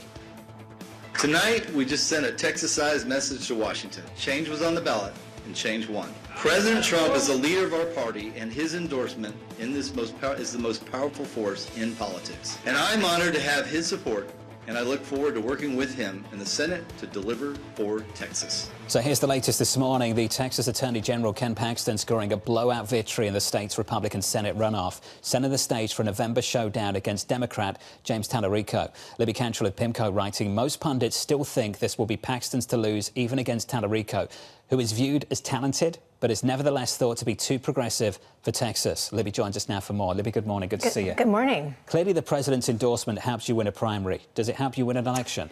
Yeah, well, I think that's the open question here. What has been very clear is that with several primaries, including the one last night, President Trump's endorsement is sort of the ultimate path to victory. But however, and I think this is an important however, as you allude to, the primary electorate is very different from the general election electorate.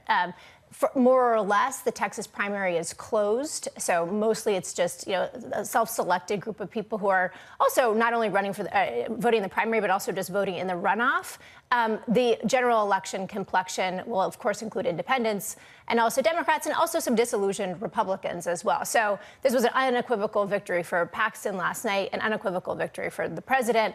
But I do think the general election will look quite different. However, and as we talk about in that note, the map is still really difficult for Democrats. So even though the political environment is quite favorable for them and quite negative for Republicans, still the Senate map, incredibly challenging. Well, in the short term, between now and the midterms, what is the point for potentially some Republicans to sign up with some issues the president wants to put ahead of them, but they might think is a little bit controversial when basically he's going against their sworn enemies in primaries?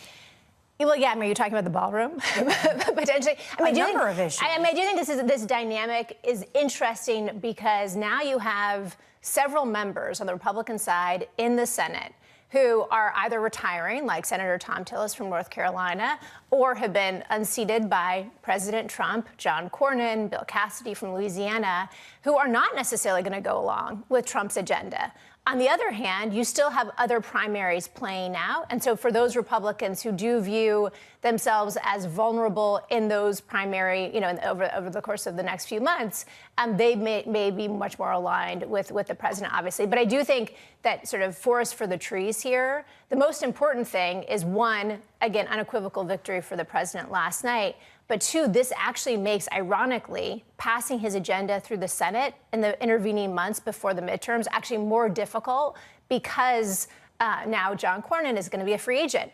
Bill Cassidy, a free agent. Tom Tillis, already a free agent. So again, this is sort of the irony is this could actually be self-defeating. In another universe, John Cornyn almost was the Senate majority leader. Can you imagine a Senate majority leader being pushed out by their own sitting president in the same party? I mean, it's a really important point. I mean, he is obviously a very senior member of the Republican caucus in the Senate, but he's also a prolific fundraiser. And so not only do they sort of lose an elder statesman, if you will, somebody who has a lot of institutional knowledge, who knows how to get things done in the Senate, they've also lost a really effective fundraiser. So again, this is sort of a short-term victory, surely for the president. Longer term, this could have some unintended consequences for the party. We've seen this movie before where people discount President Trump and say his popularity is really negative, and you've seen it just sort of waning in polls, even with Republicans.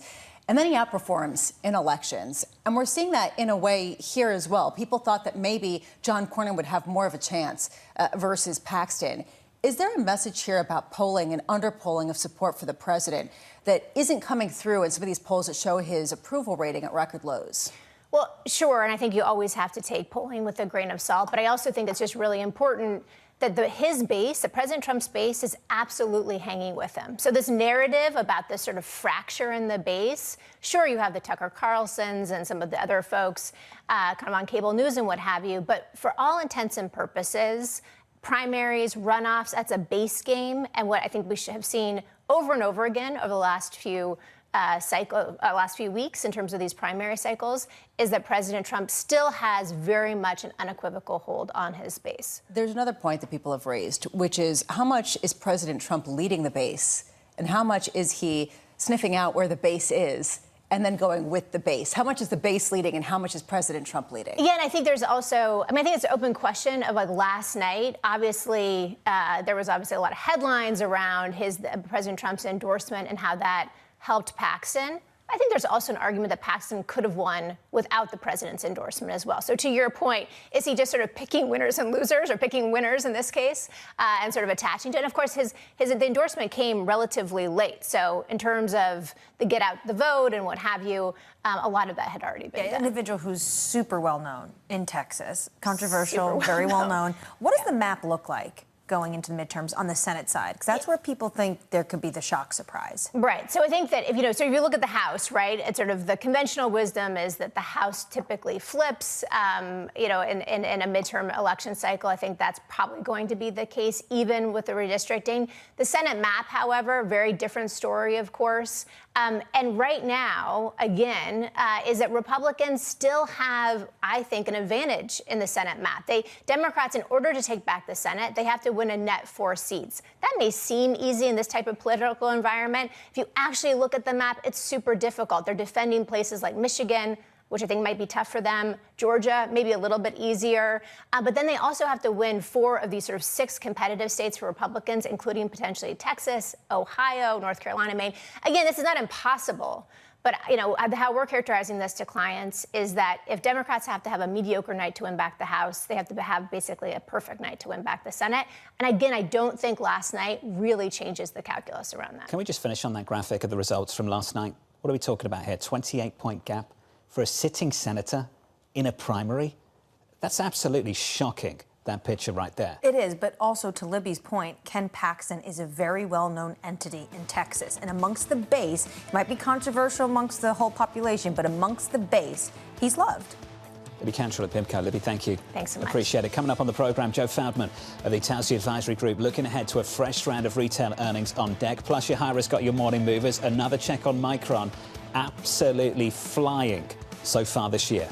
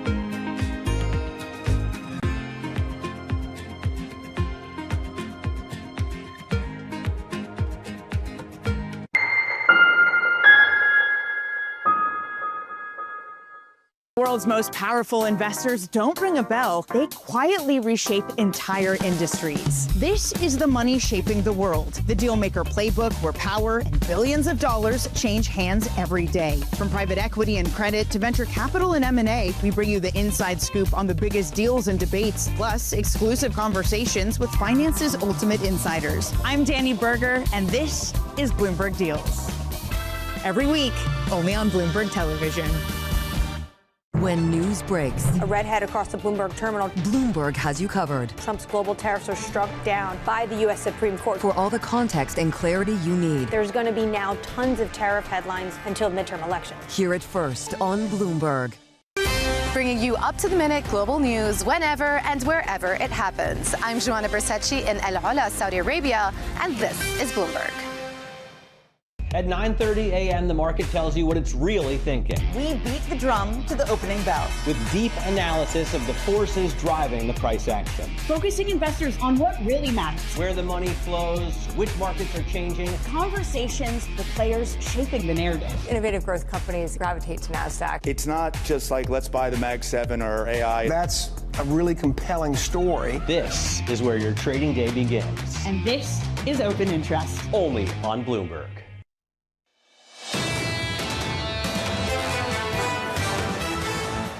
Check it out, more of the same. Up across the board, adding to all-time highs on the S&P, up by a third of 1%, on the Nasdaq up by 0.7. Four-day winning streak for the S&P, the longest winning run on a daily basis since the middle of April. The 8-week winning run, if we make that week 9, we're equaling one of the longest runs we've seen on a weekly basis in the last something like 40 years.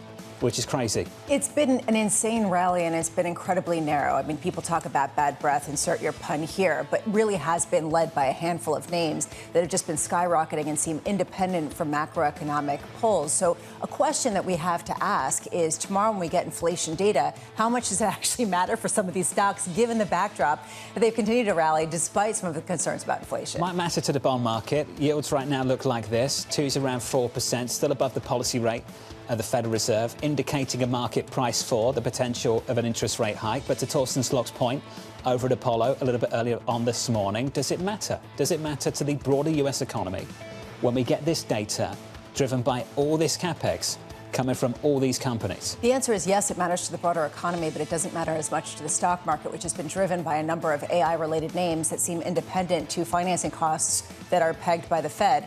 Again, this raises a real conundrum for the Federal Reserve. Do they cater to the economy that is affected by rates, talking about the housing market, talking about some of the consumer spending that does seem to be dampened because of higher prices? Or do they say, we don't want to spur a bubble by really allowing some of these names to keep flying? This hasn't mattered, not to the equity market. Crude, Brent WTI looks like this morning. It's down by 3% on WTI, still around 90. 97 on Brent, down by 2.5%. Difficult to point to any real progress whatsoever based on the reports we've seen, and yet here we are with prices declining once again. I think there's two issues. One, the market understands that the president does want a negotiated settlement and wants to reopen the Strait of Hormuz. That actually is where the direction of travel is going. Second, you do have stories of ADNOC being able to, and it's hard to quantify how much it is, but being able to get some product out of the Strait of Hormuz, and then obviously would have no problem going through the U.S. blockade. So the market does understand that it's not fully shut. It maybe is a little leaky, and the direction of travel from this administration is that we're going to get there. But Al Arabia is saying that a U.S.-Iran agreement, according to their sources, reached within weeks. What happened to days? Let's get to that story right now. On our radar this morning, crude prices easing as optimism grows that the US and Iran are closing in on some kind of peace deal. At least 2 non-Iranian supertankers crossing through the Strait of Hormuz on Tuesday, even though the choke point remains essentially closed. Elsewhere, Wall Street continuing to bet big on the AI boom. Goldman, the latest, raising its year-end S&P 500 target to 8K from 7,600. The firm writing, quote, earnings growth should drive continued equity market upside. I've read that line so many times in the last few months. And finally, a surge in memory chip stocks pushing Micron and SK Hynix into the $1 trillion market cap club. SK Hynix is just the third Asian company to surpass the milestone, driven by investors who see a sustained reevaluation of the industry. That's EM. And when people say they're investing in EM, it's SK Hynix. So it's outperforming because SK Hynix is one of the leaders. They control 57% of the global high bandwidth memory market. That, to me, is something that everyone cares about right now because that is the new choke point. And we're seeing that with respect not only to the huge hyperscalers, but also when it comes to consumer products. You have to wonder about inflation. I'm not going to get into that. But it just really highlights how a couple of names have driven a lot of the gains that we've seen so far. Going to break down the index, MSCI, Emerging Market Index. Please do. Taiwan Semi is 14% of the index.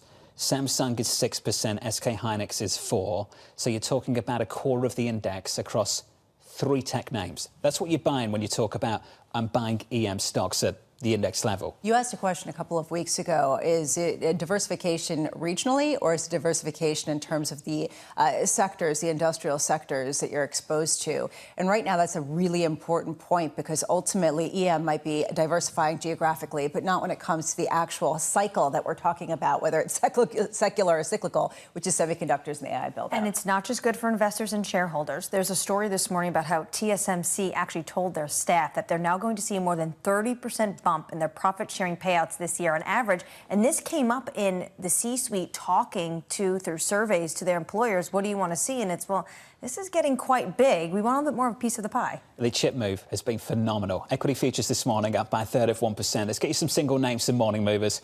Yahara has more. Hey, Yahara. Hi, John. We start with those chip makers. Micron, of course, as you just said, soaring in the pre-market, up more than 8% after it became the latest company to join the $1 trillion club.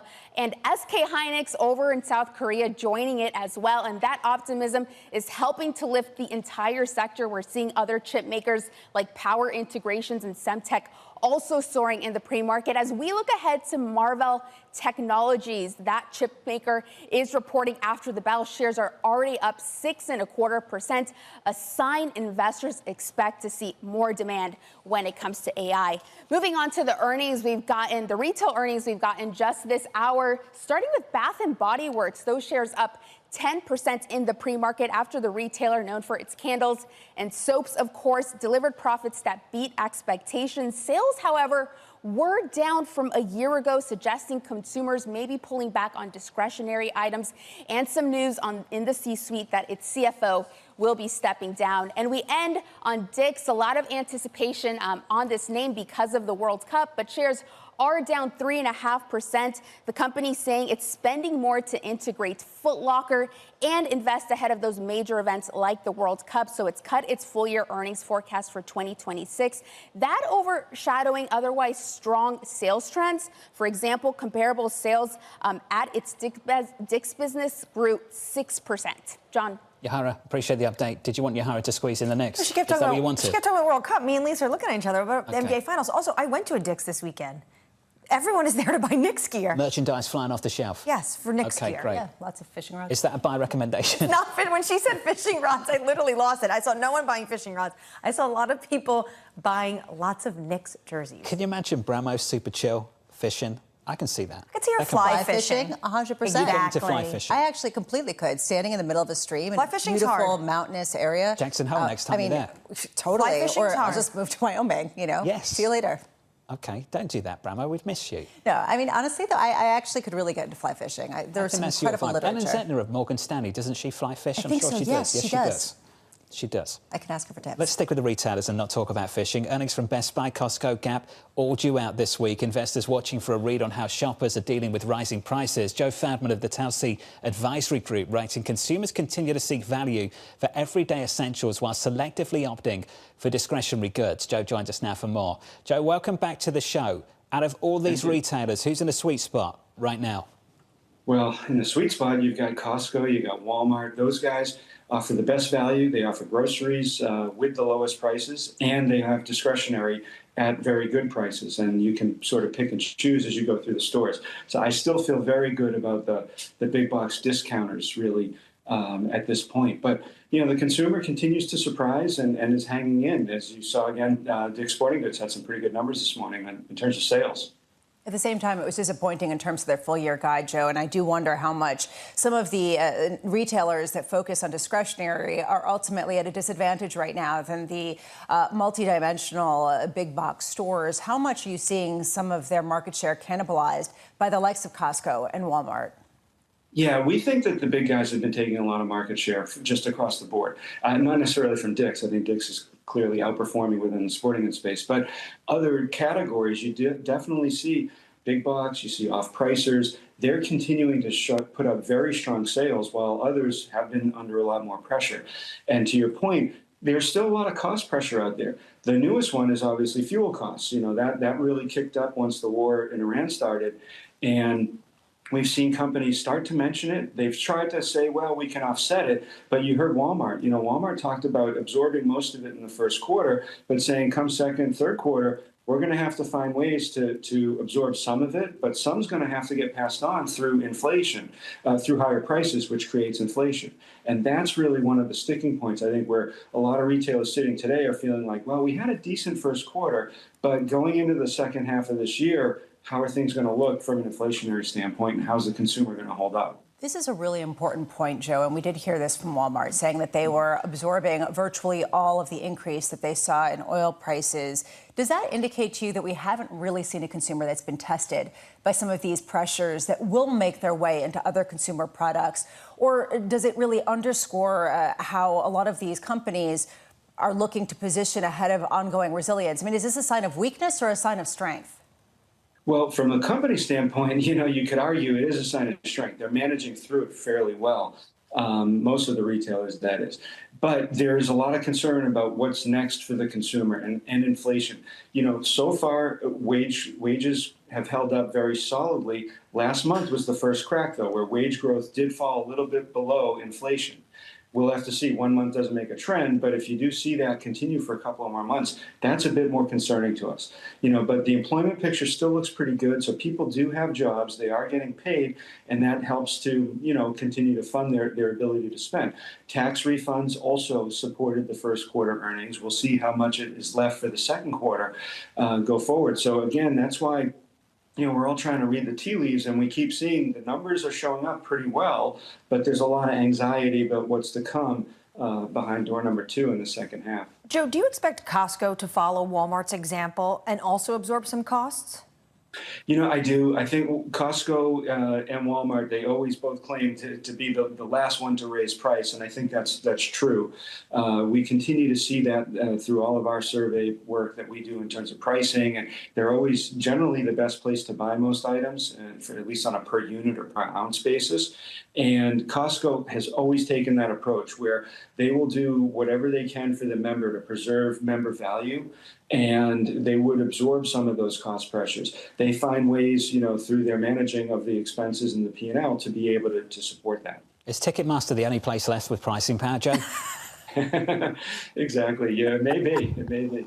Crazy. Joe, thank you, sir. Joe Falvin there of the Towsea Advisory Group. Certainly feels that way, right? I mean, it is the extreme example of price inflation. And they take a slice of everything. When you sell it, when you buy it, if you do it on the resale market, they take, I think, 15% each way. I might be making that up. I've loved living here in New York for the last 10 years. But sports, the price of sports in this city is absolutely insane. The concentration of wealth makes it so difficult to attend these games, particularly when we're talking about basketball and the stadium's a quarter the size of, say, a football stadium. So if you go to, say, the UK and you live in London, you've got multiple sports teams through London that are in the Premier League with stadiums 4x the size. So the access to go to watch these games is far more available to you. To go and watch anything in New York costs you an absolute fortune. You know what is on a discount right now? Mets tickets. You can buy Mets tickets so cheaply. I hear about it at home. $10. And it's not even. So right. They're like giving them away. They can't get the stadium full.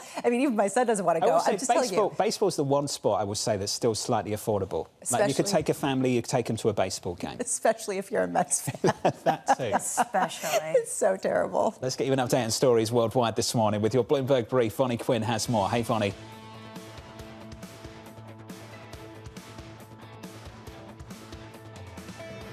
I think we've got a problem with Vonnie's microphone. Vonnie, we're going to work on fixing that. I'll complete the read for Vonnie.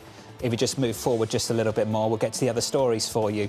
That's Lewis de Guindos. Here's Qualcomm striking a deal with ByteDance to supply chips for AI data centers. Sources telling us here at Bloomberg the TikTok parent is set to secure millions of chips known as the application-specific integrated circuits. Finally, in sports, as the Knicks await their opponent for the NBA Finals, the schedule for the championship could create some commuting chaos.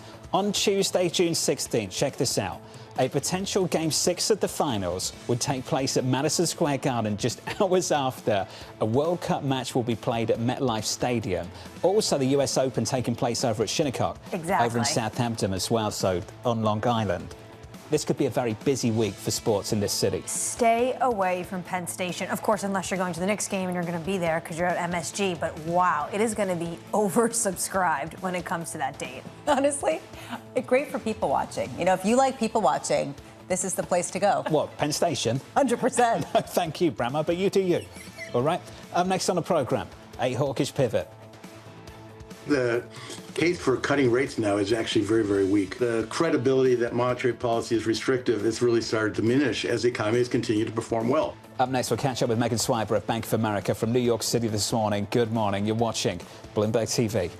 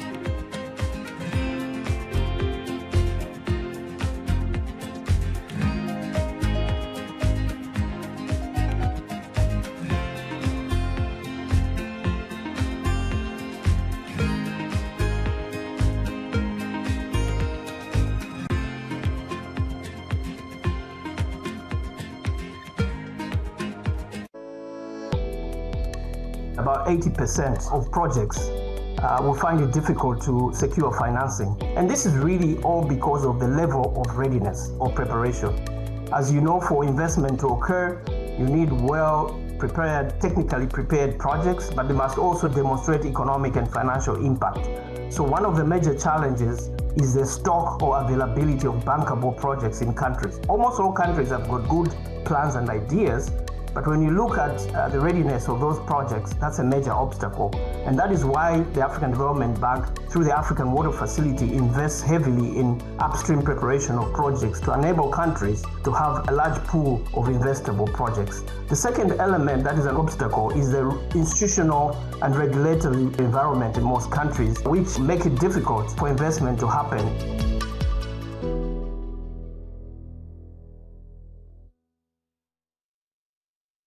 Middle East tensions are high. Both sides willing to go back to the battlefield. The narrative changes moment to moment. Is there a ceasefire? Is there not a ceasefire? Markets are up, markets are down. Count on Bloomberg for up-to-the-minute reporting. Breaking news this morning. Breaking news in the last few minutes. On-the-ground perspective. Talking to you from the bomb shelter. This White House still pushing. And the analysis you need to make informed decisions fast. Clearly, nothing is final until it's well and truly final. The really important question is whether we'll get second-round effects. Nobody covers geopolitics like Bloomberg. From the world of politics to the world of business, Joe Matthew and Kaylee Lines deliver news, insight, and analysis live 2 times a day, every trading day. Balance of Power at 1 and 5 Eastern, only on Bloomberg. Join me each week on Wall Street Week for stories of capitalism from business, markets, economics, tech, and climate. More than what you need to know, it's what you need to think about.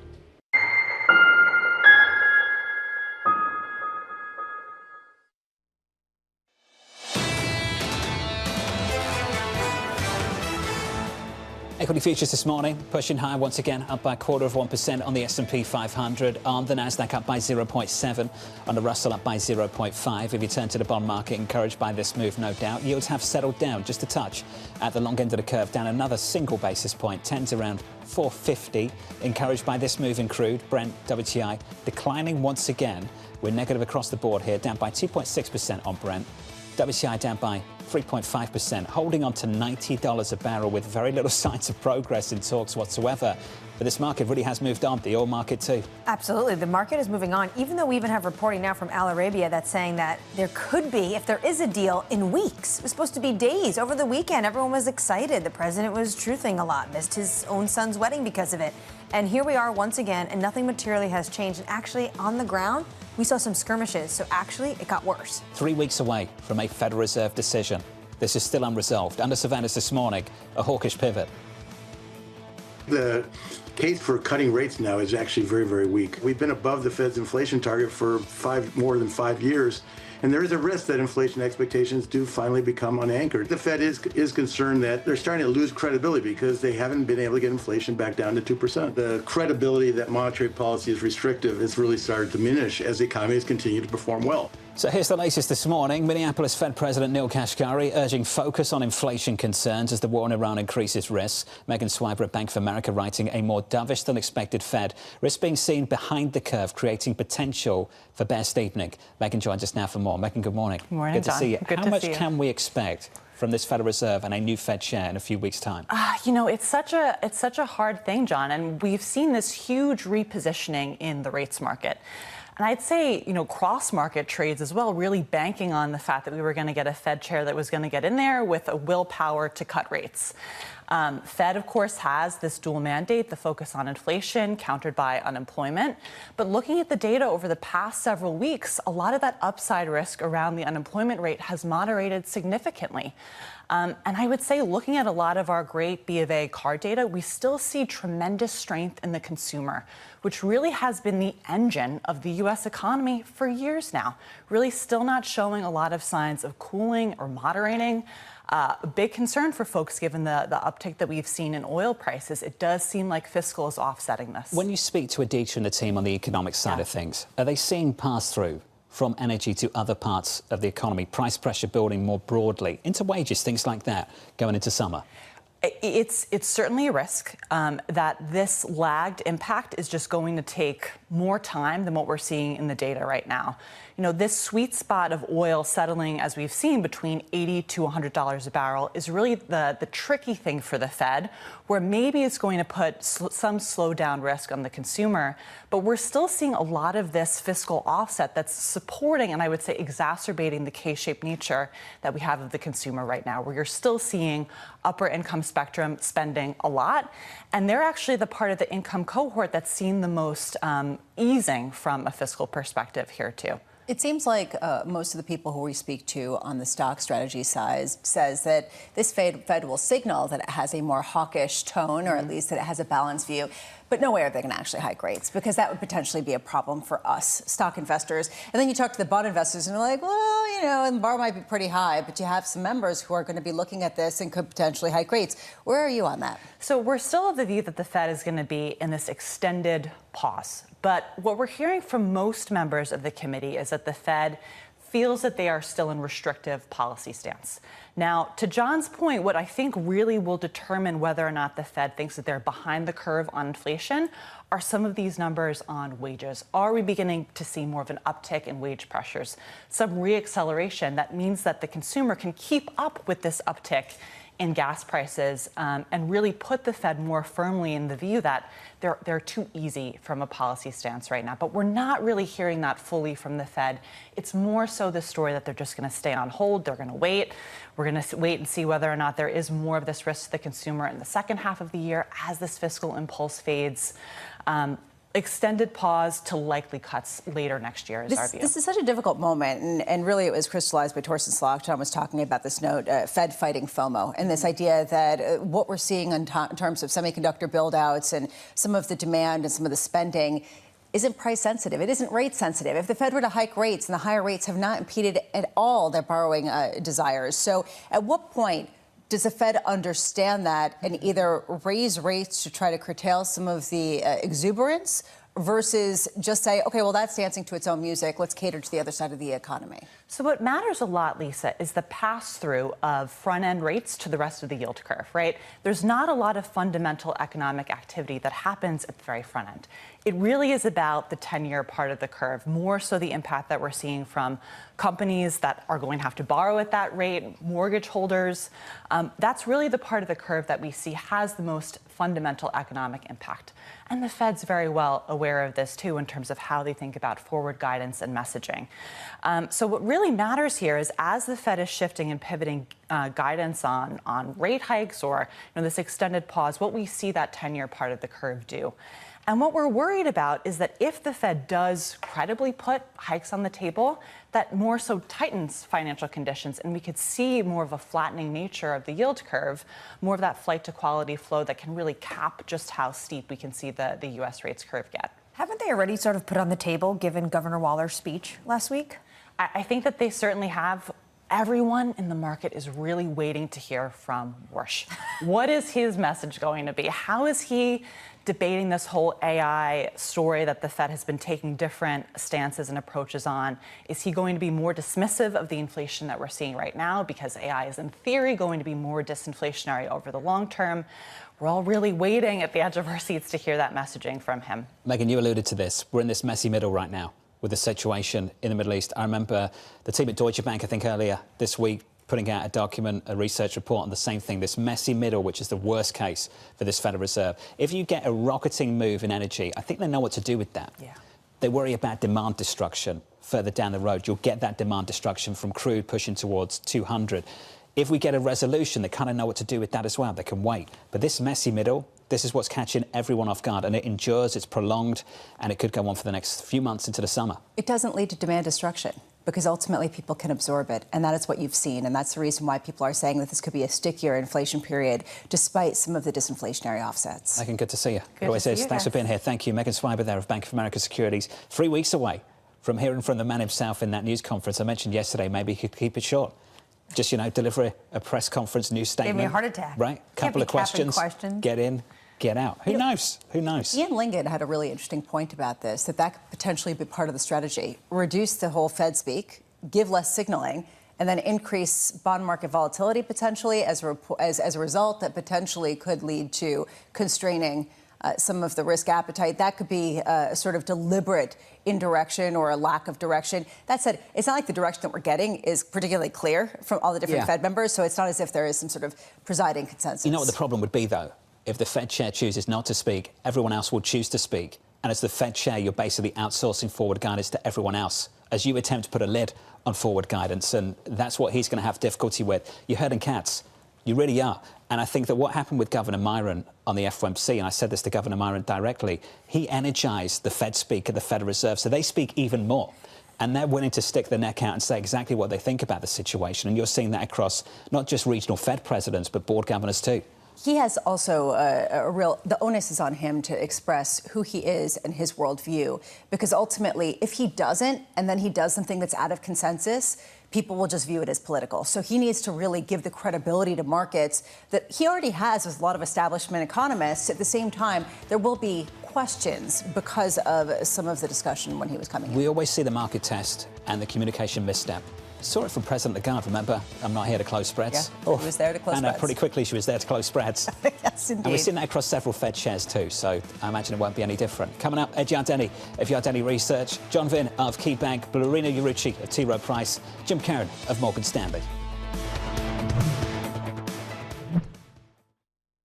Everybody has a moment where they put into action all they've practiced, where they step up to a challenge and either succeed or fail. But what are those moments for some of the world's most influential leaders? It was a rough and tumble world, and I thought, okay, I can rise up, I can play this game, and I did play the game. It was great, and it was depressing, and it was disappointing. My chair at the time sat down with me and said, "Succession starts now." I'm Francine Lacroix, an award-winning journalist. For the last 25 years, I've interviewed world leaders, bank bosses, even fashion icons. I'm often asking about the news of the moment. But I've always been curious, who are these people as leaders? Join me for the podcast version of Leaders with Francine Lacqua. I'll start your week with conversations that explore what drives the world's most influential people, how today's leaders got to where they are, where they're going next, and how they've transformed their organization in the process. Make decisions. A poor decision is always better than no decision. You have to have truth tellers around you, and you have to be willing to listen. You don't want to be setting strategy in the middle of a transaction, that's for sure. Do it for the right reasons. Don't do it because of FOMO. We'll also learn lessons which we can apply to our work and daily lives. Tune into the podcast version of Leaders with Francine Lacqua. Listen and watch on Bloomberg Television or wherever you get your podcasts. Good morning. This is Bloomberg Daybreak Europe. I'm Lizzie Burden in London, and these are the stories that set your agenda. Taking you from the U.S. market's close to the overnight session in Asia, we'll walk you through what you need to know to kickstart Europe's trading day. Live from our European headquarters, we bring you the day's top market-moving stories, unmatched expert analysis, and on-the-ground reporting from across the continent. Tune in to Daybreak Europe, only on Bloomberg Television. Context changes everything. My old mentor, Roger Staubach, who told me when I transitioned, football will never leave you, but you need to leave it. Wow. Everyone has a dream. And a lot of dreams are, my dream is to play football and play professional football. And you get the dream comes true, but it is going to end. And the day it ends, the day before it ends, you're one of the best in the world. Great. The next day you wake up, that's gone. What are you great at? And the truth is nothing, right? I'm not great at anything else. I talk about it all the time, Steve, is this whole idea of it's not from penthouse to penthouse. And what I mean by that is you played for 15, 20 years and you're in the penthouse. That doesn't mean that you come to the business world and you're going to be in the penthouse. You don't start on the third floor or the lobby. You actually have to start in the basement.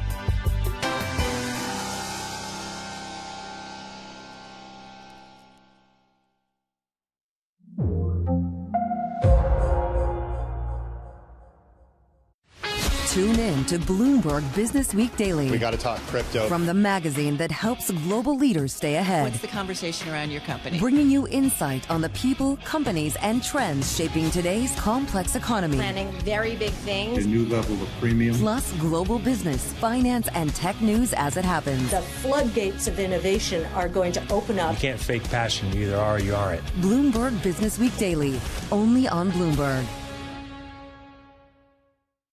Get your fixed income fix. Watch Bloomberg Real Yield around the world right here on Bloomberg. Context changes everything.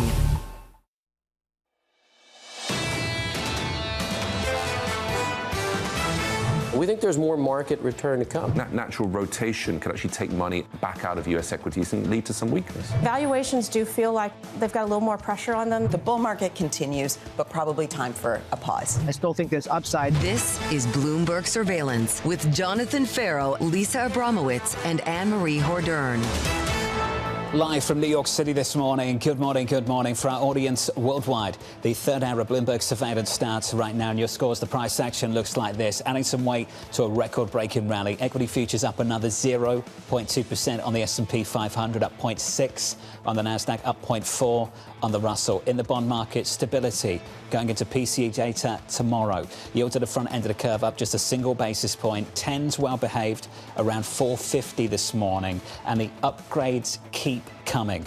The note from Torsten Slok of Apollo, I think, capturing the moment well. This Federal Reserve, if it's fighting anything, is fighting FOMO. Yeah, so good luck. And it's FOMO in the hyperscaler space, in the AI spend space. And frankly, their rate policy looks like peanuts relative to the demand to build out some of what will be potentially one of the world's biggest industrial revolutions. So you take a look at that, you start saying, well, how does the real economy fit in with the secular overlay of the tech build out? The Fed's going to have to grapple with that. So are the rest of us who are seeing these huge gains despite all of the worries that continue in pockets in different stocks. On that front, with the Fed having to grapple with that, we just have a note from Andrew Hollenhorst of Citi in saying research from the Fed recognizes this suggests officials may be willing to discount some of the strength in core PCE. He said it's being inappropriately magnified, the AI-related price increases, into PCE inflation. That's going to be challenging for the Fed because you can see a spike coming from all of this AI-driven build-out. They're in a tough spot. Consumer sentiment's rock bottom.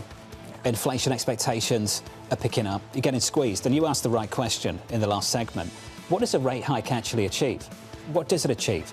Because the parts of the economy right now that aren't doing well, they're the parts of the economy that get hit even harder with the rate hikes. And the parts of the economy that are doing well, off the back of these massive booster capex that we're seeing, it's not going to make a difference to the capex intentions of the hyperscalers if you lift rates up 25 basis points to the Federal Reserve. Yeah, look, this is a conundrum for them. At the same time, if they cut rates, they potentially unleash even more animal spirits on the side of some of the tech build-out, which could potentially bleed into financial conditions and some of the inflation expectations. They're in a very difficult spot given the lack of good well-being in some of the lower income spaces as well as the housing market.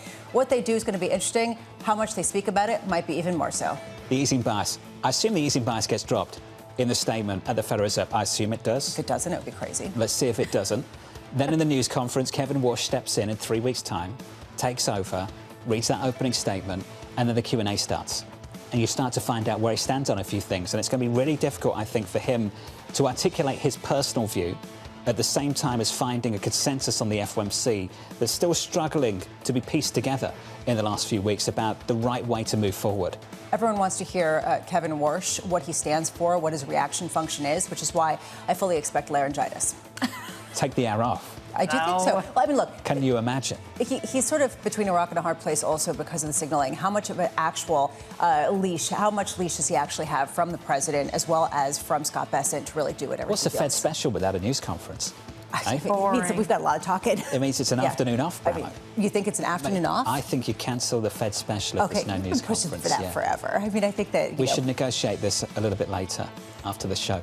Coming up on the programme, we'll catch up with Ed Yardeni of Yardeni Research with stocks on a record-breaking rally. John Vinn of KeyBank Capital Markets as Micron tops the $1 trillion mark. And Jim Karen of Morgan Stanley, an interesting conversation later on why it's time to get selective with risk. We begin this hour with stocks holding on to fresh all-time highs. Ed Yardeni of Yardeni Research writing, this year has been all about FOMO, fabulous earnings momentum. We are not in the bubble camp. FOMO is based on hope and hype. FOMO is based on fundamentals. Ed joins us now for more. Ed, let's get into it. Knicks are in the finals. The IPOs are coming. It's got a 99 type feel for it. Why is it different this time, Ed?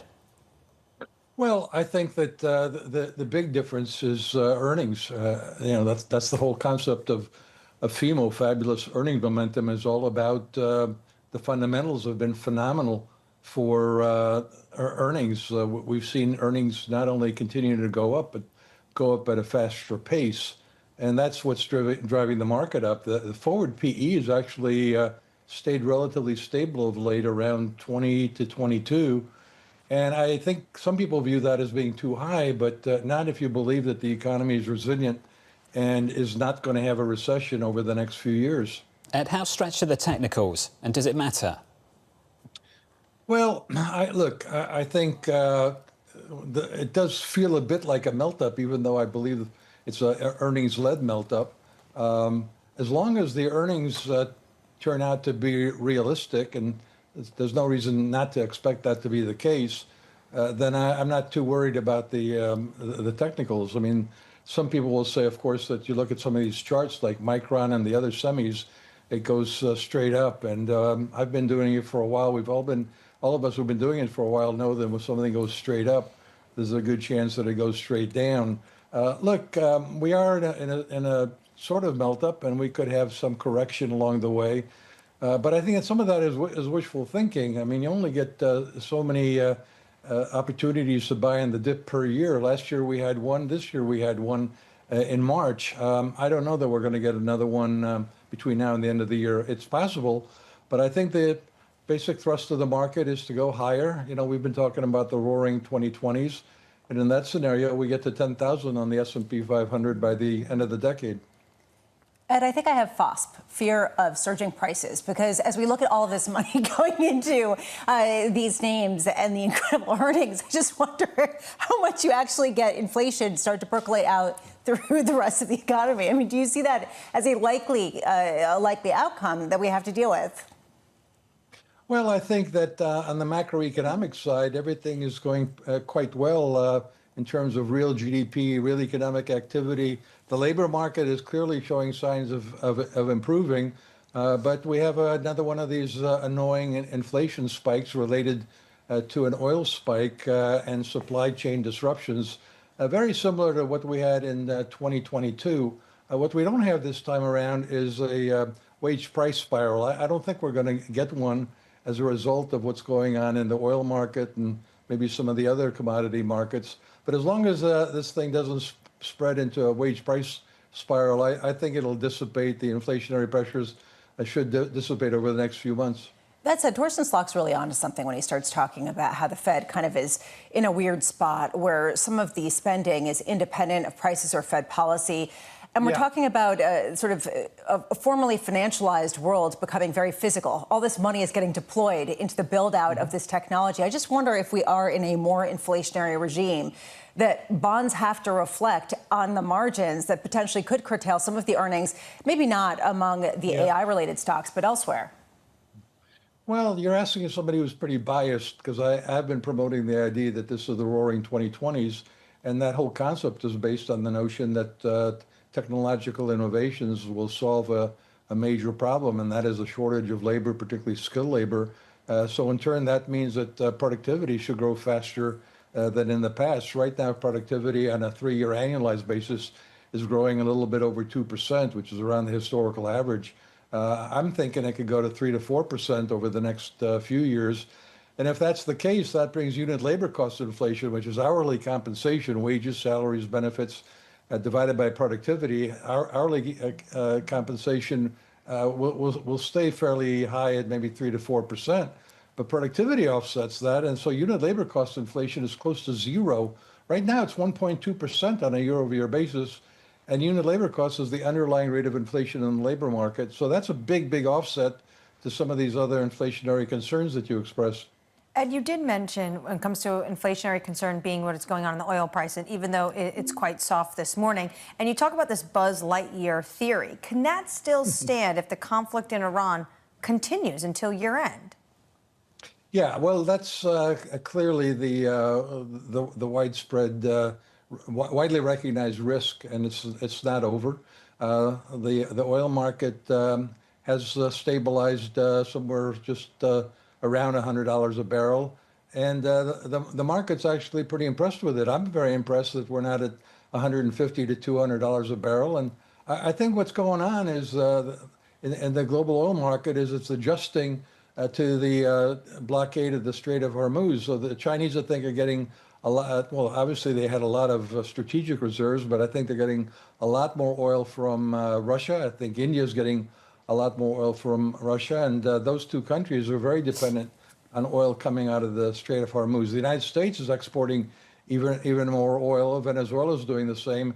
And oh, by the way, China's economy looks like it might be much weaker than people recognize. True. So right now, what the market is saying, we could be staying here for a while, but we can live with it. Now, the risk you're raising, of course, is that, once these inventories, the tanks of oil run bone dry, which apparently some of them are, suddenly we're going to see that, oh my God, this thing is now, there really is a fundamental shortage.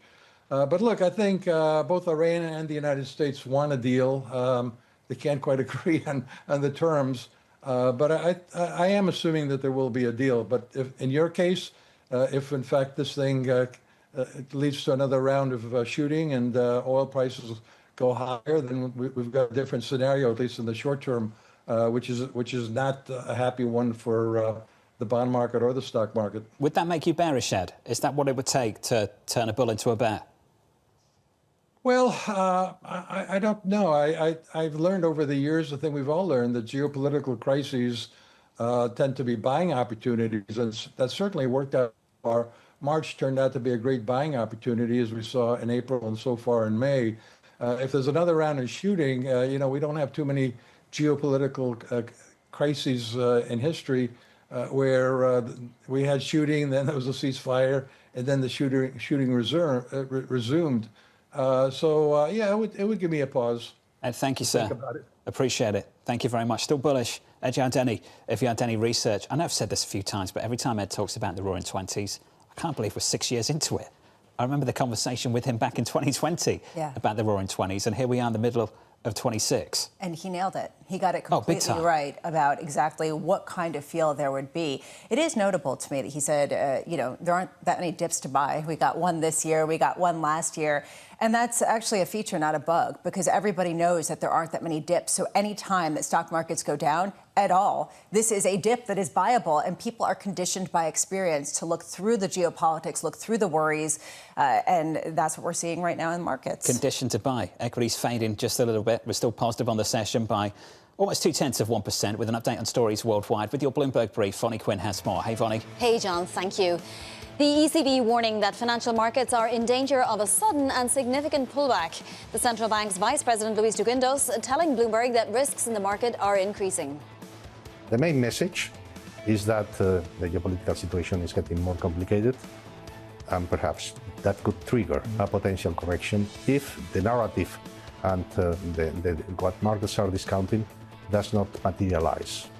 De Guindos saying policymakers must consider the impact of supply shocks on growth at its June meeting.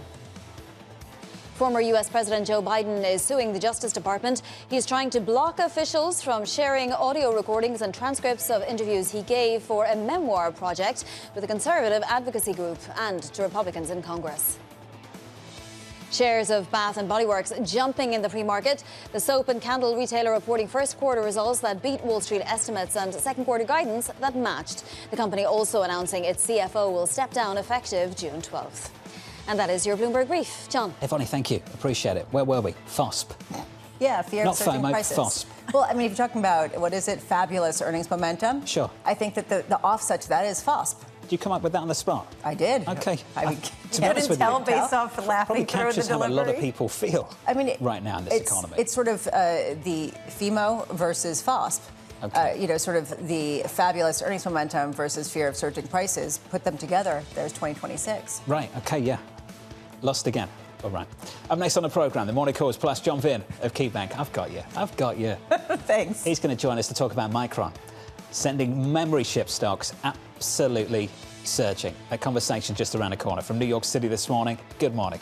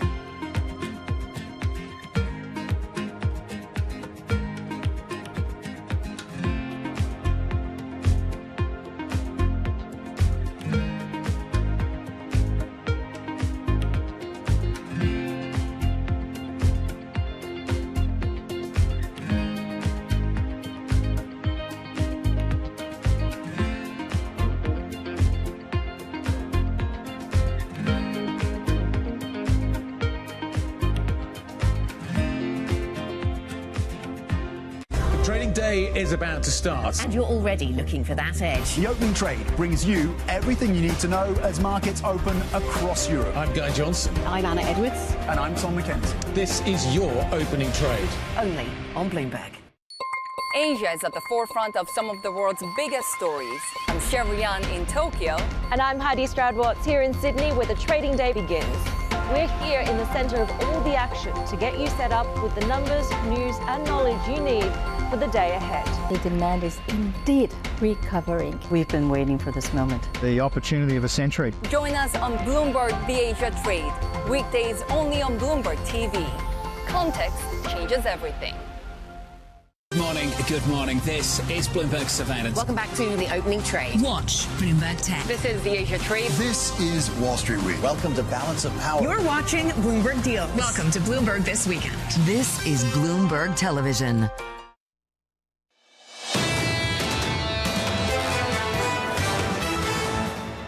I think as you look at the CapEx spend for these hyperscalers, now these hyperscalers have to spend more money outside of just the GPU. So you're just seeing a massive diffusion of this CapEx spend into more companies that benefit from it. Frank Lee of HSBC, brilliant a little bit earlier on the massive rally, the surge we've seen in chip stocks. We'll get to that in just a moment. If you're just tuning in, welcome to the program. Adding some weight to the rally just a little bit at the index level on the S&P 500, up by 1/10%, up by 0.6 on the Nasdaq, on the Russell up by 0.3.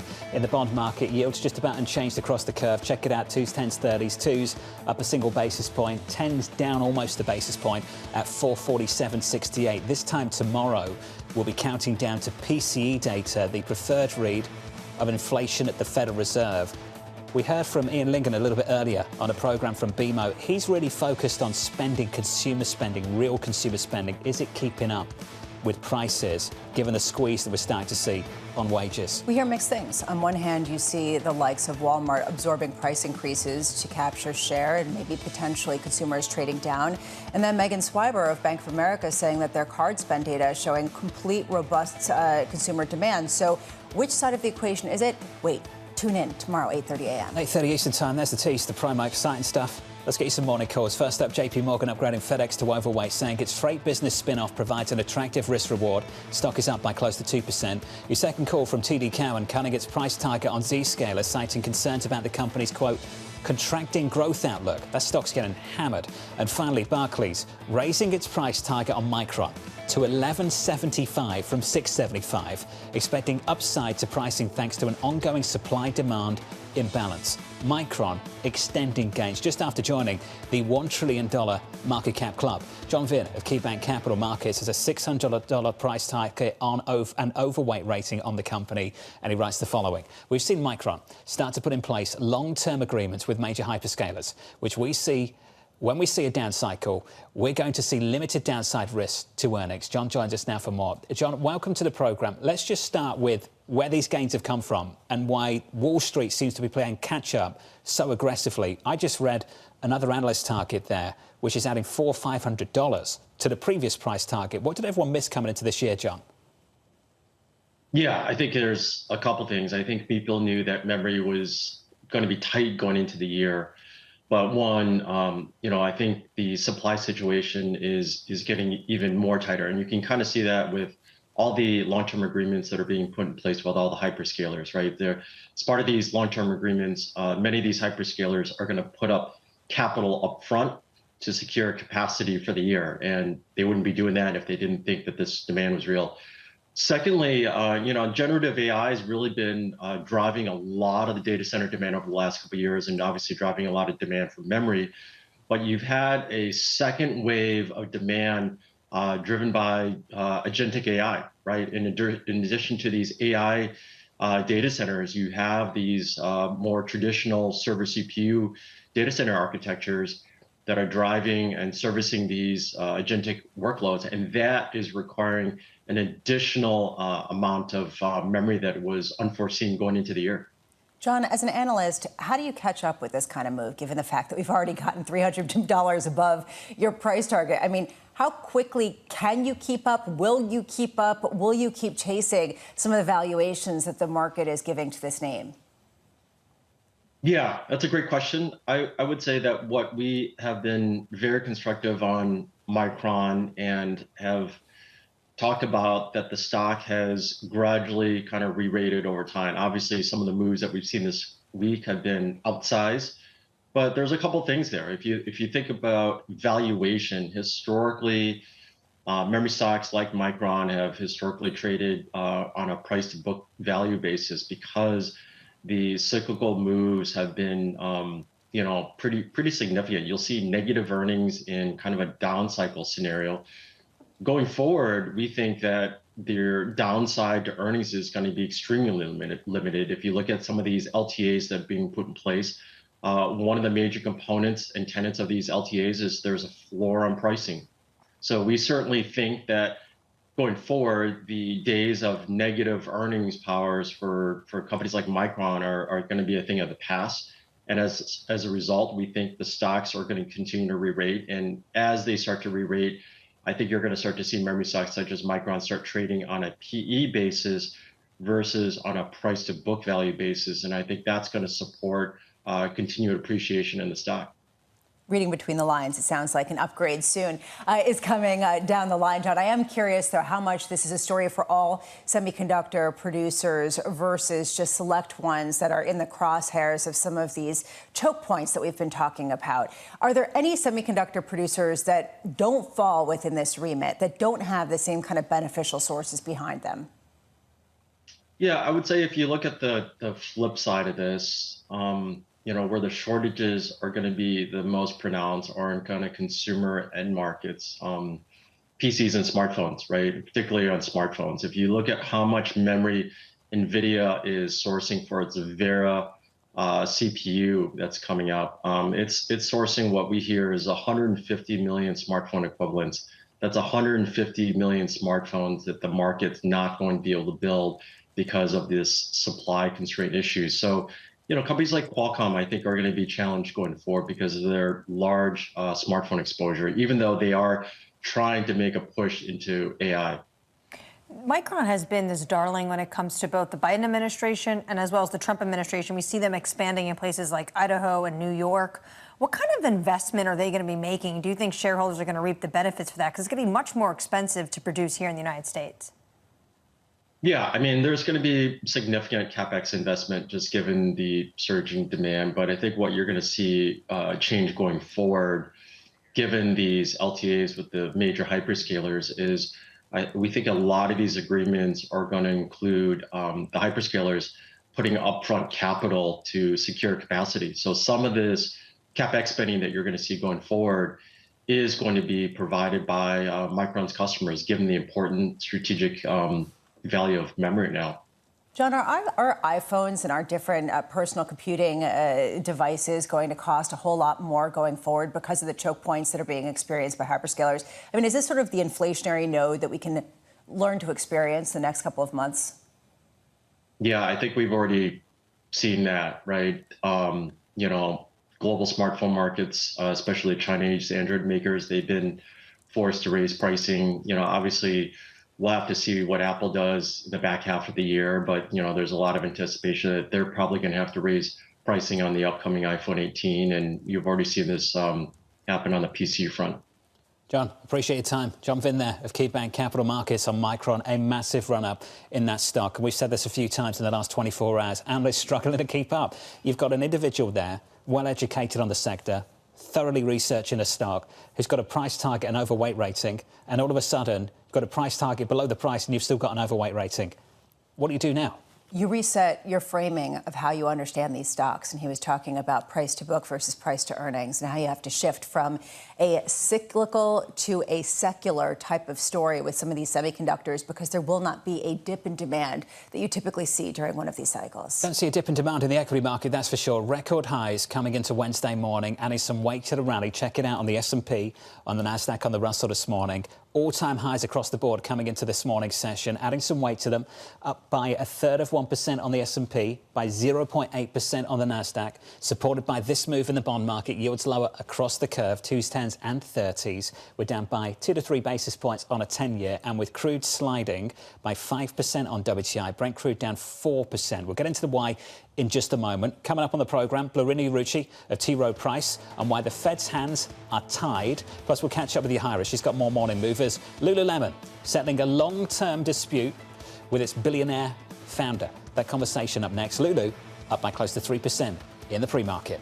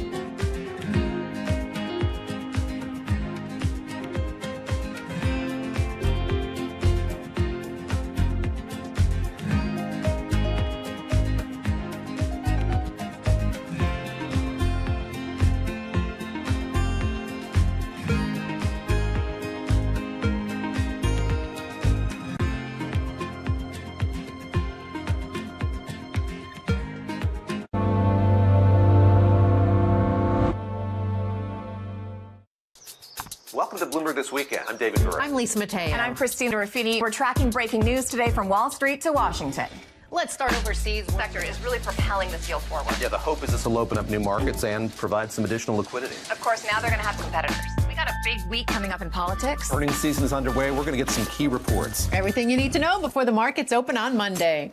Introducing Bloomberg This Weekend, bringing a little Bloomberg into your weekend routine. Guys, buckle up.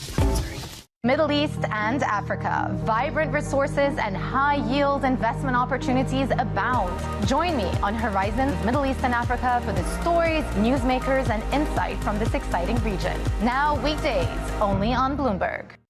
Bringing you up-to-the-minute geopolitical news whenever and wherever it happens. I'm Jennifer Zabasaja in the Lesotho Highlands, and this is Bloomberg. Every weekday, Bloomberg puts the spotlight on a different aspect of global finance. Flows, funds, and the forces shaping markets on ETF IQ. The future of money with Bloomberg Crypto. The players behind major transactions on Bloomberg Deals. The stories informing finance with Bloomberg Markets. And rates, risk, and the cost of capital on Bloomberg Real Yield. A different topic every weekday, only on Bloomberg Television.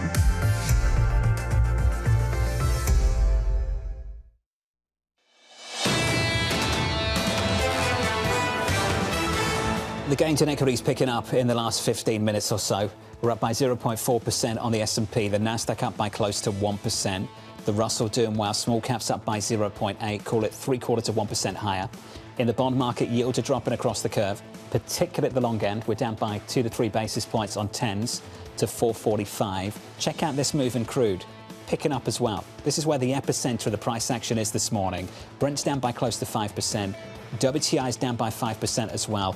A headline just dropping from Iranian TV. Iranian TV is saying that it obtained an unofficial U.S.-Iran MOU draft. So basically the contours and outline potentially for a deal. And that is why you see the market absolutely moving on this, especially New York crude now $88.37 below $90 a barrel. So basically the market is looking into this. The direction of travel the president's been wanting to go over the past 2 days is that he said a deal could be imminent. He wants to make a good deal, but it could be very soon. And now you're seeing the Iranian TV basically confirm that, and they have this draft. We'll have to see what the White House says from here.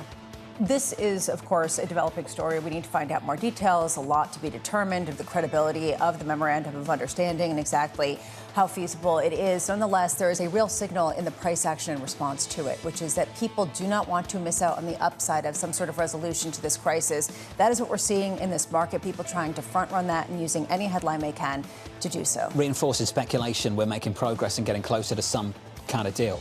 We'll look for verification of just how much progress we've actually made. As we count you down to the opening bell, about 60 minutes away. Let's get you some single names, some morning movers. Yahira has more. Hey, Yahira. Hi, John. Hard pivot to Lululemon. We are seeing shares up nearly 3% in the pre-market after the company struck a surprise deal with its billionaire founder, Chip Wilson, ending a massive battle that saw Wilson publicly accuse the company of losing its soul as sales slowed, and it does appear Wilson scored a major win here. Now 2 of his nominees will be on the board.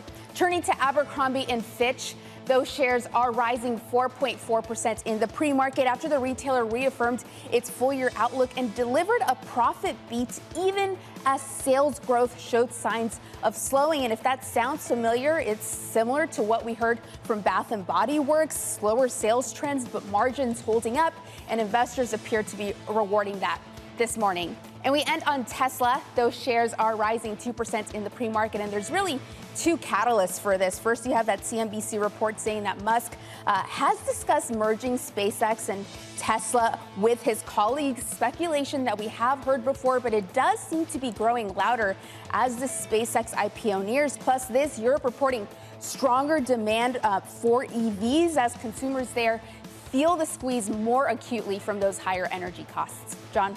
Yahira, thank you. Appreciate it. 3 weeks today. Going to have a very interesting Federal Reserve meeting. Kevin Walsh's first week as the Fed chair gears up, as a busy slate of commentary from policymakers gears up as well. Minneapolis Fed President Neil Kashkari and the Dallas Fed President Lori Logan both warning of increasing price pressure and pressure on the broader economy. Bloomberg's Enda Karen joins us now for more. Enda, what is the pushback that ultimately Kevin Walsh has got to arrive to and confront in the next few weeks? Well, it seems every day, John, we get more evidence of this vibe shift among Fed policymakers. Like you mentioned, we had Dallas Fed President Laurie Logan last night in her speech making the point that not only will oil supply start to dwindle soon as long as Hormuz stays closed, the US production facilities can't fill that gap, and that's going to hurt consumers. And then we had Neil Kashkari, Minneapolis Fed President, telling Reuters, he made the point that, look, he doesn't think that he can look through this inflation shock this time around, given inflation has been above target for the last few years. Another one warning of where inflation's at. And last week, of course, we had Fed Governor Chris Waller, the great thought leader for the Fed, coming out and warning he's now at a point where interest rates could either be a cut or a hike. And that's the backdrop building into new Chairman Warsh's first policy meeting in a few weeks. We do, of course, get all important inflation data this week. The Fed's preferred reading on inflation, the PCE index, which is expected to be up around 4%, 3.8%. And if that's the case, it will just underscore how much the inflation story has changed since Chairman Warsh was nominated to his first week in office. Andy, you can have a big fight, a scrap over language in the statement. Maybe you get rid of that easing bias, just those few words that indicate that. Ultimately, you've also got to put some dots down on some paper. The SEBI, the SEP's got to come together. And Enda, I just wonder what's in it now compared to what we might see in a few weeks' time. How much change are you expecting?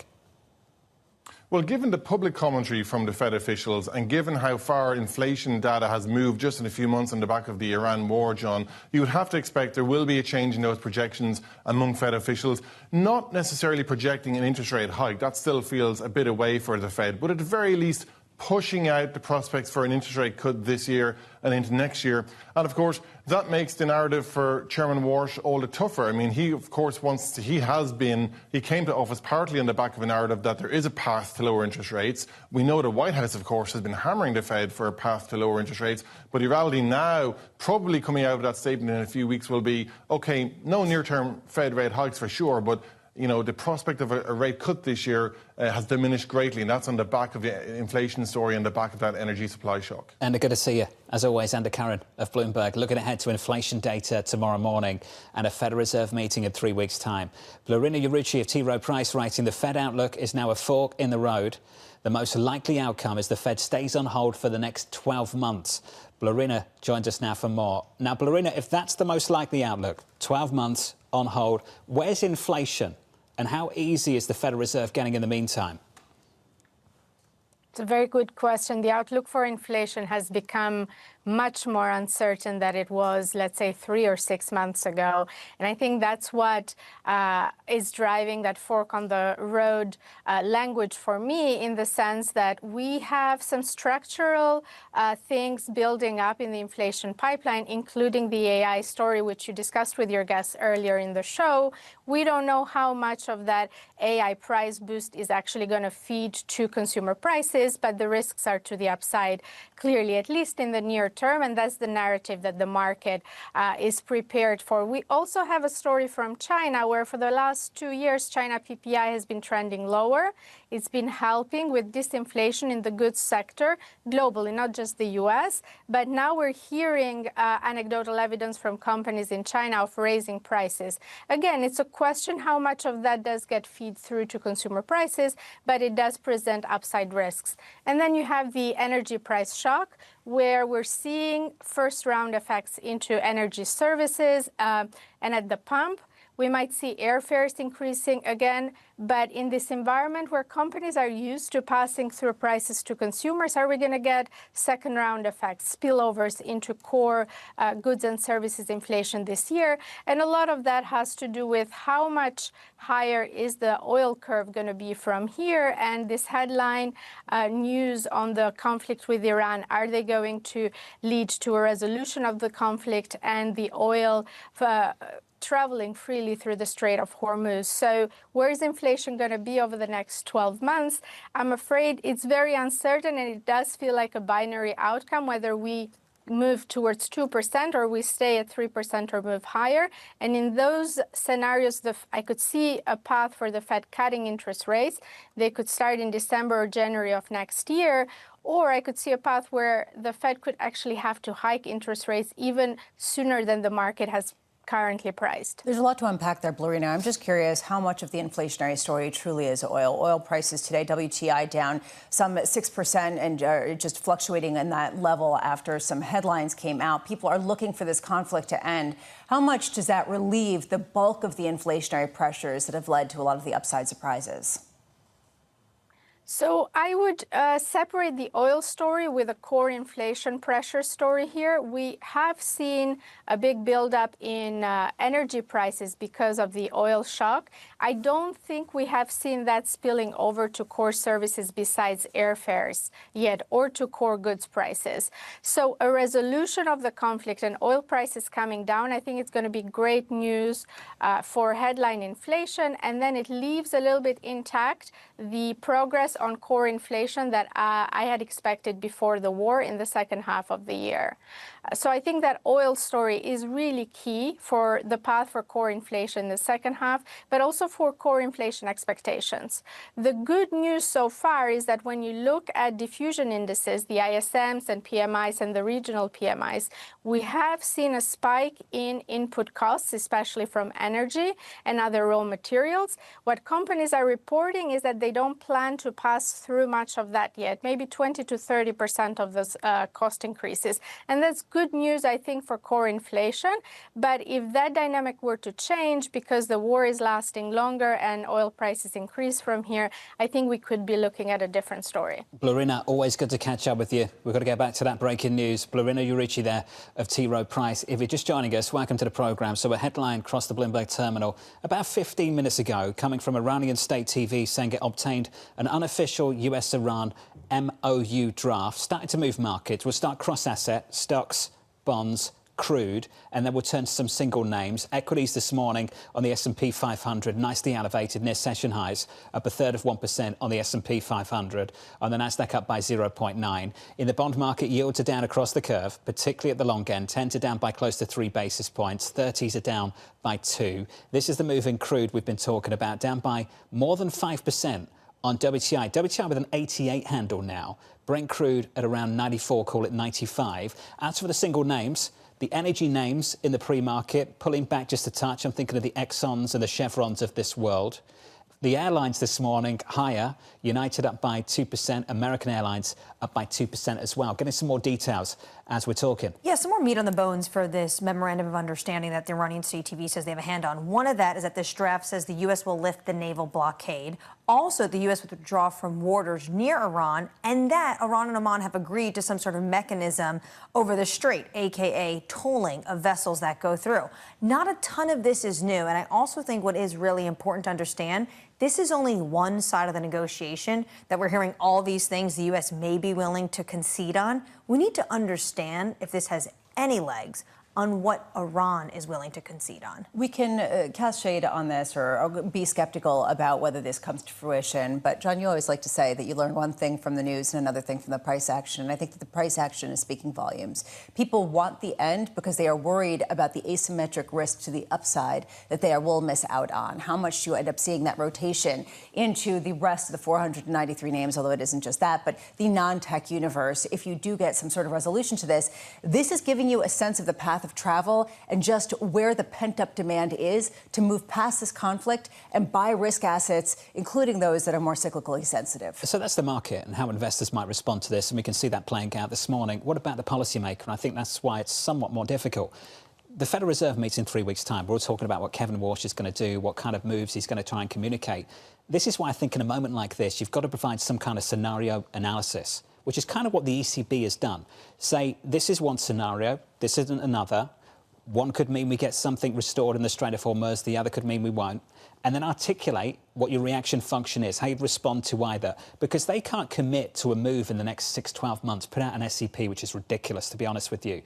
Talk about where the dots will be 12 months out when you've got no idea whether this is cleaned up or not. I know what the market's going to do in response to this, but as a policymaker, what's the prudent course of action? What do you want to communicate in 3 weeks' time. Yeah, do you want to bias more to trying to be patient and to withstand some of the former easing bias, given the fact that ultimately this was a Fed that was believing that it was restrictive, at least still?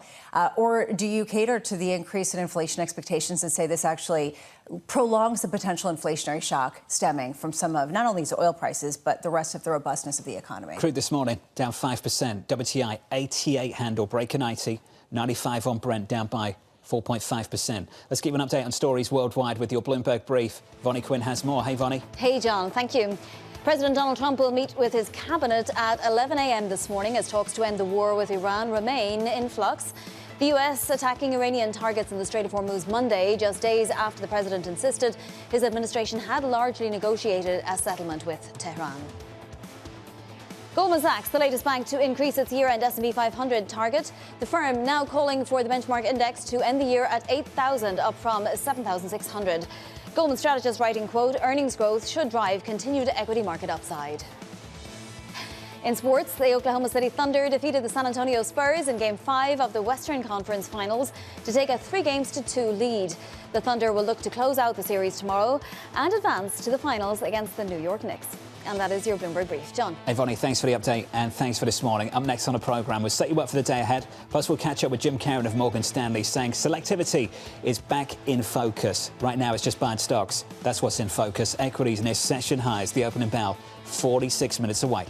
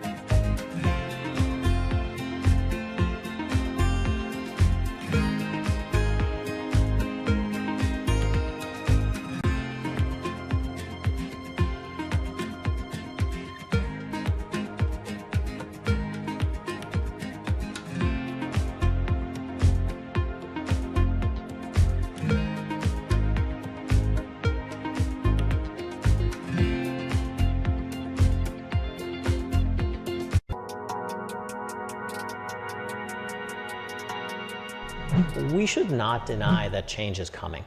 And change is not coming just in data centers and AI. As a world, we are building infrastructure, we're building energy, we're doing energy transmission, we're building next-gen manufacturing, we're ramping defense, and we're doing this thing called AI and data. Yes. We will see the largest need for capital ever. And that's what we've seen so far this year. And so now to your specific question, it's about underwriting.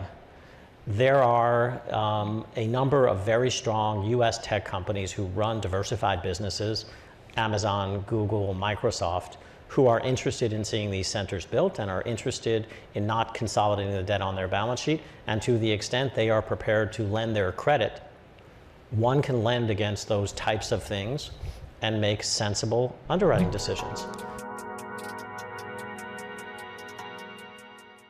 World's most powerful investors don't ring a bell. They quietly reshape entire industries. This is the money shaping the world. The Dealmaker playbook where power and billions of dollars change hands every day. From private equity and credit to venture capital and M&A, we bring you the inside scoop on the biggest deals and debates, plus exclusive conversations with finance's ultimate insiders. I'm Danny Berger, and this is Bloomberg Deals. Every week, only on Bloomberg Television. Key investors, top executives, global innovators. Join me for in-depth conversations with the biggest newsmakers on the day's top stories. Insight with Haslinda Amin, only on Bloomberg. Bringing you up-to-the-minute space news whenever and wherever it happens. I'm Ed Ludlow at NASA's Kennedy Space Center in Florida, and this is Bloomberg.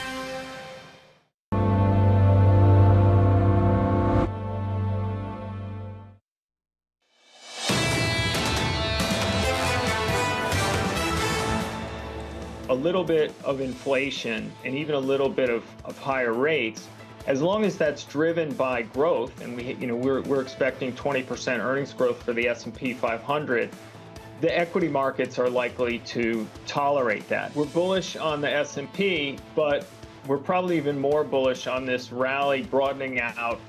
Markets have tolerated that, and Mark Haefele of UBS is not the only one who's bullish right now.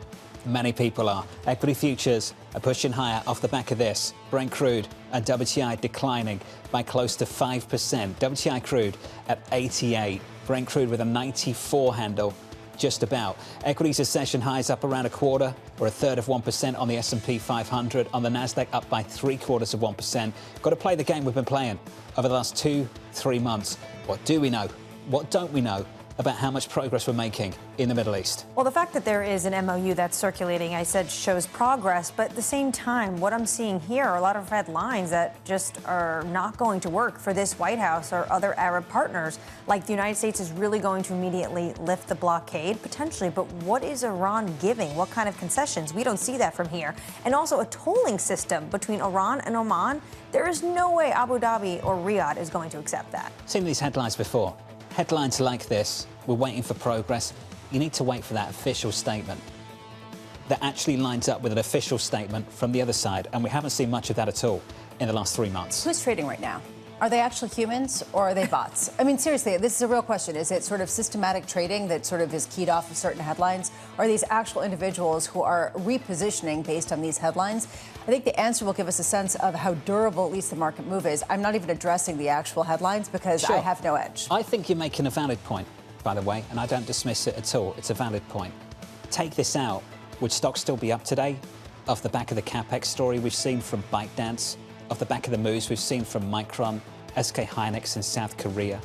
These names, these rallies we've seen build up over the last few weeks. In many ways, this market's at all-time highs, despite what's happening in the Middle East, and not because a resolution is on the horizon. So now the question is just how much does this rotate to the other parts of the economy that have been held back by some of these higher costs? Or do these continue to be the leaders despite some of the concern that you see elsewhere? Let's focus on a stock story. Adding some weight to a record-breaking rally, eyeing a fifth straight day of gains. Jim Karen of Morgan Stanley writing, this is no longer a zero-rate world. Selectivity matters much more across both equities and fixed income. Jim joins us now for more. Jim, in some ways, and forgive the snark, just feels like just pick tech and semis and just ride the bull. Why do you think it's a little bit more complex than that? Well, for diversification reasons, and good morning. I've enjoyed listening to your show. A lot of really good information today. Listen, this is a very selective market. It is a stock picker's market. Whenever you're constructing a portfolio, what you want to have is you want to have diversification. Why? Because you want to have durability of returns. So, what you said, as you framed it, a little bit snarky, just pick the semi sector and, and hope for the best. That's not entirely wrong, but it's not a very diverse portfolio. So what we've really been looking for is a broadening of this rally. And we saw that. We saw that in the beginning of the year. Then we had the crisis between the U.S. and Iran, in the Middle East. And then that became, much more of a narrow rally as the semis sector has actually performed extremely well. But we do still think it's going to broaden out. So the way that we think about constructing a portfolio is having a good balance between small cap, mid cap, and also large cap, but you also have to have some of the tech sector in there as well. The question mark that we have, though, is what do you do with bonds? Bond performance this year has been roughly flat to slightly down because interest rates have actually moved higher. So when we think about holding bonds in a portfolio, we think about it more from its income and carry perspective as opposed to having duration contribute to returns, meaning we don't want to be reliant on interest rates to move down to generate returns in fixed income, but you want to hold high quality short-term fixed income in case there is some type of a bad event in the world and you need that type of a hedge. Well, Jim, speaking of bad events, we've had one and it hasn't disrupted the equity market too much. If we do get a resolution, is that the key to the broadening out trade? Do we need one? Do you need prices to be lower in the energy market to give some oxygen to that trade that we saw start to develop at the start of the year? Yeah, that's the catalyst for us. In other words, in order to see a true broadening out, you need to see the cost structure across the mid-cap sector and the small-cap sector, which energy is a bigger input cost, right? So you could argue that the tech sector, yes, energy is going to be an input cost there, but they make so much revenue in other different streams. But it's much more simple in many of the small caps and in the mid-cap sectors of the markets where those input costs from higher energy, if that starts to come down, then that's a positive. But Jonathan, what I think is really happening right now is if you think of distributional risks and you think of like the left tail risk and the right tail risk, if there is some calming in the Middle East and if there is a decline in energy prices that's durable, then effectively what that means is that the right tail events, the positive aspects of the market, there are more pathways to having some positive outcomes.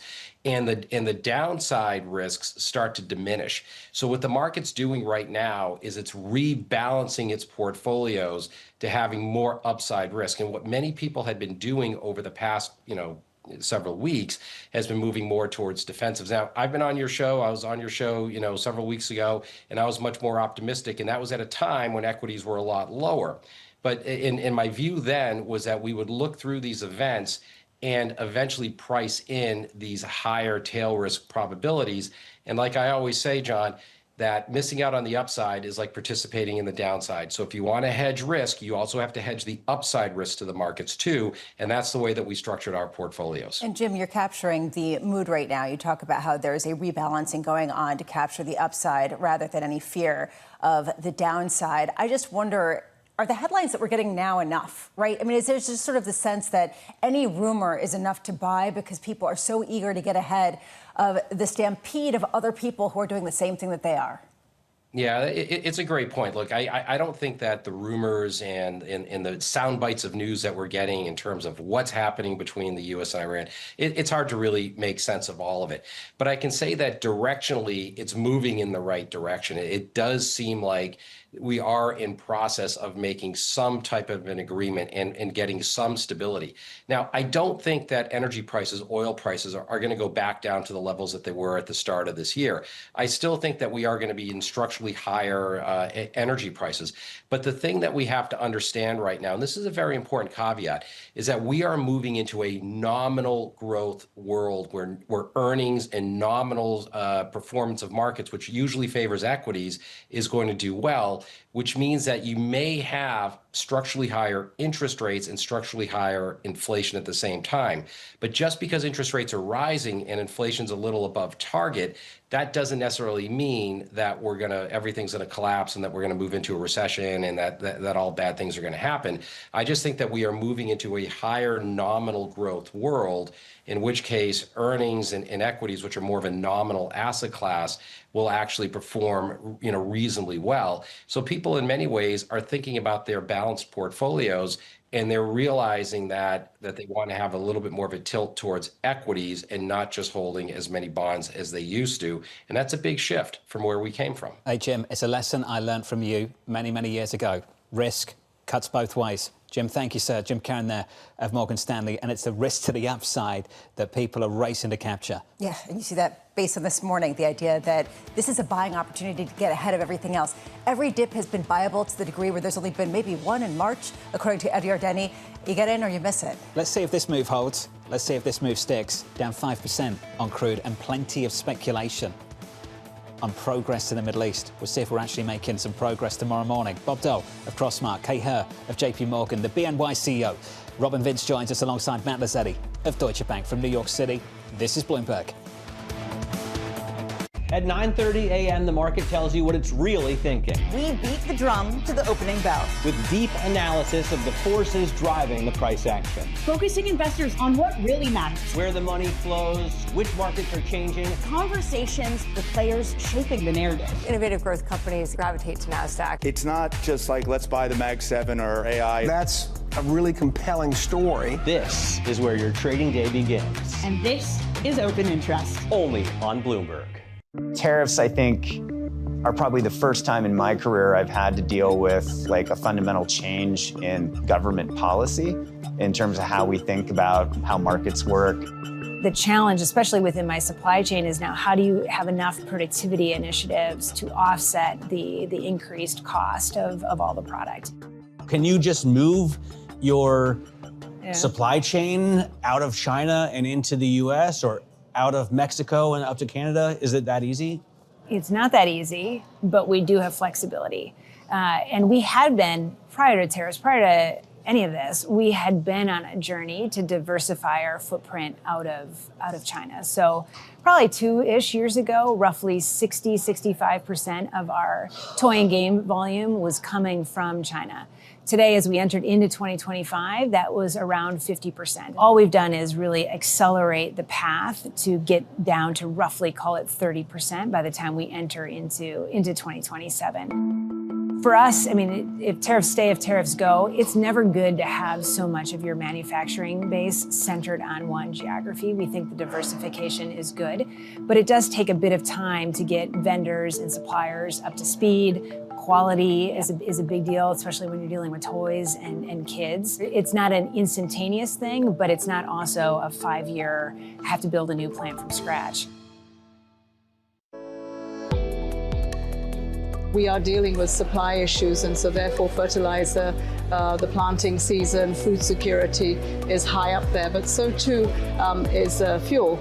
And energy. So yet again, as we had with Ukraine, the energy crisis, the food crisis, the cost of living, and that kind of fiscal space needs to be created for countries that are going to be dealing with the debt crisis. They are still repaying their debts. Inflation will result in interest rates that will put many countries in jeopardy on the debt issue. So we're looking to find solutions here from the IMF, from the World Bank. There have been many offers of the windows and facilities that could be put at the disposal of countries. But I think at this stage we need scale. Many countries are still recovering from the previous shocks, and some of those crises are not over yet.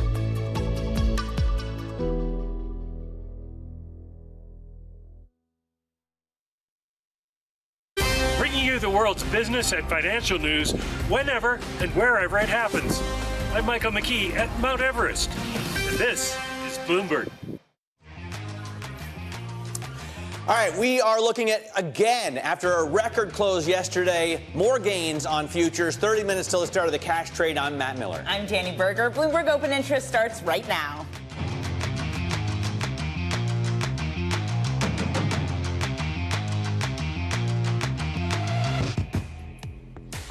Coming up, the AI boom powers markets to new highs, with Goldman Sachs saying more gains to come.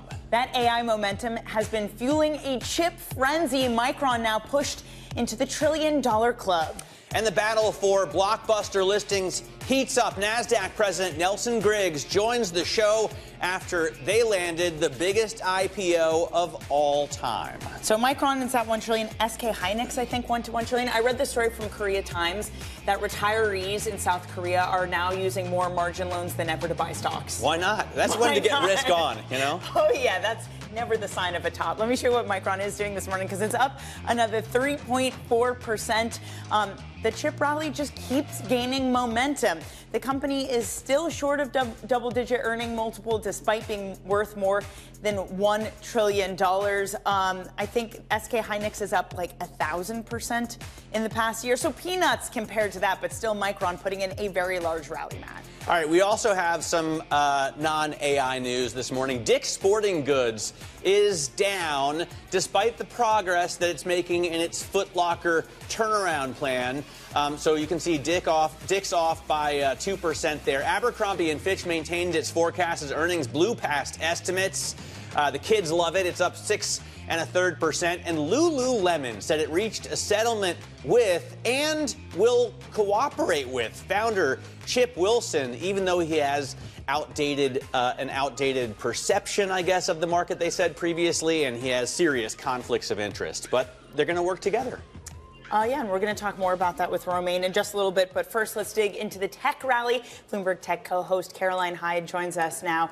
Another day of just this huge rally. I mean, it doesn't feel like there's any specific news. Is it just momentum? Have markets not caught up to the earnings potential?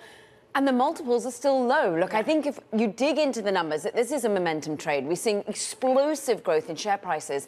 But what's remarkable is you've seen explosive growth in earnings and revenue so that the multiples still look pretty tasty. Look, we're trading at 7 times future earnings if you're looking at SK Hynix, the newest $1 trillion club member.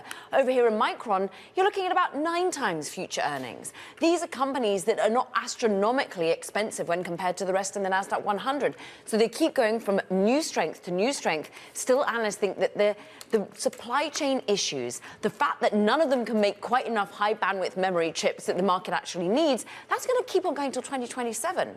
So yes, we are starting to see those signs of frothiness. Like over in South Korea, you mentioned how everyone's getting up leverage, but we're starting to see single stock ETF, leveraged single stock ETFs that mean that you can just trade on the volatility that we were used to with more of a MicroStrategy play. Now it's an SK Hynix play. Now it's a Samsung play. But thus far, people are still seeing the reason to be buying into these companies. Yeah, I mean, 9 times. 9 times. I don't recall Ferris being sick 9 times. Sorry, that's a movie reference. I got you. Salesforce trading at 13.5 times forward earnings. What do we expect from them in terms of the print? Way lower than the 45 that we're used to with Salesforce. But look, this is a company that's still revving up in terms of revenue growth. You're expecting, what, about 12% revenue growth for their fiscal quarter and about 11% for the full year. But here is a company that is guilty before being proven innocent. There are a lot of analysts out there that think the price targets more broadly should be higher than where we're currently trading. This is a company that hit a 3-year low last month and has only recovered some 8%, whereas the NASDAQ 100 is trading more positively, and other software peers have actually managed to claw back a little bit more. Other software peers like ServiceNow and the likes managed to smash through expectations on their earnings. Salesforce needs to deliver. It needs to show that it's not just all inorganic growth that they've done through Informatica purchases, for example. They're actually still managing to see Agentforce build on that $800 million revenue runway. And then it's working because there's been all these reports, brilliant reporting by Brody Ford, showing that, look, they keep promising that I'll be able to order my prescriptions and my future healthcare through Agentforce, but it's not really been intertwined. The compliance sign-offs are still needed by those that are using it. But remember, these are companies that are so deeply intertwined with your data and compliance that they're pretty hard to stop vibe coding. Right, and I mean, they're vibe coding themselves, you have to imagine. Plus, at a 32% discount year to date, investors might like this stock. Carolyn Hyde, looking forward to your program, Bloomberg Tech, that kicks off at 11 a.m. Now, Goldman Sachs strategists join peers at Morgan Stanley and Deutsche Bank, seeing a 17% return for the S&P 500 index this year. Goldman now sees the benchmark topping 8,000 by the end of 2026. That's up from its 7,600 target. Let's discuss with Bloomberg senior strategist Michael Masika. Michael, you know, what's the detail we have from Ben Snyder over at Goldman Sachs?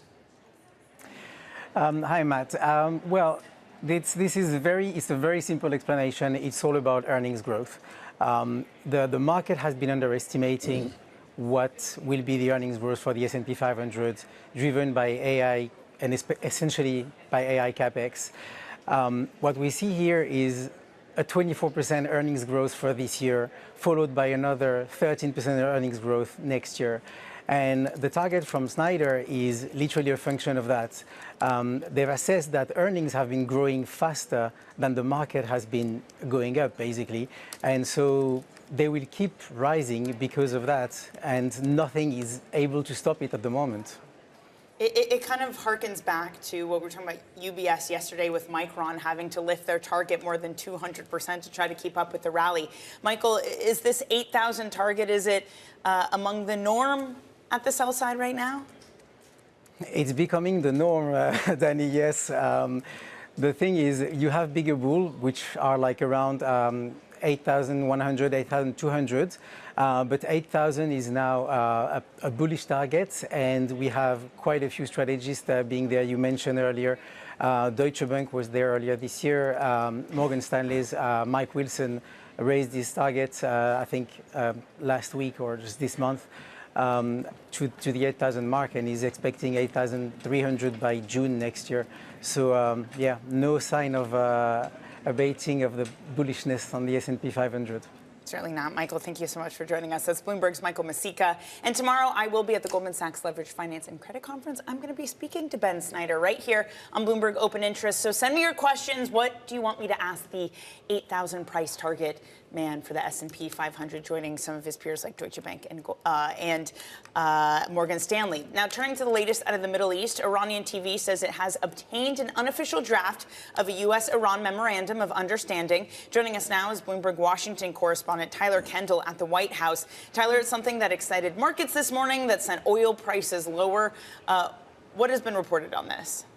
Well, Danny, we should caution that at this point it is unclear how recent this draft is and what the U.S. has agreed to, because according to Iranian state TV, this draft memorandum of understanding would see a reopening of the Strait of Hormuz within 30 days of an agreement being finalized and the U.S. lifting its naval blockade. These are already items that we know that the two sides were working towards in what could be a phased agreement that would then kick off perhaps longer-term negotiations around Iran's nuclear program. But importantly, Iranian state media is reporting that this memorandum of understanding would include Iran and Oman still having a mechanism in place to oversee shipping in the strait. We've heard earlier this week that Iran was working on some sort of navigational services fee, perhaps a rebranding of a toll mechanism, something that we know that this administration has said would be a non-starter in these negotiations. So there is a lot to work to look at here and a lot of questions that we still have, because at this point, while the White House has maintained that they are working towards a diplomatic solution, we know that there are just so many sticking points, including control over the strait, including what happens to frozen Iranian assets, and ultimately what those curbs are going to look like when it comes to Iran's nuclear program and what happens, Matt and Danny, to that stockpile of already highly enriched uranium. Well, I mean, we know that this administration is willing to move the goalposts almost endlessly from the March 6th position that was no deal other than an unconditional surrender. And this is pretty far from that. I want to ask about Ken Paxton, the embattled Texas AG who trounced John Cornyn in a runoff primary election with Donald Trump's endorsement. I mean, Matt, there's a lot that we could talk about here. You're right. He did trounce him after President Trump threw his support behind him, unseating John Cornyn, who has held this seat since 2002, is considered to be a very prolific fundraiser for the Republican Party. And this is raising concerns on two levels for Republicans. One is, does this add some fire to the Democratic candidate, James Tallarico, come November? We should couch this by saying that a Democratic candidate hasn't won statewide office in Texas since 1994, but Tallarico raised nearly $27 million in the first quarter of this year. That is more than some Senate candidates raised for their entire campaign. So it is going to be one to watch. We know that some moderate Republicans were really unhappy with President Trump's choice to back Ken Paxton, but so far President Trump has said that his primary strategy has worked, right? We also saw Senator Bill Cassidy of Louisiana lose his bid at re-election after failing to secure President Trump's endorsement. But Matt, important to point out that this could spell trouble for the president's agenda, because now John Cornyn could add to what is a growing list of Republicans that are retiring or aren't seeking or able to seek their seat. And with such small margins, every vote counts. Look at Senator Tom Tillis, for example, perhaps the most infamous example at this point. He's retiring, and he wasn't afraid to go against President Trump's agenda in some ways. So it is definitely going to be something to watch, and there are a lot of factors here as we head into November. All right, Tyler, thanks very much. Tyler Kendall, they're reporting live from the White House. A check on what's going on in markets right now. Just about 20 minutes until the opening bell. We're looking at continued gains. S&P futures up only 0.1%, but after closing at yet another record high yesterday, the NASDAQ futures gaining more than 0.5% as the chip makers continue their face-ripping rally. The 10-year yield right now down, which is very helpful, 447, so lower than we were at this time yesterday. And maybe most importantly, Brent crude continues to move lower, now off by 375 to 95.83. Yeah, that's helping overall. It's remarkable that there's so much back and forth on headlines, and yet we're still trading on it. We still trade on the optimism, maybe not the negativity. Well, I think the market just wants this over and doesn't care if Iran holds its highly enriched uranium and controls completely the Strait of Hormuz and is paid reparations by the United States. Like, nothing matters as long as the strait is open. This market is cool. Right, exactly. Those are all sticking points, and how does the U.S. get through that? Some of the other movers on our radar this morning, cybersecurity firm Zscaler is down despite beating top and bottom line estimates and increasing full year guidance. It pointed to weakness in the current period. Shares down 23.6%. Bath & Body Works moving after first quarter results that impressed investors and reaffirmed guidance. It's still a going concern. Bath & Body Works up more than 11% in the pre-market. And then there's JP Morgan shares just dipping into negativity, down about 0.5%. Jamie Dimon, the CEO, speaking at a Bernstein conference right now, saying that I personally think that right now we're over-earning, maybe pointing to the fact that their markets revenue has been so high because of market volatility.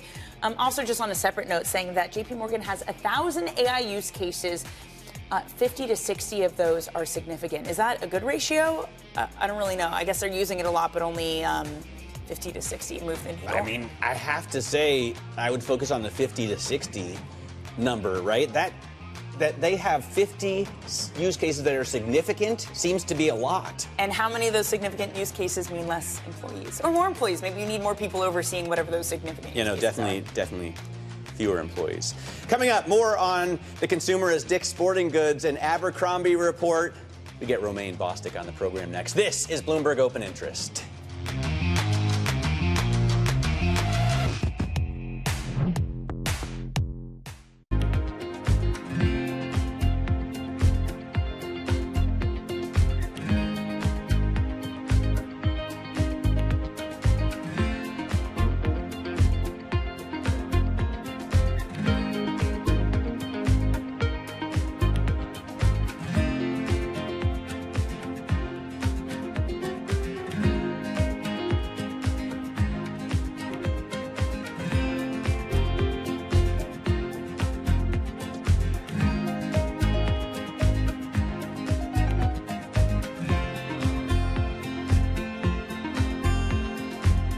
At 9:30 a.m., the market tells you what it's really thinking. We beat the drum to the opening bell. With deep analysis of the forces driving the price action. Focusing investors on what really matters. Where the money flows, which markets are changing. Conversations with players shaping the narrative. Innovative growth companies gravitate to NASDAQ. It's not just like, let's buy the Mag 7 or AI. That's a really compelling story. This is where your trading day begins. And this is Open Interest. Only on Bloomberg. Oh, hello there. Just wanted to say, Primer is back. We've been scouring the frontiers of science and technology to help explain the difference between the next gold rush and whatever this thing is. And in season 2, we're upping the stakes. More danger. Now that is some high-grade uranium mineralization. We used to have a stable climate on this Earth. Right now, we do not. More science. We're pushing the envelope of technology in multiple directions. Software, hardware, chemistry, physics. The cable is like very cold. And more CEOs that can nail the photo shoot. Hundreds and hundreds of billions of dollars are at stake. While the problems are economic, the solutions are too. And yes, we will be talking about AI. There is a lot of humanoid hype out there. But our future doesn't run on hype. It runs on innovation. Watch season 2 on all these lovely channels. Bringing you up to them in the news whenever and wherever it happens. I'm Sherian in Seoul, and this is Bloomberg. Middle East and Africa. Vibrant resources and high-yield investment opportunities abound. Join me on Horizons Middle East and Africa for the stories, newsmakers, and insight from this exciting region. Now weekdays, only on Bloomberg.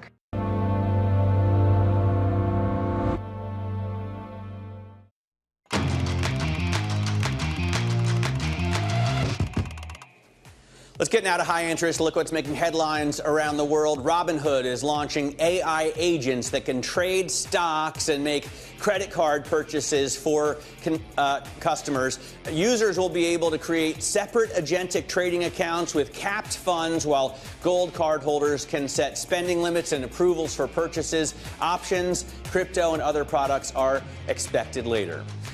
A single investor sparked problems at a Vista Equity Partners private credit fund after trying to pull out his or her or their entire investment at once. The investor, tied to a Swiss pension fund, also tried cashing in bonus shares it had just received, forcing Vista to limit withdrawals to 5%. It's the latest sign that investors are rushing to exit private credit funds over worries about risky tech loans and AI disruption. And shares of Dick's Sporting Goods are falling in the pre-market after the sports apparel and equipment, and most importantly, shoe retailer, cut its full-year earnings outlook despite topping first quarter expectations and showing early progress integrating Foot Locker. And Danny, Foot Locker, I think, is going to be the most important aspect of this. Okay, well, let's discuss it more. That and other retail earnings and retail news with Bloomberg The Close co-anchor Romaine Bostick.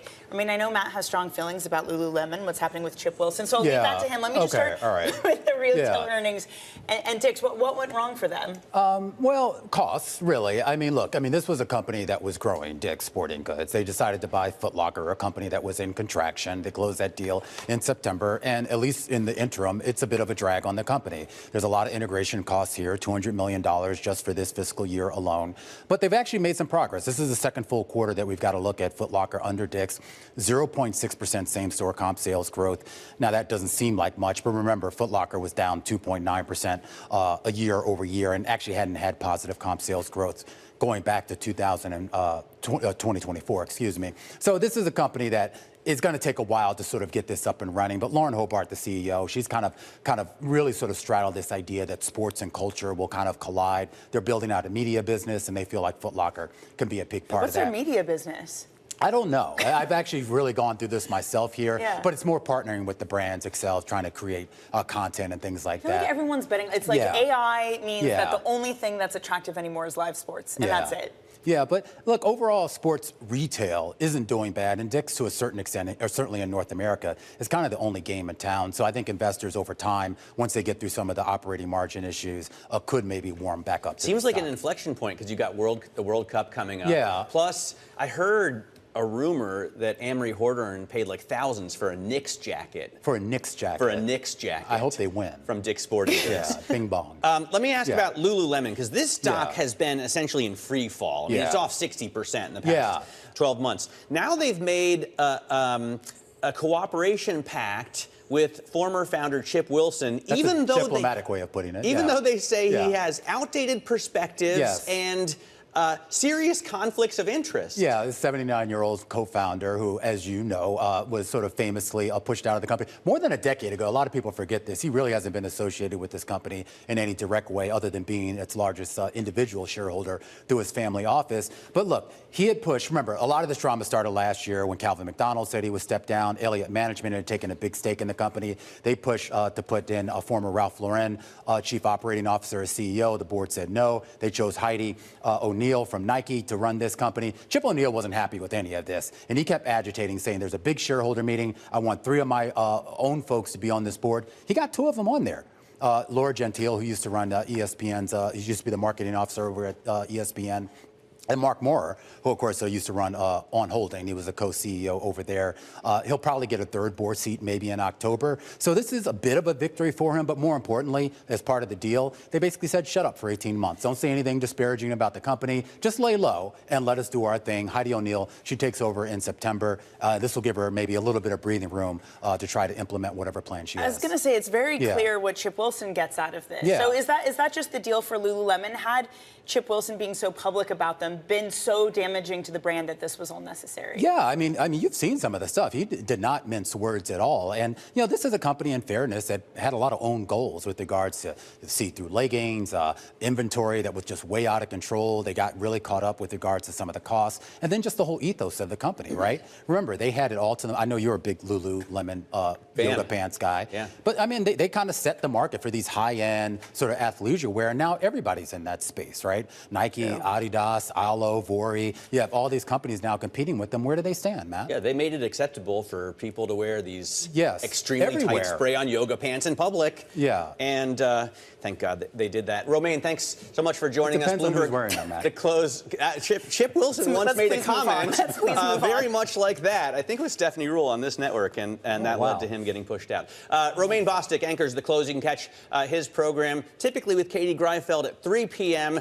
Through the close to 5 p.m. every day right here on Bloomberg Television. Coming up, we talk to Monetta's Ethan Devitt as strategists get tunnel vision from earnings growth. This is Bloomberg Open Interest.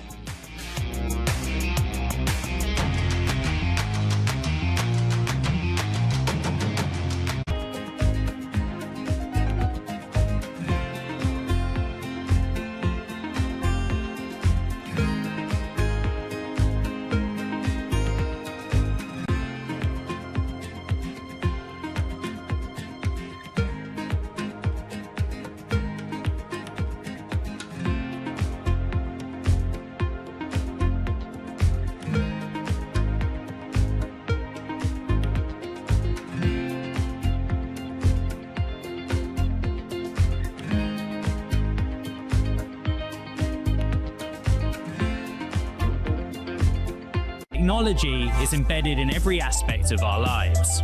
And laying the foundation for the future. From finance to defense, AI to entertainment. And from the road to the stars. Bloomberg brings you the latest stories of the people and companies pushing the tech sector to new frontiers. And the politics that shape global tech markets. I'm Caroline Hyde in New York. And I'm Ed Ludlow in San Francisco. Watch Bloomberg Tech every weekday. Only on Bloomberg Television.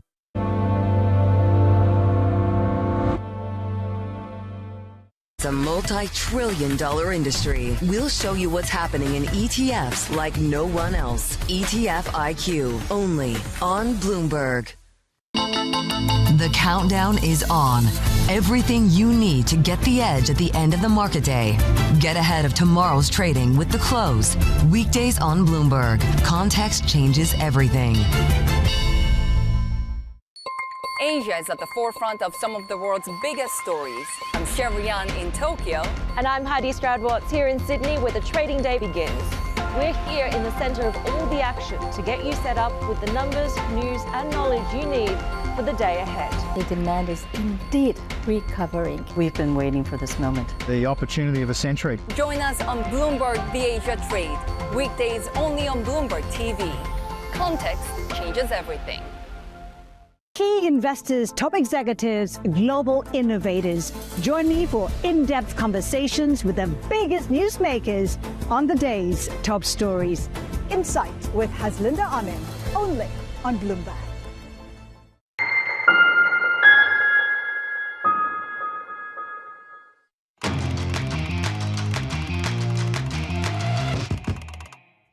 We are at a sort of melt up, and we could have some correction along the way. But I think that some of that is wishful thinking. I mean, you only get so many opportunities to buy in the dip per year. Last year we had one. This year we had one in March. I don't know that we're going to get another one between now and the end of the year. It's possible, but I think the basic thrust of the market is to go higher. You know, we've been talking about the roaring 2020s, and in that scenario, we get to 10,000 on the S&P 500 by the end of the decade. Ed Yardeni on Surveillance Today. Joining us now is Moneta Global Wealth Managing Director Ethan Devitt. Ethan, great to see you this morning. And look, this is something Paul Tudor Jones had talked about, too, that we're in this era of a great melt-up. Is that what the rest of 2026 brings us? Melt-up maybe to Goldman Sachs' new 8,000 target on the S&P 500? Well, it certainly wasn't the first time I've heard that 8,000 number. I think we've been getting up there in terms of some of the momentum that we're seeing. I do hope, though, we have a little bit more of a varied run to that number, because there is a frenzy and exuberance right now where momentum is leading the way. And for many investors, that is naturally raising the questions as to whether concentration is becoming an issue, whether other sectors are being left behind. And it does seem primed for some kind of a correction. So I'd say something a little more steady. I don't always use the term welcome correction, although some have used that in the past, and a more moderate pace to that would be welcome. Yeah, I see at least 8 banks in the Bloomberg survey who say we're going to hit 8,000 or higher. Ethan, you're going to stick with us. Ethan Devitt through the opening bell. A check on markets as we get to that bell. We're looking at futures higher after, again, a record close yesterday. And this follows 8 weeks of consecutive gains for stocks as the 10-year yield comes down to 4.47 and Brent crude comes down well under $100 a barrel at 95.83. This is Bloomberg.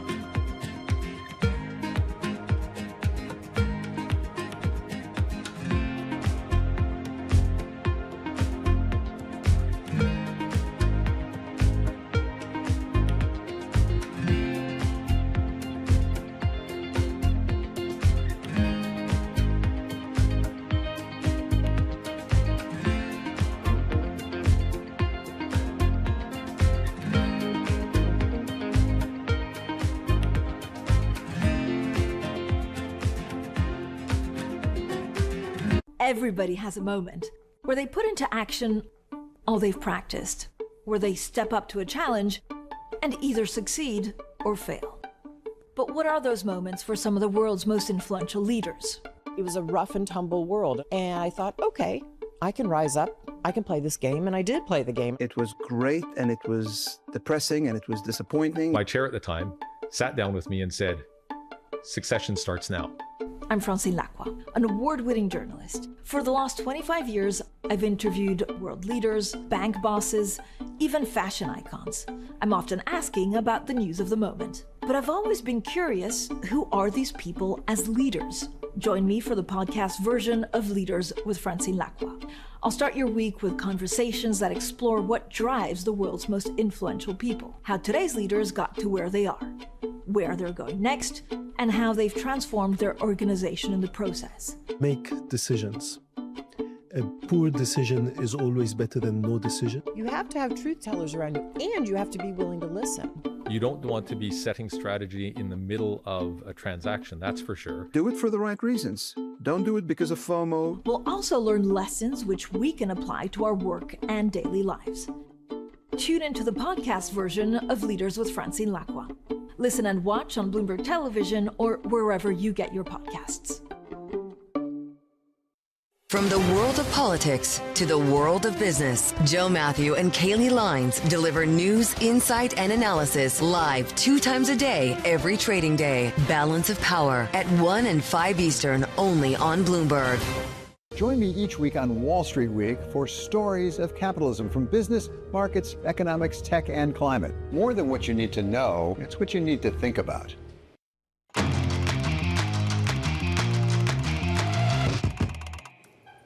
Moments away from the start of trading, this is Bloomberg Open Interest. I'm Matt Miller. We are looking at new records on the benchmark indexes at the close yesterday, and futures, which currently are up, will push us again to highs we've never seen before on the S&P as well as the NASDAQ. And you can see the Dow Jones Industrial Average also firmly in $50,000 territory. You've got the American Mobile ringing the opening bell at the New York Stock Exchange, Latin America phone operator.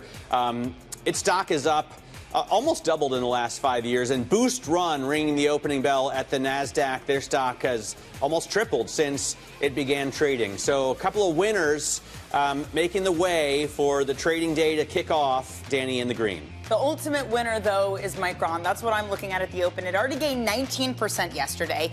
It extends that today with a gain of nearly 5%, 4.8% or so, moving around. It's pretty crazy. In all of that big run it's been on, it is still short of a double-digit price-to-equity valuation. I guess this is still a company that people are trading like it's cyclical, like there's a boom and a bust. And right now, it seems to be at least a sell-side community and buyers that are waking up to this idea that maybe it has further to run because of the AI trade. Yeah, so Micron now a $1 trillion company, and it's got price earnings, a forward PE of less than 10. It's 9.82. It was currently. like 7 2 days ago, so that does tell you about how much it's run up, but still pretty cheap. Exactly. We also have JP Morgan down this morning. Let's check the stock, just barely down. But more importantly, comments from the CEO, Jamie Dimon, saying, quote, "I personally think that right now we're over-earning." So the bank is doing too well. He says they have 1,000 AI use cases, but 50 to 60 are significant. And I feel like if 50 AI use cases are significant for someone with such high standards, that's a pretty... what does significant mean? I guess that like, means they could earn more money with those use cases, right? And run the bank probably with fewer employees. True. Yeah, I mean, he's not going to say that after the kerfuffle of Standard Chartered. I think it was maybe a PR lesson in less low-value human capital. Yes, that is the words that the Standard Chartered see, but he did kind of walk it back. Right, Standard Chartered did. And Jamie Dimon did hint also that 2026 costs could be above guidance. So maybe they're not significantly money-making now, but for the future. In any case, let's bring back Moneta Global Wealth Managing Director Ethan Devitt. I want to start, Ethan, with these, what essentially were commodity producers, these memory chip makers that have been subject to the boom and bust cycle for as long as I've been covering them, and I started, 26, 27 years ago. Does it make sense to you that we have 800, 900, 1,000% gains in memory chip makers in the first 5 months of the year? Well, it is a question of following the money, in my view, and that we've now moved from the hyperscaler frenzy into tracking their capex and marveling at their capex, then punishing them for it, and now following the money. And the natural place to follow the money is into the picks and shovels, into the semiconductors. It should be also into the data centers, into the energy stocks, and ultimately, I believe, into the banks, because they will be the ones that have to finance some of this capex spend. It's not going to all be financed from cash. The fact that the banks are trailing is a recognition that we're in the early innings of this flow through of the AI effect. That is a really good point. I was actually speaking to a banking executive yesterday, Ethan, who said something like along those lines, that it's so odd that valuations for banks are off, that they haven't gained as much as the rest of the market, despite the fact that they are a huge beneficiary of the AI trade, of all the bonds that they're issuing, of all the M&A that's happening right now. Why do you think that this sector remains one that's less loved, despite the follow-through that you're talking about? I think financials are classic old economy. They're not in vogue today. They're not part of the momentum today. And perhaps the private credit exposure to software, some of that sort of fuss that we've seen that's come and gone in the news flow, that may have tainted the banks as well. We actually know the banks are far more stable today than they have been, certainly during the last crisis. They're a lot less levered. A lot of, you could argue, some of the lower quality credit has been pushed into private credit. And we know that they are resilient because they have withstood crisis after crisis. They've withstood a fairly unpredictable reversal around interest rates, and they're still standing. So I'd say it's quite remarkable how well the banks have been holding out.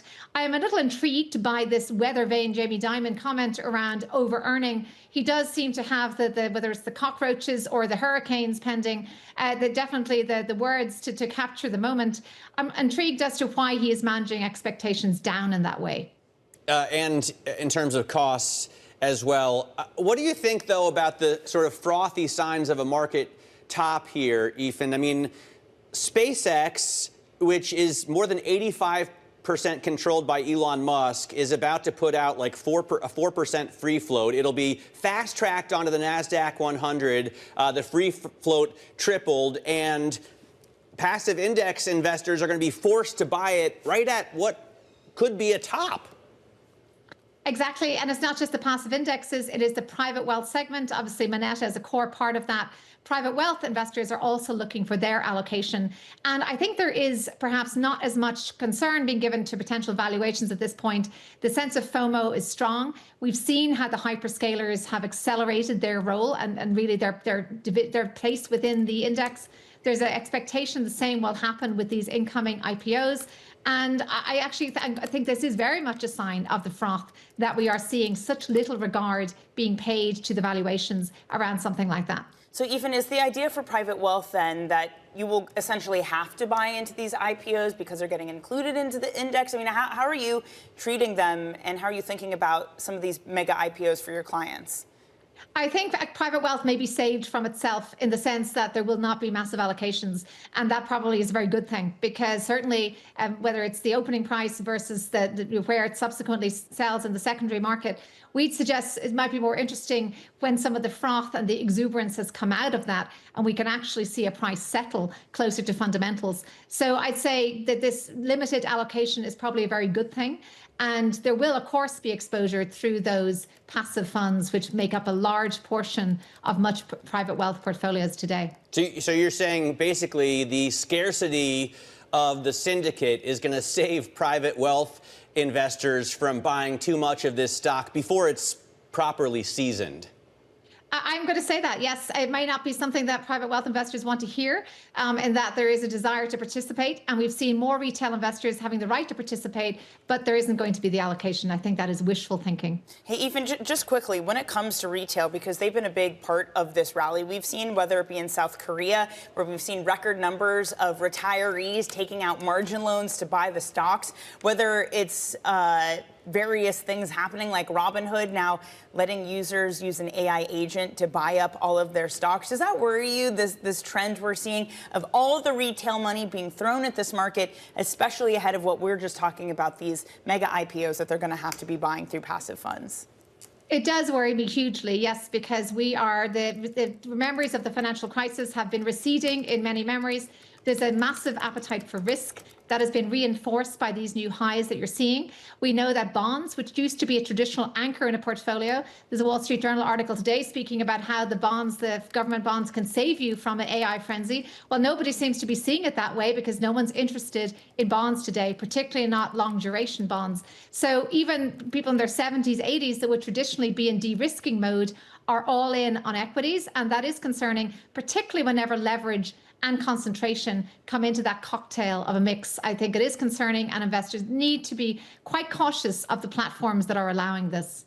Hey, Ethan, we're going to have to leave it there. Thank you so much for joining us. Moneta Global Wealth Managing Director Ethan Devitt. And just on a programming note, later we will be speaking to the NASDAQ president. We'll be asking about these IPOs and other index rules. Let's get a check first, though, on your markets about 8 minutes into your trading day. Unchanged, but to slightly higher. That will leave us at yet another record high after hitting one yesterday. Some of the big tech names doing pretty well. Apple there in the top of the column in terms of being points added to the S&P. It's adding 4.5 points to the S&P, followed by Tesla. CNBC reporting some chatter around Tesla and SpaceX combining, something that's long been floated. Micron, again, another huge day. Well, huge, not compared to yesterday. It was up 19%. It adds 2% this morning. On the downside, NVIDIA is moving lower by 1.2%, perhaps why this index can't move higher. JP Morgan's also up there. Jamie Dimon speaking at a Bernstein conference saying that perhaps they're over-earning. Shares down 1.75%. Looking at the individual indexes itself, oil is coming off a lot with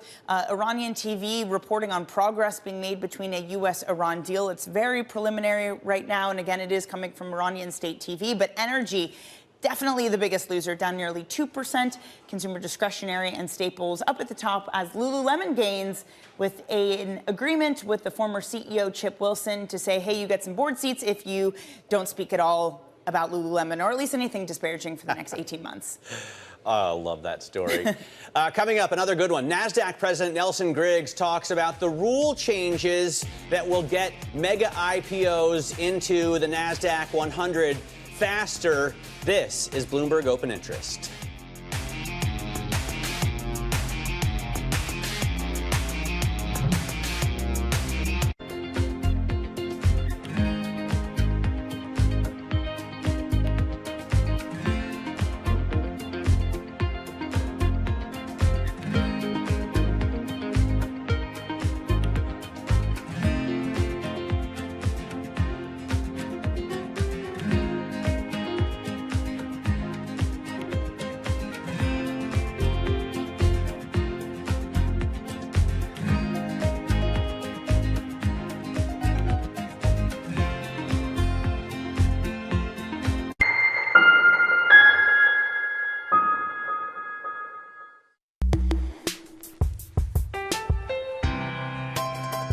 my old mentor, Roger Staubach, who told me when I transitioned, football will never leave you, but you need to leave it. Wow.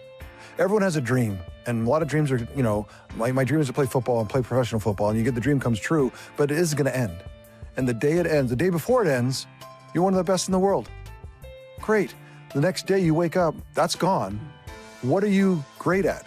And the truth is nothing, right? I'm not great at anything else. I talk about it all the time, Steve, is this whole idea of it's not from penthouse to penthouse. And what I mean by that is you played for 15, 20 years and you're in the penthouse. That doesn't mean that you come to the business world and you're going to be in the penthouse. You don't start on the third floor or the lobby. You actually have to start in the basement.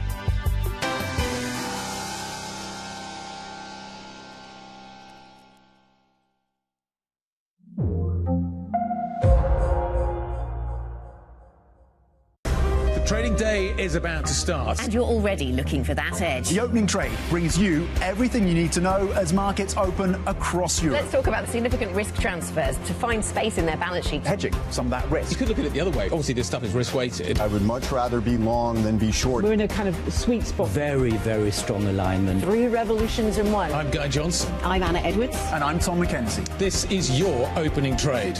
Every trading day, only on Bloomberg. Bringing you up-to-the-minute space news whenever and wherever it happens. I'm Ed Ludlow at NASA's Kennedy Space Center in Florida, and this is Bloomberg. At a time when policy in Washington is driving Wall Street, we draw a distinction between the rhetoric and the action, bringing you market-moving guests and original reporting. This is Bloomberg Surveillance. Middle East tensions are high. Both sides willing to go back to the battlefield. The narrative changes moment to moment. Is there a ceasefire? Is there not a ceasefire? Markets are up, markets are down. Count on Bloomberg for up-to-the-minute reporting. Breaking news this morning. Breaking news in the last few minutes. On-the-ground perspective. Talking to you from the bomb shelter. This White House still pushing. And the analysis you need to make informed decisions fast. Clearly, nothing is final until it's well and truly final. The really important question is whether we'll get second-round effects. Nobody covers geopolitics like Bloomberg.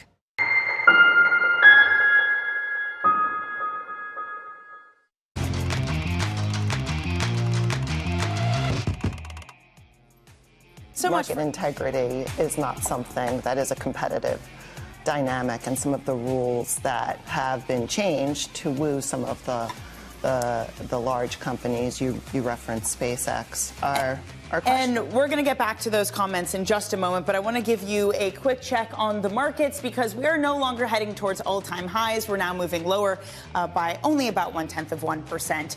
Some of the top calls this morning, what the sell side is saying. First up, we have FedEx. It's getting upgraded at JP Morgan, which says that the upcoming freight spinoff could unlock more value for the core business. The firm thinks the remaining company can outperform peers on cash flow and operations after the June 1st split. Next up, Truist getting upgrading MGM Resorts, citing stronger confidence in the Las Vegas Strip demand, healthy events calendar, and easier summer comparisons that could support higher earnings expectations. And finally, Citi cuts Winnebago, highlighting a tough RV market. The firm says affordability remains pressured by macro uncertainty, higher gas prices, and a cloudy rate outlook, leaving RV demand stuck near the bottom. Those shares, though, up 2.25%, Matt. All right, index providers are rewriting the rules in the wake of mega IPOs or in order to attract mega IPOs to their businesses. SpaceX, OpenAI, and Anthropic are coming. FTSE Russell, Standard & Poor's, and the NASDAQ have made changes or proposed changes that allow these companies to enter major indexes much faster and with less friction than previously. New York Stock Exchange President Lynn Martin reacted to this on Bloomberg Surveillance last week. Market integrity is not something that is a competitive dynamic, and some of the rules that have been changed to woo some of the large companies, you referenced SpaceX, are questionable. And from our perspective, what is most important to us is protecting investors. To be honest, I just don't know what effect this is going to have on the market. Joining us at the desk to talk about this is NASDAQ President Nelson Griggs. And To be fair, Lynn Martin may be just a little bit bummed out.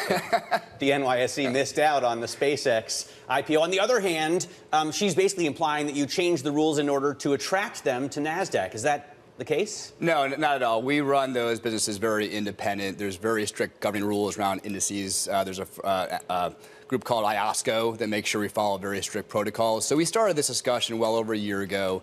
And if you look at the complex of what's called the NDX, the NASDAQ 100 franchise, it's about $830 billion in assets under management. So it is a juggernaut. So when we think about the IPO market in general and companies, we all know there's been a massive trend towards companies staying private longer. So you have a whole different type of companies going public today. We'll reference SpaceX, OpenAI, Anthropic, the ones being talked about. They're of scale and size and maturity we have not seen in ever. So when you think about what the NASDAQ 100 is supposed to represent, it is going to be the 100 largest non-financial companies on NASDAQ. It's known as really the innovation economy. So previously, prior to these rule changes, it could take up to a year to get to that index. So let's say a company like SpaceX was on NASDAQ, they're not on the index, it doesn't really represent what the index is meant to be. So I think NASDAQ as well as Russell, even New York Stock Exchange, I believe, changed their rules for fast entry. So that's one component that we feel very strongly about. But there's a reason that you typically want to season these companies, right? I mean, chances are that the hype and the scarcity are going to drive the price so high in the first few weeks or few months of trading. And now passive investors will be forced to buy them essentially at the top as they cascade down to the lockup period expiry in August. Yeah, I think that's a very broad generalization. Some stocks go up, some go down. You look at most companies, people buying SpaceX, they're thinking about the next 5, 10 years. Certainly some are going to be short-term oriented, but many are thinking about this as just a generational company that's changing the world. So why does it make a difference whether it's included into the index in 3 months or 15 days then? Well, it wouldn't be 3 months. It could be up to over a year. So when you think about that idea of what the world sees in NASDAQ 100 as is the top 100 financial companies. So let's say you have a company in the top 10, for example. It's not in there. That really is not representative of the index. And that's what Russell said. That's what CRISPR said. That's really what New York Stock Exchange said with their own rules. So fast entry is becoming something that, and even the S&P is looking at that as well, too. So fast entry with the change of the makeup of the companies, the size, the scale, the impact, we believe they really deserve to be in the index if they qualify. Why the 3 times float rule, especially with a company that has such bad governance? I mean, Elon Musk is going to control still 85% of the company. If you want to sue them for breach of fiduciary duty, you're going to have to hold 3% of the total market cap, and there's only going to be 3% free float. So you'd have to essentially buy all the shares. Two parts of this question. Dual class shares have been around for a long time, so I wouldn't go down the path of governance. But when you think about, you need to understand how an index works. So the NASDAQ 100 is one of the very few market cap weighted indices. Most have some float adjustment. So this was an elegant way to say we actually made an adjustment after we got feedback in the consultation. We're a bit more conservative with the 3 times. It's really a guardrail to make sure there's representation that's meaningful, and then it gradually scales over time. Usually it takes about 1/3 of a company's float has to be public in order to be a full representation. So this is a pretty small representation in general. It's going to scale over time and is really representing what the whole index complexes do. They have some sort of float adjustment. Do you think that there is any sort of responsibility of indexes, of exchanges, to be pushing for better governance through rules? Because essentially what you have here is a company where Elon Musk, even though his economic interest is 42%, his voting power is 85%. The float, as Matt mentioned, is extremely low. Mm-hmm. There are a lot of governance issues. Where do you, as the NASDAQ, step in to encourage good governance, especially for a company that, to the point we've been making, is so quickly going to be forced upon retail investors who are following the index? We've long been a supporter of dual class shares on NASDAQ. I think you look at these founder-led companies, you do not have to, if you choose to invest in SpaceX, that is your decision to invest in SpaceX. If you do not want to, you do not have to. Yeah, but then you'd miss out on the Russell 100. Yeah, you'd miss out on the Russell 100. And you don't have to buy the NASDAQ 100. And you don't have to buy the index. Okay, so when you think about the idea of dual class, we all know there's a lot of short-termism in the market. Dual class is a founder-led company in many cases, the ability to think long-term. I think you have to look at all sides of this before you just jump and say bad governance, because dual class shares have served a very meaningful purpose. If you look at the performance of many companies with dual class shares, they outperform. Why? The founders are invested, they're there for the long term, and they really want to build a company that's going to be durable over not just a quarter, but over decades. And that's what a lot of dual class shares are meant to do. What about bad profitability. I mean, here you have one forced buying timing at the IPO. Then when the expiry lockup ends, that'll be a second forced buying event. For a company that's going to lose more money than any NASDAQ 100 company has ever lost, right? I think the biggest loss ever is $18.8 billion for Intel in 2024, and this company's on track to lose more than $20 billion this year. Well, I think you're making that an investment case. I'm not here to talk about the investment in SpaceX. Well, but a lot of index operators have profitability rules. If you look at the foundation of the NASDAQ 100, it's a rules-based index. It's very transparent, and we do not have a profitability rule. S&P does, and they're actually looking at that. But if you look at what these companies are doing in the world of AI and AI build-out, they are spending for, again, not a quarter, not 2 years. We always talk about wanting companies to invest in the long term. Right. That is clearly, if you look at Elon Musk's vision, he is investing for the long term. It's a fair point, and obviously... I just come back to it. In many cases, if you don't want to buy the index, you don't buy the index. If you don't want to buy the stock, you don't buy the stock. It's an investor choice, and that's what this is. I think that's probably the biggest thing I'd focus on is that you don't get too hung up on what the rules are doing. It's investors in this country have the ability to invest where they want to invest. I still, though, go back to this idea that, like, your average investor in the U.S. is buying passive funds. Mm-hmm. Like, are they educated enough, you think, to be like, oh, the governance is an issue, I'm not going to buy the NASDAQ 100? I think that's a great question. What I'd point out right now is if you go back maybe 5 years ago, retail investing in the public markets made about 10%. Today, it's upwards of 25%. The retail investor is very smart. They've gotten more educated. They're probably the largest participants in the options market for income and protection. So I wouldn't sell the retail investor short. I do think passive investments give them the opportunity to make these investments. And the performance of the NASDAQ 100 is remarkable. It's beaten the S&P over the last 30 years by an average of 3%. I think they've done very well, but that's, again, their choice, and it's their choice how educated they want to become. I go back to the competition between NASDAQ and NYSE, and you are... I'm happy to talk about that. ...winning, obviously, with this listing, and we've got some other huge listings coming up in OpenAI and Anthropic. Yeah. What are the chances that you beat them out on that as well? Well, a couple of things, just so I can brag for a moment. There's now today more market cap on NASDAQ than New York. The top 10 companies, we have 9 of them. We've had $4 trillion in market cap switch from New York to NASDAQ, including last year Walmart, Shopify. By the way, those are amazing stats. For older investors, those are just I've been in that for 25 years. So for us, we're very proud that we always think about what is going to be the value proposition to the issuer and have been just driven to make that happen. So I think if you look at, as we go to pitch any company, the IPO market, even next week, is very robust. We have 4 great companies going out on NASDAQ, 2 raising over $1 billion is the goal. We have SpaceX, the market will digest that. And then we have a very robust pipeline that's as diverse as I've seen in years across defense tech. There's more AI companies, there's healthcare, there's consumer. So we're very excited about how we're positioned. We do think we have a wonderful story for investors that starts with how we help them understand who their shareholders are, how they communicate with shareholders. We have an amazing visibility platform. And then just globally, everyone wants a NASDAQ. We're part of the innovation economy where the companies on NASDAQ are just driving the economy forward. So we love our story. We're always focused on it and thrilled with our position right now. One of the other maybe exciting developments is SEC approval for more hours of trading, 23 hours, 5 days a week. What though? Wait, is that exciting? Well, exciting and maybe terrifying, because I'm envisioning a world where maybe liquidity is a little bit more thin, and something happens overnight, geopolitical events, and you wake up and you say, oh my God, I missed a flash crash overnight. Yeah, I think one thing to understand, today stocks trade almost 18 hours already. They open up at 4 and go past the 4 o'clock trading hour. They are looking to extend that to what we call 23/5, mainly driven off global demand for companies. NASDAQ is participating to make sure we have the proper guardrails, investor protections, and how we can help not only the trading community but our issuers understand what's happening. It is complex. You need to make sure that it's a well-run market, and there's certainly going to be questions about how much depth there is, and we need to be there to support that. I got to finish with a quick personal question. We only have 30 seconds, but you and I both went to Denison University. You did much better than I did. That's not true. I have to ask, did you see fish at the field house in 1992? I saw fish at the field house, and I saw them at a few fraternity houses. We had an amazing band list come through Denison, like at the beta wow, show. Fish would go to frat houses. Yeah, it was incredible. Yeah, Dave Matthews. There was Fish. Big Head Todd, and we could go on. We could go on. I think this is there for all those shows too. Perfect note to end it on, Nelson. Hey, thanks for having me. Really thanks good for joining us. Thank you so much. We hope to have you back again.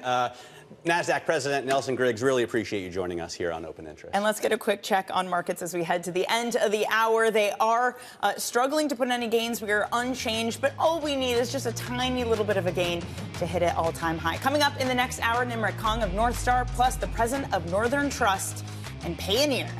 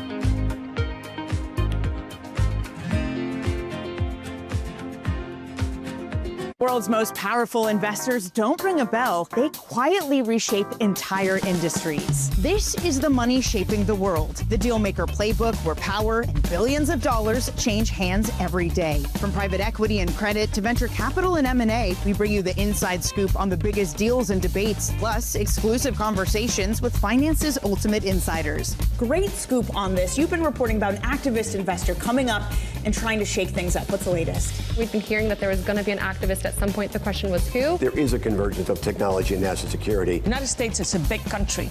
We're playing in the Northeast. That's an economy as big as the United Kingdom. This is a really interesting space to watch. We're expecting more consolidation. As this is Bloomberg Deals at Bloomberg Invest, I want to talk about the broader deal and M&A environment. This is a moment in time. We'll see how long we're here. It's far too early to call. There is an underinvestment in what's going on in private markets because everyone's looking for additional AI cloud capacity, and it's very tough to build. Everybody wants to get things going, and the IPO market is just one symptom of that. It is an early indicator of what we're going to see in the M&A market. Let's go to Scarlett Fu, who's taking a closer look at drone companies. With ongoing conflicts in the Middle East and Ukraine, there's renewed investor appetite for new names in the space. Excellent reporting. I'm Danny Berger, and this is Bloomberg Deals. Every week, only on Bloomberg Television. Astonishing day for US technology. It's shaping the region's technology ecosystem. Asia's biggest tech news and innovation. Bringing you up-to-the-minute global news whenever and wherever it happens. I'm Joanna Bersecci in El Ola, Saudi Arabia, and this is Bloomberg.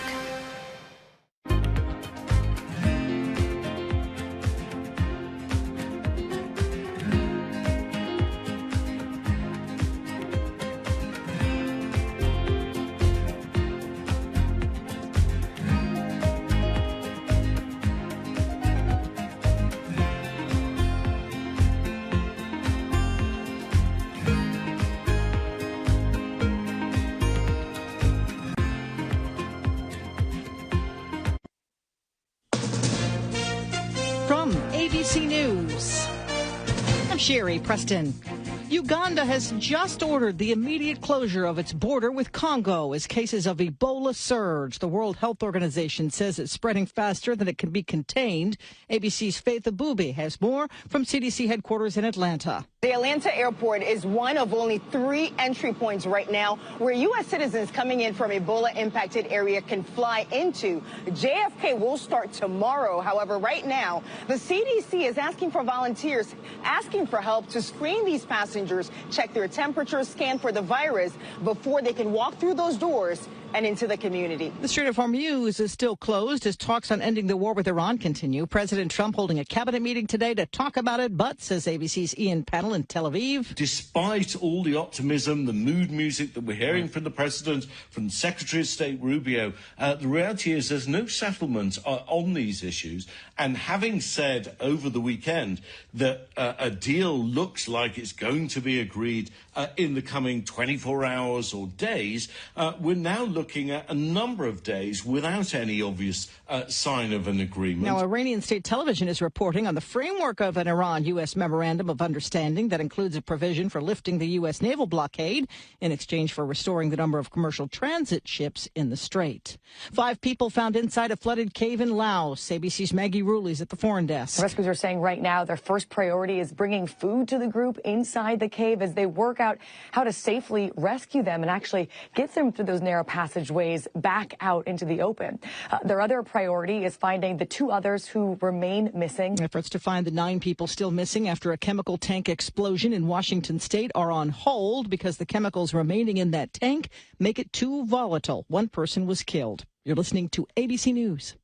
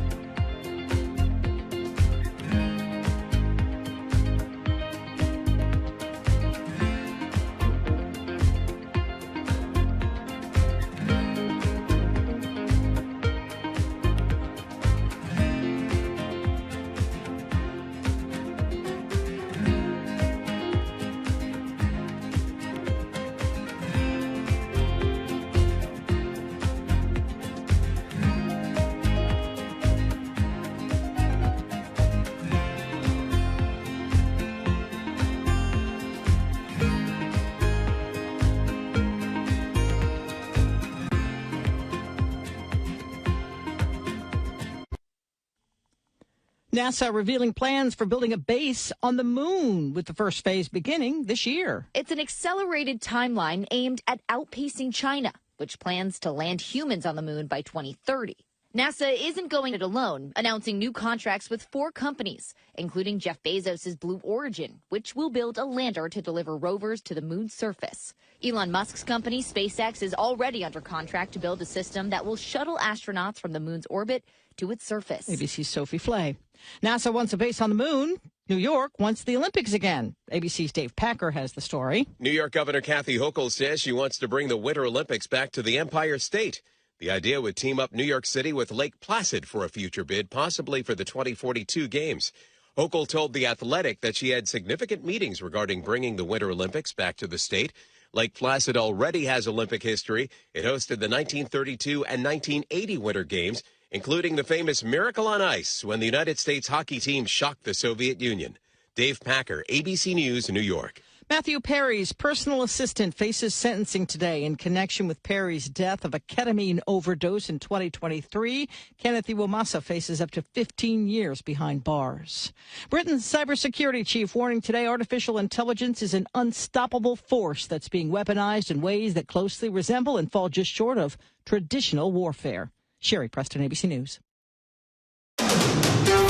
This is Bloomberg Intelligence with Scarlett Fu and Paul Sweeney. How do you think the Fed is looking at tariffs, the uncertainty of tariffs? Let's take a look at investors getting whipsawed every day by news events. Breaking market headlines and corporate news from across the globe. Could we see a market disruption, a market event? Are people just too exuberant out there? You see some so-called low-quality stocks driving this short-term rally. Bloomberg Intelligence with Scarlett Fu and Paul Sweeney on Bloomberg Radio, Originals, and the Bloomberg Business app. Wednesday morning from the Bloomberg Interactive Broker Studio in New York City. To our worldwide audience, we're streaming live on YouTube as well. Also streaming live at Bloomberg.com/video.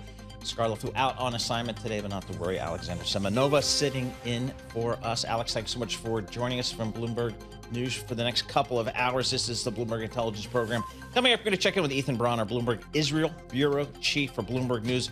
Get the latest on the Mid-East, maybe some movement forward there. Julie Fine, Bloomberg Texas Bureau Chief, Can you give us the latest on some of that politics happening down there in Texas yesterday? We had some the incumbent not going to get the ability to play out in the general election. We'll get the latest there. Tom Hulick, CEO of Strategy Asset Management, will give us his thoughts on these markets. Mary Ross Gilbert, Bloomberg Intelligence. She's a senior equity analyst covering all the retailers. We're going to talk about Abercrombie and Fitch today. They're keeping their forecast outlook right there. Poonam Goyal, she covers retail as well. We'll talk Lululemon, U.S. retail sales, all that kind of stuff. How's the consumer doing out there? We're starting to hear from a lot of the retailers with their earnings. They're about 3 or 4 weeks later than everybody else. So we'll break all that down. But let's kick it all off this hour with John Tucker and a Bloomberg Business Flash. All right, Paul. This report brought to you by IBKR. Will the Fed raise rates by 25 basis points in June 2026? Trade your predictions alongside your stocks and options at ibkr.com/predictions. Last trading day, June 17th. Right now, stocks adding to records after joining the $1 trillion club, that is. Micron is higher again. This is one of the makers of the high bandwidth memory, so remarkable pricing power is kind of the theme here. Micron up 3.8%. Oil, to some extent, in the driver's seat today. Energy, worst performing major industry group in the S&P 500 right now. Lower with optimism that there's an opening of the Strait of Hormuz may be closer. So you have travel and travel-related stocks. Some of the leaders right now, like MGM Resorts, Norwegian Cruise, and even United Airlines. Meantime, Seema Shah at Principal Global Investors says a number of narratives are coming together to push stocks higher. The AI story is just front and center. The earnings have been really strong. Investor sentiment and investor interest in AI stocks and anything related to tech actually has had a bit of a rejuvenation in the last 2 months. Right now, the S&P 500, 8 points higher. That's up 0.1%, 75.27, so intraday record. The Dow up 250 points at 50,706 right now. So that's a record. Nice. NASDAQ Composite Index, 21 points higher at 26,678. So that's a record. I don't know if this is good or not, but customers of Robinhood are soon going to be able to direct artificial intelligence agents to trade stocks and make purchases on their credit cards for them. You'll be able to establish an autonomous trading account that's entirely separate from the standard portfolio. So that would at least limit the funds an AI agent can access to only those deposited. Anyway, we check the markets for you all day long right here on Bloomberg Radio. I'm John Tucker. That is your Bloomberg Business Flash. Alex and Paul. Very good. Alex Semenova sitting in here. Every time so Alex great comes to be in, here with you guys. Every time you come in, we hit new record highs. I know. Although it seems like we hit new record highs. It might every be day. A good omen. Good omen. Very Maybe. good. John Tucker, thanks so We'll much. see. Appreciate that. Alex Semenova sitting in for Scarlett Fu. I'm Paul Sweeney. We're live here in our Bloomberg Interactive Broker Studio, streaming live on YouTube as well. Red and green on the screen, as John was just reporting. But let's take a look at some of the stocks that are on the move. We can do that with Bloomberg's Tatiana Darie. Tatiana, what are you looking at today?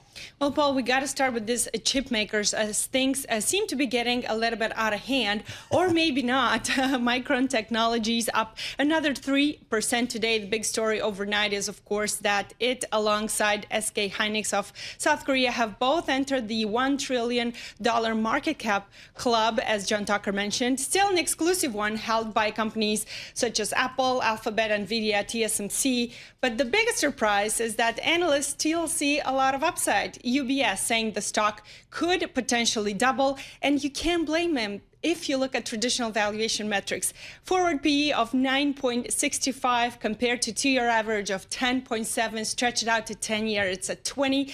So you really can find a good valuation point here to constrain some of this optimism. So sky seems to be the limit for Micron Technologies. It's really incredible. Yep. We hear these milestone numbers every single day from these companies. It's almost become a norm. What else is on your radar, Tatiana? Well, I picked one. It's Redwire Corp, up about 9%. Your ticker is RDW, but it's really a universe of rocket, space, and satellite communication stocks that are seeing a huge rally since SpaceX filed publicly for what it stands to be the largest ever IPO out there. So other names on the rise: Intuitive Machines, York Space Systems, and others. And Wall Street was already quick to create custom baskets for these. So this seemed to be the new hot trade out there, because a UBS space exploration basket up more than 200% over the past year. beating the market, beating AI, and everything else. So watch space stocks. Redwire up 214% year to date. So there you go. And guys, there's some really good data from Deutsche Bank this morning. The top 50 global space stocks market cap is $402 billion, up 3.5 times year over year. It's unbelievable. Stunning. All right, one more here. And a Zscaler, that is a security software company. Your ticker is ZS. Big sell-off today, down 30% after it gave a 4-quarter revenue forecast that was weaker than analysts expected. I would say it wasn't that dramatic. It was off by about $3 billion here, guided for a revenue midpoint of 876, trailed estimates of 879.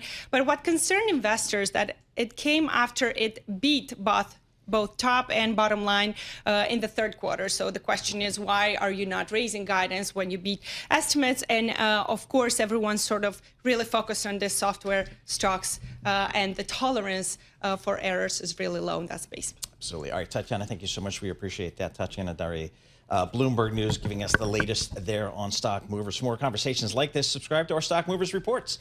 Listen for 5-minute audio reports on the biggest winners and losers in the stock market. Subscribe to Stock Movers on Apple Podcasts, Spotify, or anywhere you listen. The news coming out of the Middle East here today. I'm just going to go to Bloomberg News. Oil tumbled today after Iranian media said it obtained an unofficial copy of a draft for a deal to end the Iran war as traders look for clues that talks might soon lead to the reopening of the Strait of Hormuz. Let's get the latest reporting there. Ethan Bronner, Israel Bureau Chief from Bloomberg News. Ethan, it feels like I think about kids passing notes back and forth in class. What's going on out there? Are there deals? Are there memorandums of understanding? Is any of this official? Hey, Paul.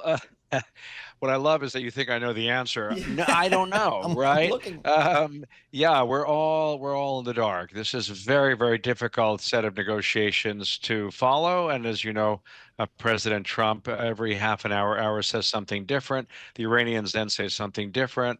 It does, if I had to guess, feel like some kind of a deal is emerging to reopen the strait in the coming month or so. That seems to be what we're learning. And then, of course, there'll be at some point some questions about the nuclear issue. But that's the feeling one has, but who knows? And meanwhile, of course, there's the Israeli-Lebanese phenomenon we can talk about when you're ready. Ethan, is there a sense of how much pressure the Trump administration is putting on Israel behind the scenes to avoid a wider conflict? I think there's a clear understanding that Israel is not going to do anything that would really lengthen this thing in any way toward Iran, for example. It would not move without American agreement.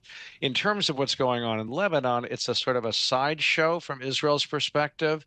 The Iranians want to include Hezbollah in their peace pact. It's not clear. It doesn't seem that the Americans are insisting on that at the moment. And there's a separate issue going on here, which has to do with the inability of Israelis who live in the north to feel safe with the arrival of these new drones that are fiber optic guided, that have a 15-kilometer at least range, and they are beginning to shoot at Israel from beyond the 10-kilometer zone that the Israelis had established. So in the last couple of days, the Israelis have begun to push even further north to try to deal with that threat. Ethan, do we know who the United States is negotiating with in Iran? Do we know who the leadership is in Iran, who's negotiating, and whether they in fact represent the full country? So I don't think that they represent the full country, but you could have said that about the regime for a long time. True. I would say that a good 40 to 50% of Iranians can't stand their government. And so that's not changed. But I think the people who are holding the reins around the Revolutionary Guard and the military are the people that the Americans are dealing with. I think there's every reason to imagine that that deal will work if they can come to a deal. But, the problem is that the Iranians have come out ahead in many ways in this battle, and that is not what the Americans expected, nor did the Israelis when they went into it. Can you talk to us a little bit more, Ethan, about what Israeli officials are signaling about their objectives and timeline in Lebanon? Sure. So as I started to say a few minutes ago, the main point for Israel is that it's the people who live in the north should be able to live without fear of attack. And there's been attacks for a long time from there. In 2024, what was happening is the Hezbollah was able to shoot these kind of shoulder-held anti-tank missiles, and they would, as long as you could see your target, they would go 10 kilometers into a house in Metula in northern Israel. And the Israelis kind of thought they dealt with that by creating this 10-kilometer buffer zone. But then these fiber optic guided drones have entered the scene, and they are really a big threat because you can't jam them. They're held by a kind of like a fishing line that's the fiber optic. And as long as they can sit on a sort of somewhere on a hill or on a balcony and shoot at Israel or at soldiers they can get them.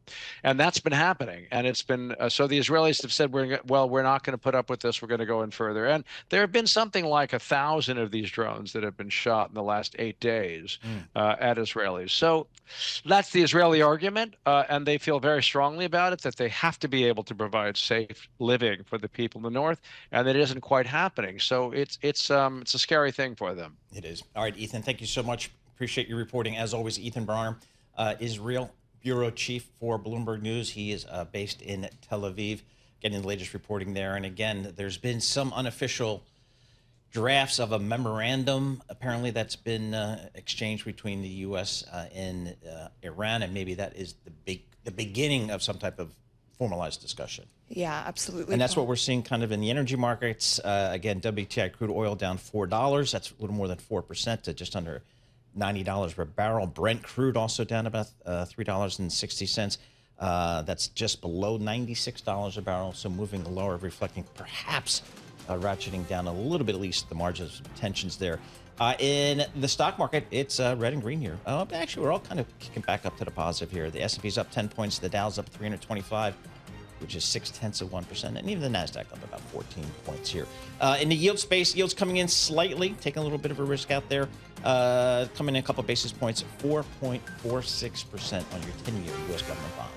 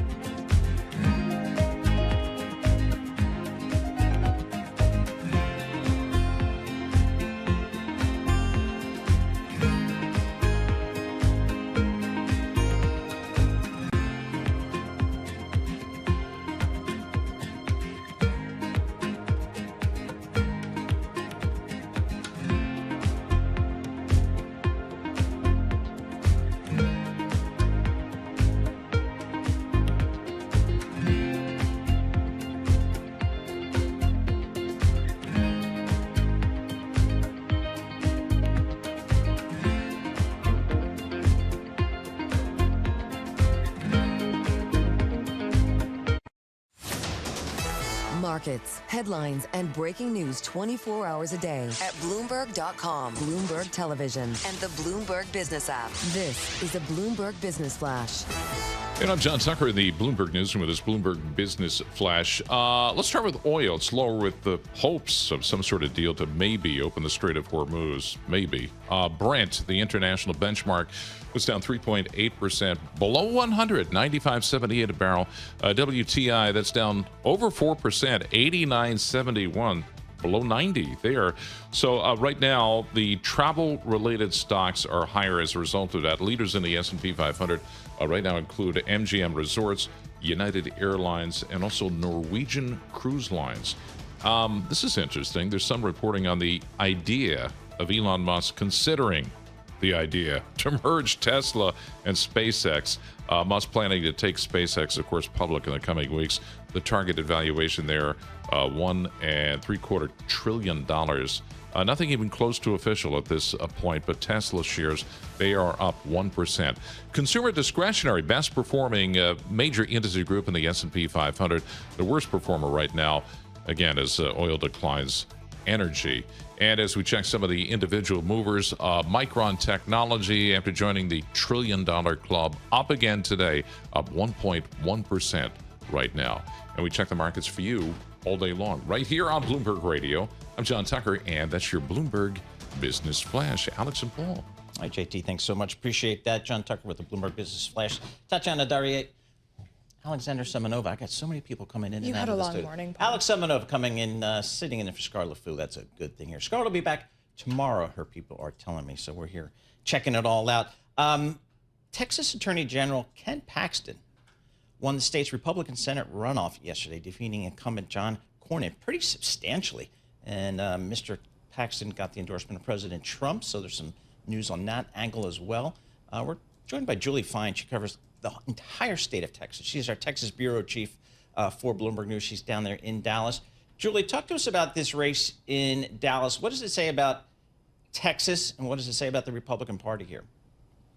Well, certainly one thing it says is the group that came out to vote was certainly for Ken Paxton. I mean, John Cornyn really said last night something to the effect of, those who come out to vote speak for those who don't. It is not a high turnout. In primary elections, you really see the small group speaks for the larger group. But what it certainly says for sure is Donald Trump has sway here.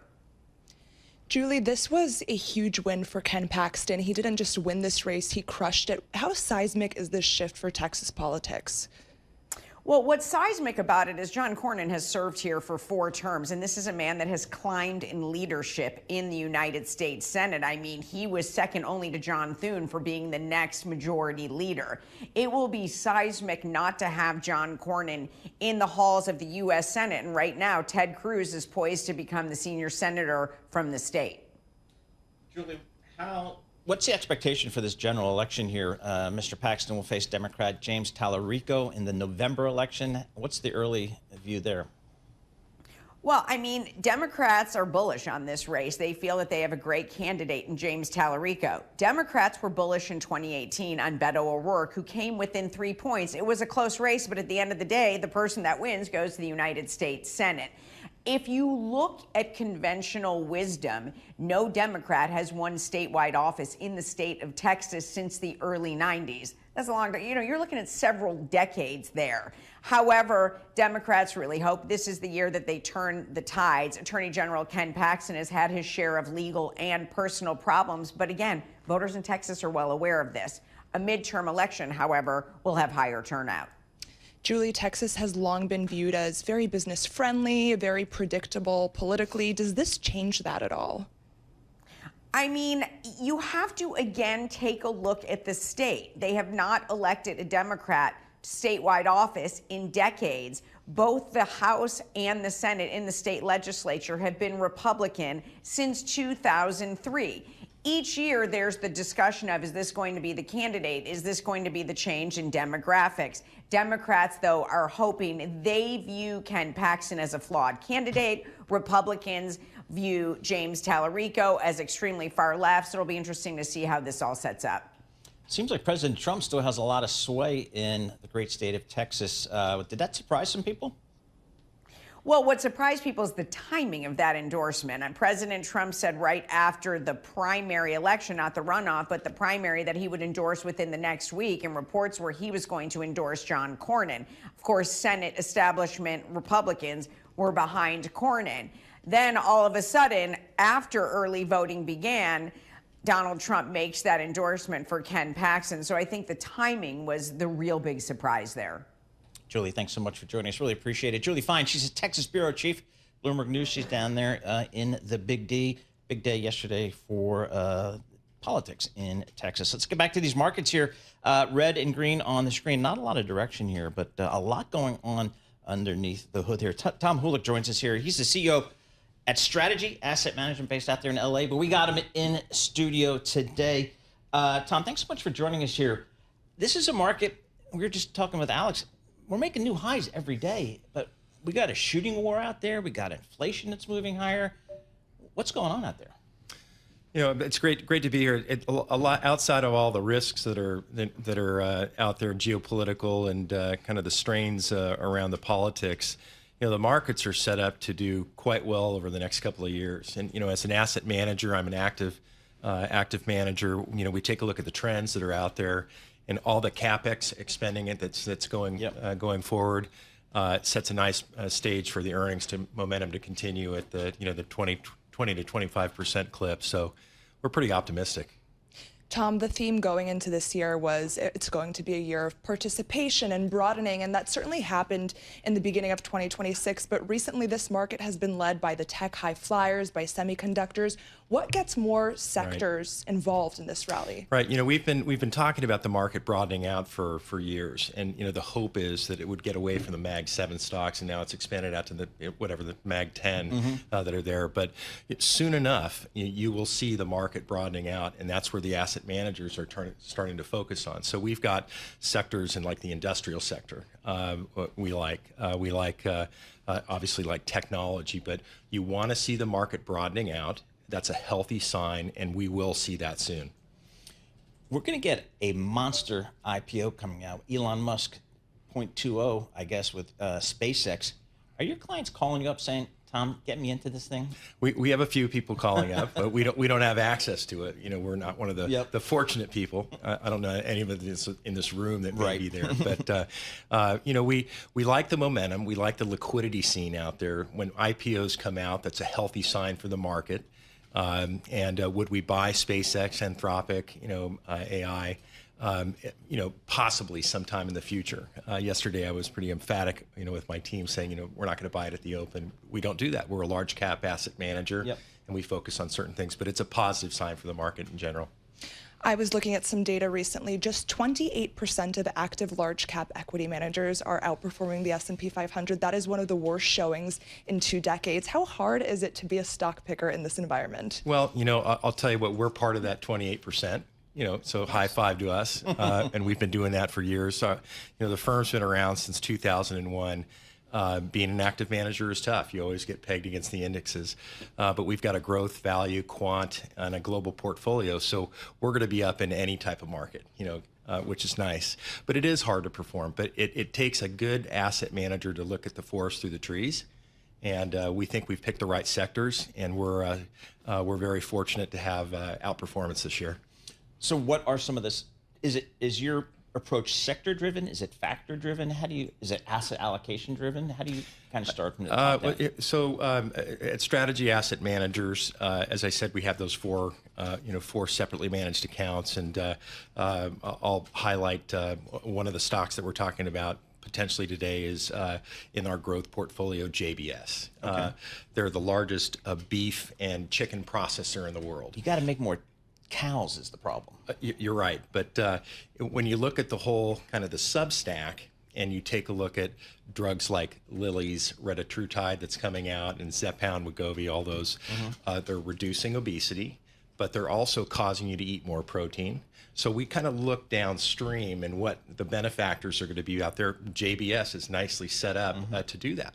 More people are eating protein around the world, so we like the JBS stock against the Lilly stock. What do we pick? We look at the sectors, and we really like the infrastructure build out. The United States government is putting a lot of money into the building of Build Up America again, the reshoring of everything. You follow the money, follow the smart money as portfolio managers. So sectors are important, and specific stocks are also key as well. We have this pipeline of mega IPOs, SpaceX, Anthropic, OpenAI. What do you say to those who suggest that this is a sign of frothiness, that things are getting a little too euphoric? Well, it encourages people to be optimistic on investing in general. It gets more people involved. Elon Musk is a brilliant mind. Anthropic, AI, these are hopeful things that we're getting a taste of as we develop into the next 10 years. I mean, the speed of chips is there, but it's not just the speed of one chip, it's how many chips can communicate all together. So if you go back to the story of copper wiring and maybe GLW and Corning and Sienna, now it's the talk of photonics. How can these chips communicate directly together faster and coordinate information that we need to have? It's a great story build up. These IPOs are giving us so much room to grow and expand the economy and contribute to the earnings growth that we have out there. We're going to see this for years to come. Years to come. Yep, that's the bullish call for sure. Asset allocation, how do you guys think about that these days? Because it just seems like, I'm not sure if are you guys in that 60-40 camp? Do you have an allocation of alternatives? How do you think? Yeah, we have balanced portfolios, and bonds are good, especially with these yields right now. But we're an active manager in stocks. We were a value manager when we started out, and we still are, and most managers could be that way. But it's important to know what to own and know what to not own. And so as an active manager, we're glad to be outperforming against the indices right now. And I think that's going to go further down the road. Good.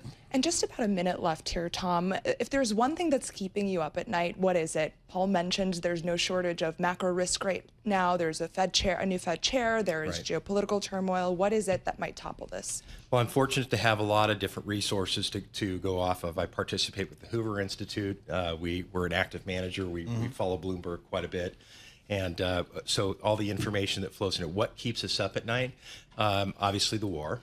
Geopolitical tensions are important. Interest rates, they're not sustainable at this level. Eventually, they're going to have to come down because the U.S. debt is insurmountable. Consumer confidence, is the consumer going to continue to lead? They're still, buying. If you ever go out to the mall or the weekends, and the parking lots are still full, and people are they're just shifting their spending habits. But we look at those macro factors, and I think that. I'm more glass half full than half empty, and I do think there's a lot more room to move forward in these markets. All right, Tom, thank you so much for joining us. Really appreciate it. Tom Hulick, CEO, Strategy Asset Managers, joining us here in our Bloomberg Interactive Broker Studio. S&P absolutely unched on today. Nothing happened, and the Dow's up 300, and the Nasdaq's down 55. This is Bloomberg.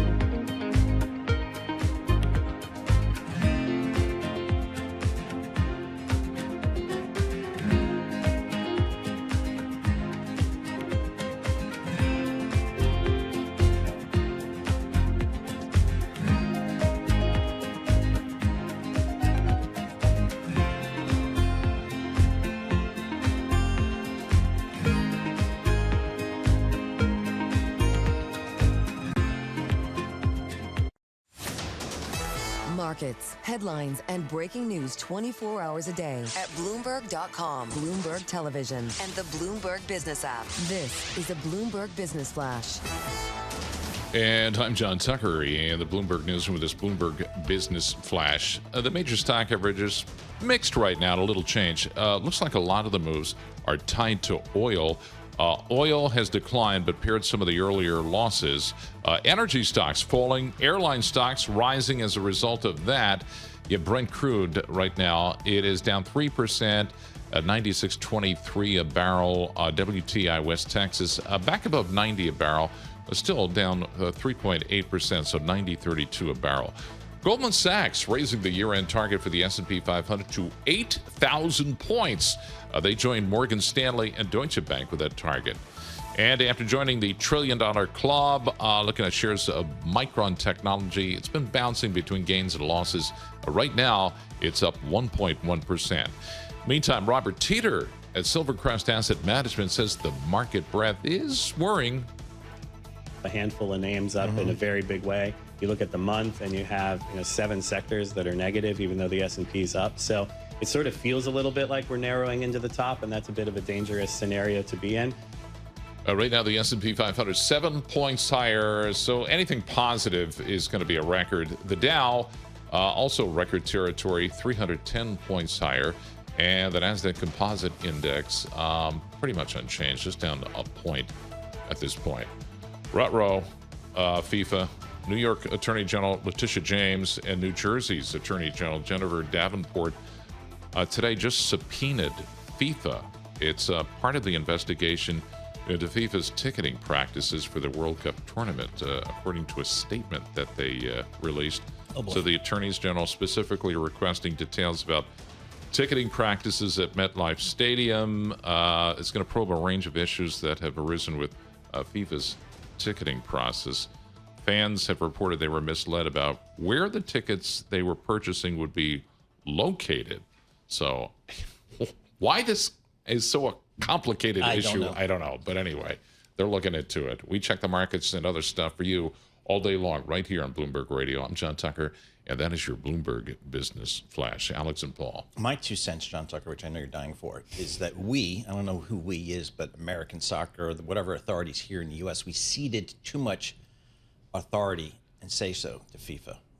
My point would be, hey, you want to have your tournament in our country? Okay, we know how to do this. Yeah, the complaint also is that the ticket prices, when you look at past FIFA tournaments, World Cup tournaments, have far exceeded anything in the past. Yeah. So Yeah, New Yorkers are being priced out of the tournament. Yep, it's crazy. So I wasn't going to go in the first place. No, but, I'm going to sit on my couch. I'm still angry. Well, the mayor allotted something like 1,000 tickets for $50 a pop, so that people can actually be able to afford to attend. See how it plays out. It starts, I think, June 12th or something like that. All right, we got earnings coming out of the retailers, Abercrombie and Fitch. One of them better than feared results, I guess, is the way to think about it. Mary Ross Gilbert joins us, senior equity analyst covering the retail space for Bloomberg Intelligence. She's based out there in L.A. Mary, thanks for joining us here. Talk to us about Abercrombie and Fitch. What did they do? What's going on? I see the stock trading higher today. Yes. So, Paul, what's going on with Abercrombie and Fitch? I think that's probably a good tagline, better than feared. I mean, look, they missed on the comp sales line. Comps were down 1%. And when you look at, and the estimate was for a slight increase, almost flat for the quarter. But they did have a couple of things going on. One, they had the implementation or the upgrade of their ERP system. That cost them about 50 basis points in the top line, but I don't think that really affected the comp because it was really third-party sales there. So think about sales that are made to Nordstrom, for their Abercrombie brand, as an example. And then what we saw with Hollister, so Hollister comps were down 2%. But they were also impacted mainly in the Middle East, where we saw weakness there, and other parts of Europe. They didn't get into specifics on those other parts, except highlighting their largest market in the UK, which they indicated had strong sales. So we're still seeing, I think, when you look at the guidance for the second quarter, maintaining guidance for the full year. So guidance for the second quarter is at the high end of consensus estimates for about a 4% growth, and there's likely upside to that. And so I think seeing overall strength, strong sell-through of their collaboration with Sperry in the quarter, and their styles, how they're broadening their categories, going after more categories, and that's what the consumer wants. And I think those are all very, very encouraging for the brand, and that's the reason why you're seeing strength, we think, there in the shares. Mary, we're hearing time and time again consumers becoming more selective, trading down to cheaper items, but Abercrombie has been kind of a standout. What are they doing to outperform peers, and are any of the markdowns and promotions that they're putting out kind of starting to pressure margins at all? Yeah, we're not seeing the pressure. I think what's happening is they're raising prices to help, mitigate the impact from tariffs. And so some of those are coming through. But we did notice, and I think other analysts noticed as well, there were more promotions this year, or I should say, not necessarily more, but the magnitude of the promotions were a little bit higher, meaning the discount was higher than it was, let's say, a year ago. Though the company indicated that their promo activities were absolutely on plan for the quarter, but that doesn't mean that, it definitely seemed higher than the rate of discounts for the first quarter. But generally, I think they're seeing some real resilience. And when you look at their cohort, so for the Abercrombie & Fitch brand, that's the millennial customer, but they're a higher income customer. So they tend to earn over 100,000, probably, 100 to 200. And then when you look at the Hollister brand, and that's a little more value oriented, and there they did have some discounting going on there. But that really hits the Gen Z. So kind of think about your high school age consumer.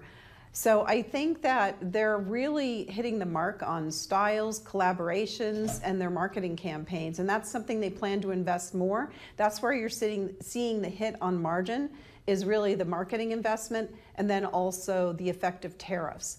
And then they're concerned, of course, that on the back half they will have a freight headwind. But in the first quarter, it was a tailwind, and there is going to be a small tailwind, I think, that they expect in the second quarter. So, Mary, what are your companies, the retail companies you follow, what are they saying about inflation, particularly for their consumers that are paying more at the gas pump, and how that may be impacting spending?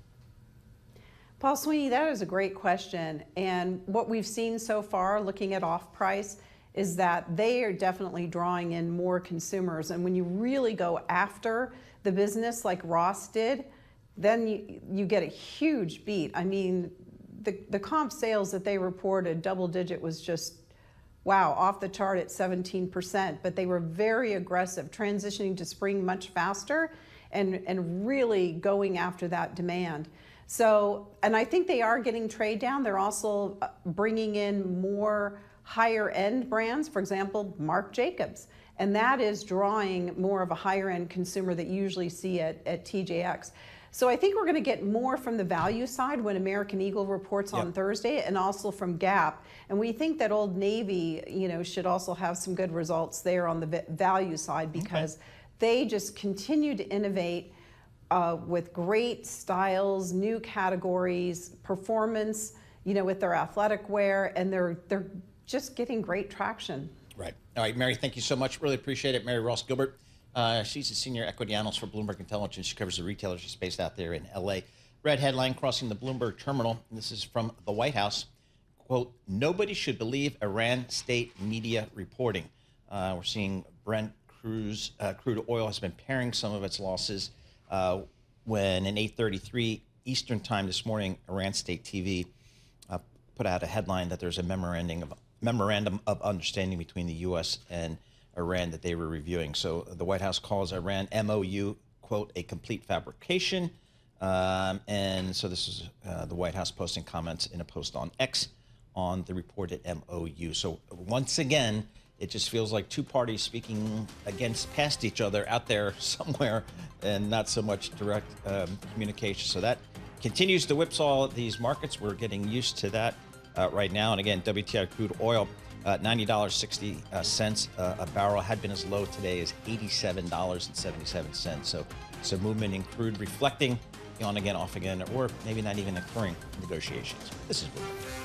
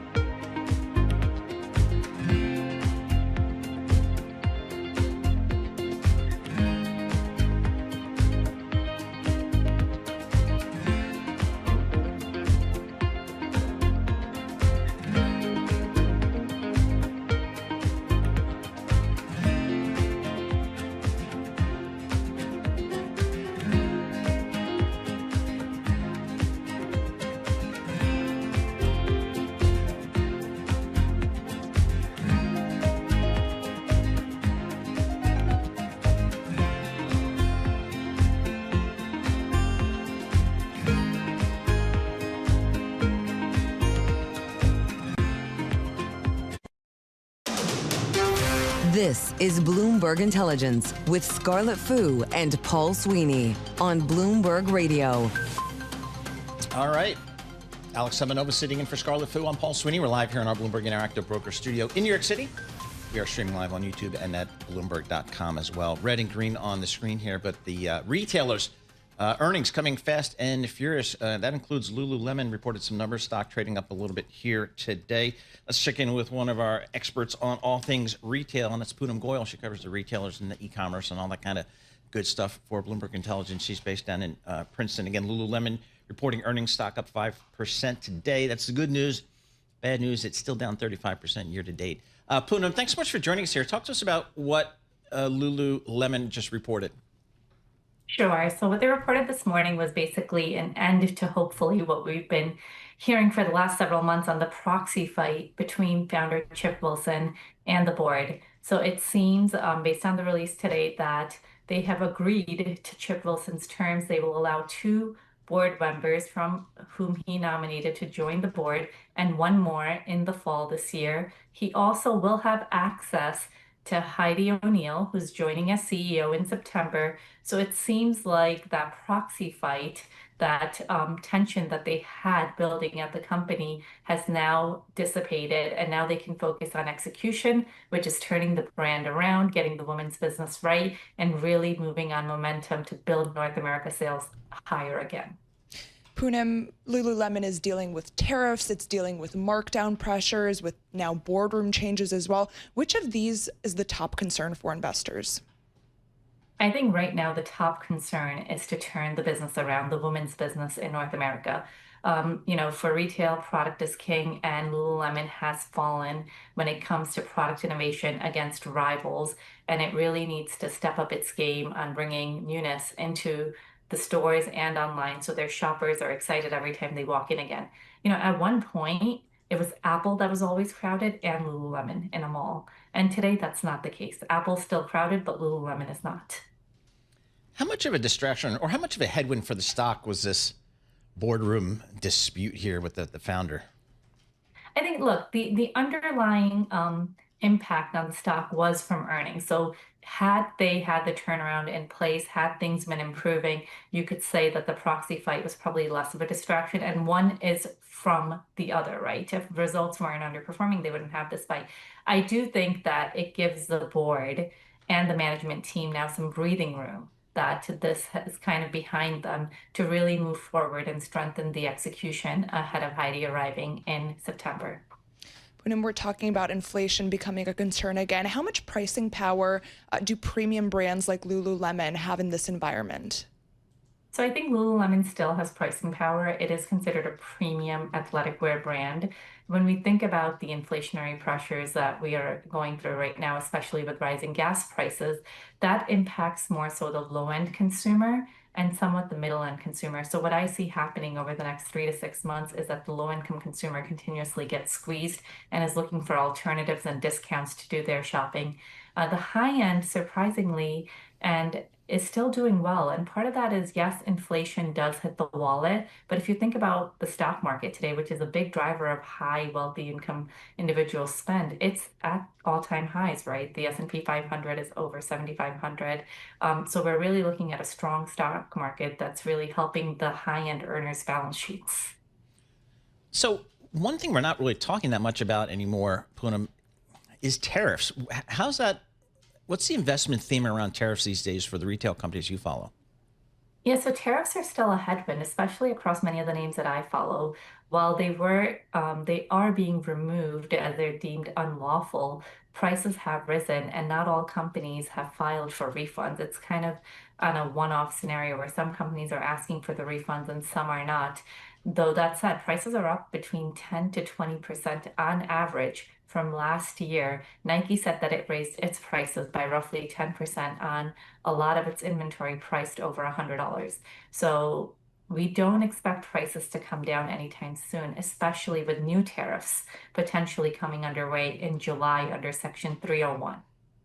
Poonam, you mentioned the bifurcation between the higher-end consumer and lower-end consumer. How much longer can those high-income, high-earner consumers hold up the economy before the lower-income consumer kind of starts to weigh on broader spending? I think you usually, in the past, when I've done this study to looking at just different income consumer brackets and seeing how the slide actually happens. So the low-income consumer falls first, and we're seeing that happening right now. The high end is the last to fall, and typically it's usually anywhere from 6 to 12 months after the low-income consumer falls is the window that you give it if things continue to stay where they are or deteriorate further. That said, the high-income consumer spending falls hard, falls last, but is also the first to rise. So I expect that to be the case in this cycle as well, should we get to that point. Poonam, thank you so much. Appreciate that. As always, Poonam Goyal, she's a senior U.S. e-commerce and retail analyst for Bloomberg Intelligence. She's based down there in Princeton, New Jersey. Again, Lululemon kind of, I guess, resolving, at least for now, a dispute with their founder, Chip Wilson, overhauling its board a little bit, 3 new directors. And under terms of the deal, Mr. Wilson agreed to a standstill clause that includes not disparaging the company. So I guess that's a good thing. Yeah, you don't want your founder disparaging the company. He's been pretty tough on it. Yeah, that's what I understand. The stock up 5% today, but again, down 35% year to date, down 58% on a trailing 12-month basis. So it's been a tough ride for the folks at Lululemon. For our listeners in the U.S., a reminder, you can listen to us via satellite radio on Sirius XM Channel 121. Access the world's only global audio business network, coast to coast, 24 hours a day. Bloomberg Radio on Sirius XM Channel 121 is presented by Golden Crest Metals. Stay tuned for the latest market news and industry research. The next hour of Bloomberg Intelligence starts in just a moment with S&P 500 unchanged on the day. This is Bloomberg. Good morning.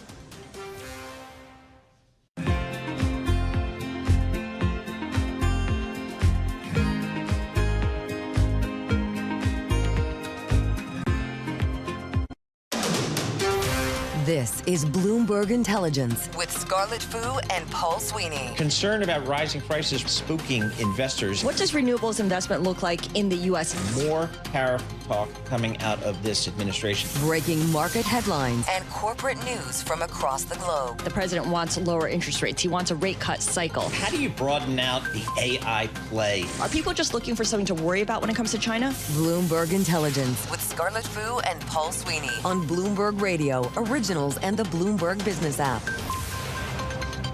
All right, Alex Semenova sitting in for Scarlett Fu. I'm Paul Sweeney alongside John Tucker. This is the Bloomberg Intelligence. The second hour coming up, we're going to check in with Jake Silverman, Bloomberg Intelligence semiconductor analyst, on some of the tech stories out there. Micron in the $1 trillion club. You can't get enough of the chips and all the memory, and that's been the play for these markets here. We're also going to check in with Sid Phillip, Bloomberg chief correspondent for global aviation. Boeing wins FAA approval to increase 737 MAX production rate. I think that's big news because that's the cash cow for Boeing, and they need to ramp that up. So that's good news there. Brian Whalen, CIO and General's Portfolio Manager at TCW. We'll talk the bond market with Brian. He's out there in LA.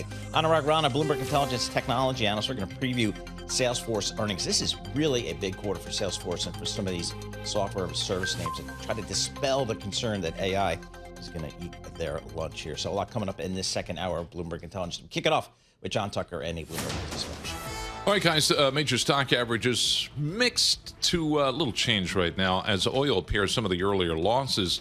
You have some of the travel-related stocks, the leaders in the S&P 500, as a result of oil still being down about 3% for WTI as well as Brent. Brent right now, $96.71. WTI, $90. 78 cents a barrel. The White House has been calling an Iranian report of a memorandum of understanding with the U.S. a, quote, complete fabrication. Well, you mentioned, Paul, the jump in memory chip shares. That looks like it intensified after joining the $1 trillion valuation club. Micron right now, it's been bouncing up and down, but right now about 0.6% higher. Zscaler shares tumbling, the biggest drop on record. Yeah, this is AI related. Remember, security software company delivering a fourth quarter revenue forecast weaker than expected. Meantime, Daryl Kronk at Wells Fargo says earnings can continue to fuel stock gains. I mean, when you look at earnings up 22, 23, 24% across the index, much less in tech, which is up, call it lower to mid 40s on earnings growth. And yet prices aren't up equivalent to that. What you're getting is multiple compression, right? So multiples are actually getting cheaper, not more expensive. The S&P 500 down 4 points. The Dow, that's record territory, up 299 points right now, 50,759. The NASDAQ Composite Index 63 points lower, and that is about 0.2% lower. More than 300,000 Target employees, they have completed their training to be nicer. Nice. Making the stores easier to shop and, friendlier. You'll remember it was, late last year, Target directed the store staff to smile, make eye contact, and greet or wave to customers within 10 feet. Employees are supposed to ask customers within 4 feet whether they need help or how their day is going. And if they get within 2 feet of me, I'm going to tell them to go away. They should have given that training to TSA agents. I think they would need it more than Look at you with the like editorial comments. Yes, wow. actually. Controversial. We check the markets for you all day long right here on Bloomberg Radio. I'm John Tucker, and that's your Bloomberg Business Flash. Allison Paul. All right, very good, John Tucker. Alex Hi. Semenova sitting in for Scarlett Fu. I'm Paul Can I help you? Live in the Bloomberg Interactive Broker Studio, streaming live on YouTube as well. As John was just reporting, kind of red and green on the screen here today, but let's take a look at some of the stock movers out there. We can do that with Bloomberg's Jordan Fitzgerald. Jordan, what are you looking at today? First and foremost, United Airlines. Like John said, these travel stocks are up today on falling energy prices, and those energy prices did start slumping after Iran television said it received a drafted memorandum of understanding between the U.S. and Iran, signaling to traders that the war could be coming to a close. The White House did dispute this, but wasn't enough to take the optimism out of the trade here. United Airlines up as much as 7.7%. Delta and American also up, as are cruise liners and car stocks. All right, very good. I'm a million-mile flyer for United Airlines. I know you mentioned that. I mentioned That's every, a lot every of chance trips. I can. I'm hopping on the bird tomorrow, as a matter of fact. What else you got for us? Boston Scientific down as much as 12% today to a 2023 low. And that drop really followed management presenting at a Bernstein conference. The CEO did say the company is losing market share to competitors, but still reiterated guidance. And one more, Jordan. What else is on your radar? JP Morgan, of course. Bit of an elephant in the room. This came as Jamie Dimon also spoke at that Bernstein conference and warned that costs could be higher than expected for 2026. He still reiterated the firm's NII guidance, but analysts have noted that Dimon's been striking a more cautious tone of late. I used to work at JP Morgan Chase back when it was the Chase Manhattan Bank. Wow. Then, yep, that's how we rolled back then. And the media group, lending to all kinds of media industries, that was a good time, good group. All right, Jordan, thanks so much. Appreciate that. Jordan Fitzgerald, Bloomberg News, giving us some movers and shakers there. For more conversations like this, subscribe to our Stock Movers Reports. Listen 4 or 5 minute audio reports on the biggest winners and losers in the stock market. Subscribe to Stock Movers on Apple Podcasts, Spotify, or anywhere you listen there. Let's get back to tech stocks. Semiconductor stocks in particular, they are just ripping. I mean, we've got trillion-dollar market caps for Micron Technology. What's going on out there? I mean, there are not enough chips, I guess. I don't know. Let's turn to somebody who knows what's going on out there. Jake Silverman, semiconductor analyst for Bloomberg Intelligence. He joins us here in studio. Jake, what's going on with your world here today? Why are there not enough chips? Yeah. Just make more chips. I wish it was so simple. Yeah. But then they wouldn't be getting those price increases. Yep. Yeah, so really, I think, I guess focusing in on the valuation. We're in a particularly strong upcycle. I think the argument around why the stock should be worth $1 trillion is that Micron and the other memory makers are no longer really in a cyclical situation. It's possible what we're seeing is a structural change in the memory market where it may be the earnings may be more sustainable through the cycle over at least the next 3 to 5 years. And so if you argue that, what you're arguing for is that maybe the valuation multiple has to expand beyond what we're seeing today. I mean, we're already at around 10x, I guess a little bit below that, I think, forward earnings. And so maybe some people are thinking it could go up to 15x or more, and that's what they're betting on right now. Jake, it's really incredible to see these milestone numbers every day from this sector, and I think the segment is up something like 80% this year, and most people have pointed to the fact that the earnings have been parabolic too.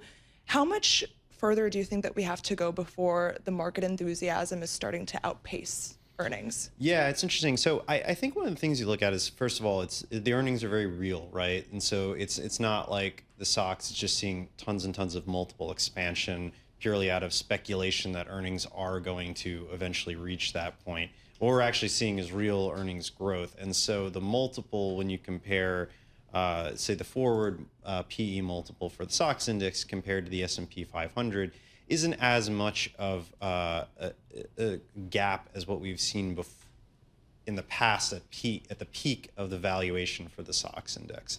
You typically see something like 7 to 8x in terms of a difference. Right now, I think we're around 5 or 6. So, some of the exuberance is there's certain stocks maybe that are a little bit more stretched, but the earnings are real. We're seeing that with memory. You're seeing that with a lot of the AI stocks that do CPUs and GPUs and networking. So, yeah, there's a few gives and takes within that bucket, and the SOX is a broad bucket, includes a lot of names. So, I've been pitched chip stocks for 40 years, and you guys say the same thing every time, which makes sense to me. Hey, it's a cyclical business; you got to get the cycle right. Okay, but now you were mentioning just earlier that may be changing. So when you talk to longtime tech investors, how do they get their head around rethinking the sector, maybe re-rating the sector as not so cyclical anymore? Yeah, it's So I still think we're probably going to see cycles in semiconductors. I think what we're really seeing is a structural tailwind. If you're betting on semiconductors today, for the most part, I mean, even the more boring analog names that you've seen, like Analog Devices and Texas Instruments, they're all starting to catch these AI tailwinds.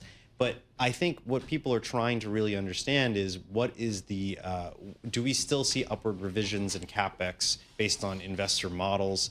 How long does the cycle continue? But when you think about memory, one of the things that makes it a little bit more, different than some of the other semiconductor companies is because they are still integrated device manufacturers, IDMs. They still manufacture the chips that they then sell.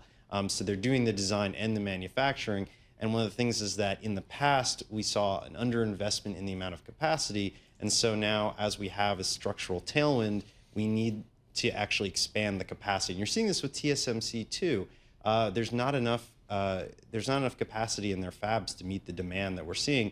And so now we're looking at these long-term agreements because we've seen billions of dollars burned in ROI for them. And so these structural agreements potentially change the cyclicality in the future, but are also, while allowing to get them some visibility and potentially reduce that risk that maybe this is potentially a little bit of a bubble. And even if it's not going to just burst like .com, at the same time, maybe there are losses to be had in the future if they don't sign these agreements.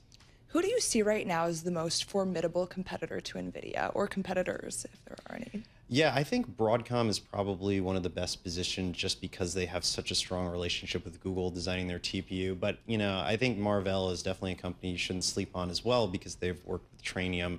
They have several different deals.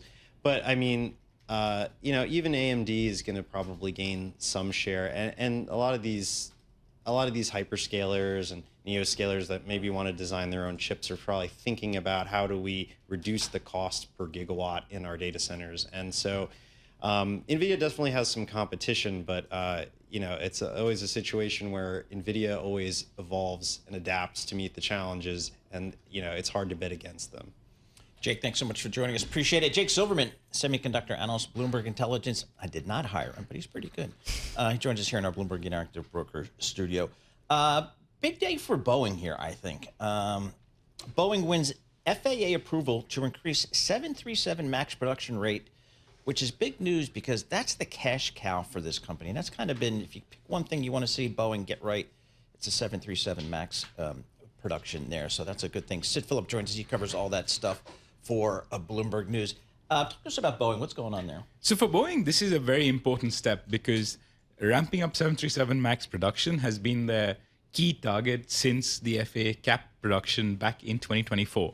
So they've been talking about raising production from 38 to 42 last fall. Now they're looking at raising to 47 this summer and then getting to 52. And so as Boeing ramps up production, they can sort of deliver more planes and generate more cash for themselves. And that's sort of key to paying down their huge debt and also generating free cash flow for the company. And so this is one of the key steps for the company as it looks to sort of transition from its last few years of crisis to sort of a more cash-generating, profitable enterprise. Sid, Boeing has had so many victories since President Trump returned to the White House. This, completion with the FAA. You also mentioned in your story all of the orders that it's gotten from trade agreements. How much of this has to do with the fact that they have a favorable relationship with the administration? So Boeing has increasingly Boeing famously gave President Trump a Salesman of the Decade, the Century Award, and they basically sort of said that he's been key to unlocking lots of agreements and lots of sales. And Boeing has sort of won, including last week when they went to China, when President Trump went to China, and Boeing won that 200 plane commitment. It is smaller than what analysts were expecting. I mean, analysts were expecting over 500 planes, but the CEO today talked about how the 200 plane order is a key step towards getting those bigger plane orders because China's market is the world's second largest market and Boeing has been shut out of it for the last decade. And so this is a sort of key step towards unlocking that market and getting that back again. Boeing CEO Kelly Ortberg, he's speaking at a Bernstein Strategic Decision Conference in New York. He says he met with President Trump on the need to ramp up weapons output, calling the demand for weapons system, quote, through the roof. Talk to us about, because we don't talk about the military side, the defense side of Boeing. Talk to us about that business for them. So Boeing has been focused on there's a number of pieces to it, including the F-15 jet, the F-47, which is the new generation fighter jet, the KC-46 tankers. And so Boeing has been sort of trying to move away from those fixed price contracts that they were sort of famous for to sort of the bigger sort of contracts that are more sort of freewheeling and allowing them to sort of ramp up costs if the costs go up. The company is also sort of poised to gain from their replenishment of munitions and maintenance because of the war in Iran. So essentially, the longer the war goes on, the more munitions they will sort of stand to gain from, as well as the aircraft that are being deployed will have to go through maintenance cycles and other sort of overhauls, and that will also unlock some cash. So for Boeing, the defense business, the CEO today talked about low, basically single-digit margins and going back to those levels. And so that's, again, a key turnaround for that defense unit. Boeing had been struggling with its reputation after a series of fatal crashes. Do you think that at this point, people have kind of moved on from this in terms of public perception? Have they done enough to mitigate that? Obviously, Boeing still has to deal with the PR from those fatal crashes. At the same time, airlines have been ordering planes. Boeing's today talked about how the backlog for the commercial aircraft stretches well into the next decade. So airlines seem to have moved on from that. Airlines are ordering lots of Boeing planes and are looking to get those Boeing planes. And the FAA has given more authority to Boeing, and so that's a sign that the FAA trusts the company more. And we look to see if that sort of continues, if that momentum continues. Some crucial things we're looking out for is the certification of the smallest and the largest variants of the 737, so the MAX 7 and the MAX 10, which are still uncertified, they're long delayed. The company today talked about how we're in the final stages of certification of that jet, and we will see deliveries to customers next year. And that, again, is a key step towards unlocking those orders, because the MAX 10 competes against the A321neo, which is basically Airbus's most profitable, best-selling plane. And so that will give Boeing another sort of quiver in its arrow, like an arrow in its quiver, to be able to sort of take on that challenge and take some more sort of market share from Airbus. Yep, absolutely. All right. You can slap me on a Boeing plane any day of the week. I love those things. Although tomorrow, what am I flying down to Richmond? Embraer 175, so a little bit smaller bird, though. But anyway, Boeing's the best. Who's kidding who? Sid Phillip, Deputy Team Leader for Global Aviation, Bloomberg News, joining us live here in our Bloomberg Interactive Broker Studio. The shares of Boeing are up about 2% today, up about 2% for the year. So a little bit of a wait and see, show me kind of story there. S&P 500 down 6 points, the Dow up 230, the NASDAQ down 64%, so no direction there. WTI crude oil down $3, right around $90 per barrel. This is Bloomberg.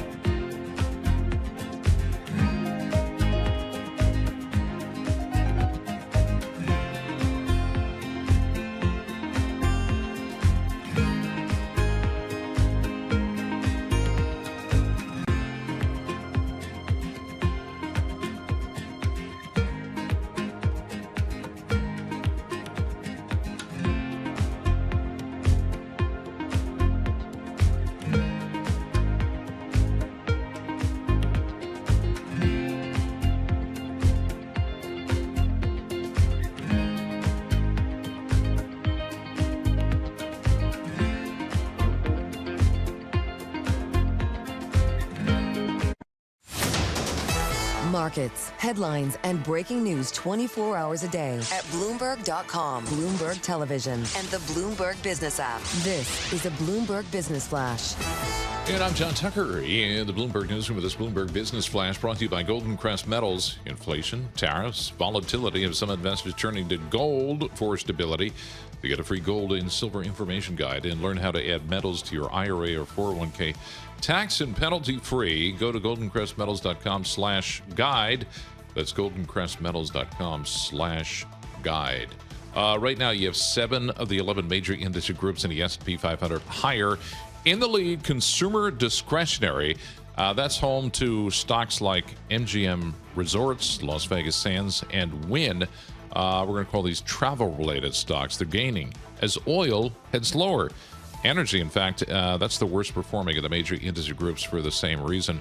Now, oil has paired some of the earlier declines after the U.S. denied an Iranian state television report on a draft interim peace deal.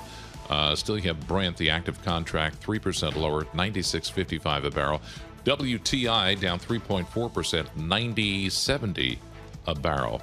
The Dow Jones Industrial Average does remain in record territory. It's up 222 points with help from Procter & Gamble, Nike, and Home Depot. All of those component stocks, they are higher right now. The worst performing stock in the S&P 500, that belongs to Boston Scientific, down close to 10%. The company's CEO mentioned potential near-term challenges at an industry conference presentation today. S&P 500, 11 points lower. That's down about 0.1%. And the Nasdaq Composite Index right now, 89 points lower. That is down 0.3%. And we check the markets for you all day long right here on Bloomberg Radio. I'm John Tucker. That's your Bloomberg Business Flash. Alex and Paul. All right, JT, thanks so much. We appreciate that. Alex Semenova sitting in for Scarlett Fu. I'm Paul Sweeney, live here in our Bloomberg Interactive Broker Studio, streaming live on YouTube as well. All right, here's the deal. President Trump is holding a cabinet meeting at the White House. And when that is opened up, we will bring some of that to you. It was scheduled to start at 11 a.m. Eastern, but you know how it is when you're at the White House. Things can kind of fluid time-wise. So when that happens, we'll bring that to you. In the meantime, let's talk some bond market stuff here. We can do it with the good folks at TCW. Brian Whalen, Chief Investment Officer, Fixed Income for TCW. They're out there in L.A. Brian, I don't know. I can sit here at a 2-year Treasury, get 4.03%. That's a decent living for a guy like me. Do I need to take credit risk above and beyond that? No, it's. I think you hit it right on the head. In fact, you've had a little. Little volatility in the bond market this year, particularly with the war. You've had a kind of recalibration of what global central banks, including our own, are going to do. And in previous years, you've seen that disrupt credit markets and investors get concerned about where rates are going. But so far this year, it's been a not too hot, not too cold kind of scenario. Rates have bumped up enough to just kind of attract investors because of the all-in yield you just identified. Without kind of creating kind of the concern about them going, too high and kind of having to recalibrate earnings expectations. So yeah, you can buy your 2-year at 4. You can buy a really nice high quality corporate bond of the same maturity around 5%. Or if you want to really get diversified, you buy a traditional kind of core plus bond fund and get somewhere between 5 and 5.5%.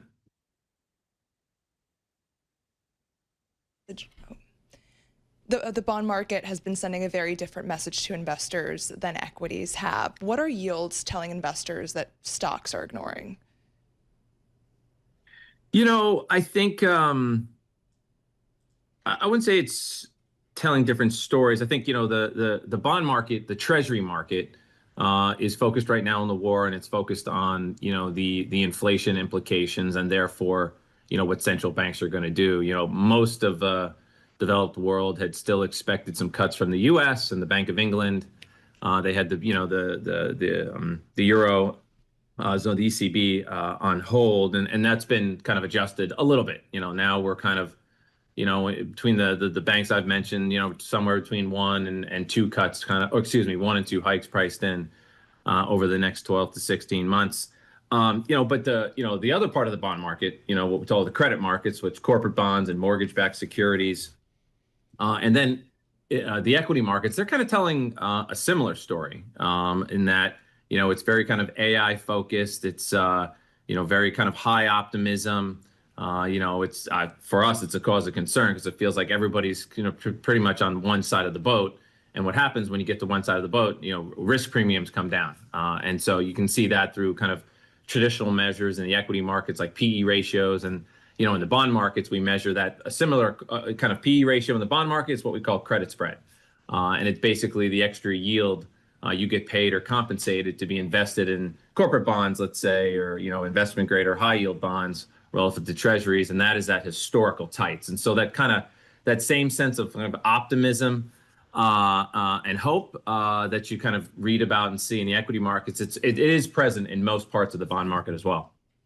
Hey, Brian, it's got to be tough for this new Fed chairman, Kevin Warsh. I mean, he takes the chairmanship presumably with some kind of pressure to bring rates down, but I don't think the data is there to convince the committee here. How do you think that plays out? Yeah, he correct. It's a hard time to take the mantle. I would say a couple things there. One, we know from his kind of previous kind of speeches and that he is a fan of kind of smaller balance sheets, which in turn, and that is restrictive, definitionally. In turn, that should lead to lower interest rates. And so the market was anticipating that he would kind of lead the doves on the board. And get the the Fed back to cutting later in the year and into next year, and that may very well happen. What I would say makes his job a little bit easier is that the market's kind of